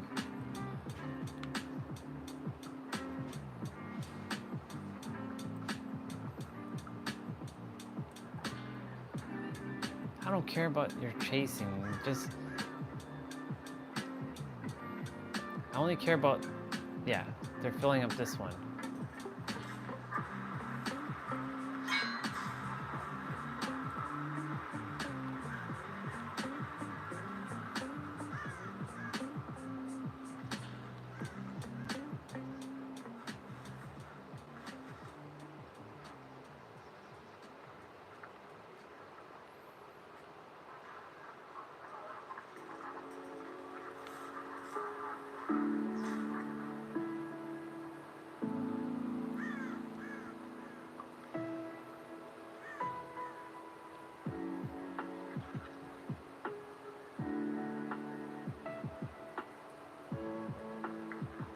Dude, what the fuck are they doing?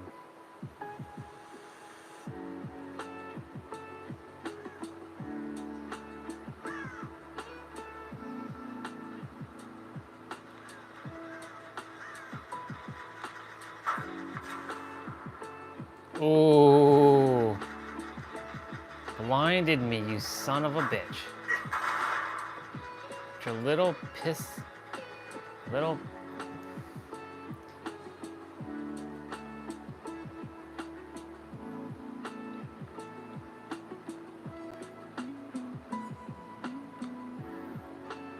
All I care about is friggin' 3 blood fucking generators. Get your blood generators done.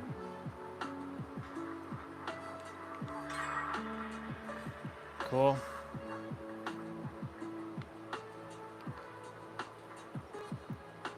This is the worst map.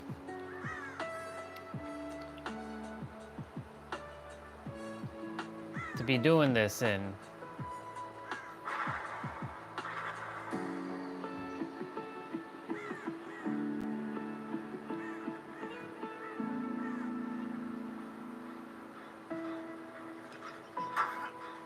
I don't care about that. Watch.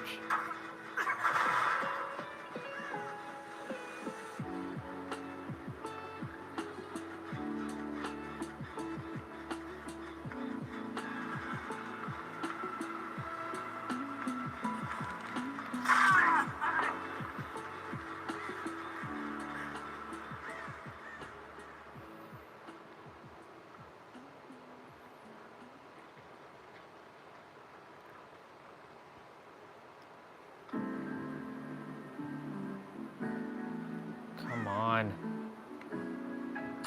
Why isn't anybody doing these fucking blood gens?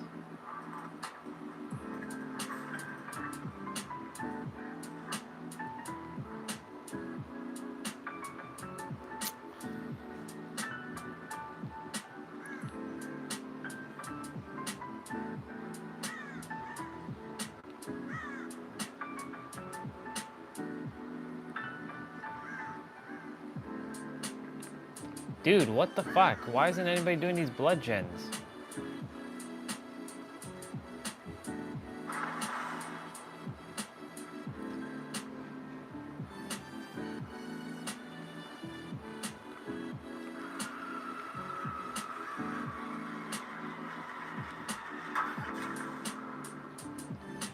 You son of a bitch with that bullshit.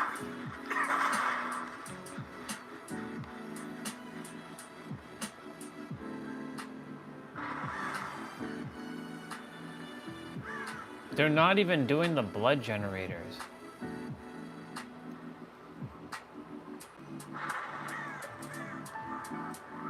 This is so fucking annoying that they're not doing blood generators.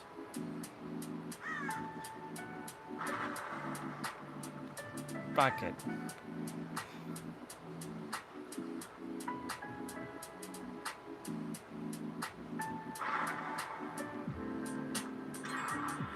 Cool. I'm not interested in in this shit.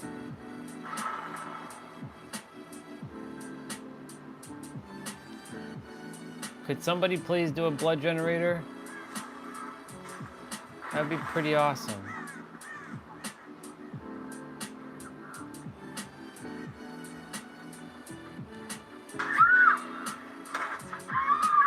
What the fuck are you doing?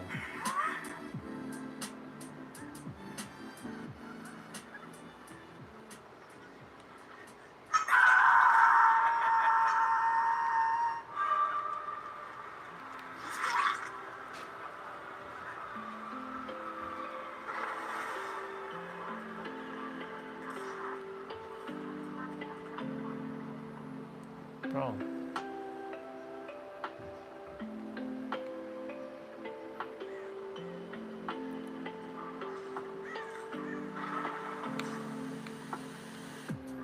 I don't care about any of that.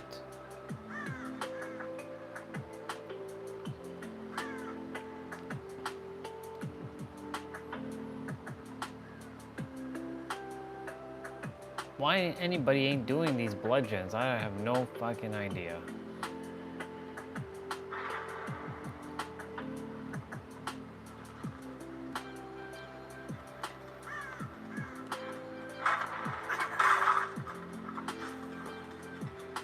Dude, they're not even doing blood gens. Nope.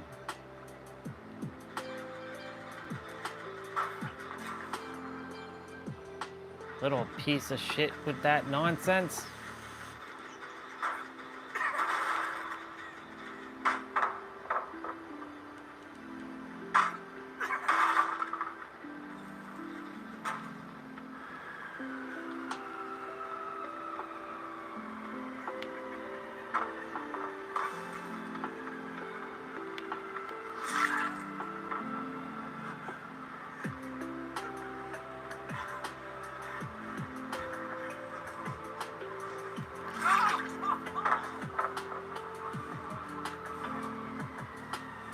Now you've annoyed me, you little piece of shit.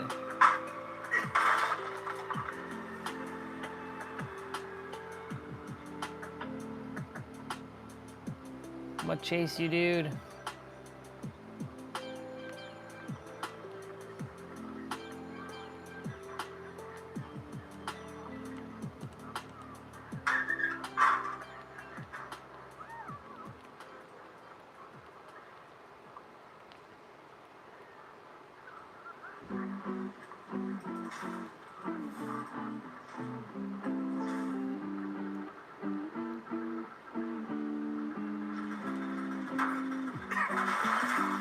It's one.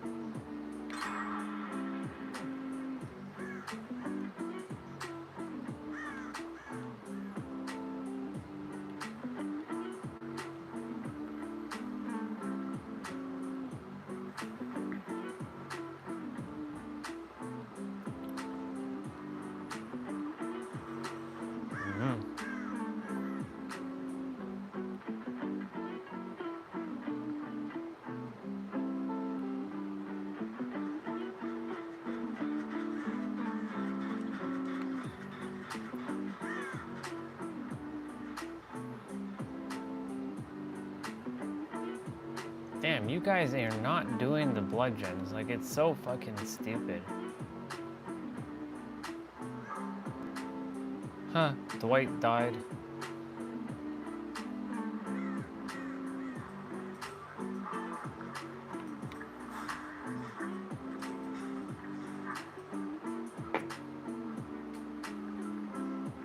Can you guys start doing the blood gens? Like, it's really friggin' annoying.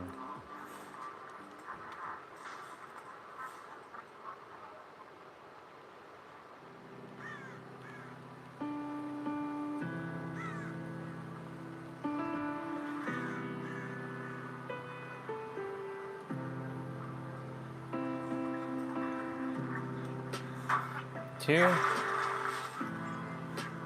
Just have to get one more gen and we're done.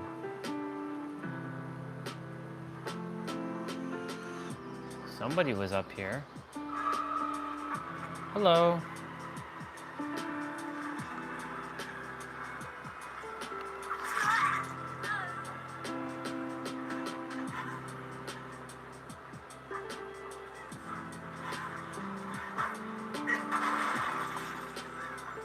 All right, I got my blood gen.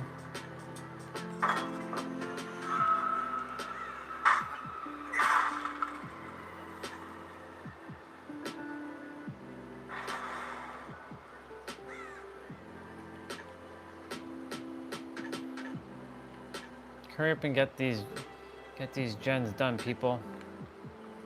Ain't got all day. Ain't got all day. Hurry up.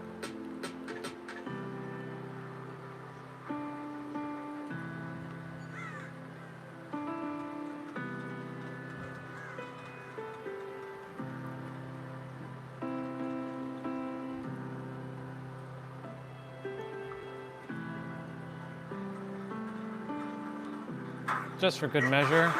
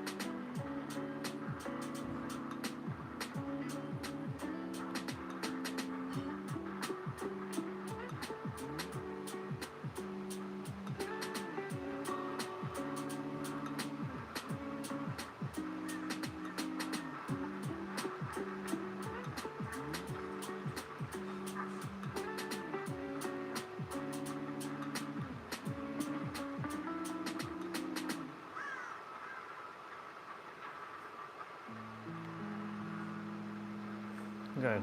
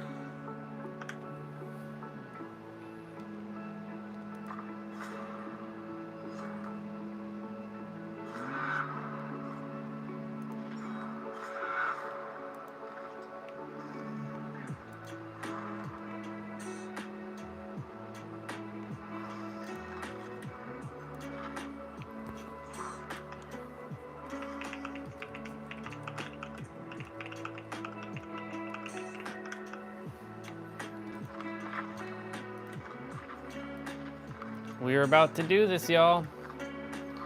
Get Claudette to level. We got her 2,000 blood points. Let's fucking go. We got level 3 self-care, baby. Bye, Claudette. Never again. Bye. Never fucking again. Every damn person now has level 3. Every damn person now has level 3. Every damn person has level 3. Let's fucking go.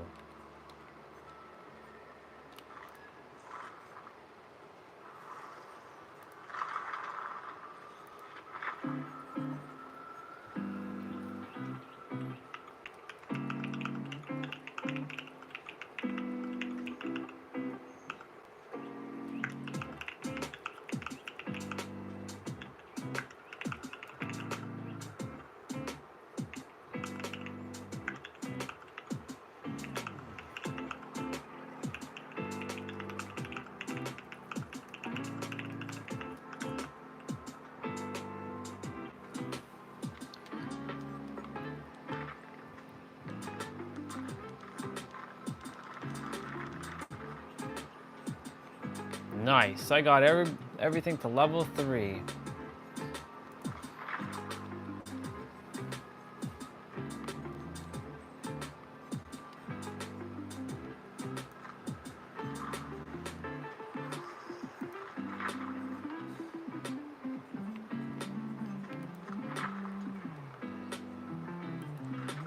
Alright, y'all. I'll be right back. I'm gonna get something to eat.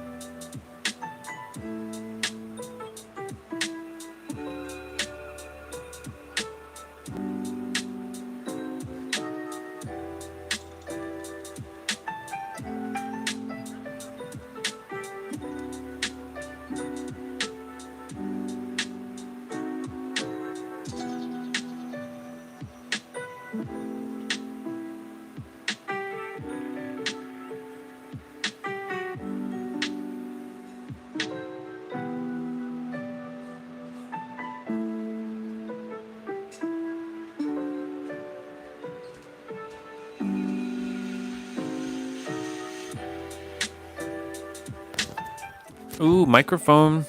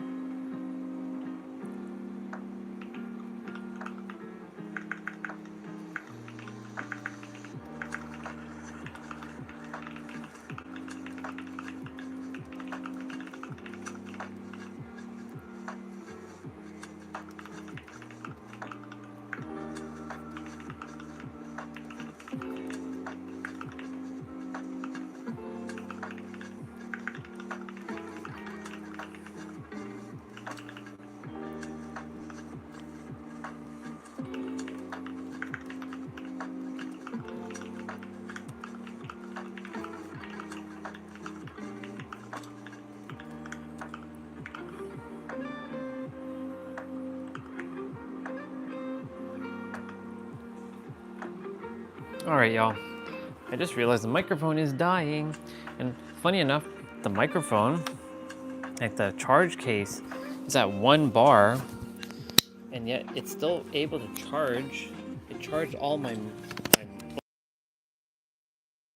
from yesterday and today, and it was still at 1 bar. Charge case is so good.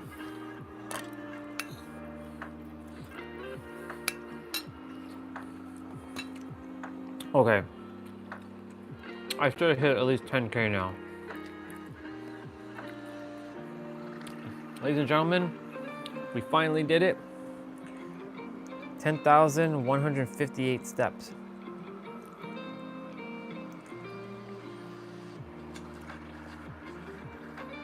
That's just bare minimum. So we finally got our 10,158 step in. So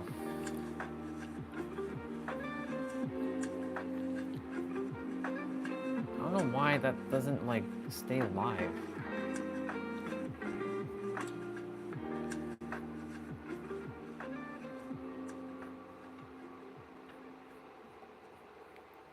Like that one's like super outdated.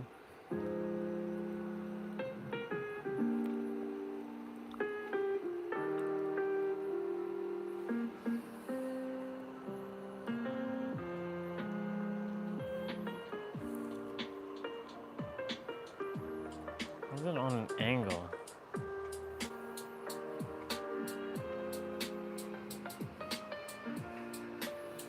Okay.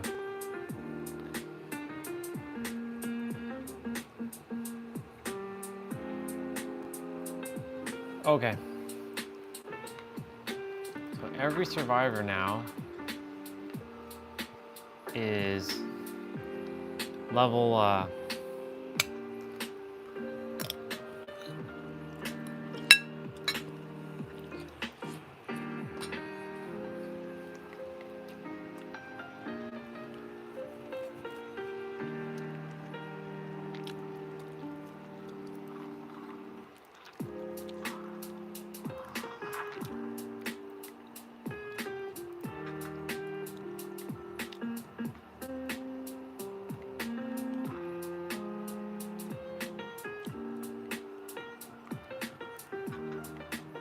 14 eyeballs.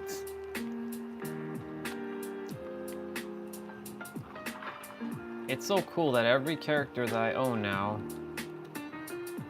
has that skill. level 3.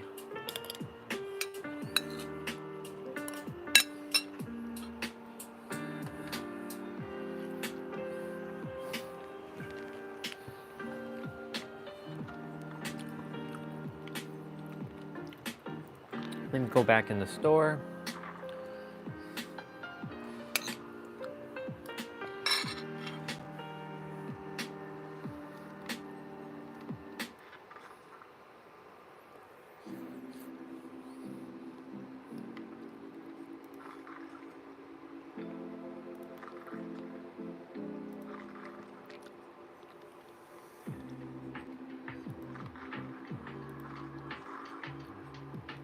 From the Rift bundle.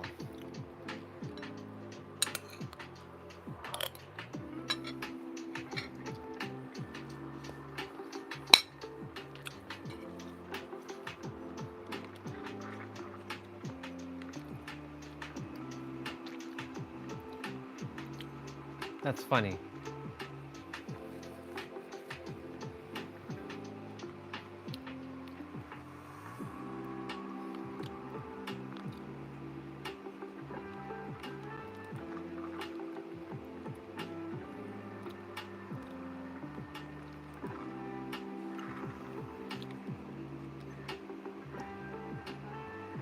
I like that for Legion. He's looking pretty dope, Mr. All Kill. The trickster himself.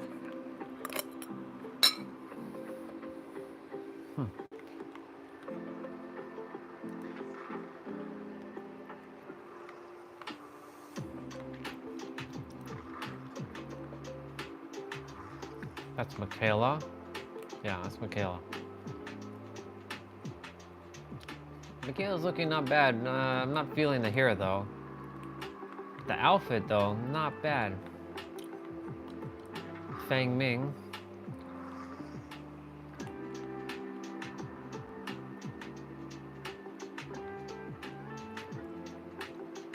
It's got a little bit of Kate's vibe.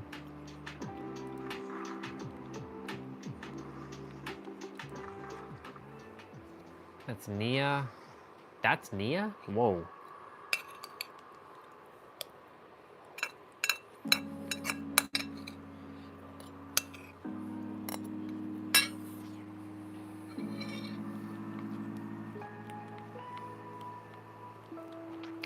That doesn't look bad for Nia. Not too shabby. Huh.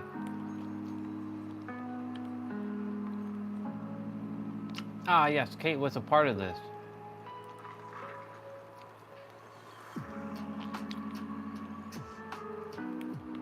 That made sense.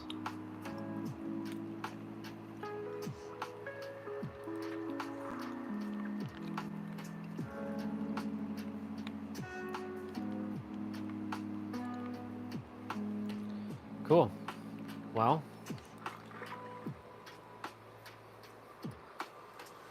a lot of these charms I don't care for because yeah.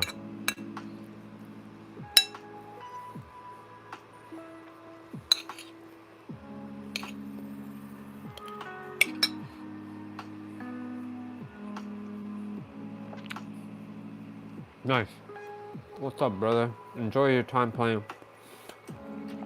Assassin's Creed. I finished all my stuff on Dead by Daylight for the most part. I'm just happy I got Claudette to level 3 prestige. It was like 8 years in the making. I just never bothered to level her up because once Kate got her level 3 self-cure, I was like, I'm not gonna play as any other character again.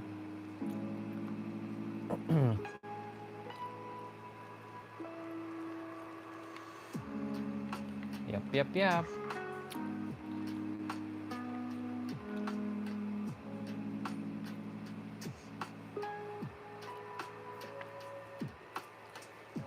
Yeah, when you get your character to level 50, let me show you quickly.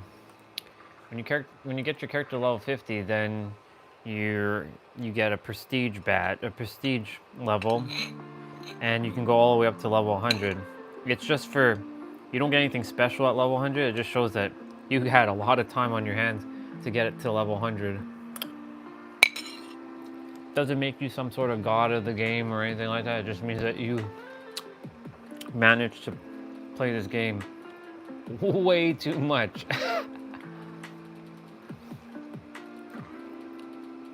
I was gonna go to Survivor. Shit. Come on. Come on, game. There we go. So, like, Kate has a level 7 here. And so I've prestiged her 7 times. You can get rewards up to level 9, and after level 9, it's absolutely irrelevant to get to level 9. Or to go to level 10 and beyond. So eventually I'll get everybody to level 9, and that will be it.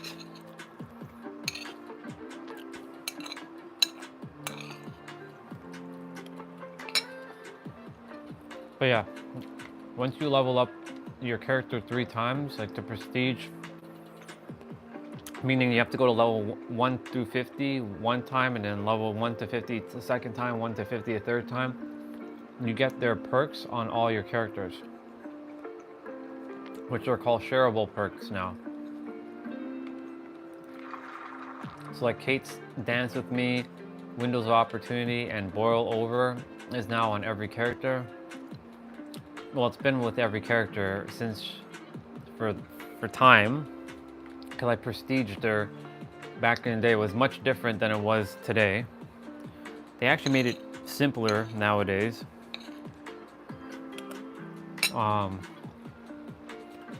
When you first play this game though, the OGs of the OGs have these shiny, glowy pants and glowy like body armor that looks like you're made out of fire.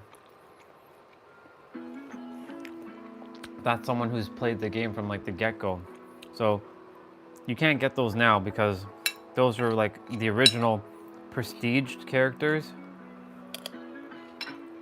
Because the thing is, when you, back then, to prestige a character, you hit, every time you prestige a character, you lose all of your skills. You have to start from scratch. So I'm glad they changed it so that when you prestige a character, you keep all your skills. It was so annoying back then. That's why I didn't bother with that. And I only stuck with K because I'm like, I'm not going to prestige these characters. What's the point? Sure, you get their bloody outfit when you get to prestige level 3, and you couldn't go beyond level 3 anyways. Back then.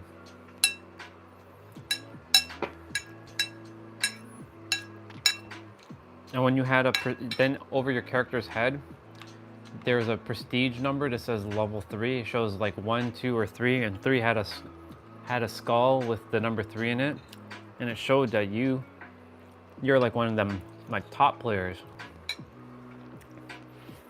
Because nobody really prestiged a lot back then. Because you have to go through and relearn all your skills that you lost, and it's not guaranteed that you get back the same skills you have. I mean perks, not skills. So it's easier nowadays. Took away a little bit of the fun, but at the same time, like, it didn't become a grind fest. The only thing is, like, they have a blood point cap at 2 million right now.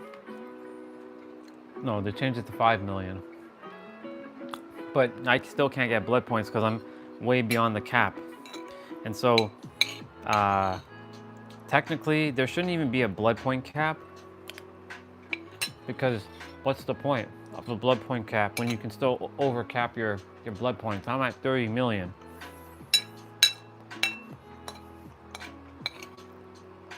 That means every time I play, I don't get blood points. Unless the game rewards me with blood points from like events or from like doing those level up webs. But it's absolutely ridiculous to have a cap. But yeah, this game does have the same thing like a Call of Duty.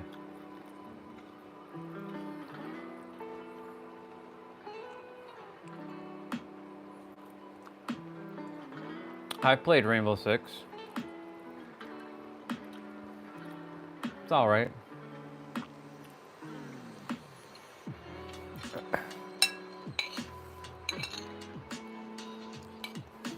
For me, Counter-Strike, unless I know it's like Counter-Strike, but still it's not Counter-Strike. Like Counter-Strike is the El Primo game for me.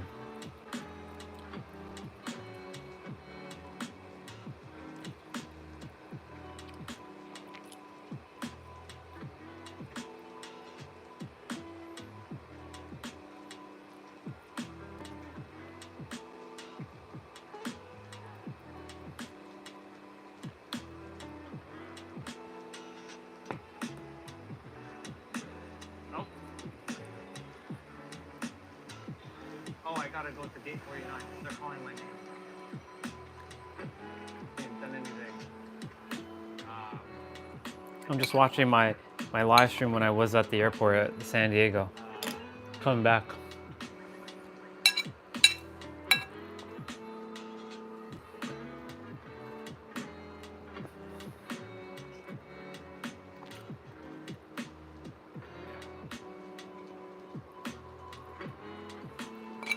Oh, right, that. Oh, yeah, sister. A couple people listen. I spoke life into them. You know, like, oh, by the way, I always have these voice wipes with me. Oh. Oh, I gotta go to gate 49. They're calling my name. Gotta run, gotta run, gotta run.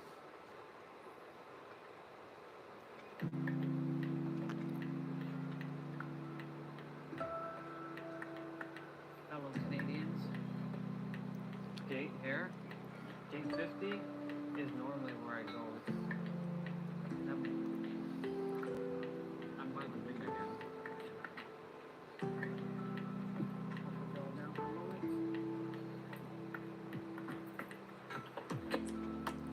It was so cool when I was coming back. I had the seats to myself.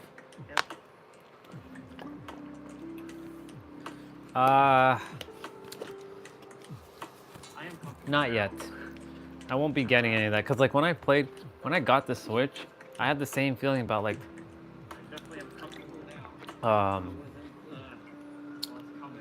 what's the word? I bought it for Mario Kart. I bought it for Smash, and then I only played the Switch like 3 times, and then I put it away. I never touched it again, and sat it in my drawer for like 2 years, and then I sold it. So like, I'm, as much as I will pay for games and stuff, I would rather just, I know I'll miss the aesthetics of like driving open world online, but I would just play Mario Kart offline. So I'm looking forward to somebody making a Switch 2 emulator. But my laptop probably won't be able to run it. Gotta make sure like that's open for the pressure. I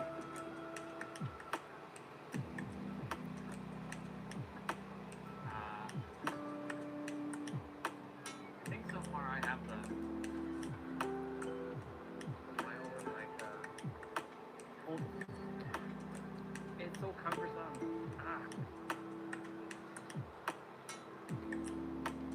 Service complimentary Wi-Fi snacks and beverages. On-time departure, on-time. Oh, we get Wi-Fi. The Wi-Fi was not that. You're doing great. We're just lifting up. Who do you play as Link mainly, right?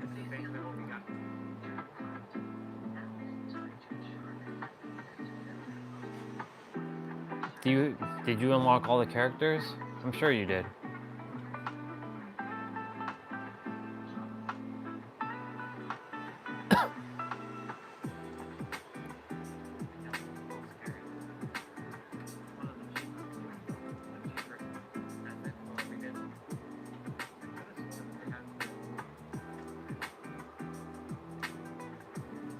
Oh shit. I went up in the air. Oh yeah, we're turning around and we're flying up in the air. Lincoln Zelda, nice. No chic?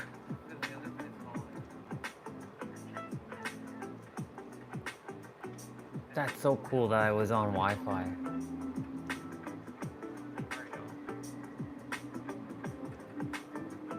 Ah. Did you get all the DLC characters? Oh, there we go. There's my PS5 home. There.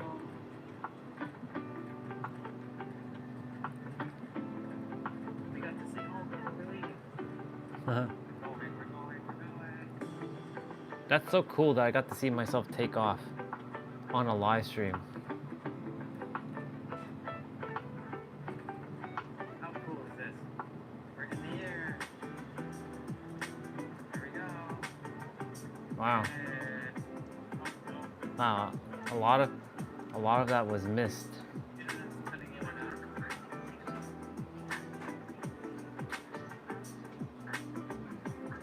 That's crazy.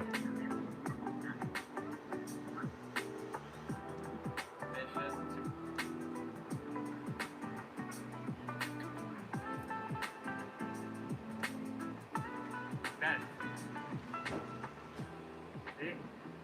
No accidents. There are no accidents when it comes to San Diego. Go drive.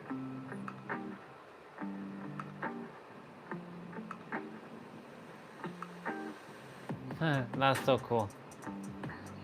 Sure. We'll be meeting up, dude. That's cool. I'm glad you play as Sheik. Sheik would be my character if I was gonna play. Well, technically I play as Zelda once in a while. I'll be right back.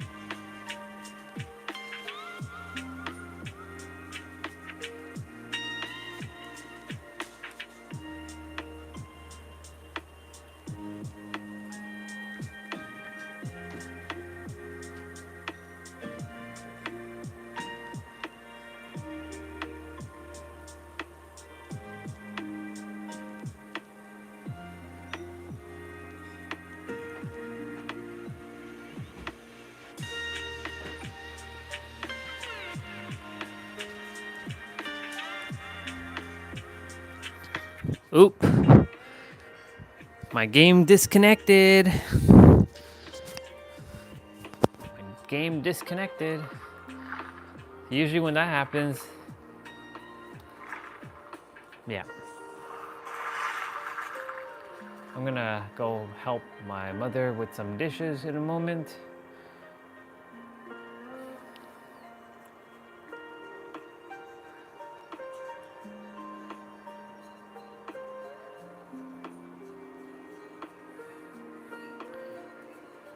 Uh-oh. Uh-oh, not this thing again. When this happens, yeah, I can't retrieve the list of available what the hell? I think, yeah, every Tuesday around this time, it does this and like it won't like log in. I have to either restart the game.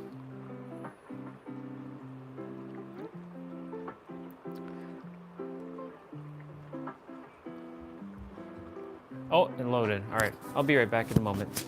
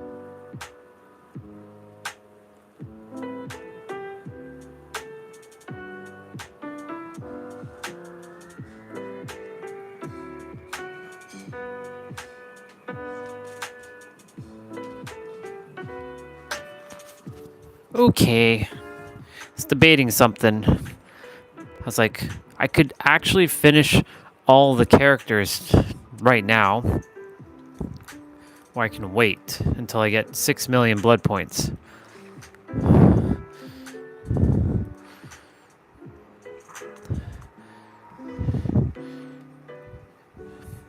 I was like, I don't know. I don't know. I should do that.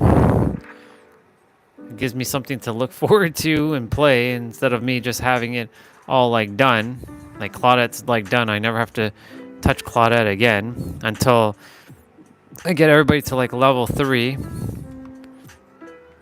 But the only 3 characters I really desire to get to level 3 is Claudette, or 4. Claudette, Jake, Nia, and Yui.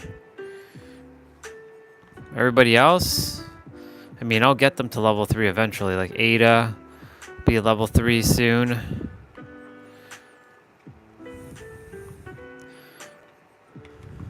What level is Ada at? 25. Okay. So I'm just debating that. That's all.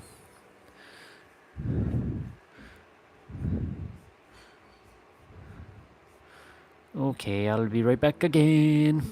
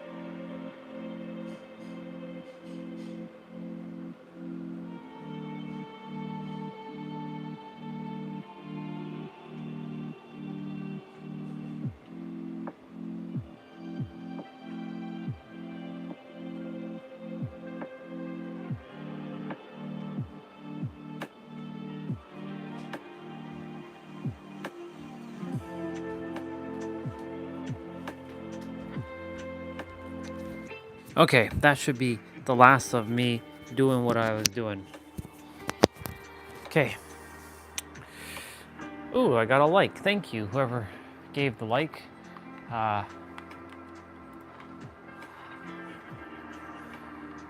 We're at 591 591 in the live stream timer. I finished the blood. I finished this thing, so this is done.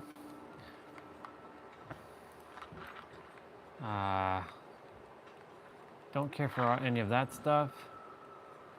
So I'm gonna go ahead and hit play.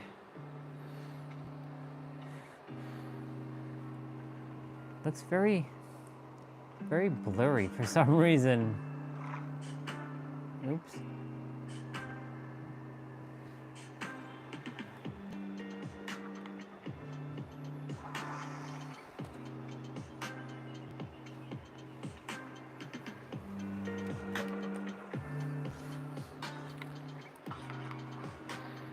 All right, y'all. Let's see what we got.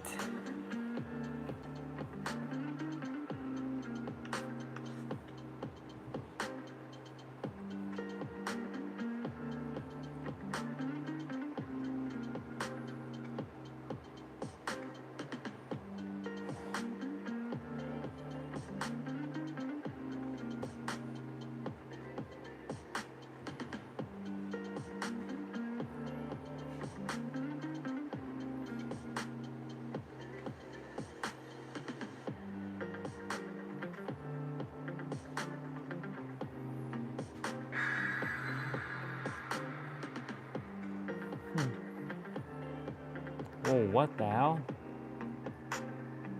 Did somebody disassemble a Supra? Whoa, what the shit? I guess they were... I don't know what the fuck they were doing with that Supra. But god dang.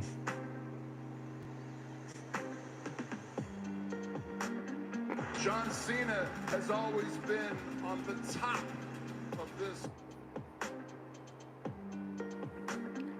John Cena.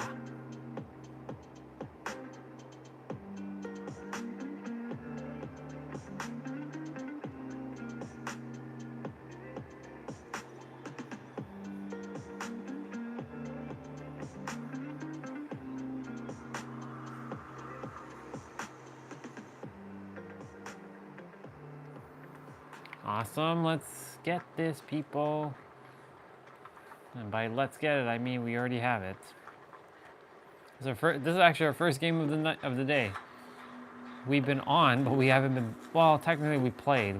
It's our second game, but we haven't played as Survivor. We played as Killer, just to finish Claudette. Kate already had all self-care level 3, so now it's just good that all the other characters have it. So the goal is to get Iron Will level 3, Lucky Break level 3, and Urban Evasion level 3. Thing is, I might sub out Urban Evasion soon with something else. Only because I don't really crouch much. I mean, I do.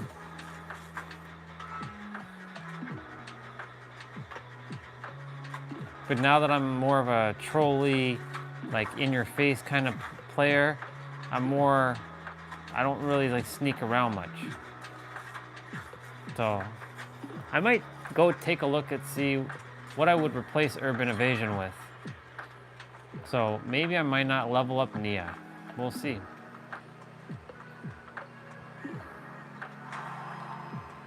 We got a Nemesis.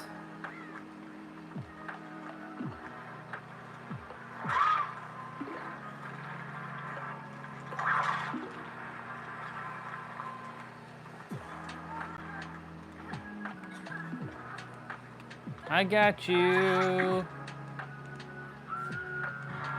We gotta move, we gotta move, we gotta move.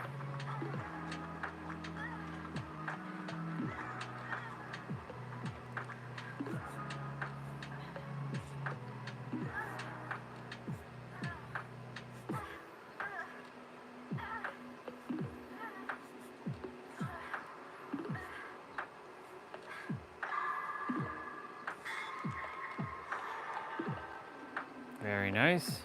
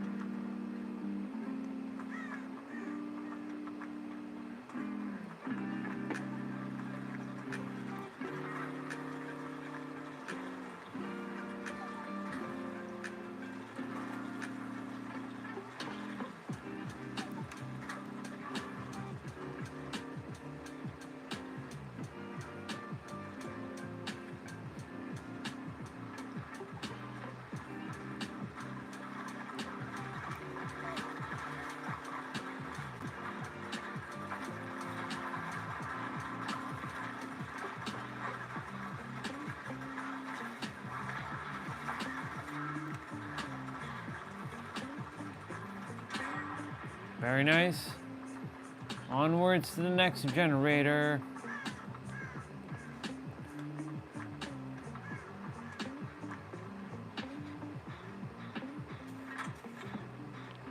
We're killing it right now. We be killing it.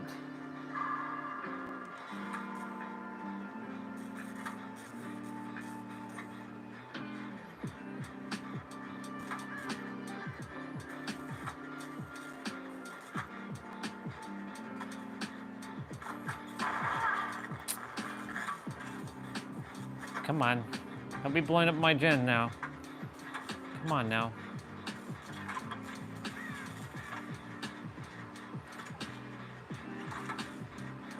Let's smack down this generator.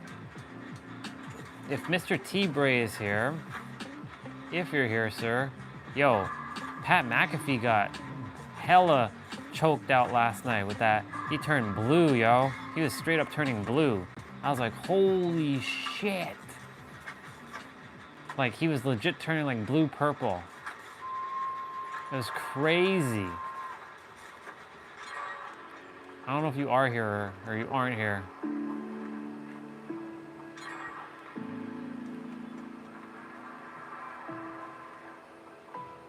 Okay.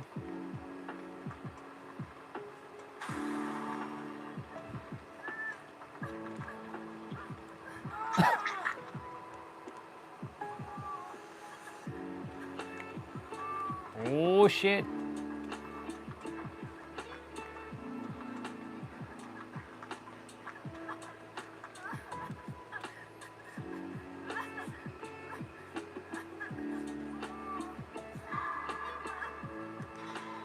Ah, son of a bitch, those dang zombies. Holy shit.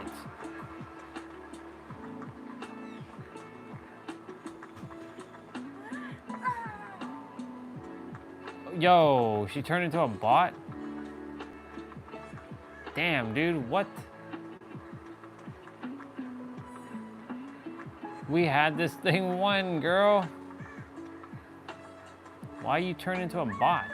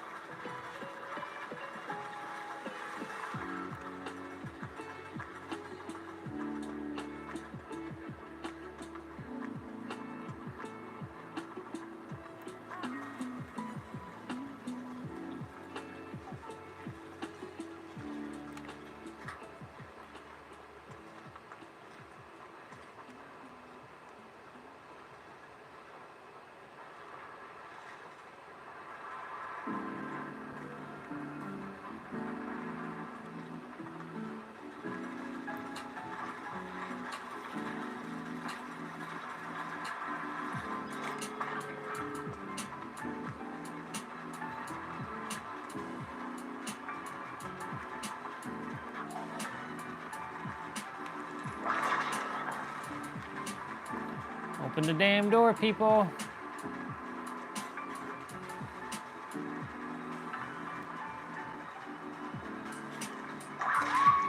Oh, son of a mother. Am I going in the basement? Oh God, I'm going in the basement. Oh God, I'm going in the basement.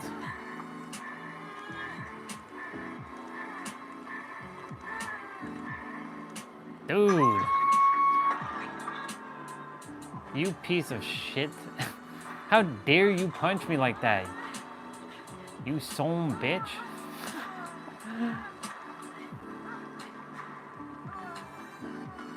I'm gonna kick your ass, boy.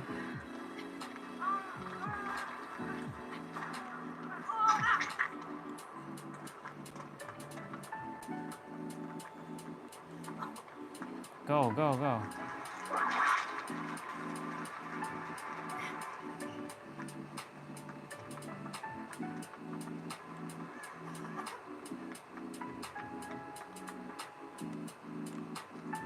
Come on, Fang Ming, get out. Oh my God, Fang Ming, why did you do that? You could have ran out, girl. Yo, what the hell? Fang Ming. Oh, she got out.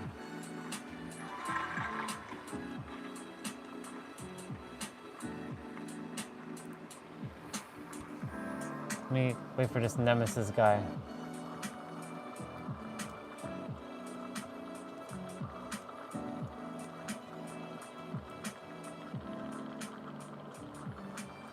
Ah, it's not typing. Ah. Oh, wow. I was gonna be like, you gonna pay for that punch, boy?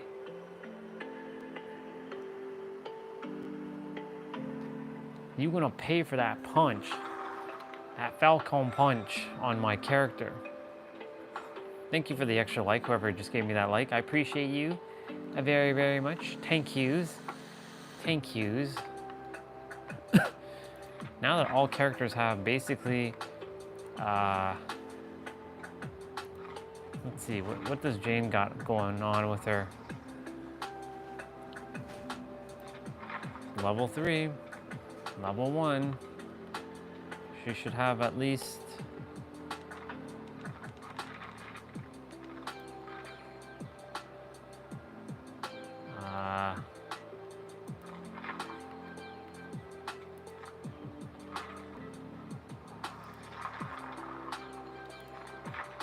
level 3 for her, level 1 for these. Okay, I was gonna explore something actually. If I wasn't gonna use urban evasion, what would I use? Oops. If I wasn't gonna use urban evasion, what other skill would I use? Which other of these skills am I? Adrenaline only comes in handy when gates are opening. This, when the gates are open, so that's end game. Your acute senses are on high alert. When the killer performs a break action, the killer is revealed. Nope. Any means necessary. You stand up for yourself using whatever's on hand to gain the advantage. You see the aura of pallets. Meh. The only thing I would probably put is windows of opportunity in its place. Or if I was changing out lucky break, I would put windows of opportunity and keep that. Because the windows of opportunity show me pallets. One of the most broken ass like skills in the game. Press and hold the ability to any survivor within the total gain 100% healing speed bonus to healing others. Medkits give no bonus to healing in the boon totem. Survivors have their auras revealed to all other survivors when inside the totem's range. Okay. Shadow step. Any survivor within the boom's totem range will have their scratch marks and auras hidden to the killer. This effect lingers for 4 seconds after leaving the boon totem. Not bad. Breakout. You kick into high gear when someone's in trouble, inspiring them to overcome any obstacle. When within 5 meters of carrying a survivor, you gain the haste. 7 nah, that's not really that good. Borrowed time would have been great. Boil over. You are a battler and do everything to escape your foe's grasp. You're struggling with 80%. You up-secure the killer's ability to see the hook aura within 60 meters. Boil over is pretty damn good. That's not bad. Bond is okay. Calm spirit. Animals seem to trust you as they often stay calm in your presence. Reduce chances of alerting woodward creatures. What? Sure. Clairvoyance. This is an intrinsic energy in you that sees beyond your vision. Yes, that's what clairvoyance actually is. Clairvoyance activates whenever you cleanse or bless a totem. When empty-handed, hold the ability button to unlock your full aura reading potential. For up to 10 seconds, you will see aura gates, switches, generators, hooks, chest, and the hatch within a 64 meter radius. So when empty-handed, hold the ability button to unlock your full aura reading potential. For up to 10 seconds, you will see auras of exit gates, switches, generators, hooks, chest, and the hatch. Then there's Dance With Me. When performing a rush vault or leaving a locker in a sprint, you leave no scratch marks for 5 seconds. Dance With Me has a cooldown of 15 seconds. Dark Sense.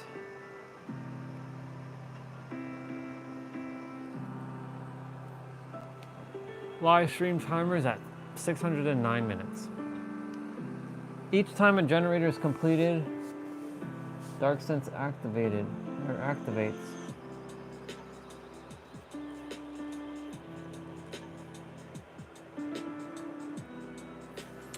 Let me do this quickly.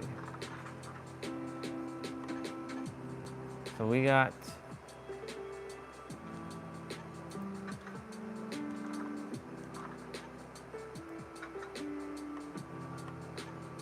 I'm gonna put windows of opportunity.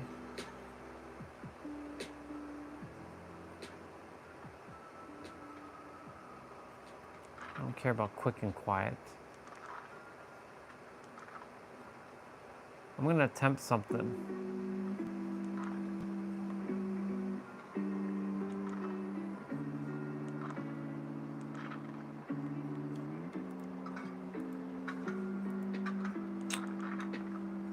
Windows.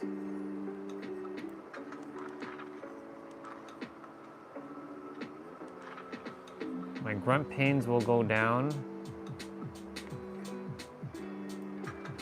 Actually, no.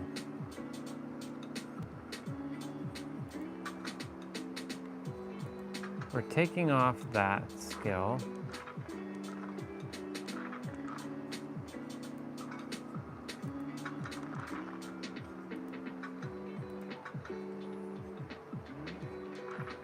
We're gonna actually take off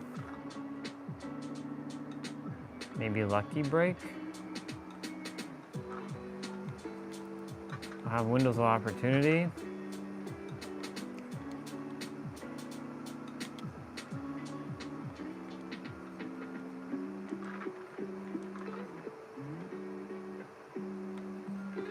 Lucky Break is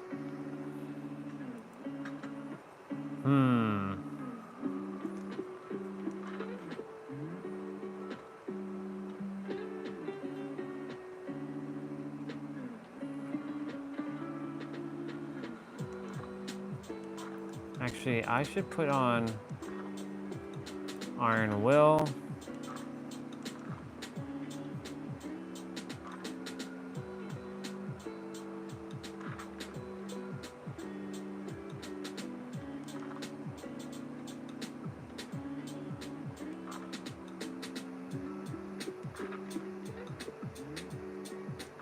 Wait, what the hell? Where is self-care on this? What's right there? Okay.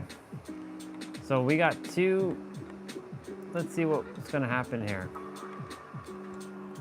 I'm gonna play with that perk list. I see Lindsay Sterling. I see Lindsay Sterling.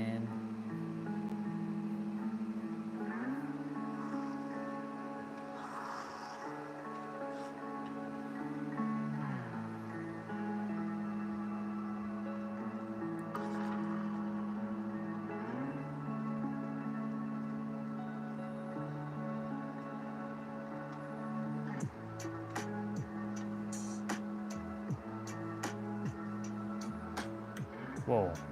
Twinsy Claudette. Whoa. Well, almost Twinsy Claudette. Why does Jake look like the doctor? What the shit? I was gonna look up something on a cross rope on YouTube for cross ropes.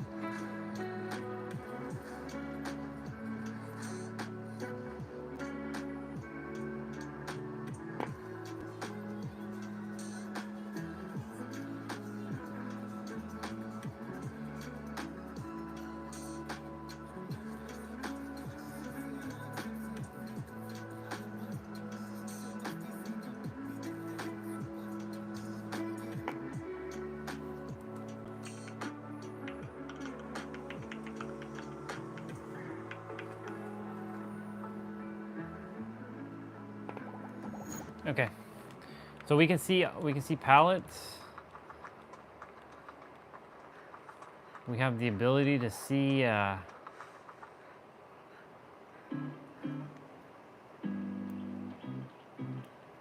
When does the clairvoyance kick in, though?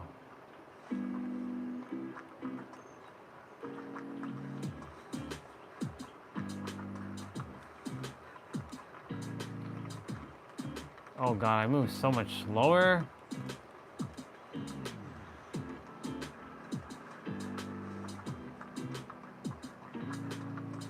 Found the totem. I think they also found a totem.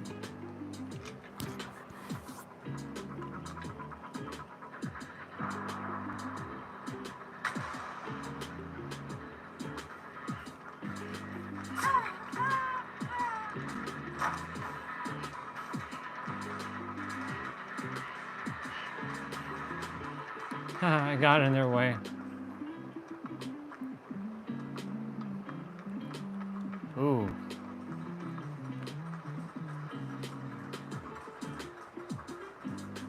Does this only work when I'm injured, though?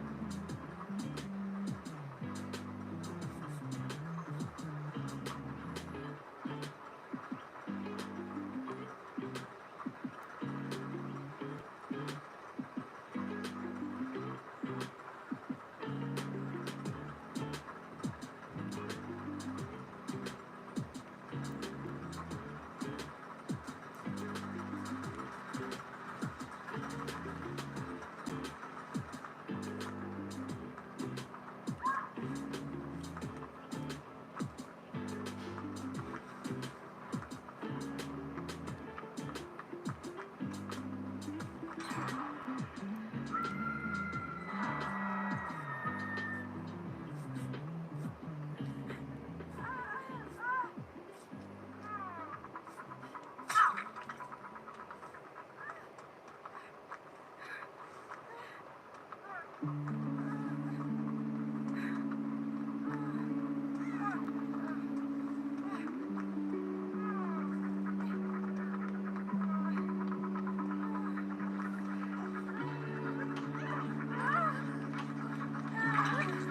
boy.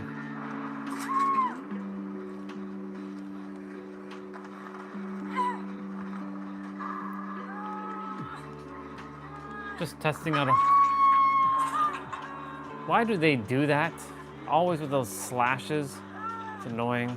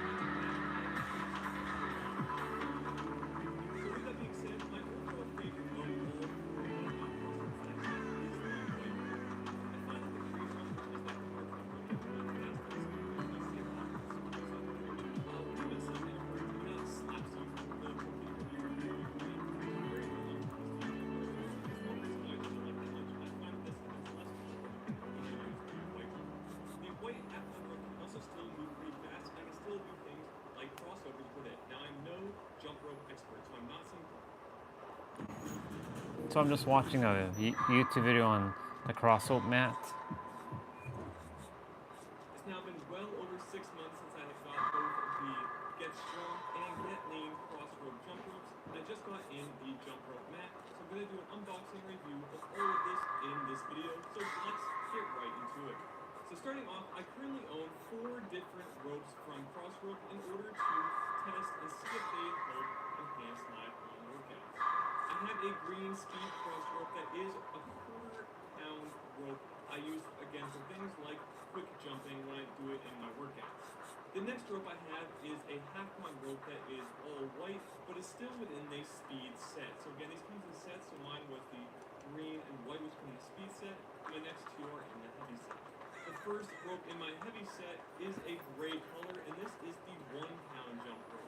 And my last one is a black cross rope that comes in at 2 pounds. So this one is pretty heavy and pretty slow to use. But just note those are all 4 of the ones I'm using for my cross rope review. There are others, but those are the 4 that I currently own. Now they do provide a workout app, and I think that's really trying to justify most of this cost. I really cannot see these being worth more than like a few bucks to manufacture. Who knows, I could be wrong. But yes, they have awesome handles and awesome ropes, but they are not nearly worth $99 or $139 unless you are also using the app with it. And even then, I really don't think that the price justifies the spend. So again, you need to be someone willing to spend the work with the jump ropes to justify having that as a cost for using the jump ropes overall. So with that being said, my overall favorite of all 4 of the crossroads is the white one. I find that the green one, which is that 4 pound rope, is really fast, but the speed one you might see a back for some reason. When you set the rope, it kind of slaps you really quickly when you're coming around, which is very normal for the speed jump rope. It's just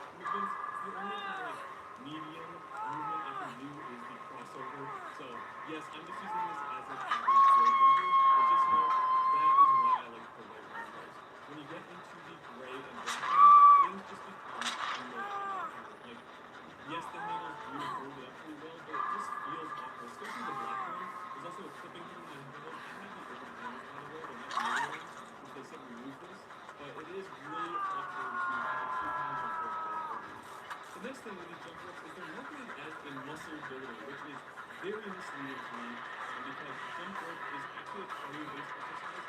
Yes, you may get some muscle building a little bit here and there, maybe especially in your calves if you're taking a lot of muscles. But just know, if you have blindness, it is not to build muscle. Do that with your actual resistance training.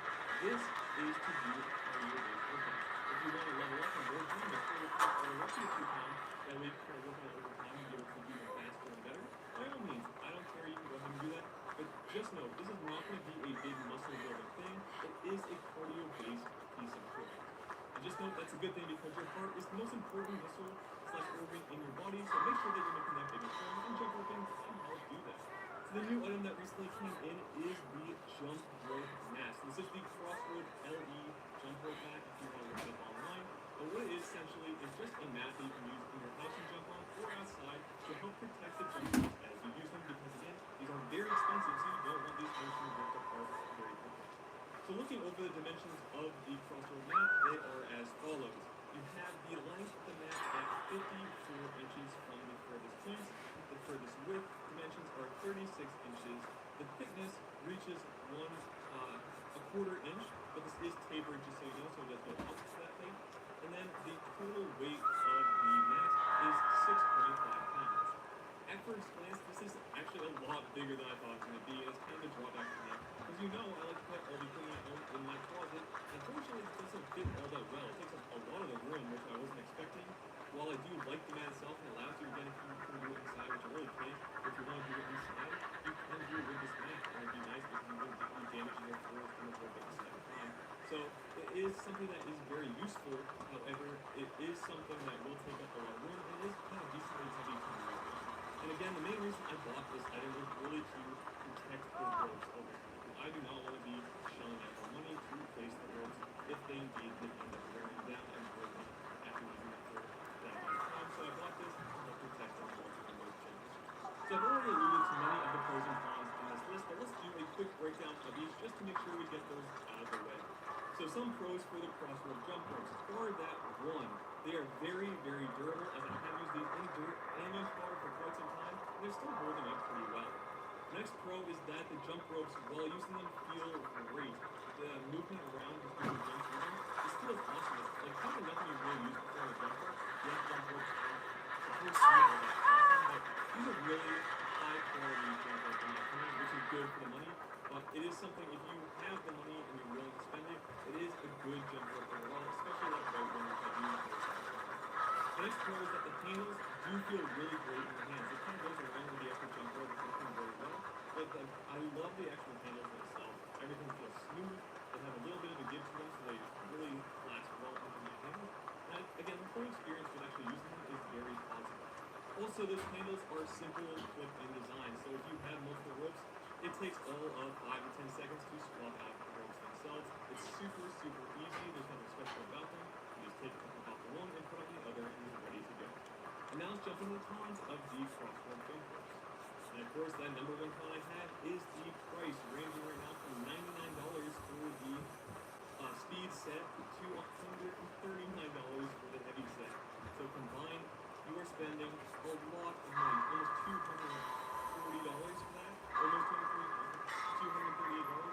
That's a lot of money to do on just jump ropes. So again, this has to be something that you're really looking into. Make sure that you've used other jump ropes in the past and did not like them, but you want to keep doing it. If this is going to just be a quick, I'm just going to do this for a month sort of thing, do not buy these. Like, make sure this is something you're going to be doing for a long, long time in order to actually buy these jump ropes. The next con is that they are not adjustable. I think the company is doing this, one, because they need different jump rope weights, but two, because it allows them to make different jump ropes to scale up over time, and you're going to keep spending money with the company. If you like them, they're kind of putting you in a position to keep buying more and more ropes, and you spend more and more money over time. While I get this workout, it's not good for the consumer, especially as I have to spend even more and more time. So I'm not in the mindset of spending all the money I have on things like that. Yes, I want great quality equipment. I don't really want spending the ropes for 2 jump ropes themselves. That just seems like kind of a big plan. And since they're not adjustable height-wise, you have to make sure you get the right ones. Other people may not be able to use them well if you don't show them their strengths. There's just a lot of issues with that. And that's kind of the big cons I've had for these Crossroad jump ropes. outside of that, the ropes are awesome. Like, again, I think they are great jump ropes overall. If you buy them and use them already, they're well worth the money. Again, you won't be using this Just video paying for attention to a few months. the cross rope stuff. So much more for this. You could just buy like a $10 jump rope and still be doing well. Don't be sold again on the getting strong and muscular with these. That's not what they're for. Jump roping, again, is not a muscle building activity. Sure, if you're just someone trying out, you might put on a little bit of muscle, but if you're someone who has worked out for a long period of time, you're not going to build muscle very fast. I don't know what else to tell you, but that's not what this is really for. So in True. conclusion, I'm still not a huge fan of using the heavy sets. As in my older videos, I mentioned that they do affect my workouts later on, so my resistance training. If I do one of my cardio-based days and do this for a long period of time with one of the heavy ropes, the next day I am pretty tired. It's just pretty exhausting overall. Yes, I could do less to try and make it so my next workout wasn't as bad, but just know it does make me pretty exhausted going into my next workout with the heavier ones. The lighter ones I get by just fine. Like I get that quarter-pound one, I don't feel anything. I can do that one forever. But it's that like 2-pound rope. That one is just exhausting over time. For the set I use the most, it is definitely the Get Lean set. This one has been by far my favorite one to use, especially that green and white rope, as the white one is my favorite. If I can just buy one, that'd be it. But if it's gonna be like $50, no thank you. And the one thing about doing jump roping as part of your workouts, if it does get cold outside, this is where you're gonna skip it. For me, I actually live in Austin, Texas, where it's like 100 degrees in the summer. It's now down to around like 50s and 60s in the morning. So I actually tend to end up skipping this the most because again, I'm doing it outside. I don't really, or can't really do it inside. I could, I guess, but since I do work out early in the morning around like 6 o'clock right now, it would be very loud and definitely wake up my wife who's in the next room. So that's why I can't really do it inside. I can do it outside, but that's pretty cool to get started and go out there. So I need a lot of self-determination to really want to go out and do that if I want to jump rope. But I find this is the one I skip the most overall. Even over running, I skip this the most overall for some reason. And that's just me, just my behavior. You might be different, but again, that's just from my perspective. It's the one I'll end up skipping the most if it is cold outside. And then some final thoughts on the mat. It's awesome. It's a really great mat. My only big con again is how large it is. I did not expect it to be so large. So that is the one drawback I find. It is a little bit expensive online, but overall I think it'll work well if you're trying to protect any jump rope, really, more than just the cross rope. If you want to protect any kind of jump rope, it is a great mat to use for your own workouts when doing the jump rope exercise. Alright, that is it on this review of the jump ropes after using them for a little over 6 months and getting in that jump rope mat. If you did like this review, please like and subscribe to Gamerboy. This is a $2 jump rope, and this is a $200 jump rope. But is this jump rope 100 times better than this one? Let's find out. The $2 jump rope was made of cheap string and plastic, and the $200 jump rope was made of premium metal and rubber, and rotated extremely smoothly. It even came with different weight ropes that could quickly be swapped, and an app that tracks your jumps. The jump quality of the $2 rope, while it did take me back to PE class, was extremely awkward and frustrating. And you had to count your jumps like an animal. Ooh, that's too hard. But the $200 jump rope was extremely smooth, until I hit my chin. But is the $200 jump rope worth 100 times the cost? Leave your answer in the comments. Nope.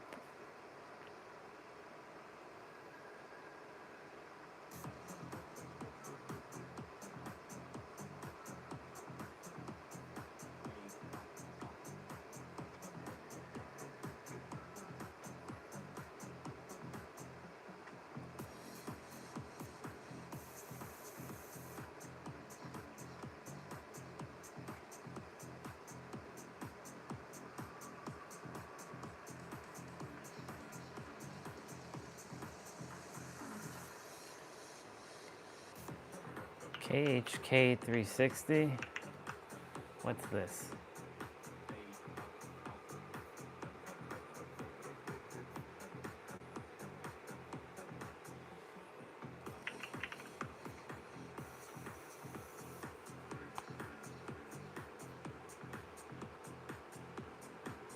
Okay. Oh.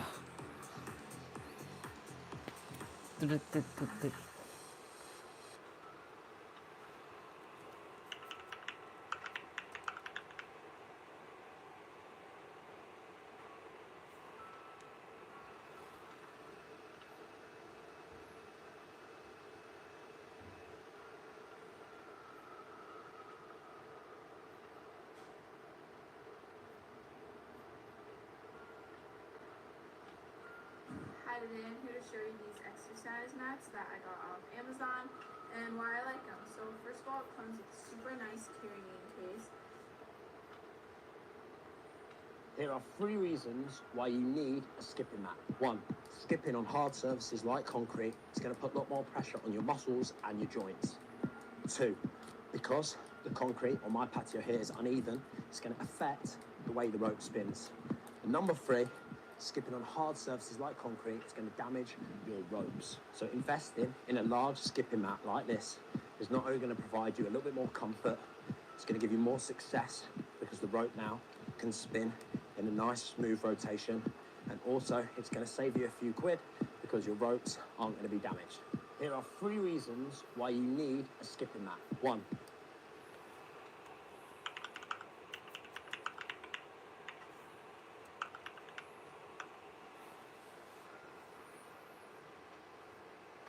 Hey everyone, it's Lisa Davis from Lisa Davis Body Construction.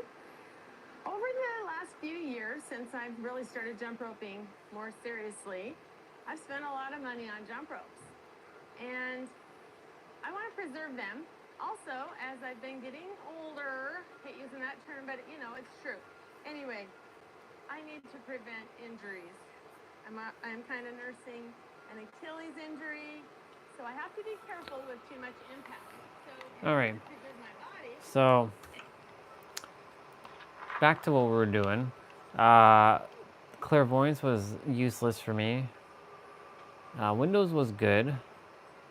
So I would sub out Urban Evasion. So I'm going to go ahead and put back on Lucky Break. And I would sub out Urban Invasion for, let's see, what's another one? So Dead Hard, Finesse, Harden, what the hell's Harden? Unlock a chest, cleanse a... This perk activates after you complete all of the following. Unlock a chest, cleanse or bless a totem. For the rest of the trial, anytime you scream, reveal the killer or for 5 seconds instead. What? That would require for your character to scream then. The threat of danger can motivate you. You see, the thing is, you don't even have... Too many people are attempting to make things so complicated with their builds, with their Dead by Daylight builds, that I just keep it simple. Self-Cure, Iron Will, Lucky Break, and Urban Evasion. That's all you need.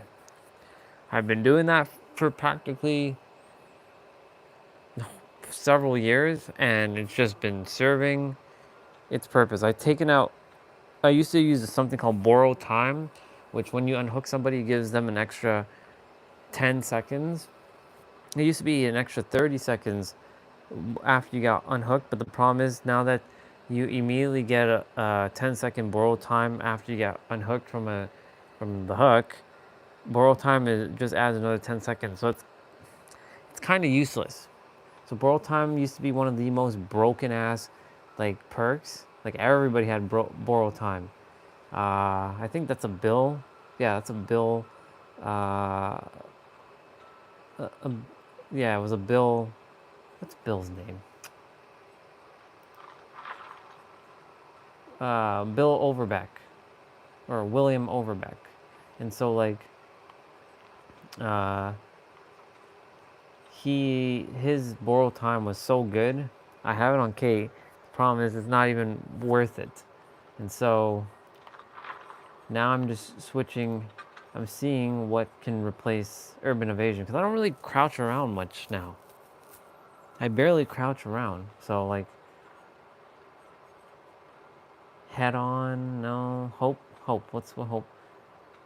As soon as the exit gates are powered, you gain a 7% haste status effect. Hyper focus.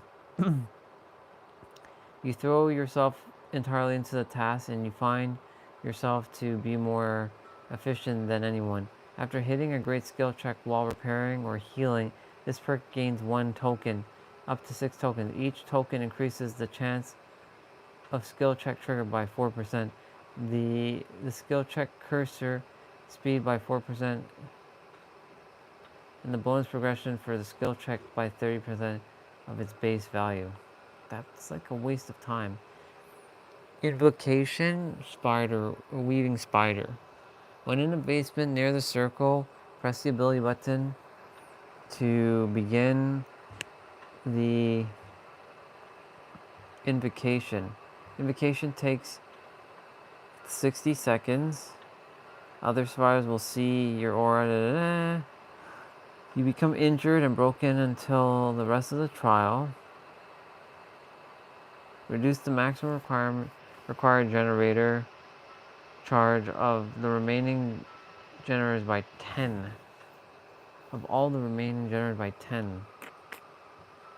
I don't know, that doesn't seem good. Kindred.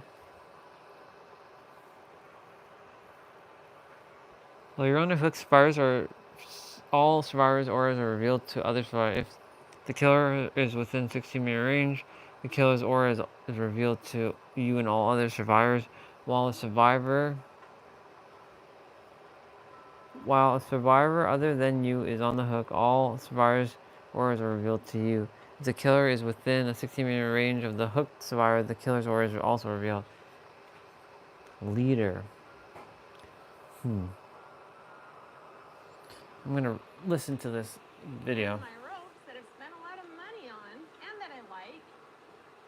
I've been traveling. I always take one of my older yoga mats with me because it's flexible, it's easy to stick in my bag, and it's light. Also, while I'm there, I can put it on sand or different surfaces, and it does provide cushioning, so that's nice. And it's not too loud because the slap of the rope against the mat can be really annoying. And I don't think it's too bad. I'm going to be using, with this test, my 4mm PVC rope that I got from Dope Ropes. I'll put a link below if you would like to find yourself something similar. They have a lot of varieties of ropes. I have other ropes from Dope Ropes too. This is just the one I'm using right now. If you're into yoga, you don't want to trash your mat, and the rope will be abrasive on it and can ruin it a little, but this is just a cheap one. I've had it for a long time. It's an older one. So this is a little louder than just on the cement. But not too bad. And it's worth it for the cushioning. Also, as I said, when I'm traveling and I want to work out on the beach, I can use this on sand or volcanic rock and things like that. And it makes it stable enough that I can jump rope or soft enough that it doesn't trash my rope. The next thing I have is a runner, just a rug. And I think I got this at maybe Costco or something because I wanted something a little longer.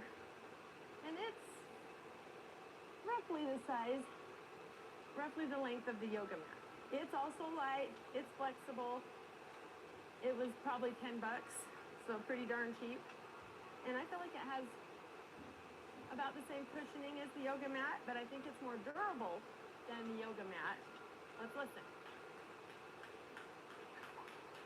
I don't know if you can tell, but it's louder than the mat.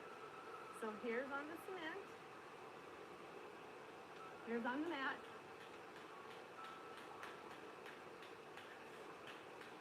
No way I'm going to work out for an hour with that. Next, I have a mat from Crossrope. And I spent a lot of money on my cross ropes, so I want to preserve them. And I bought this one. It's got the little tie around it. It's oval. And it's got it's more thick. It's much more thick than either of those first two things I've shown you. Just paying attention to a video. It doesn't want to unroll and it doesn't want to be flat. Now I keep my rope pretty short. I like them short and I'm compact. But my rope still lands in front of me like it will everyone. And if it hits this bump, it's going to trip me up. Just a note. It's not as loud as that carpet runner. It's about the same, I would say, as the yoga mat. So the cement. If you're one who just jumps in place, this is probably going to be great. But I like to move around. And now my rope starts hitting the bump on that, and it messes me up.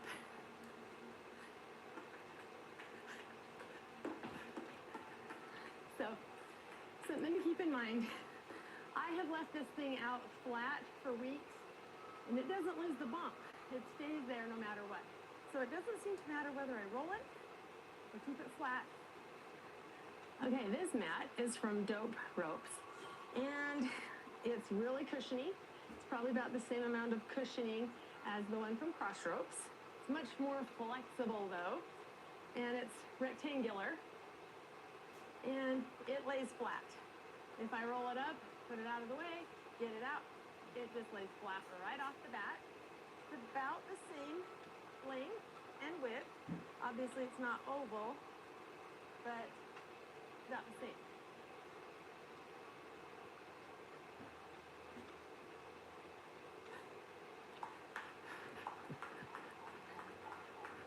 So maybe you can hear it. I think it's a little louder than the cross rope mat.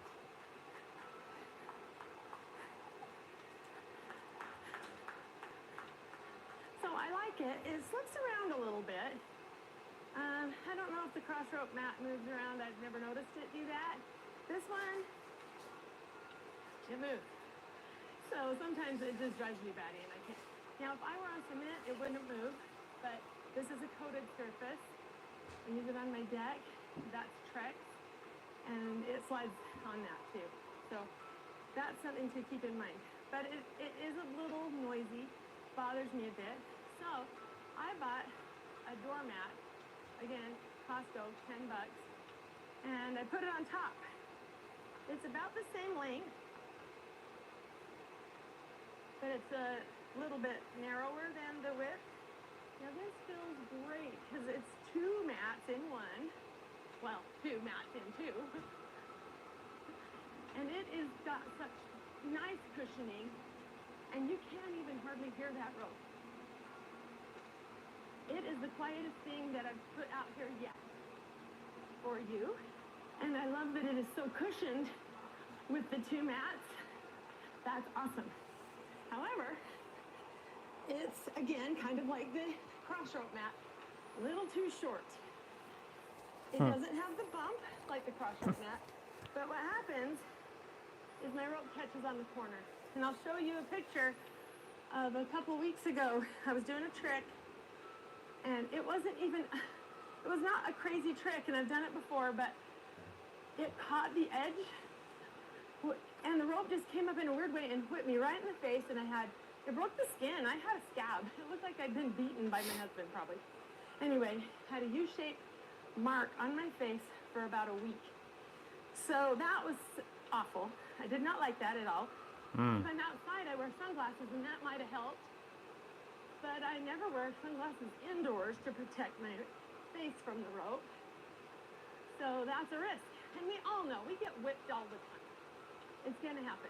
But I don't want to make it happen. And I know I'm hitting the rope on the corners. Another thing is this rug from Costco is heavy. It's a doormat for like an entrance. So if you're going to take it somewhere, it's not going to want to go. It's going to be heavy. So that's something to keep in mind. This is just an equipment mat that I've had for a long time. But I pulled this one out after I whipped my face because it's longer and bigger, and it's much less likely my rope's going to catch a corner when I'm moving around. It's obviously not as thick as, it's about the same as the yoga mat probably, but not as thick as the cross ropes one. Oh, the sun is in my eyes right now. Mat. But it is loud. So I was using this, and I couldn't stand it. Like even with my earphones on noise canceling, just annoying. So there's on.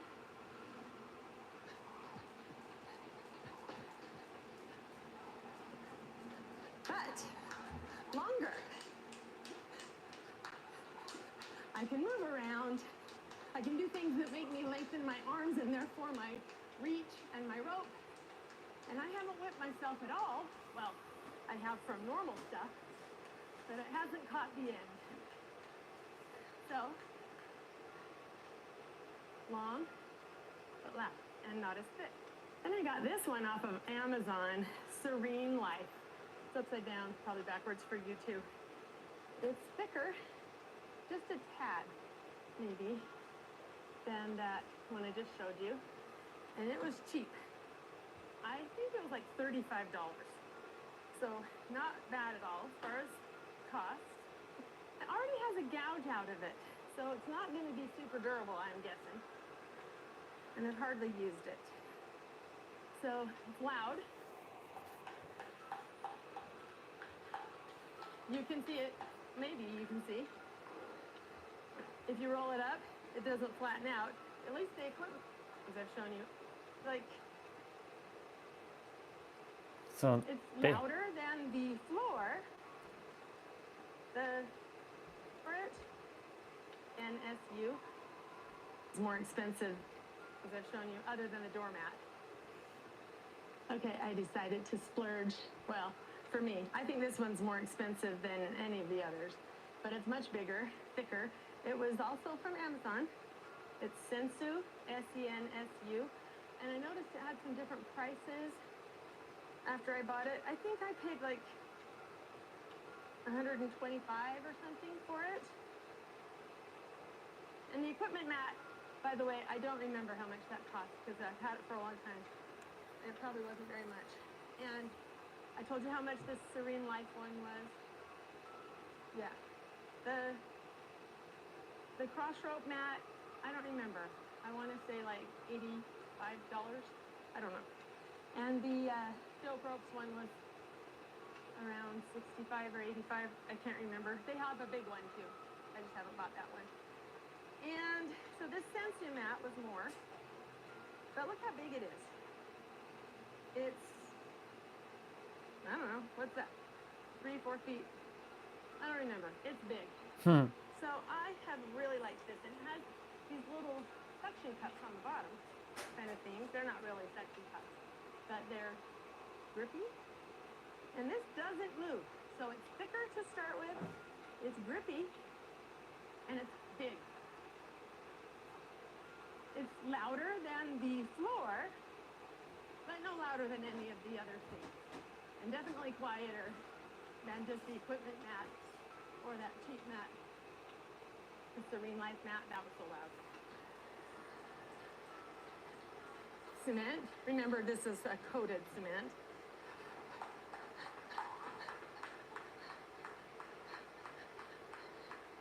So then I started thinking that I love the double cushion of the two mats with, you know, the one with it was the dope ropes mat with the doormat on top.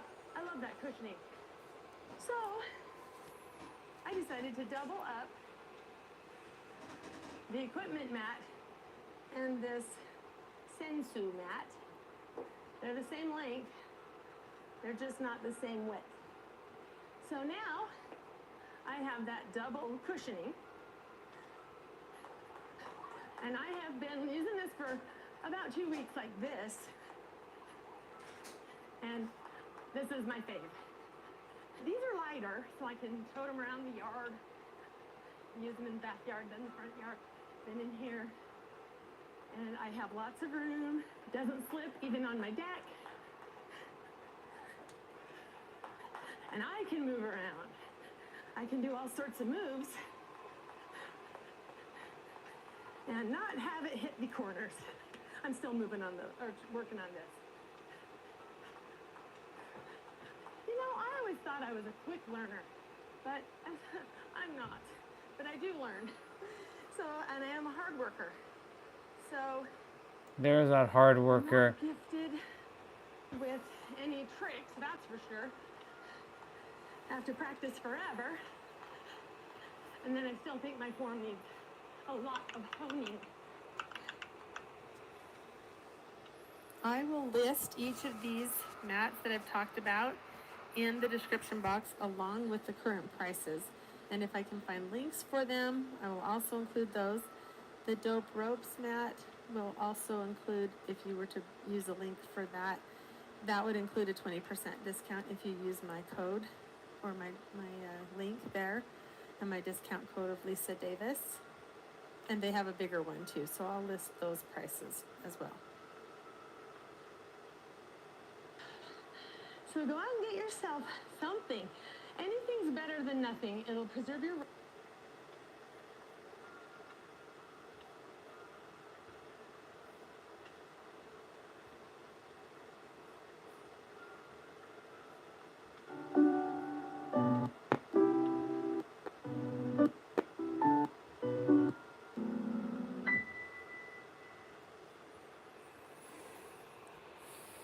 Okay. I think I've seen enough.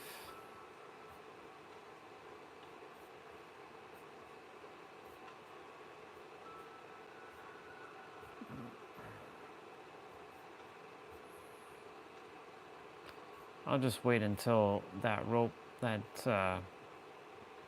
mat comes in, and we'll just see where we go with it before I go and invest in anything, because she basically gave me the heads up on what I should get and shouldn't get.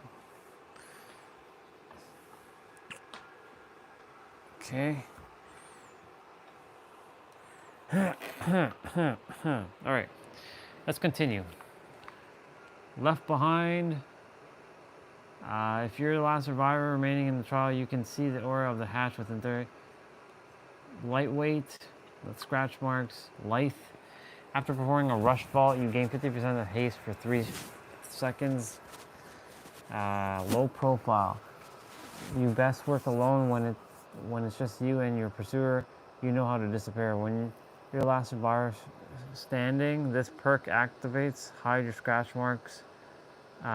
Pools of blood and grunts of pain caused by injury for 90 seconds. This is almost Iron Will. Well, this is actually pretty good. No one left behind. It is inconceivable to leave behind someone. Once the exit gates are powered, you gain the following effect: 100% bonus action speed when healing and unhooking other survivors. Okay. Object of obsession. Nope. Plunderer's instinct. Poised.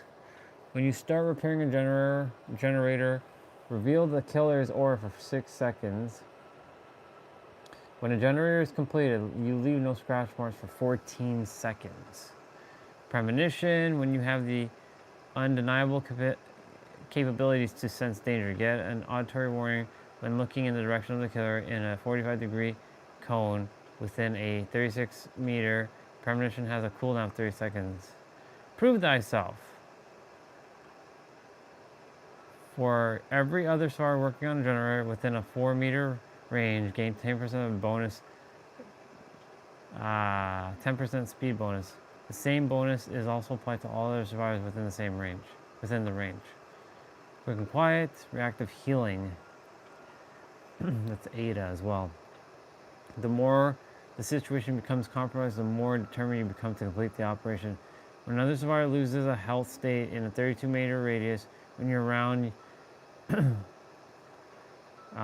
32-meter radius around you while you are injured, and instantly increase your healing progression by 50% of the missing healing progression.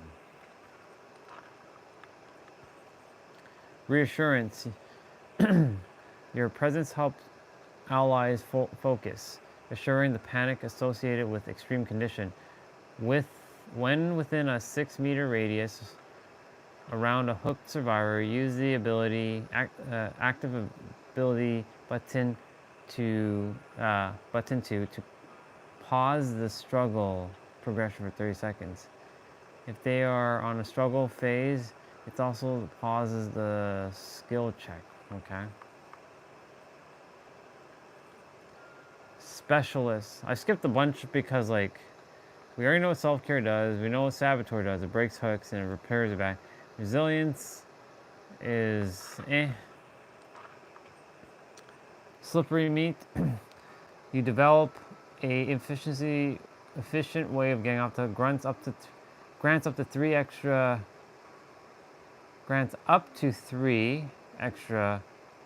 escape attempts on the hook.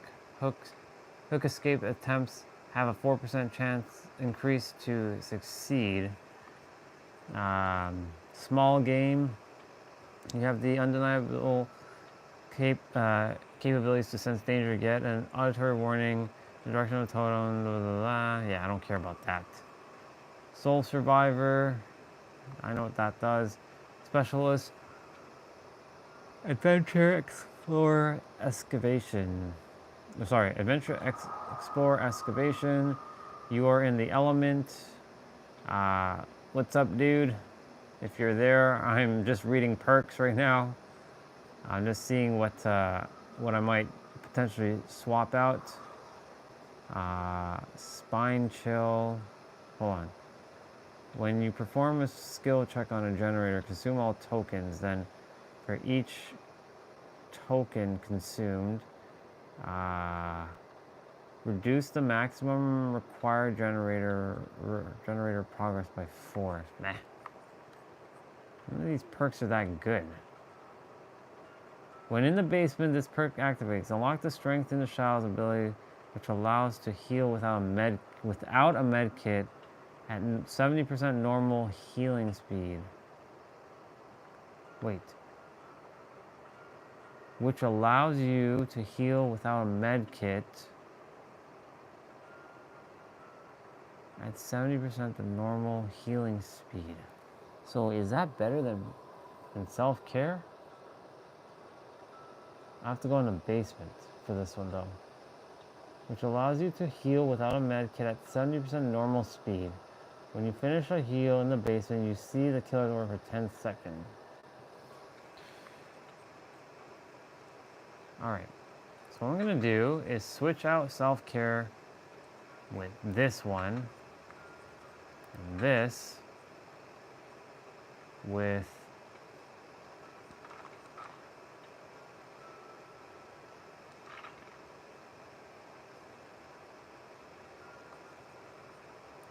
so we're attempting to see what kind of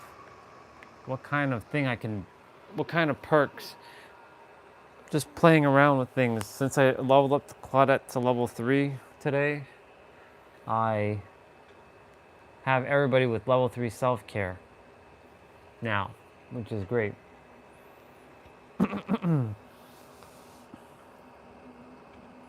Live stream, by the way, at 660 minutes as well. And stepwise, I'm at 10,456. So I could theoretically get to 11,000. I've just been sitting on my ankle for a while. So whenever you're ready, you can ready up. Even though yesterday I was like pressing the ready button and you weren't paying attention because I got off stream and you weren't readying up. And so I'm like, fuck it, I'm getting off. And I went to play. There you go. I was like pressing the ready button like 20 times to catch your attention. Alright, so I have to go in the basement to heal with this perk. So I have to be in the basement if I get hit with the perk. Let me put back on music since I was looking up jump rope mats.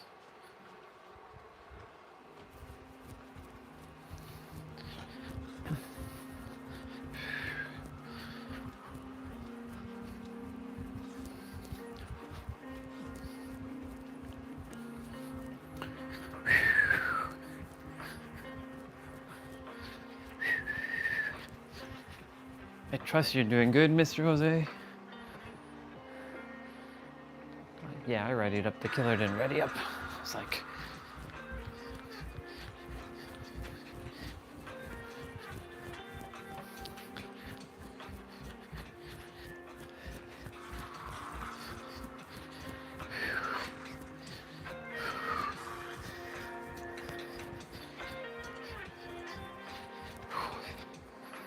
Oh, my foot. My foot, my foot, my foot. Tomorrow's gonna be a warm one. Thursday's gonna be a hot one, which is great. Starting to get the weather that I desire here.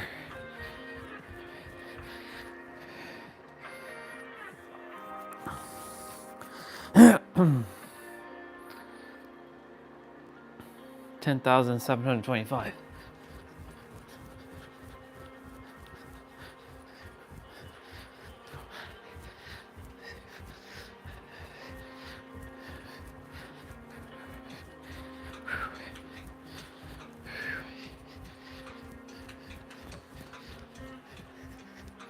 Oof. Foot. Oh, goodness gracious.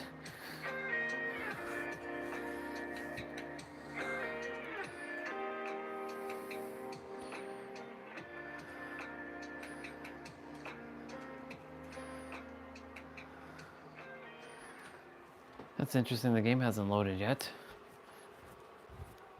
There we go. Okay.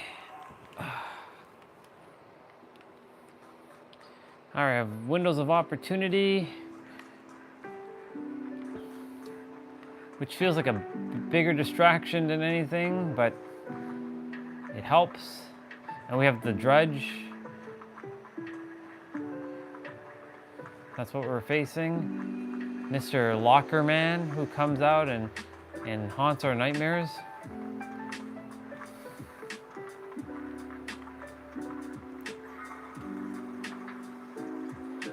I have to find the basement.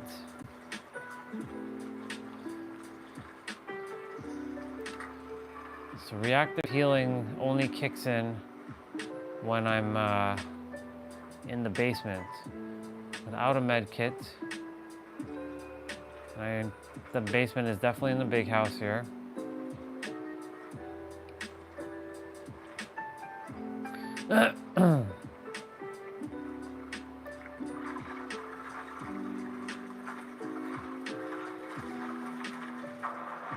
Shit. Here we go. It's getting dark in here. It will get dark in here. Yep. Here we go.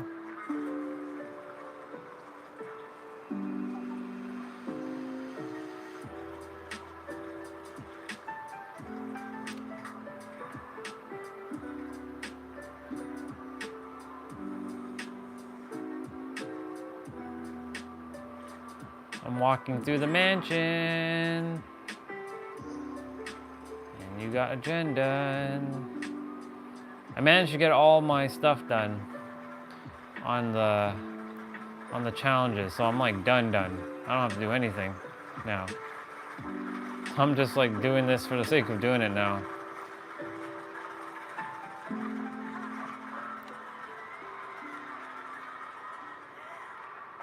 One more.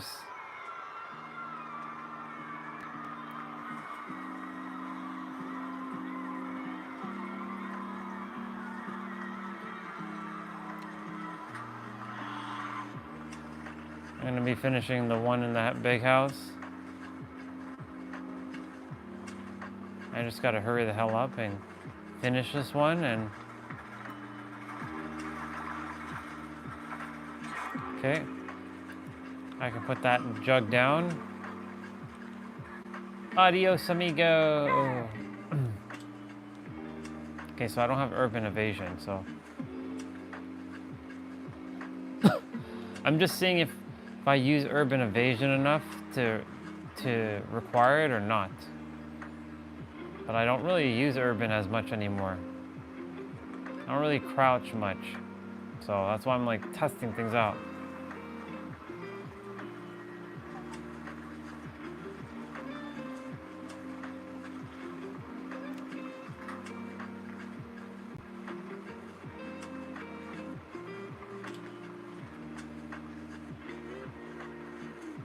Ah, nice.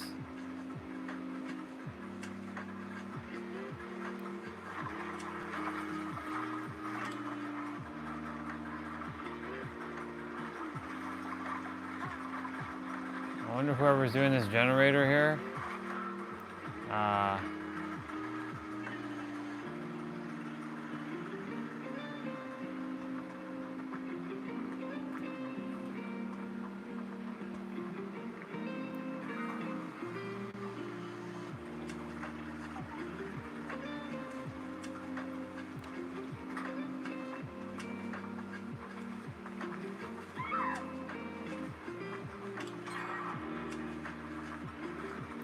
Well, another one's about to be done in a moment.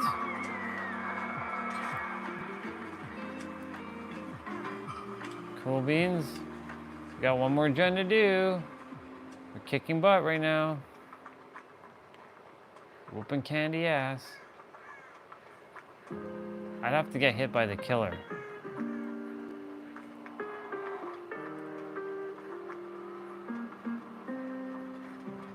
It's the one that you did.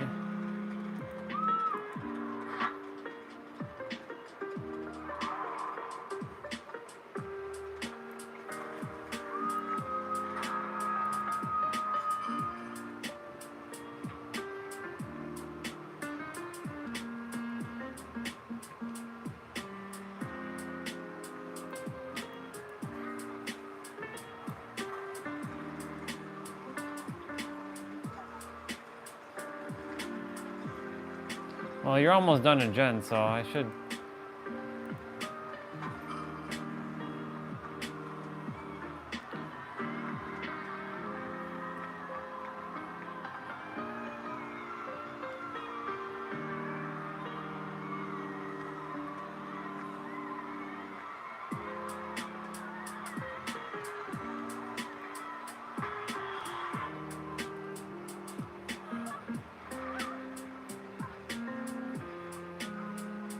Huey, I'm right behind you, girl.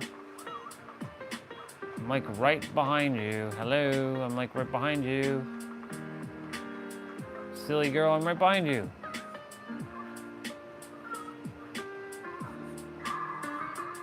Mr. Jose finished two regular generators on his own.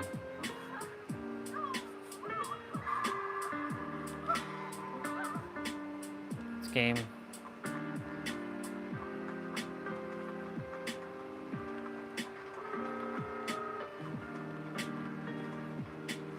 Now the question is, will he be going to that door or this door?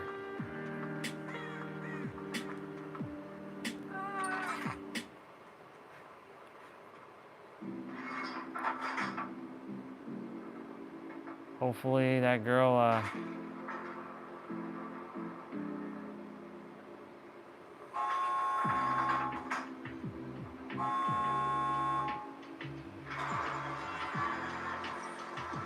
hopefully that girl comes out.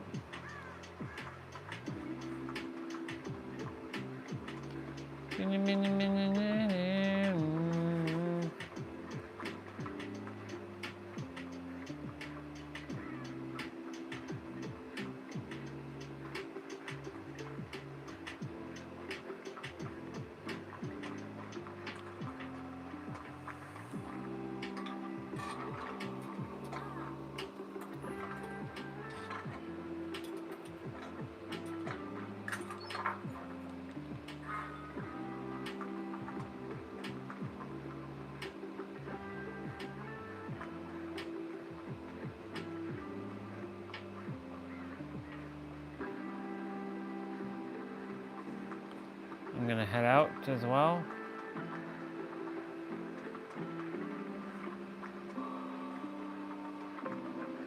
I went for an item and I got the item. Good job. That was an easy one. That was easy peasy.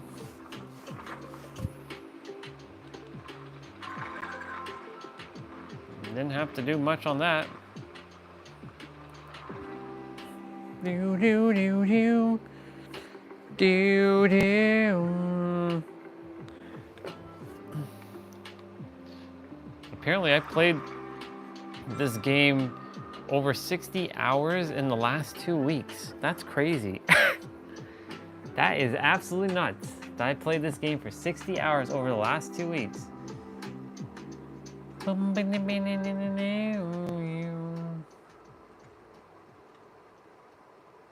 Absolute nuts. What is this? Hey guys, it's Charlotte. Oh, right. Hey guys, it's Charlotte. I remember that.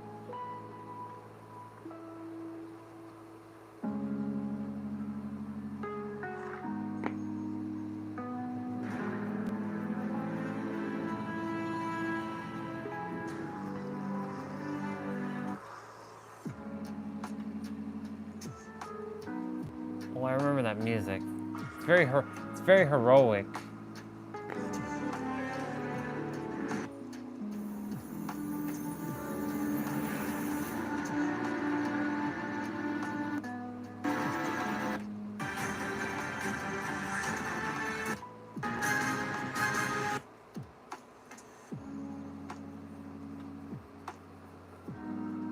Master your awakening.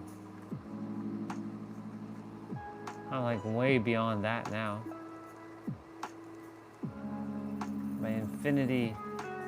Well, at least found my my videos. That's good for my Steam.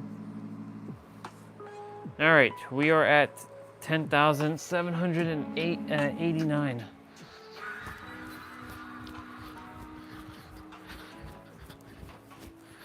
And I have to put stuff back. So this should give me some steps.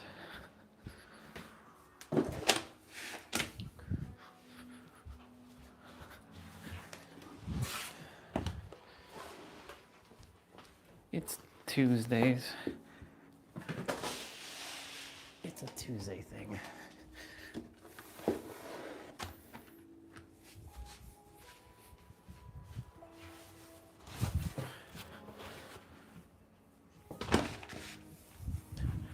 If the game starts and I haven't come fully back yet, all good.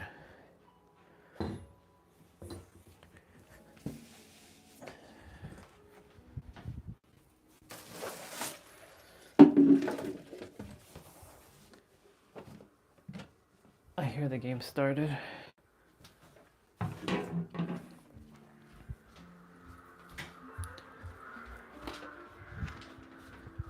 Did I just get shot with birds?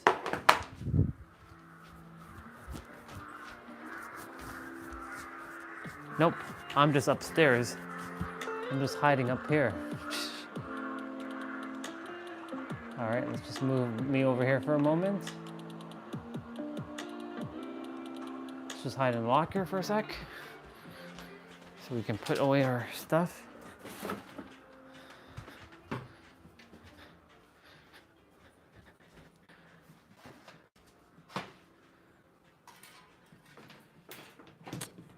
What is the purpose of this thing?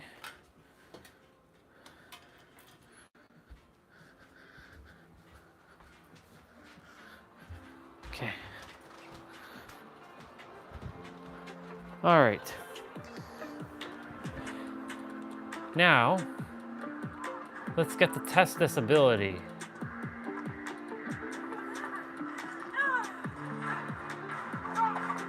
Oh shit. Damn, I just walked into the fucking killer.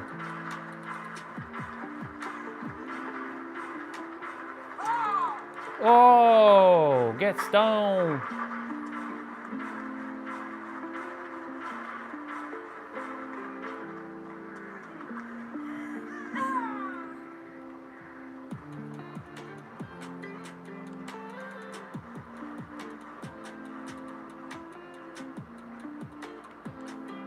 Ah, shit.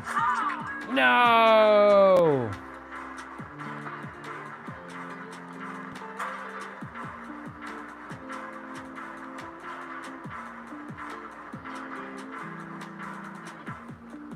She lost me, sucker. Okay, this is perfect. Now I get to test as a, oh fuck, she saw me. Shit! Oh my gosh, she saw me, no!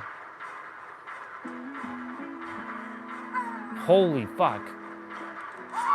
No! Son of a bitch.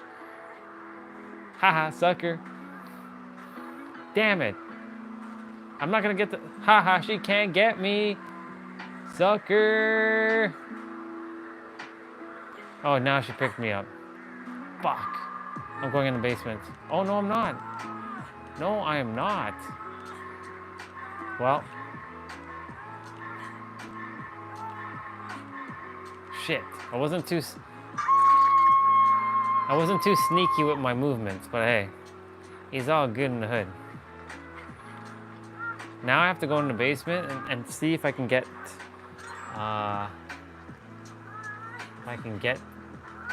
shit moving.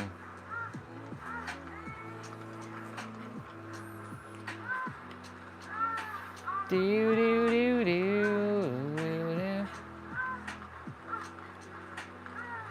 All right, I'm gonna go in the basement. I'm gonna go test my skill. Thank you so much.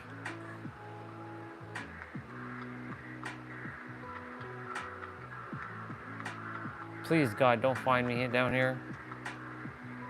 All right. So my reactive ability is in. Oh, I can heal here. Oh, shit. Huh. Is this a one-time thing? I wonder if this is a one-time thing. I don't think this is a one-time thing. Bro. Whoa. Oh, it has a little bit of a cooldown. Okay, all right. And then I'm sure I can activate it again. Yo, that shit was faster than, all I gotta do is find the basement. If I come in the basement and I heal. Oh shit, okay.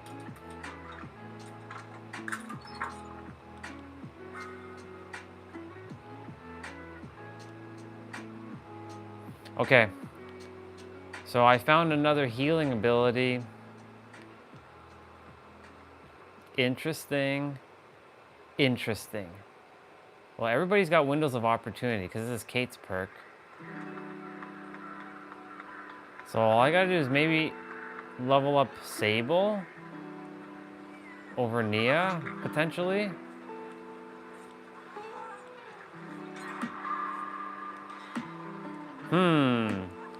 I might have come up with a new thing for Kate. But I have to go to the basement to heal. Each time I do this.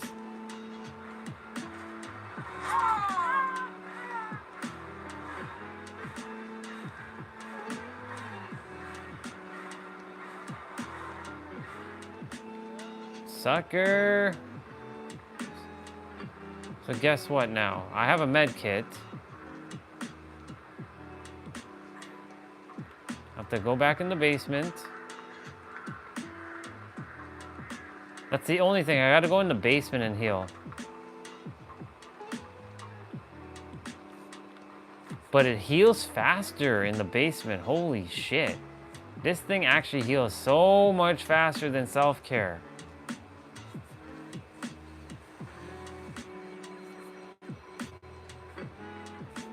Oh my god, it's so much faster. It says strength in the shadows.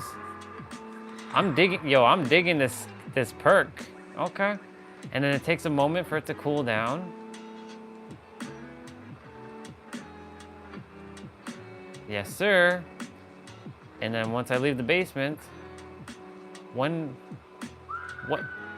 when I get here to the stairs, I can actually heal. Interesting.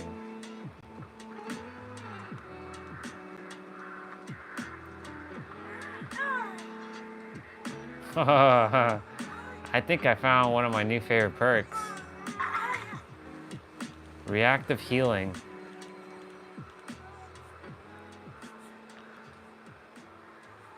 And of course, every time I heal someone, I get lucky break.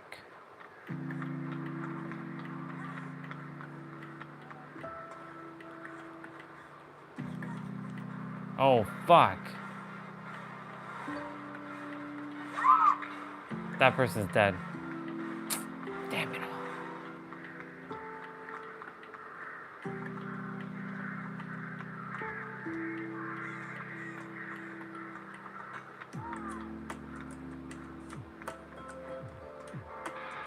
Oh, shit. She got moried. I didn't do any generators this round. This was more of a testing ability.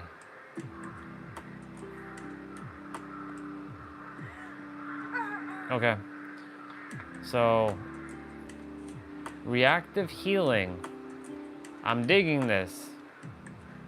And the beautiful thing is, I have 3 different slots, so I can potentially... Where the fuck is the gas thing? Or the blood pump? Oh, my bad. Didn't realize you were right there. That means you came from this direction.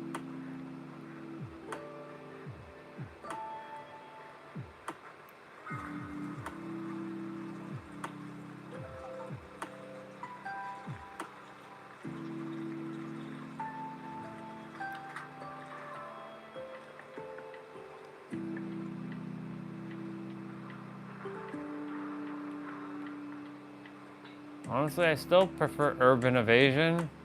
Not gonna lie.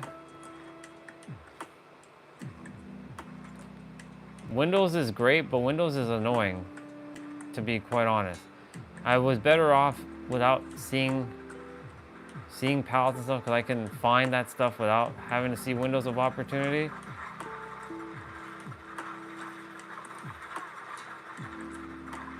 Shit, am I gonna get this gen done? Oh, I got it done. I got it fucking done. Very nice. I'm opening the door. Shit, she has fucking no one escapes death.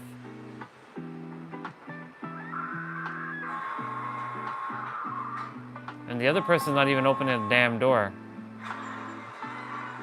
Alright, dude, one sec. I'm gonna go around.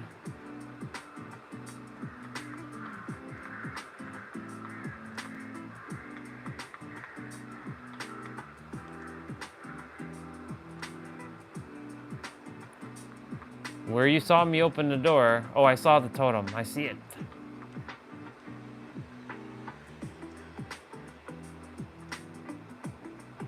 How the fuck do you do that? Oh.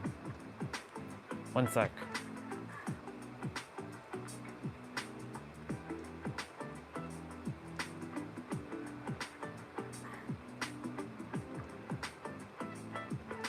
You'll have to run right up. You'll have to run right across. She guarding you? She is guarding you. That fucking sucks.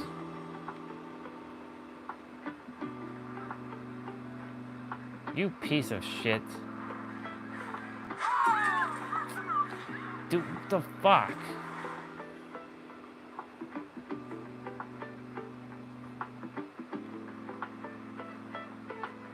Oh, you got out. Dude, you gotta run to the door.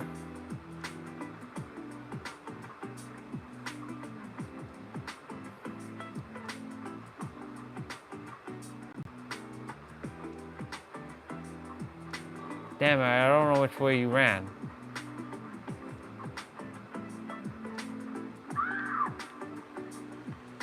Oh, no.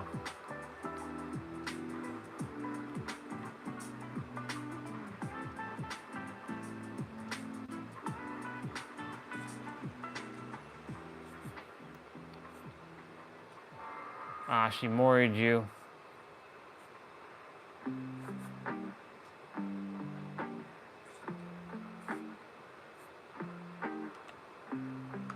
Okay. Well, I feel like I got a new perk. I could technically, Urban is nice. It really is very nice to use. I'm not gonna lie.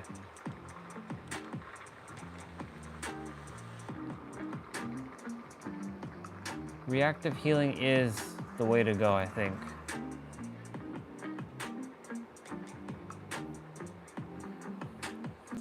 It's 8:01. All right, so now that we have that,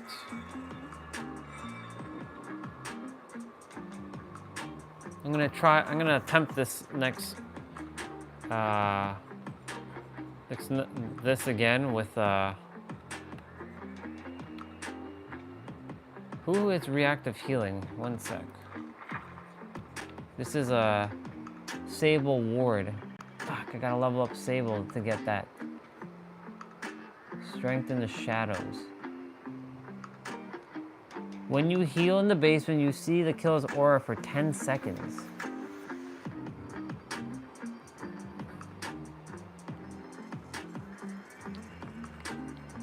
That's actually pretty damn broken, I'm not gonna lie. That is pretty broken. To use that in replacement of self-cure. Oh shit. That is friggin' busted. Let me check something. What is it called? Strength in the shadows? Yeah.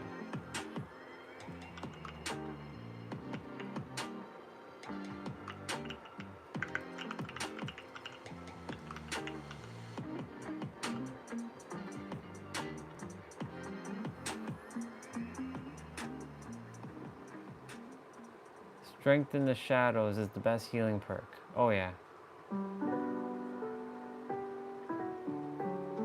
Lose value. So what we're gonna do is we're gonna get hit, get a speed boost with overcome, loosely kill him with lucky break, sneak up to the basement, and then silently fill up with fight of bubbles. Main building. Oh, I can see the basement because I brought the offering. Oh, I forgot.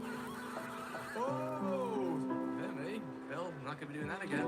Whatever you did, do we rename Sandra? What is this? Oh, Bill, I'm sorry. Oh, I was hiding. Definitely won't be doing whatever he did again. Whenever you're ready, dude, you can ready up. One good thing that came out of this is now Sandra's called Carol. Still in the basement with strength and shadows. It's not the value we want, but we'll take it, right? Dirty luck? Bang. Can't complain. Don't worry, we'll get the proper value. Not actually proper value. Okay, can't complain really, can we?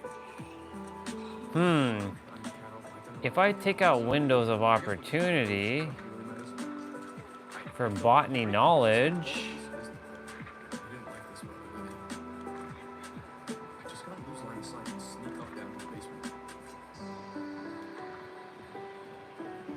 where are you, botany knowledge? Shit. I gotta find botany knowledge. Holy shit. All right, we're gonna take off windows of opportunity.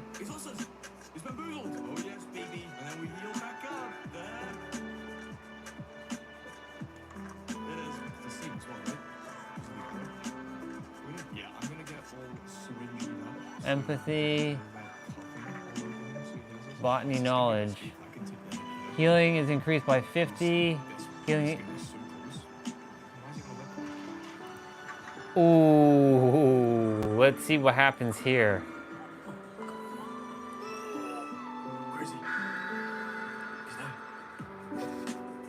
Oh my god, I just have to go to the basement. Okay,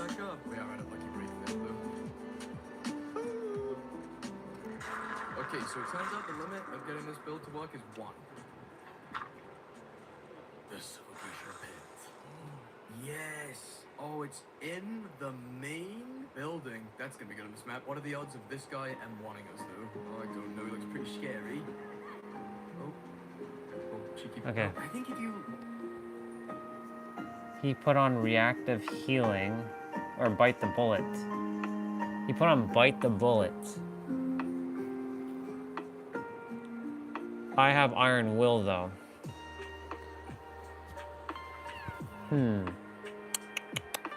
Let's see if it gets any faster. That'd be broken as shit. Now I'm actually testing perks with Kate. Who would have thought in 2025 I'd be doing this shit? Oh my god. Crazy.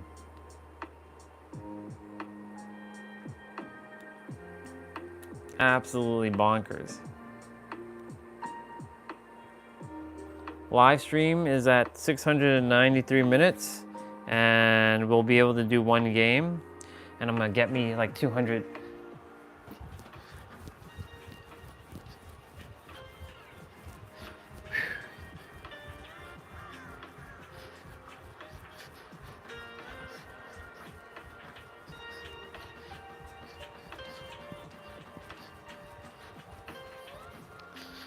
Okay. Where are we at?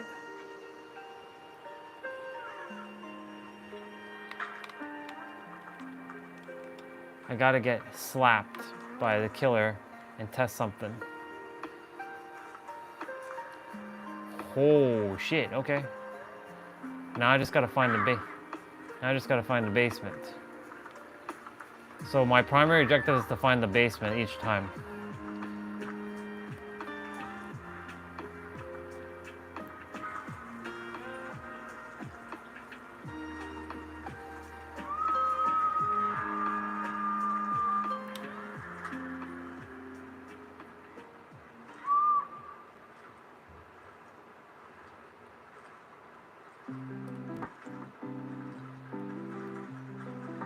So once I find the basement, which I did, which is here,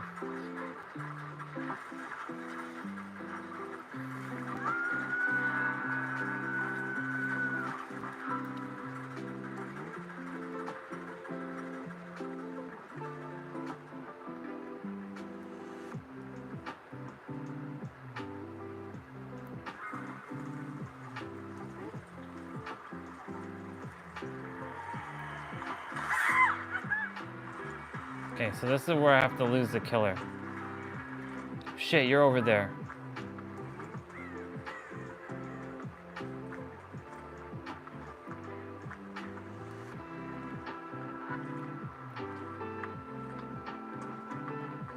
All right, let's see this.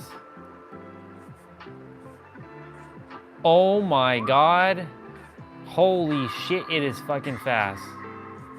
Dude, look how fast I'm fucking healing. This shit is like almost instantaneous. Oh my God.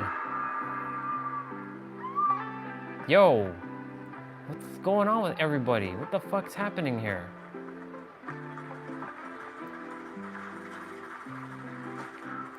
Everybody's getting slapped.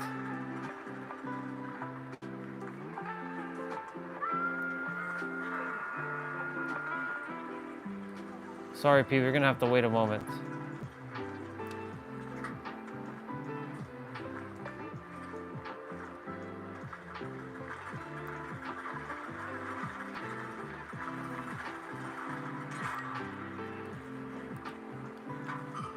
She should be heading this.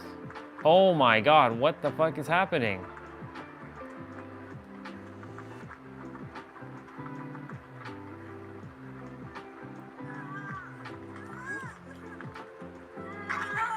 Let's go. Go, Meg, go get that person. She's ripping you all to shreds. Oh shit! I'm like a fucking mage right now. Look at this shit go! Oh my lord! Botany knowledge! Yo, Claudette, bro. Fucking go, dude. Oh shit. Move!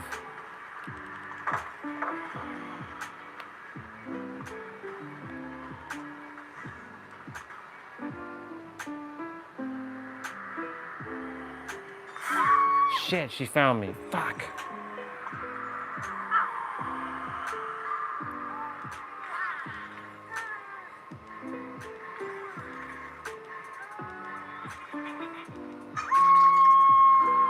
Okay, okay. Alright. Yo, I'm fucking mage now. Dude, let's go. Let's fucking go with that. Damn.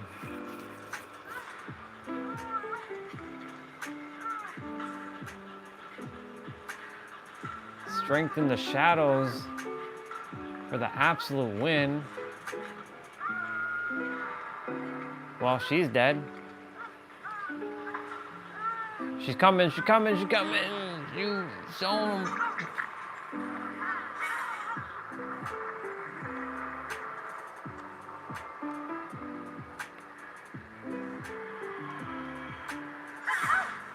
Bro, what the fuck?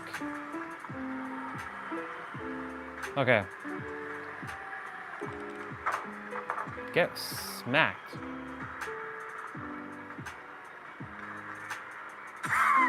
I walked into her like that. That was dumb. I got smacked down.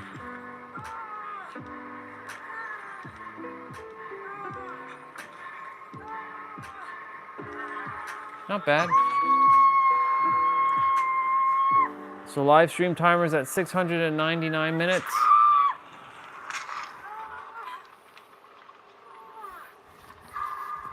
Come to the basement. I can heal you quicker. Follow me to the basement. She's coming. Oh, well. Watch me like insta heal down here.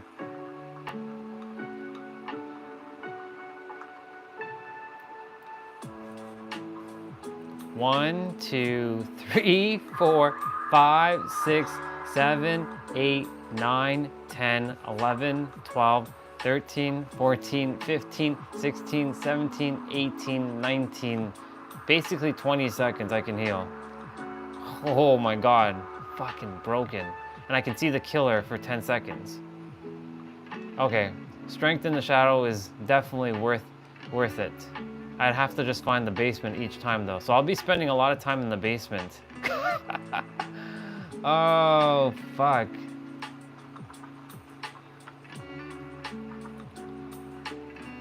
That's so broken.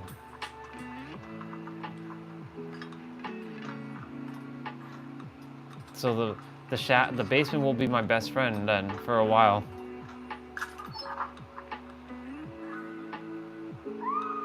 Okay.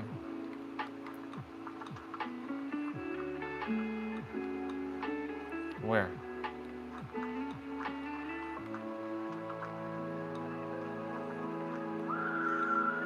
Oh shit, all the way there?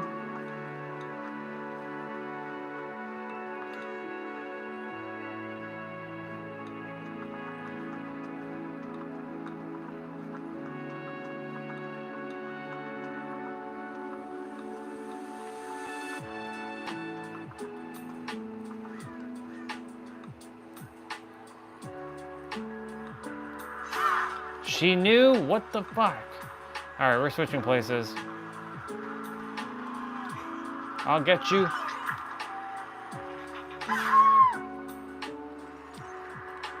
Okay. Well, I mean, it works. Just, this killer just whooped our ass, but... Oh my god, botany knowledge. Some old school perk? Yo, let's go. Let me open up that build. Strength and shadows value. So what we're gonna do is we're gonna get hit, get a speed boost with overcome, use the killer with lucky break, sneak off to the basement, and snipe by the bullet. Main building. Oh, I can see this because I brought the offering. All right.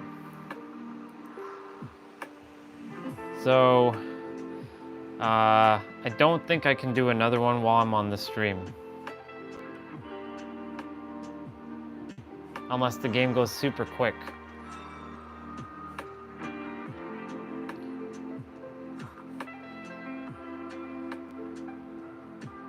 If I'm getting my ass handed to me, then I will. I'll ready up, but let me get my steps in.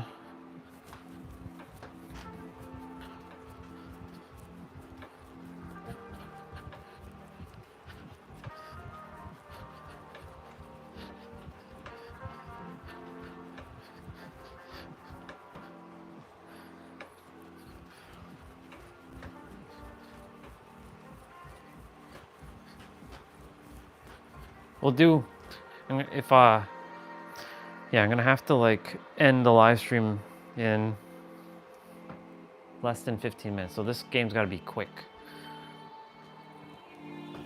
And after that, I'm just gonna chill.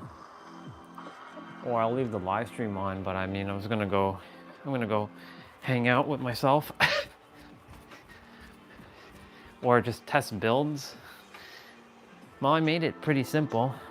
Hold on, let me see what Bite the Bullet quickly can do. Bite the Bullet. When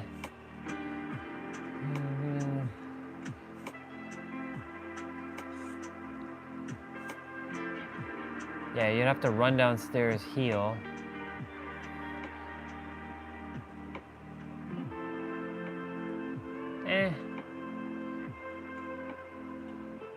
Nah, I like my iron will better. I'm gonna go use the bathroom quickly. We made it to 11,000, y'all.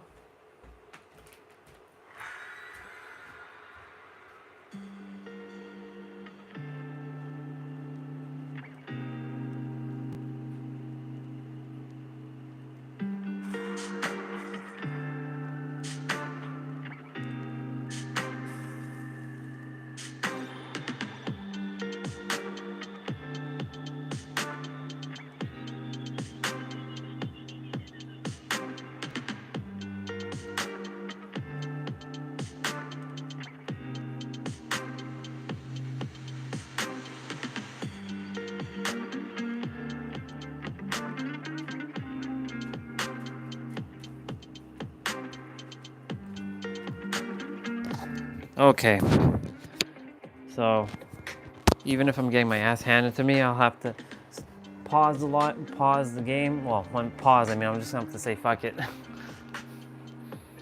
So I got 10 minutes. Ah, my God, this fucking map. All right, I gotta go find basement first of all. Once I know where the basement is, all I gotta do is just head there and I'm good.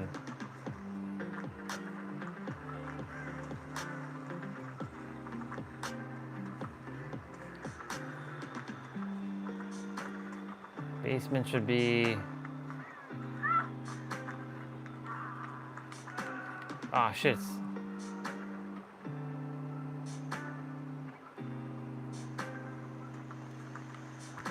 I gotta find the basement. That's not the basement. Shit, the basement's not here. You gotta stop following me!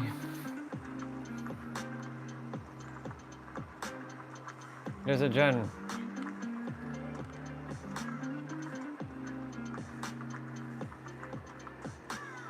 Okay, I found the basement. It's in this big house. So that's the only thing I have to do though, is find the basement. With this build. Once I find the basement, I'm good.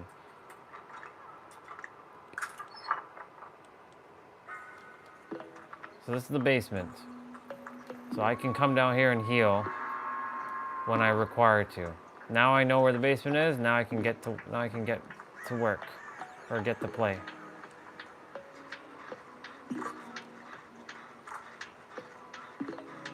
Where's that person? Shit, they're all the way over there? Fuck, dude. Okay, easy. Shit. Bro, what the fuck? My bad, dude. I didn't even realize you went that direction.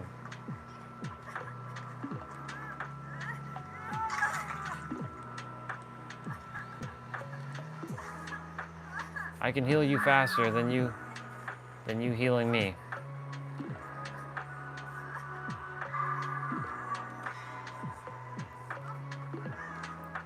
I'm going.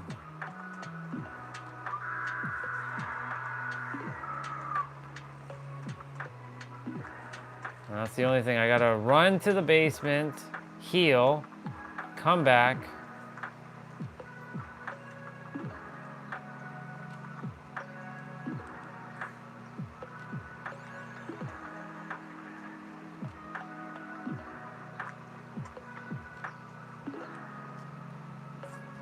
Holy shit, dude.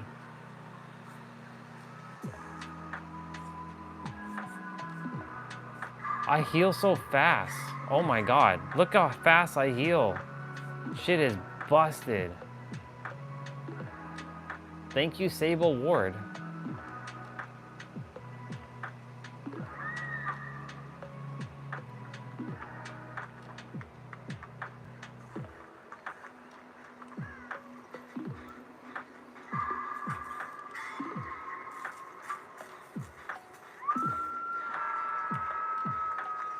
On my way, dude.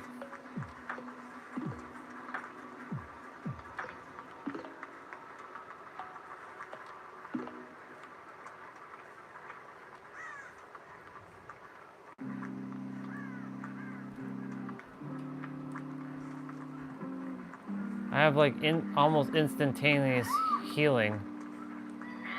Stay here, let me heal you.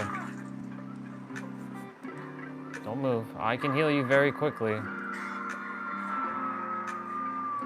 Shit's almost instantaneous now.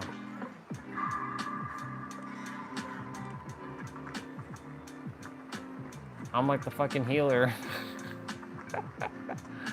Oh my god. This is great.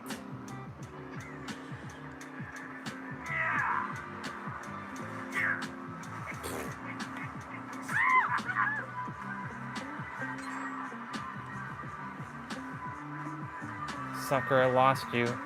This is why Lucky Break is so fucking good. Now I just have to go. That's the only thing about the thing. I have to go to the basement and heal. I'm a long way from the basement.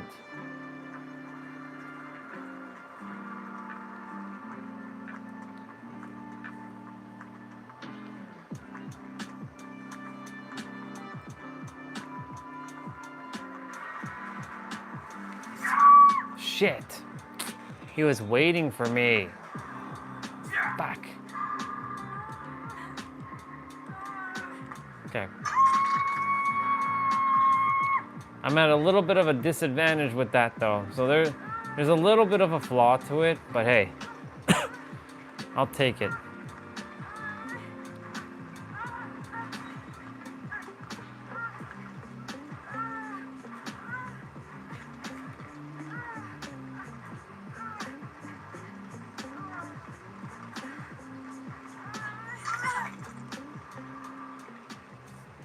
Oh my god, that is so slow.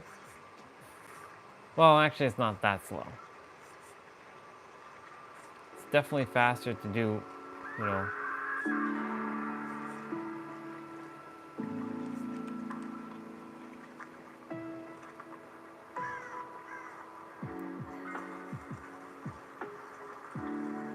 Fuck is the closest?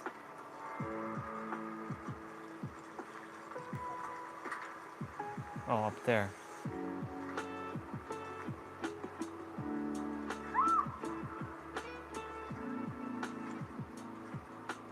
I have 4 minutes, actually 3 minutes to, well, it's more like 2 minutes.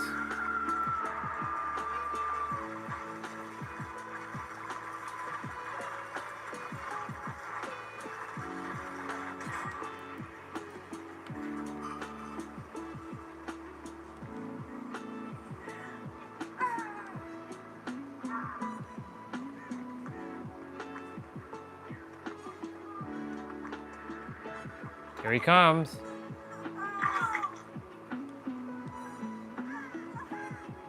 Don't hide there, girl. If you hide there, I can't heal you.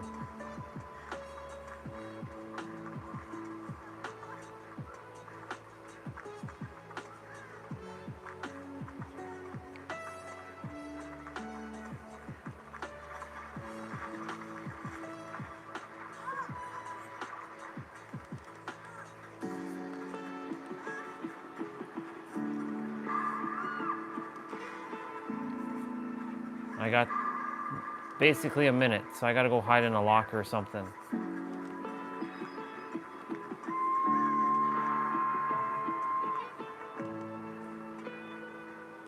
Well, my healing abilities are super quick.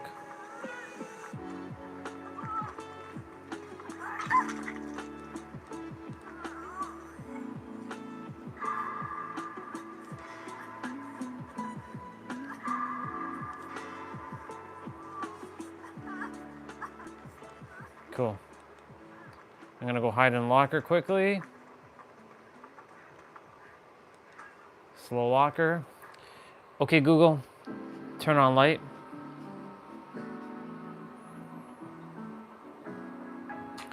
All right, y'all. Official time on the watch. We have 11,078 steps, y'all. We did it. 11,078 steps. So tomorrow is upper body play out, and we will be doing that. Tomorrow's gonna be warm. Potentially might go for a walk. We'll see. Definitely Thursday we're going for a walk or something. All right, y'all. Remember that you are the ultimate revealer of your reality. Everything that you desire is truly here in the now. Creation is finished. And remember to be present, because that's all that matters.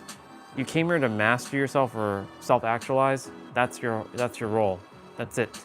And do what you love. With that being said, I will see you all tomorrow. I love you all very, very much. And remember that this thing, your heart, may your heart be your guiding key. And I will see you tomorrow. Have a great one, y'all. Bye. Love you.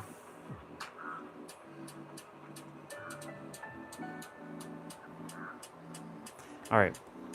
Now that I got that done, I got the ending done. I will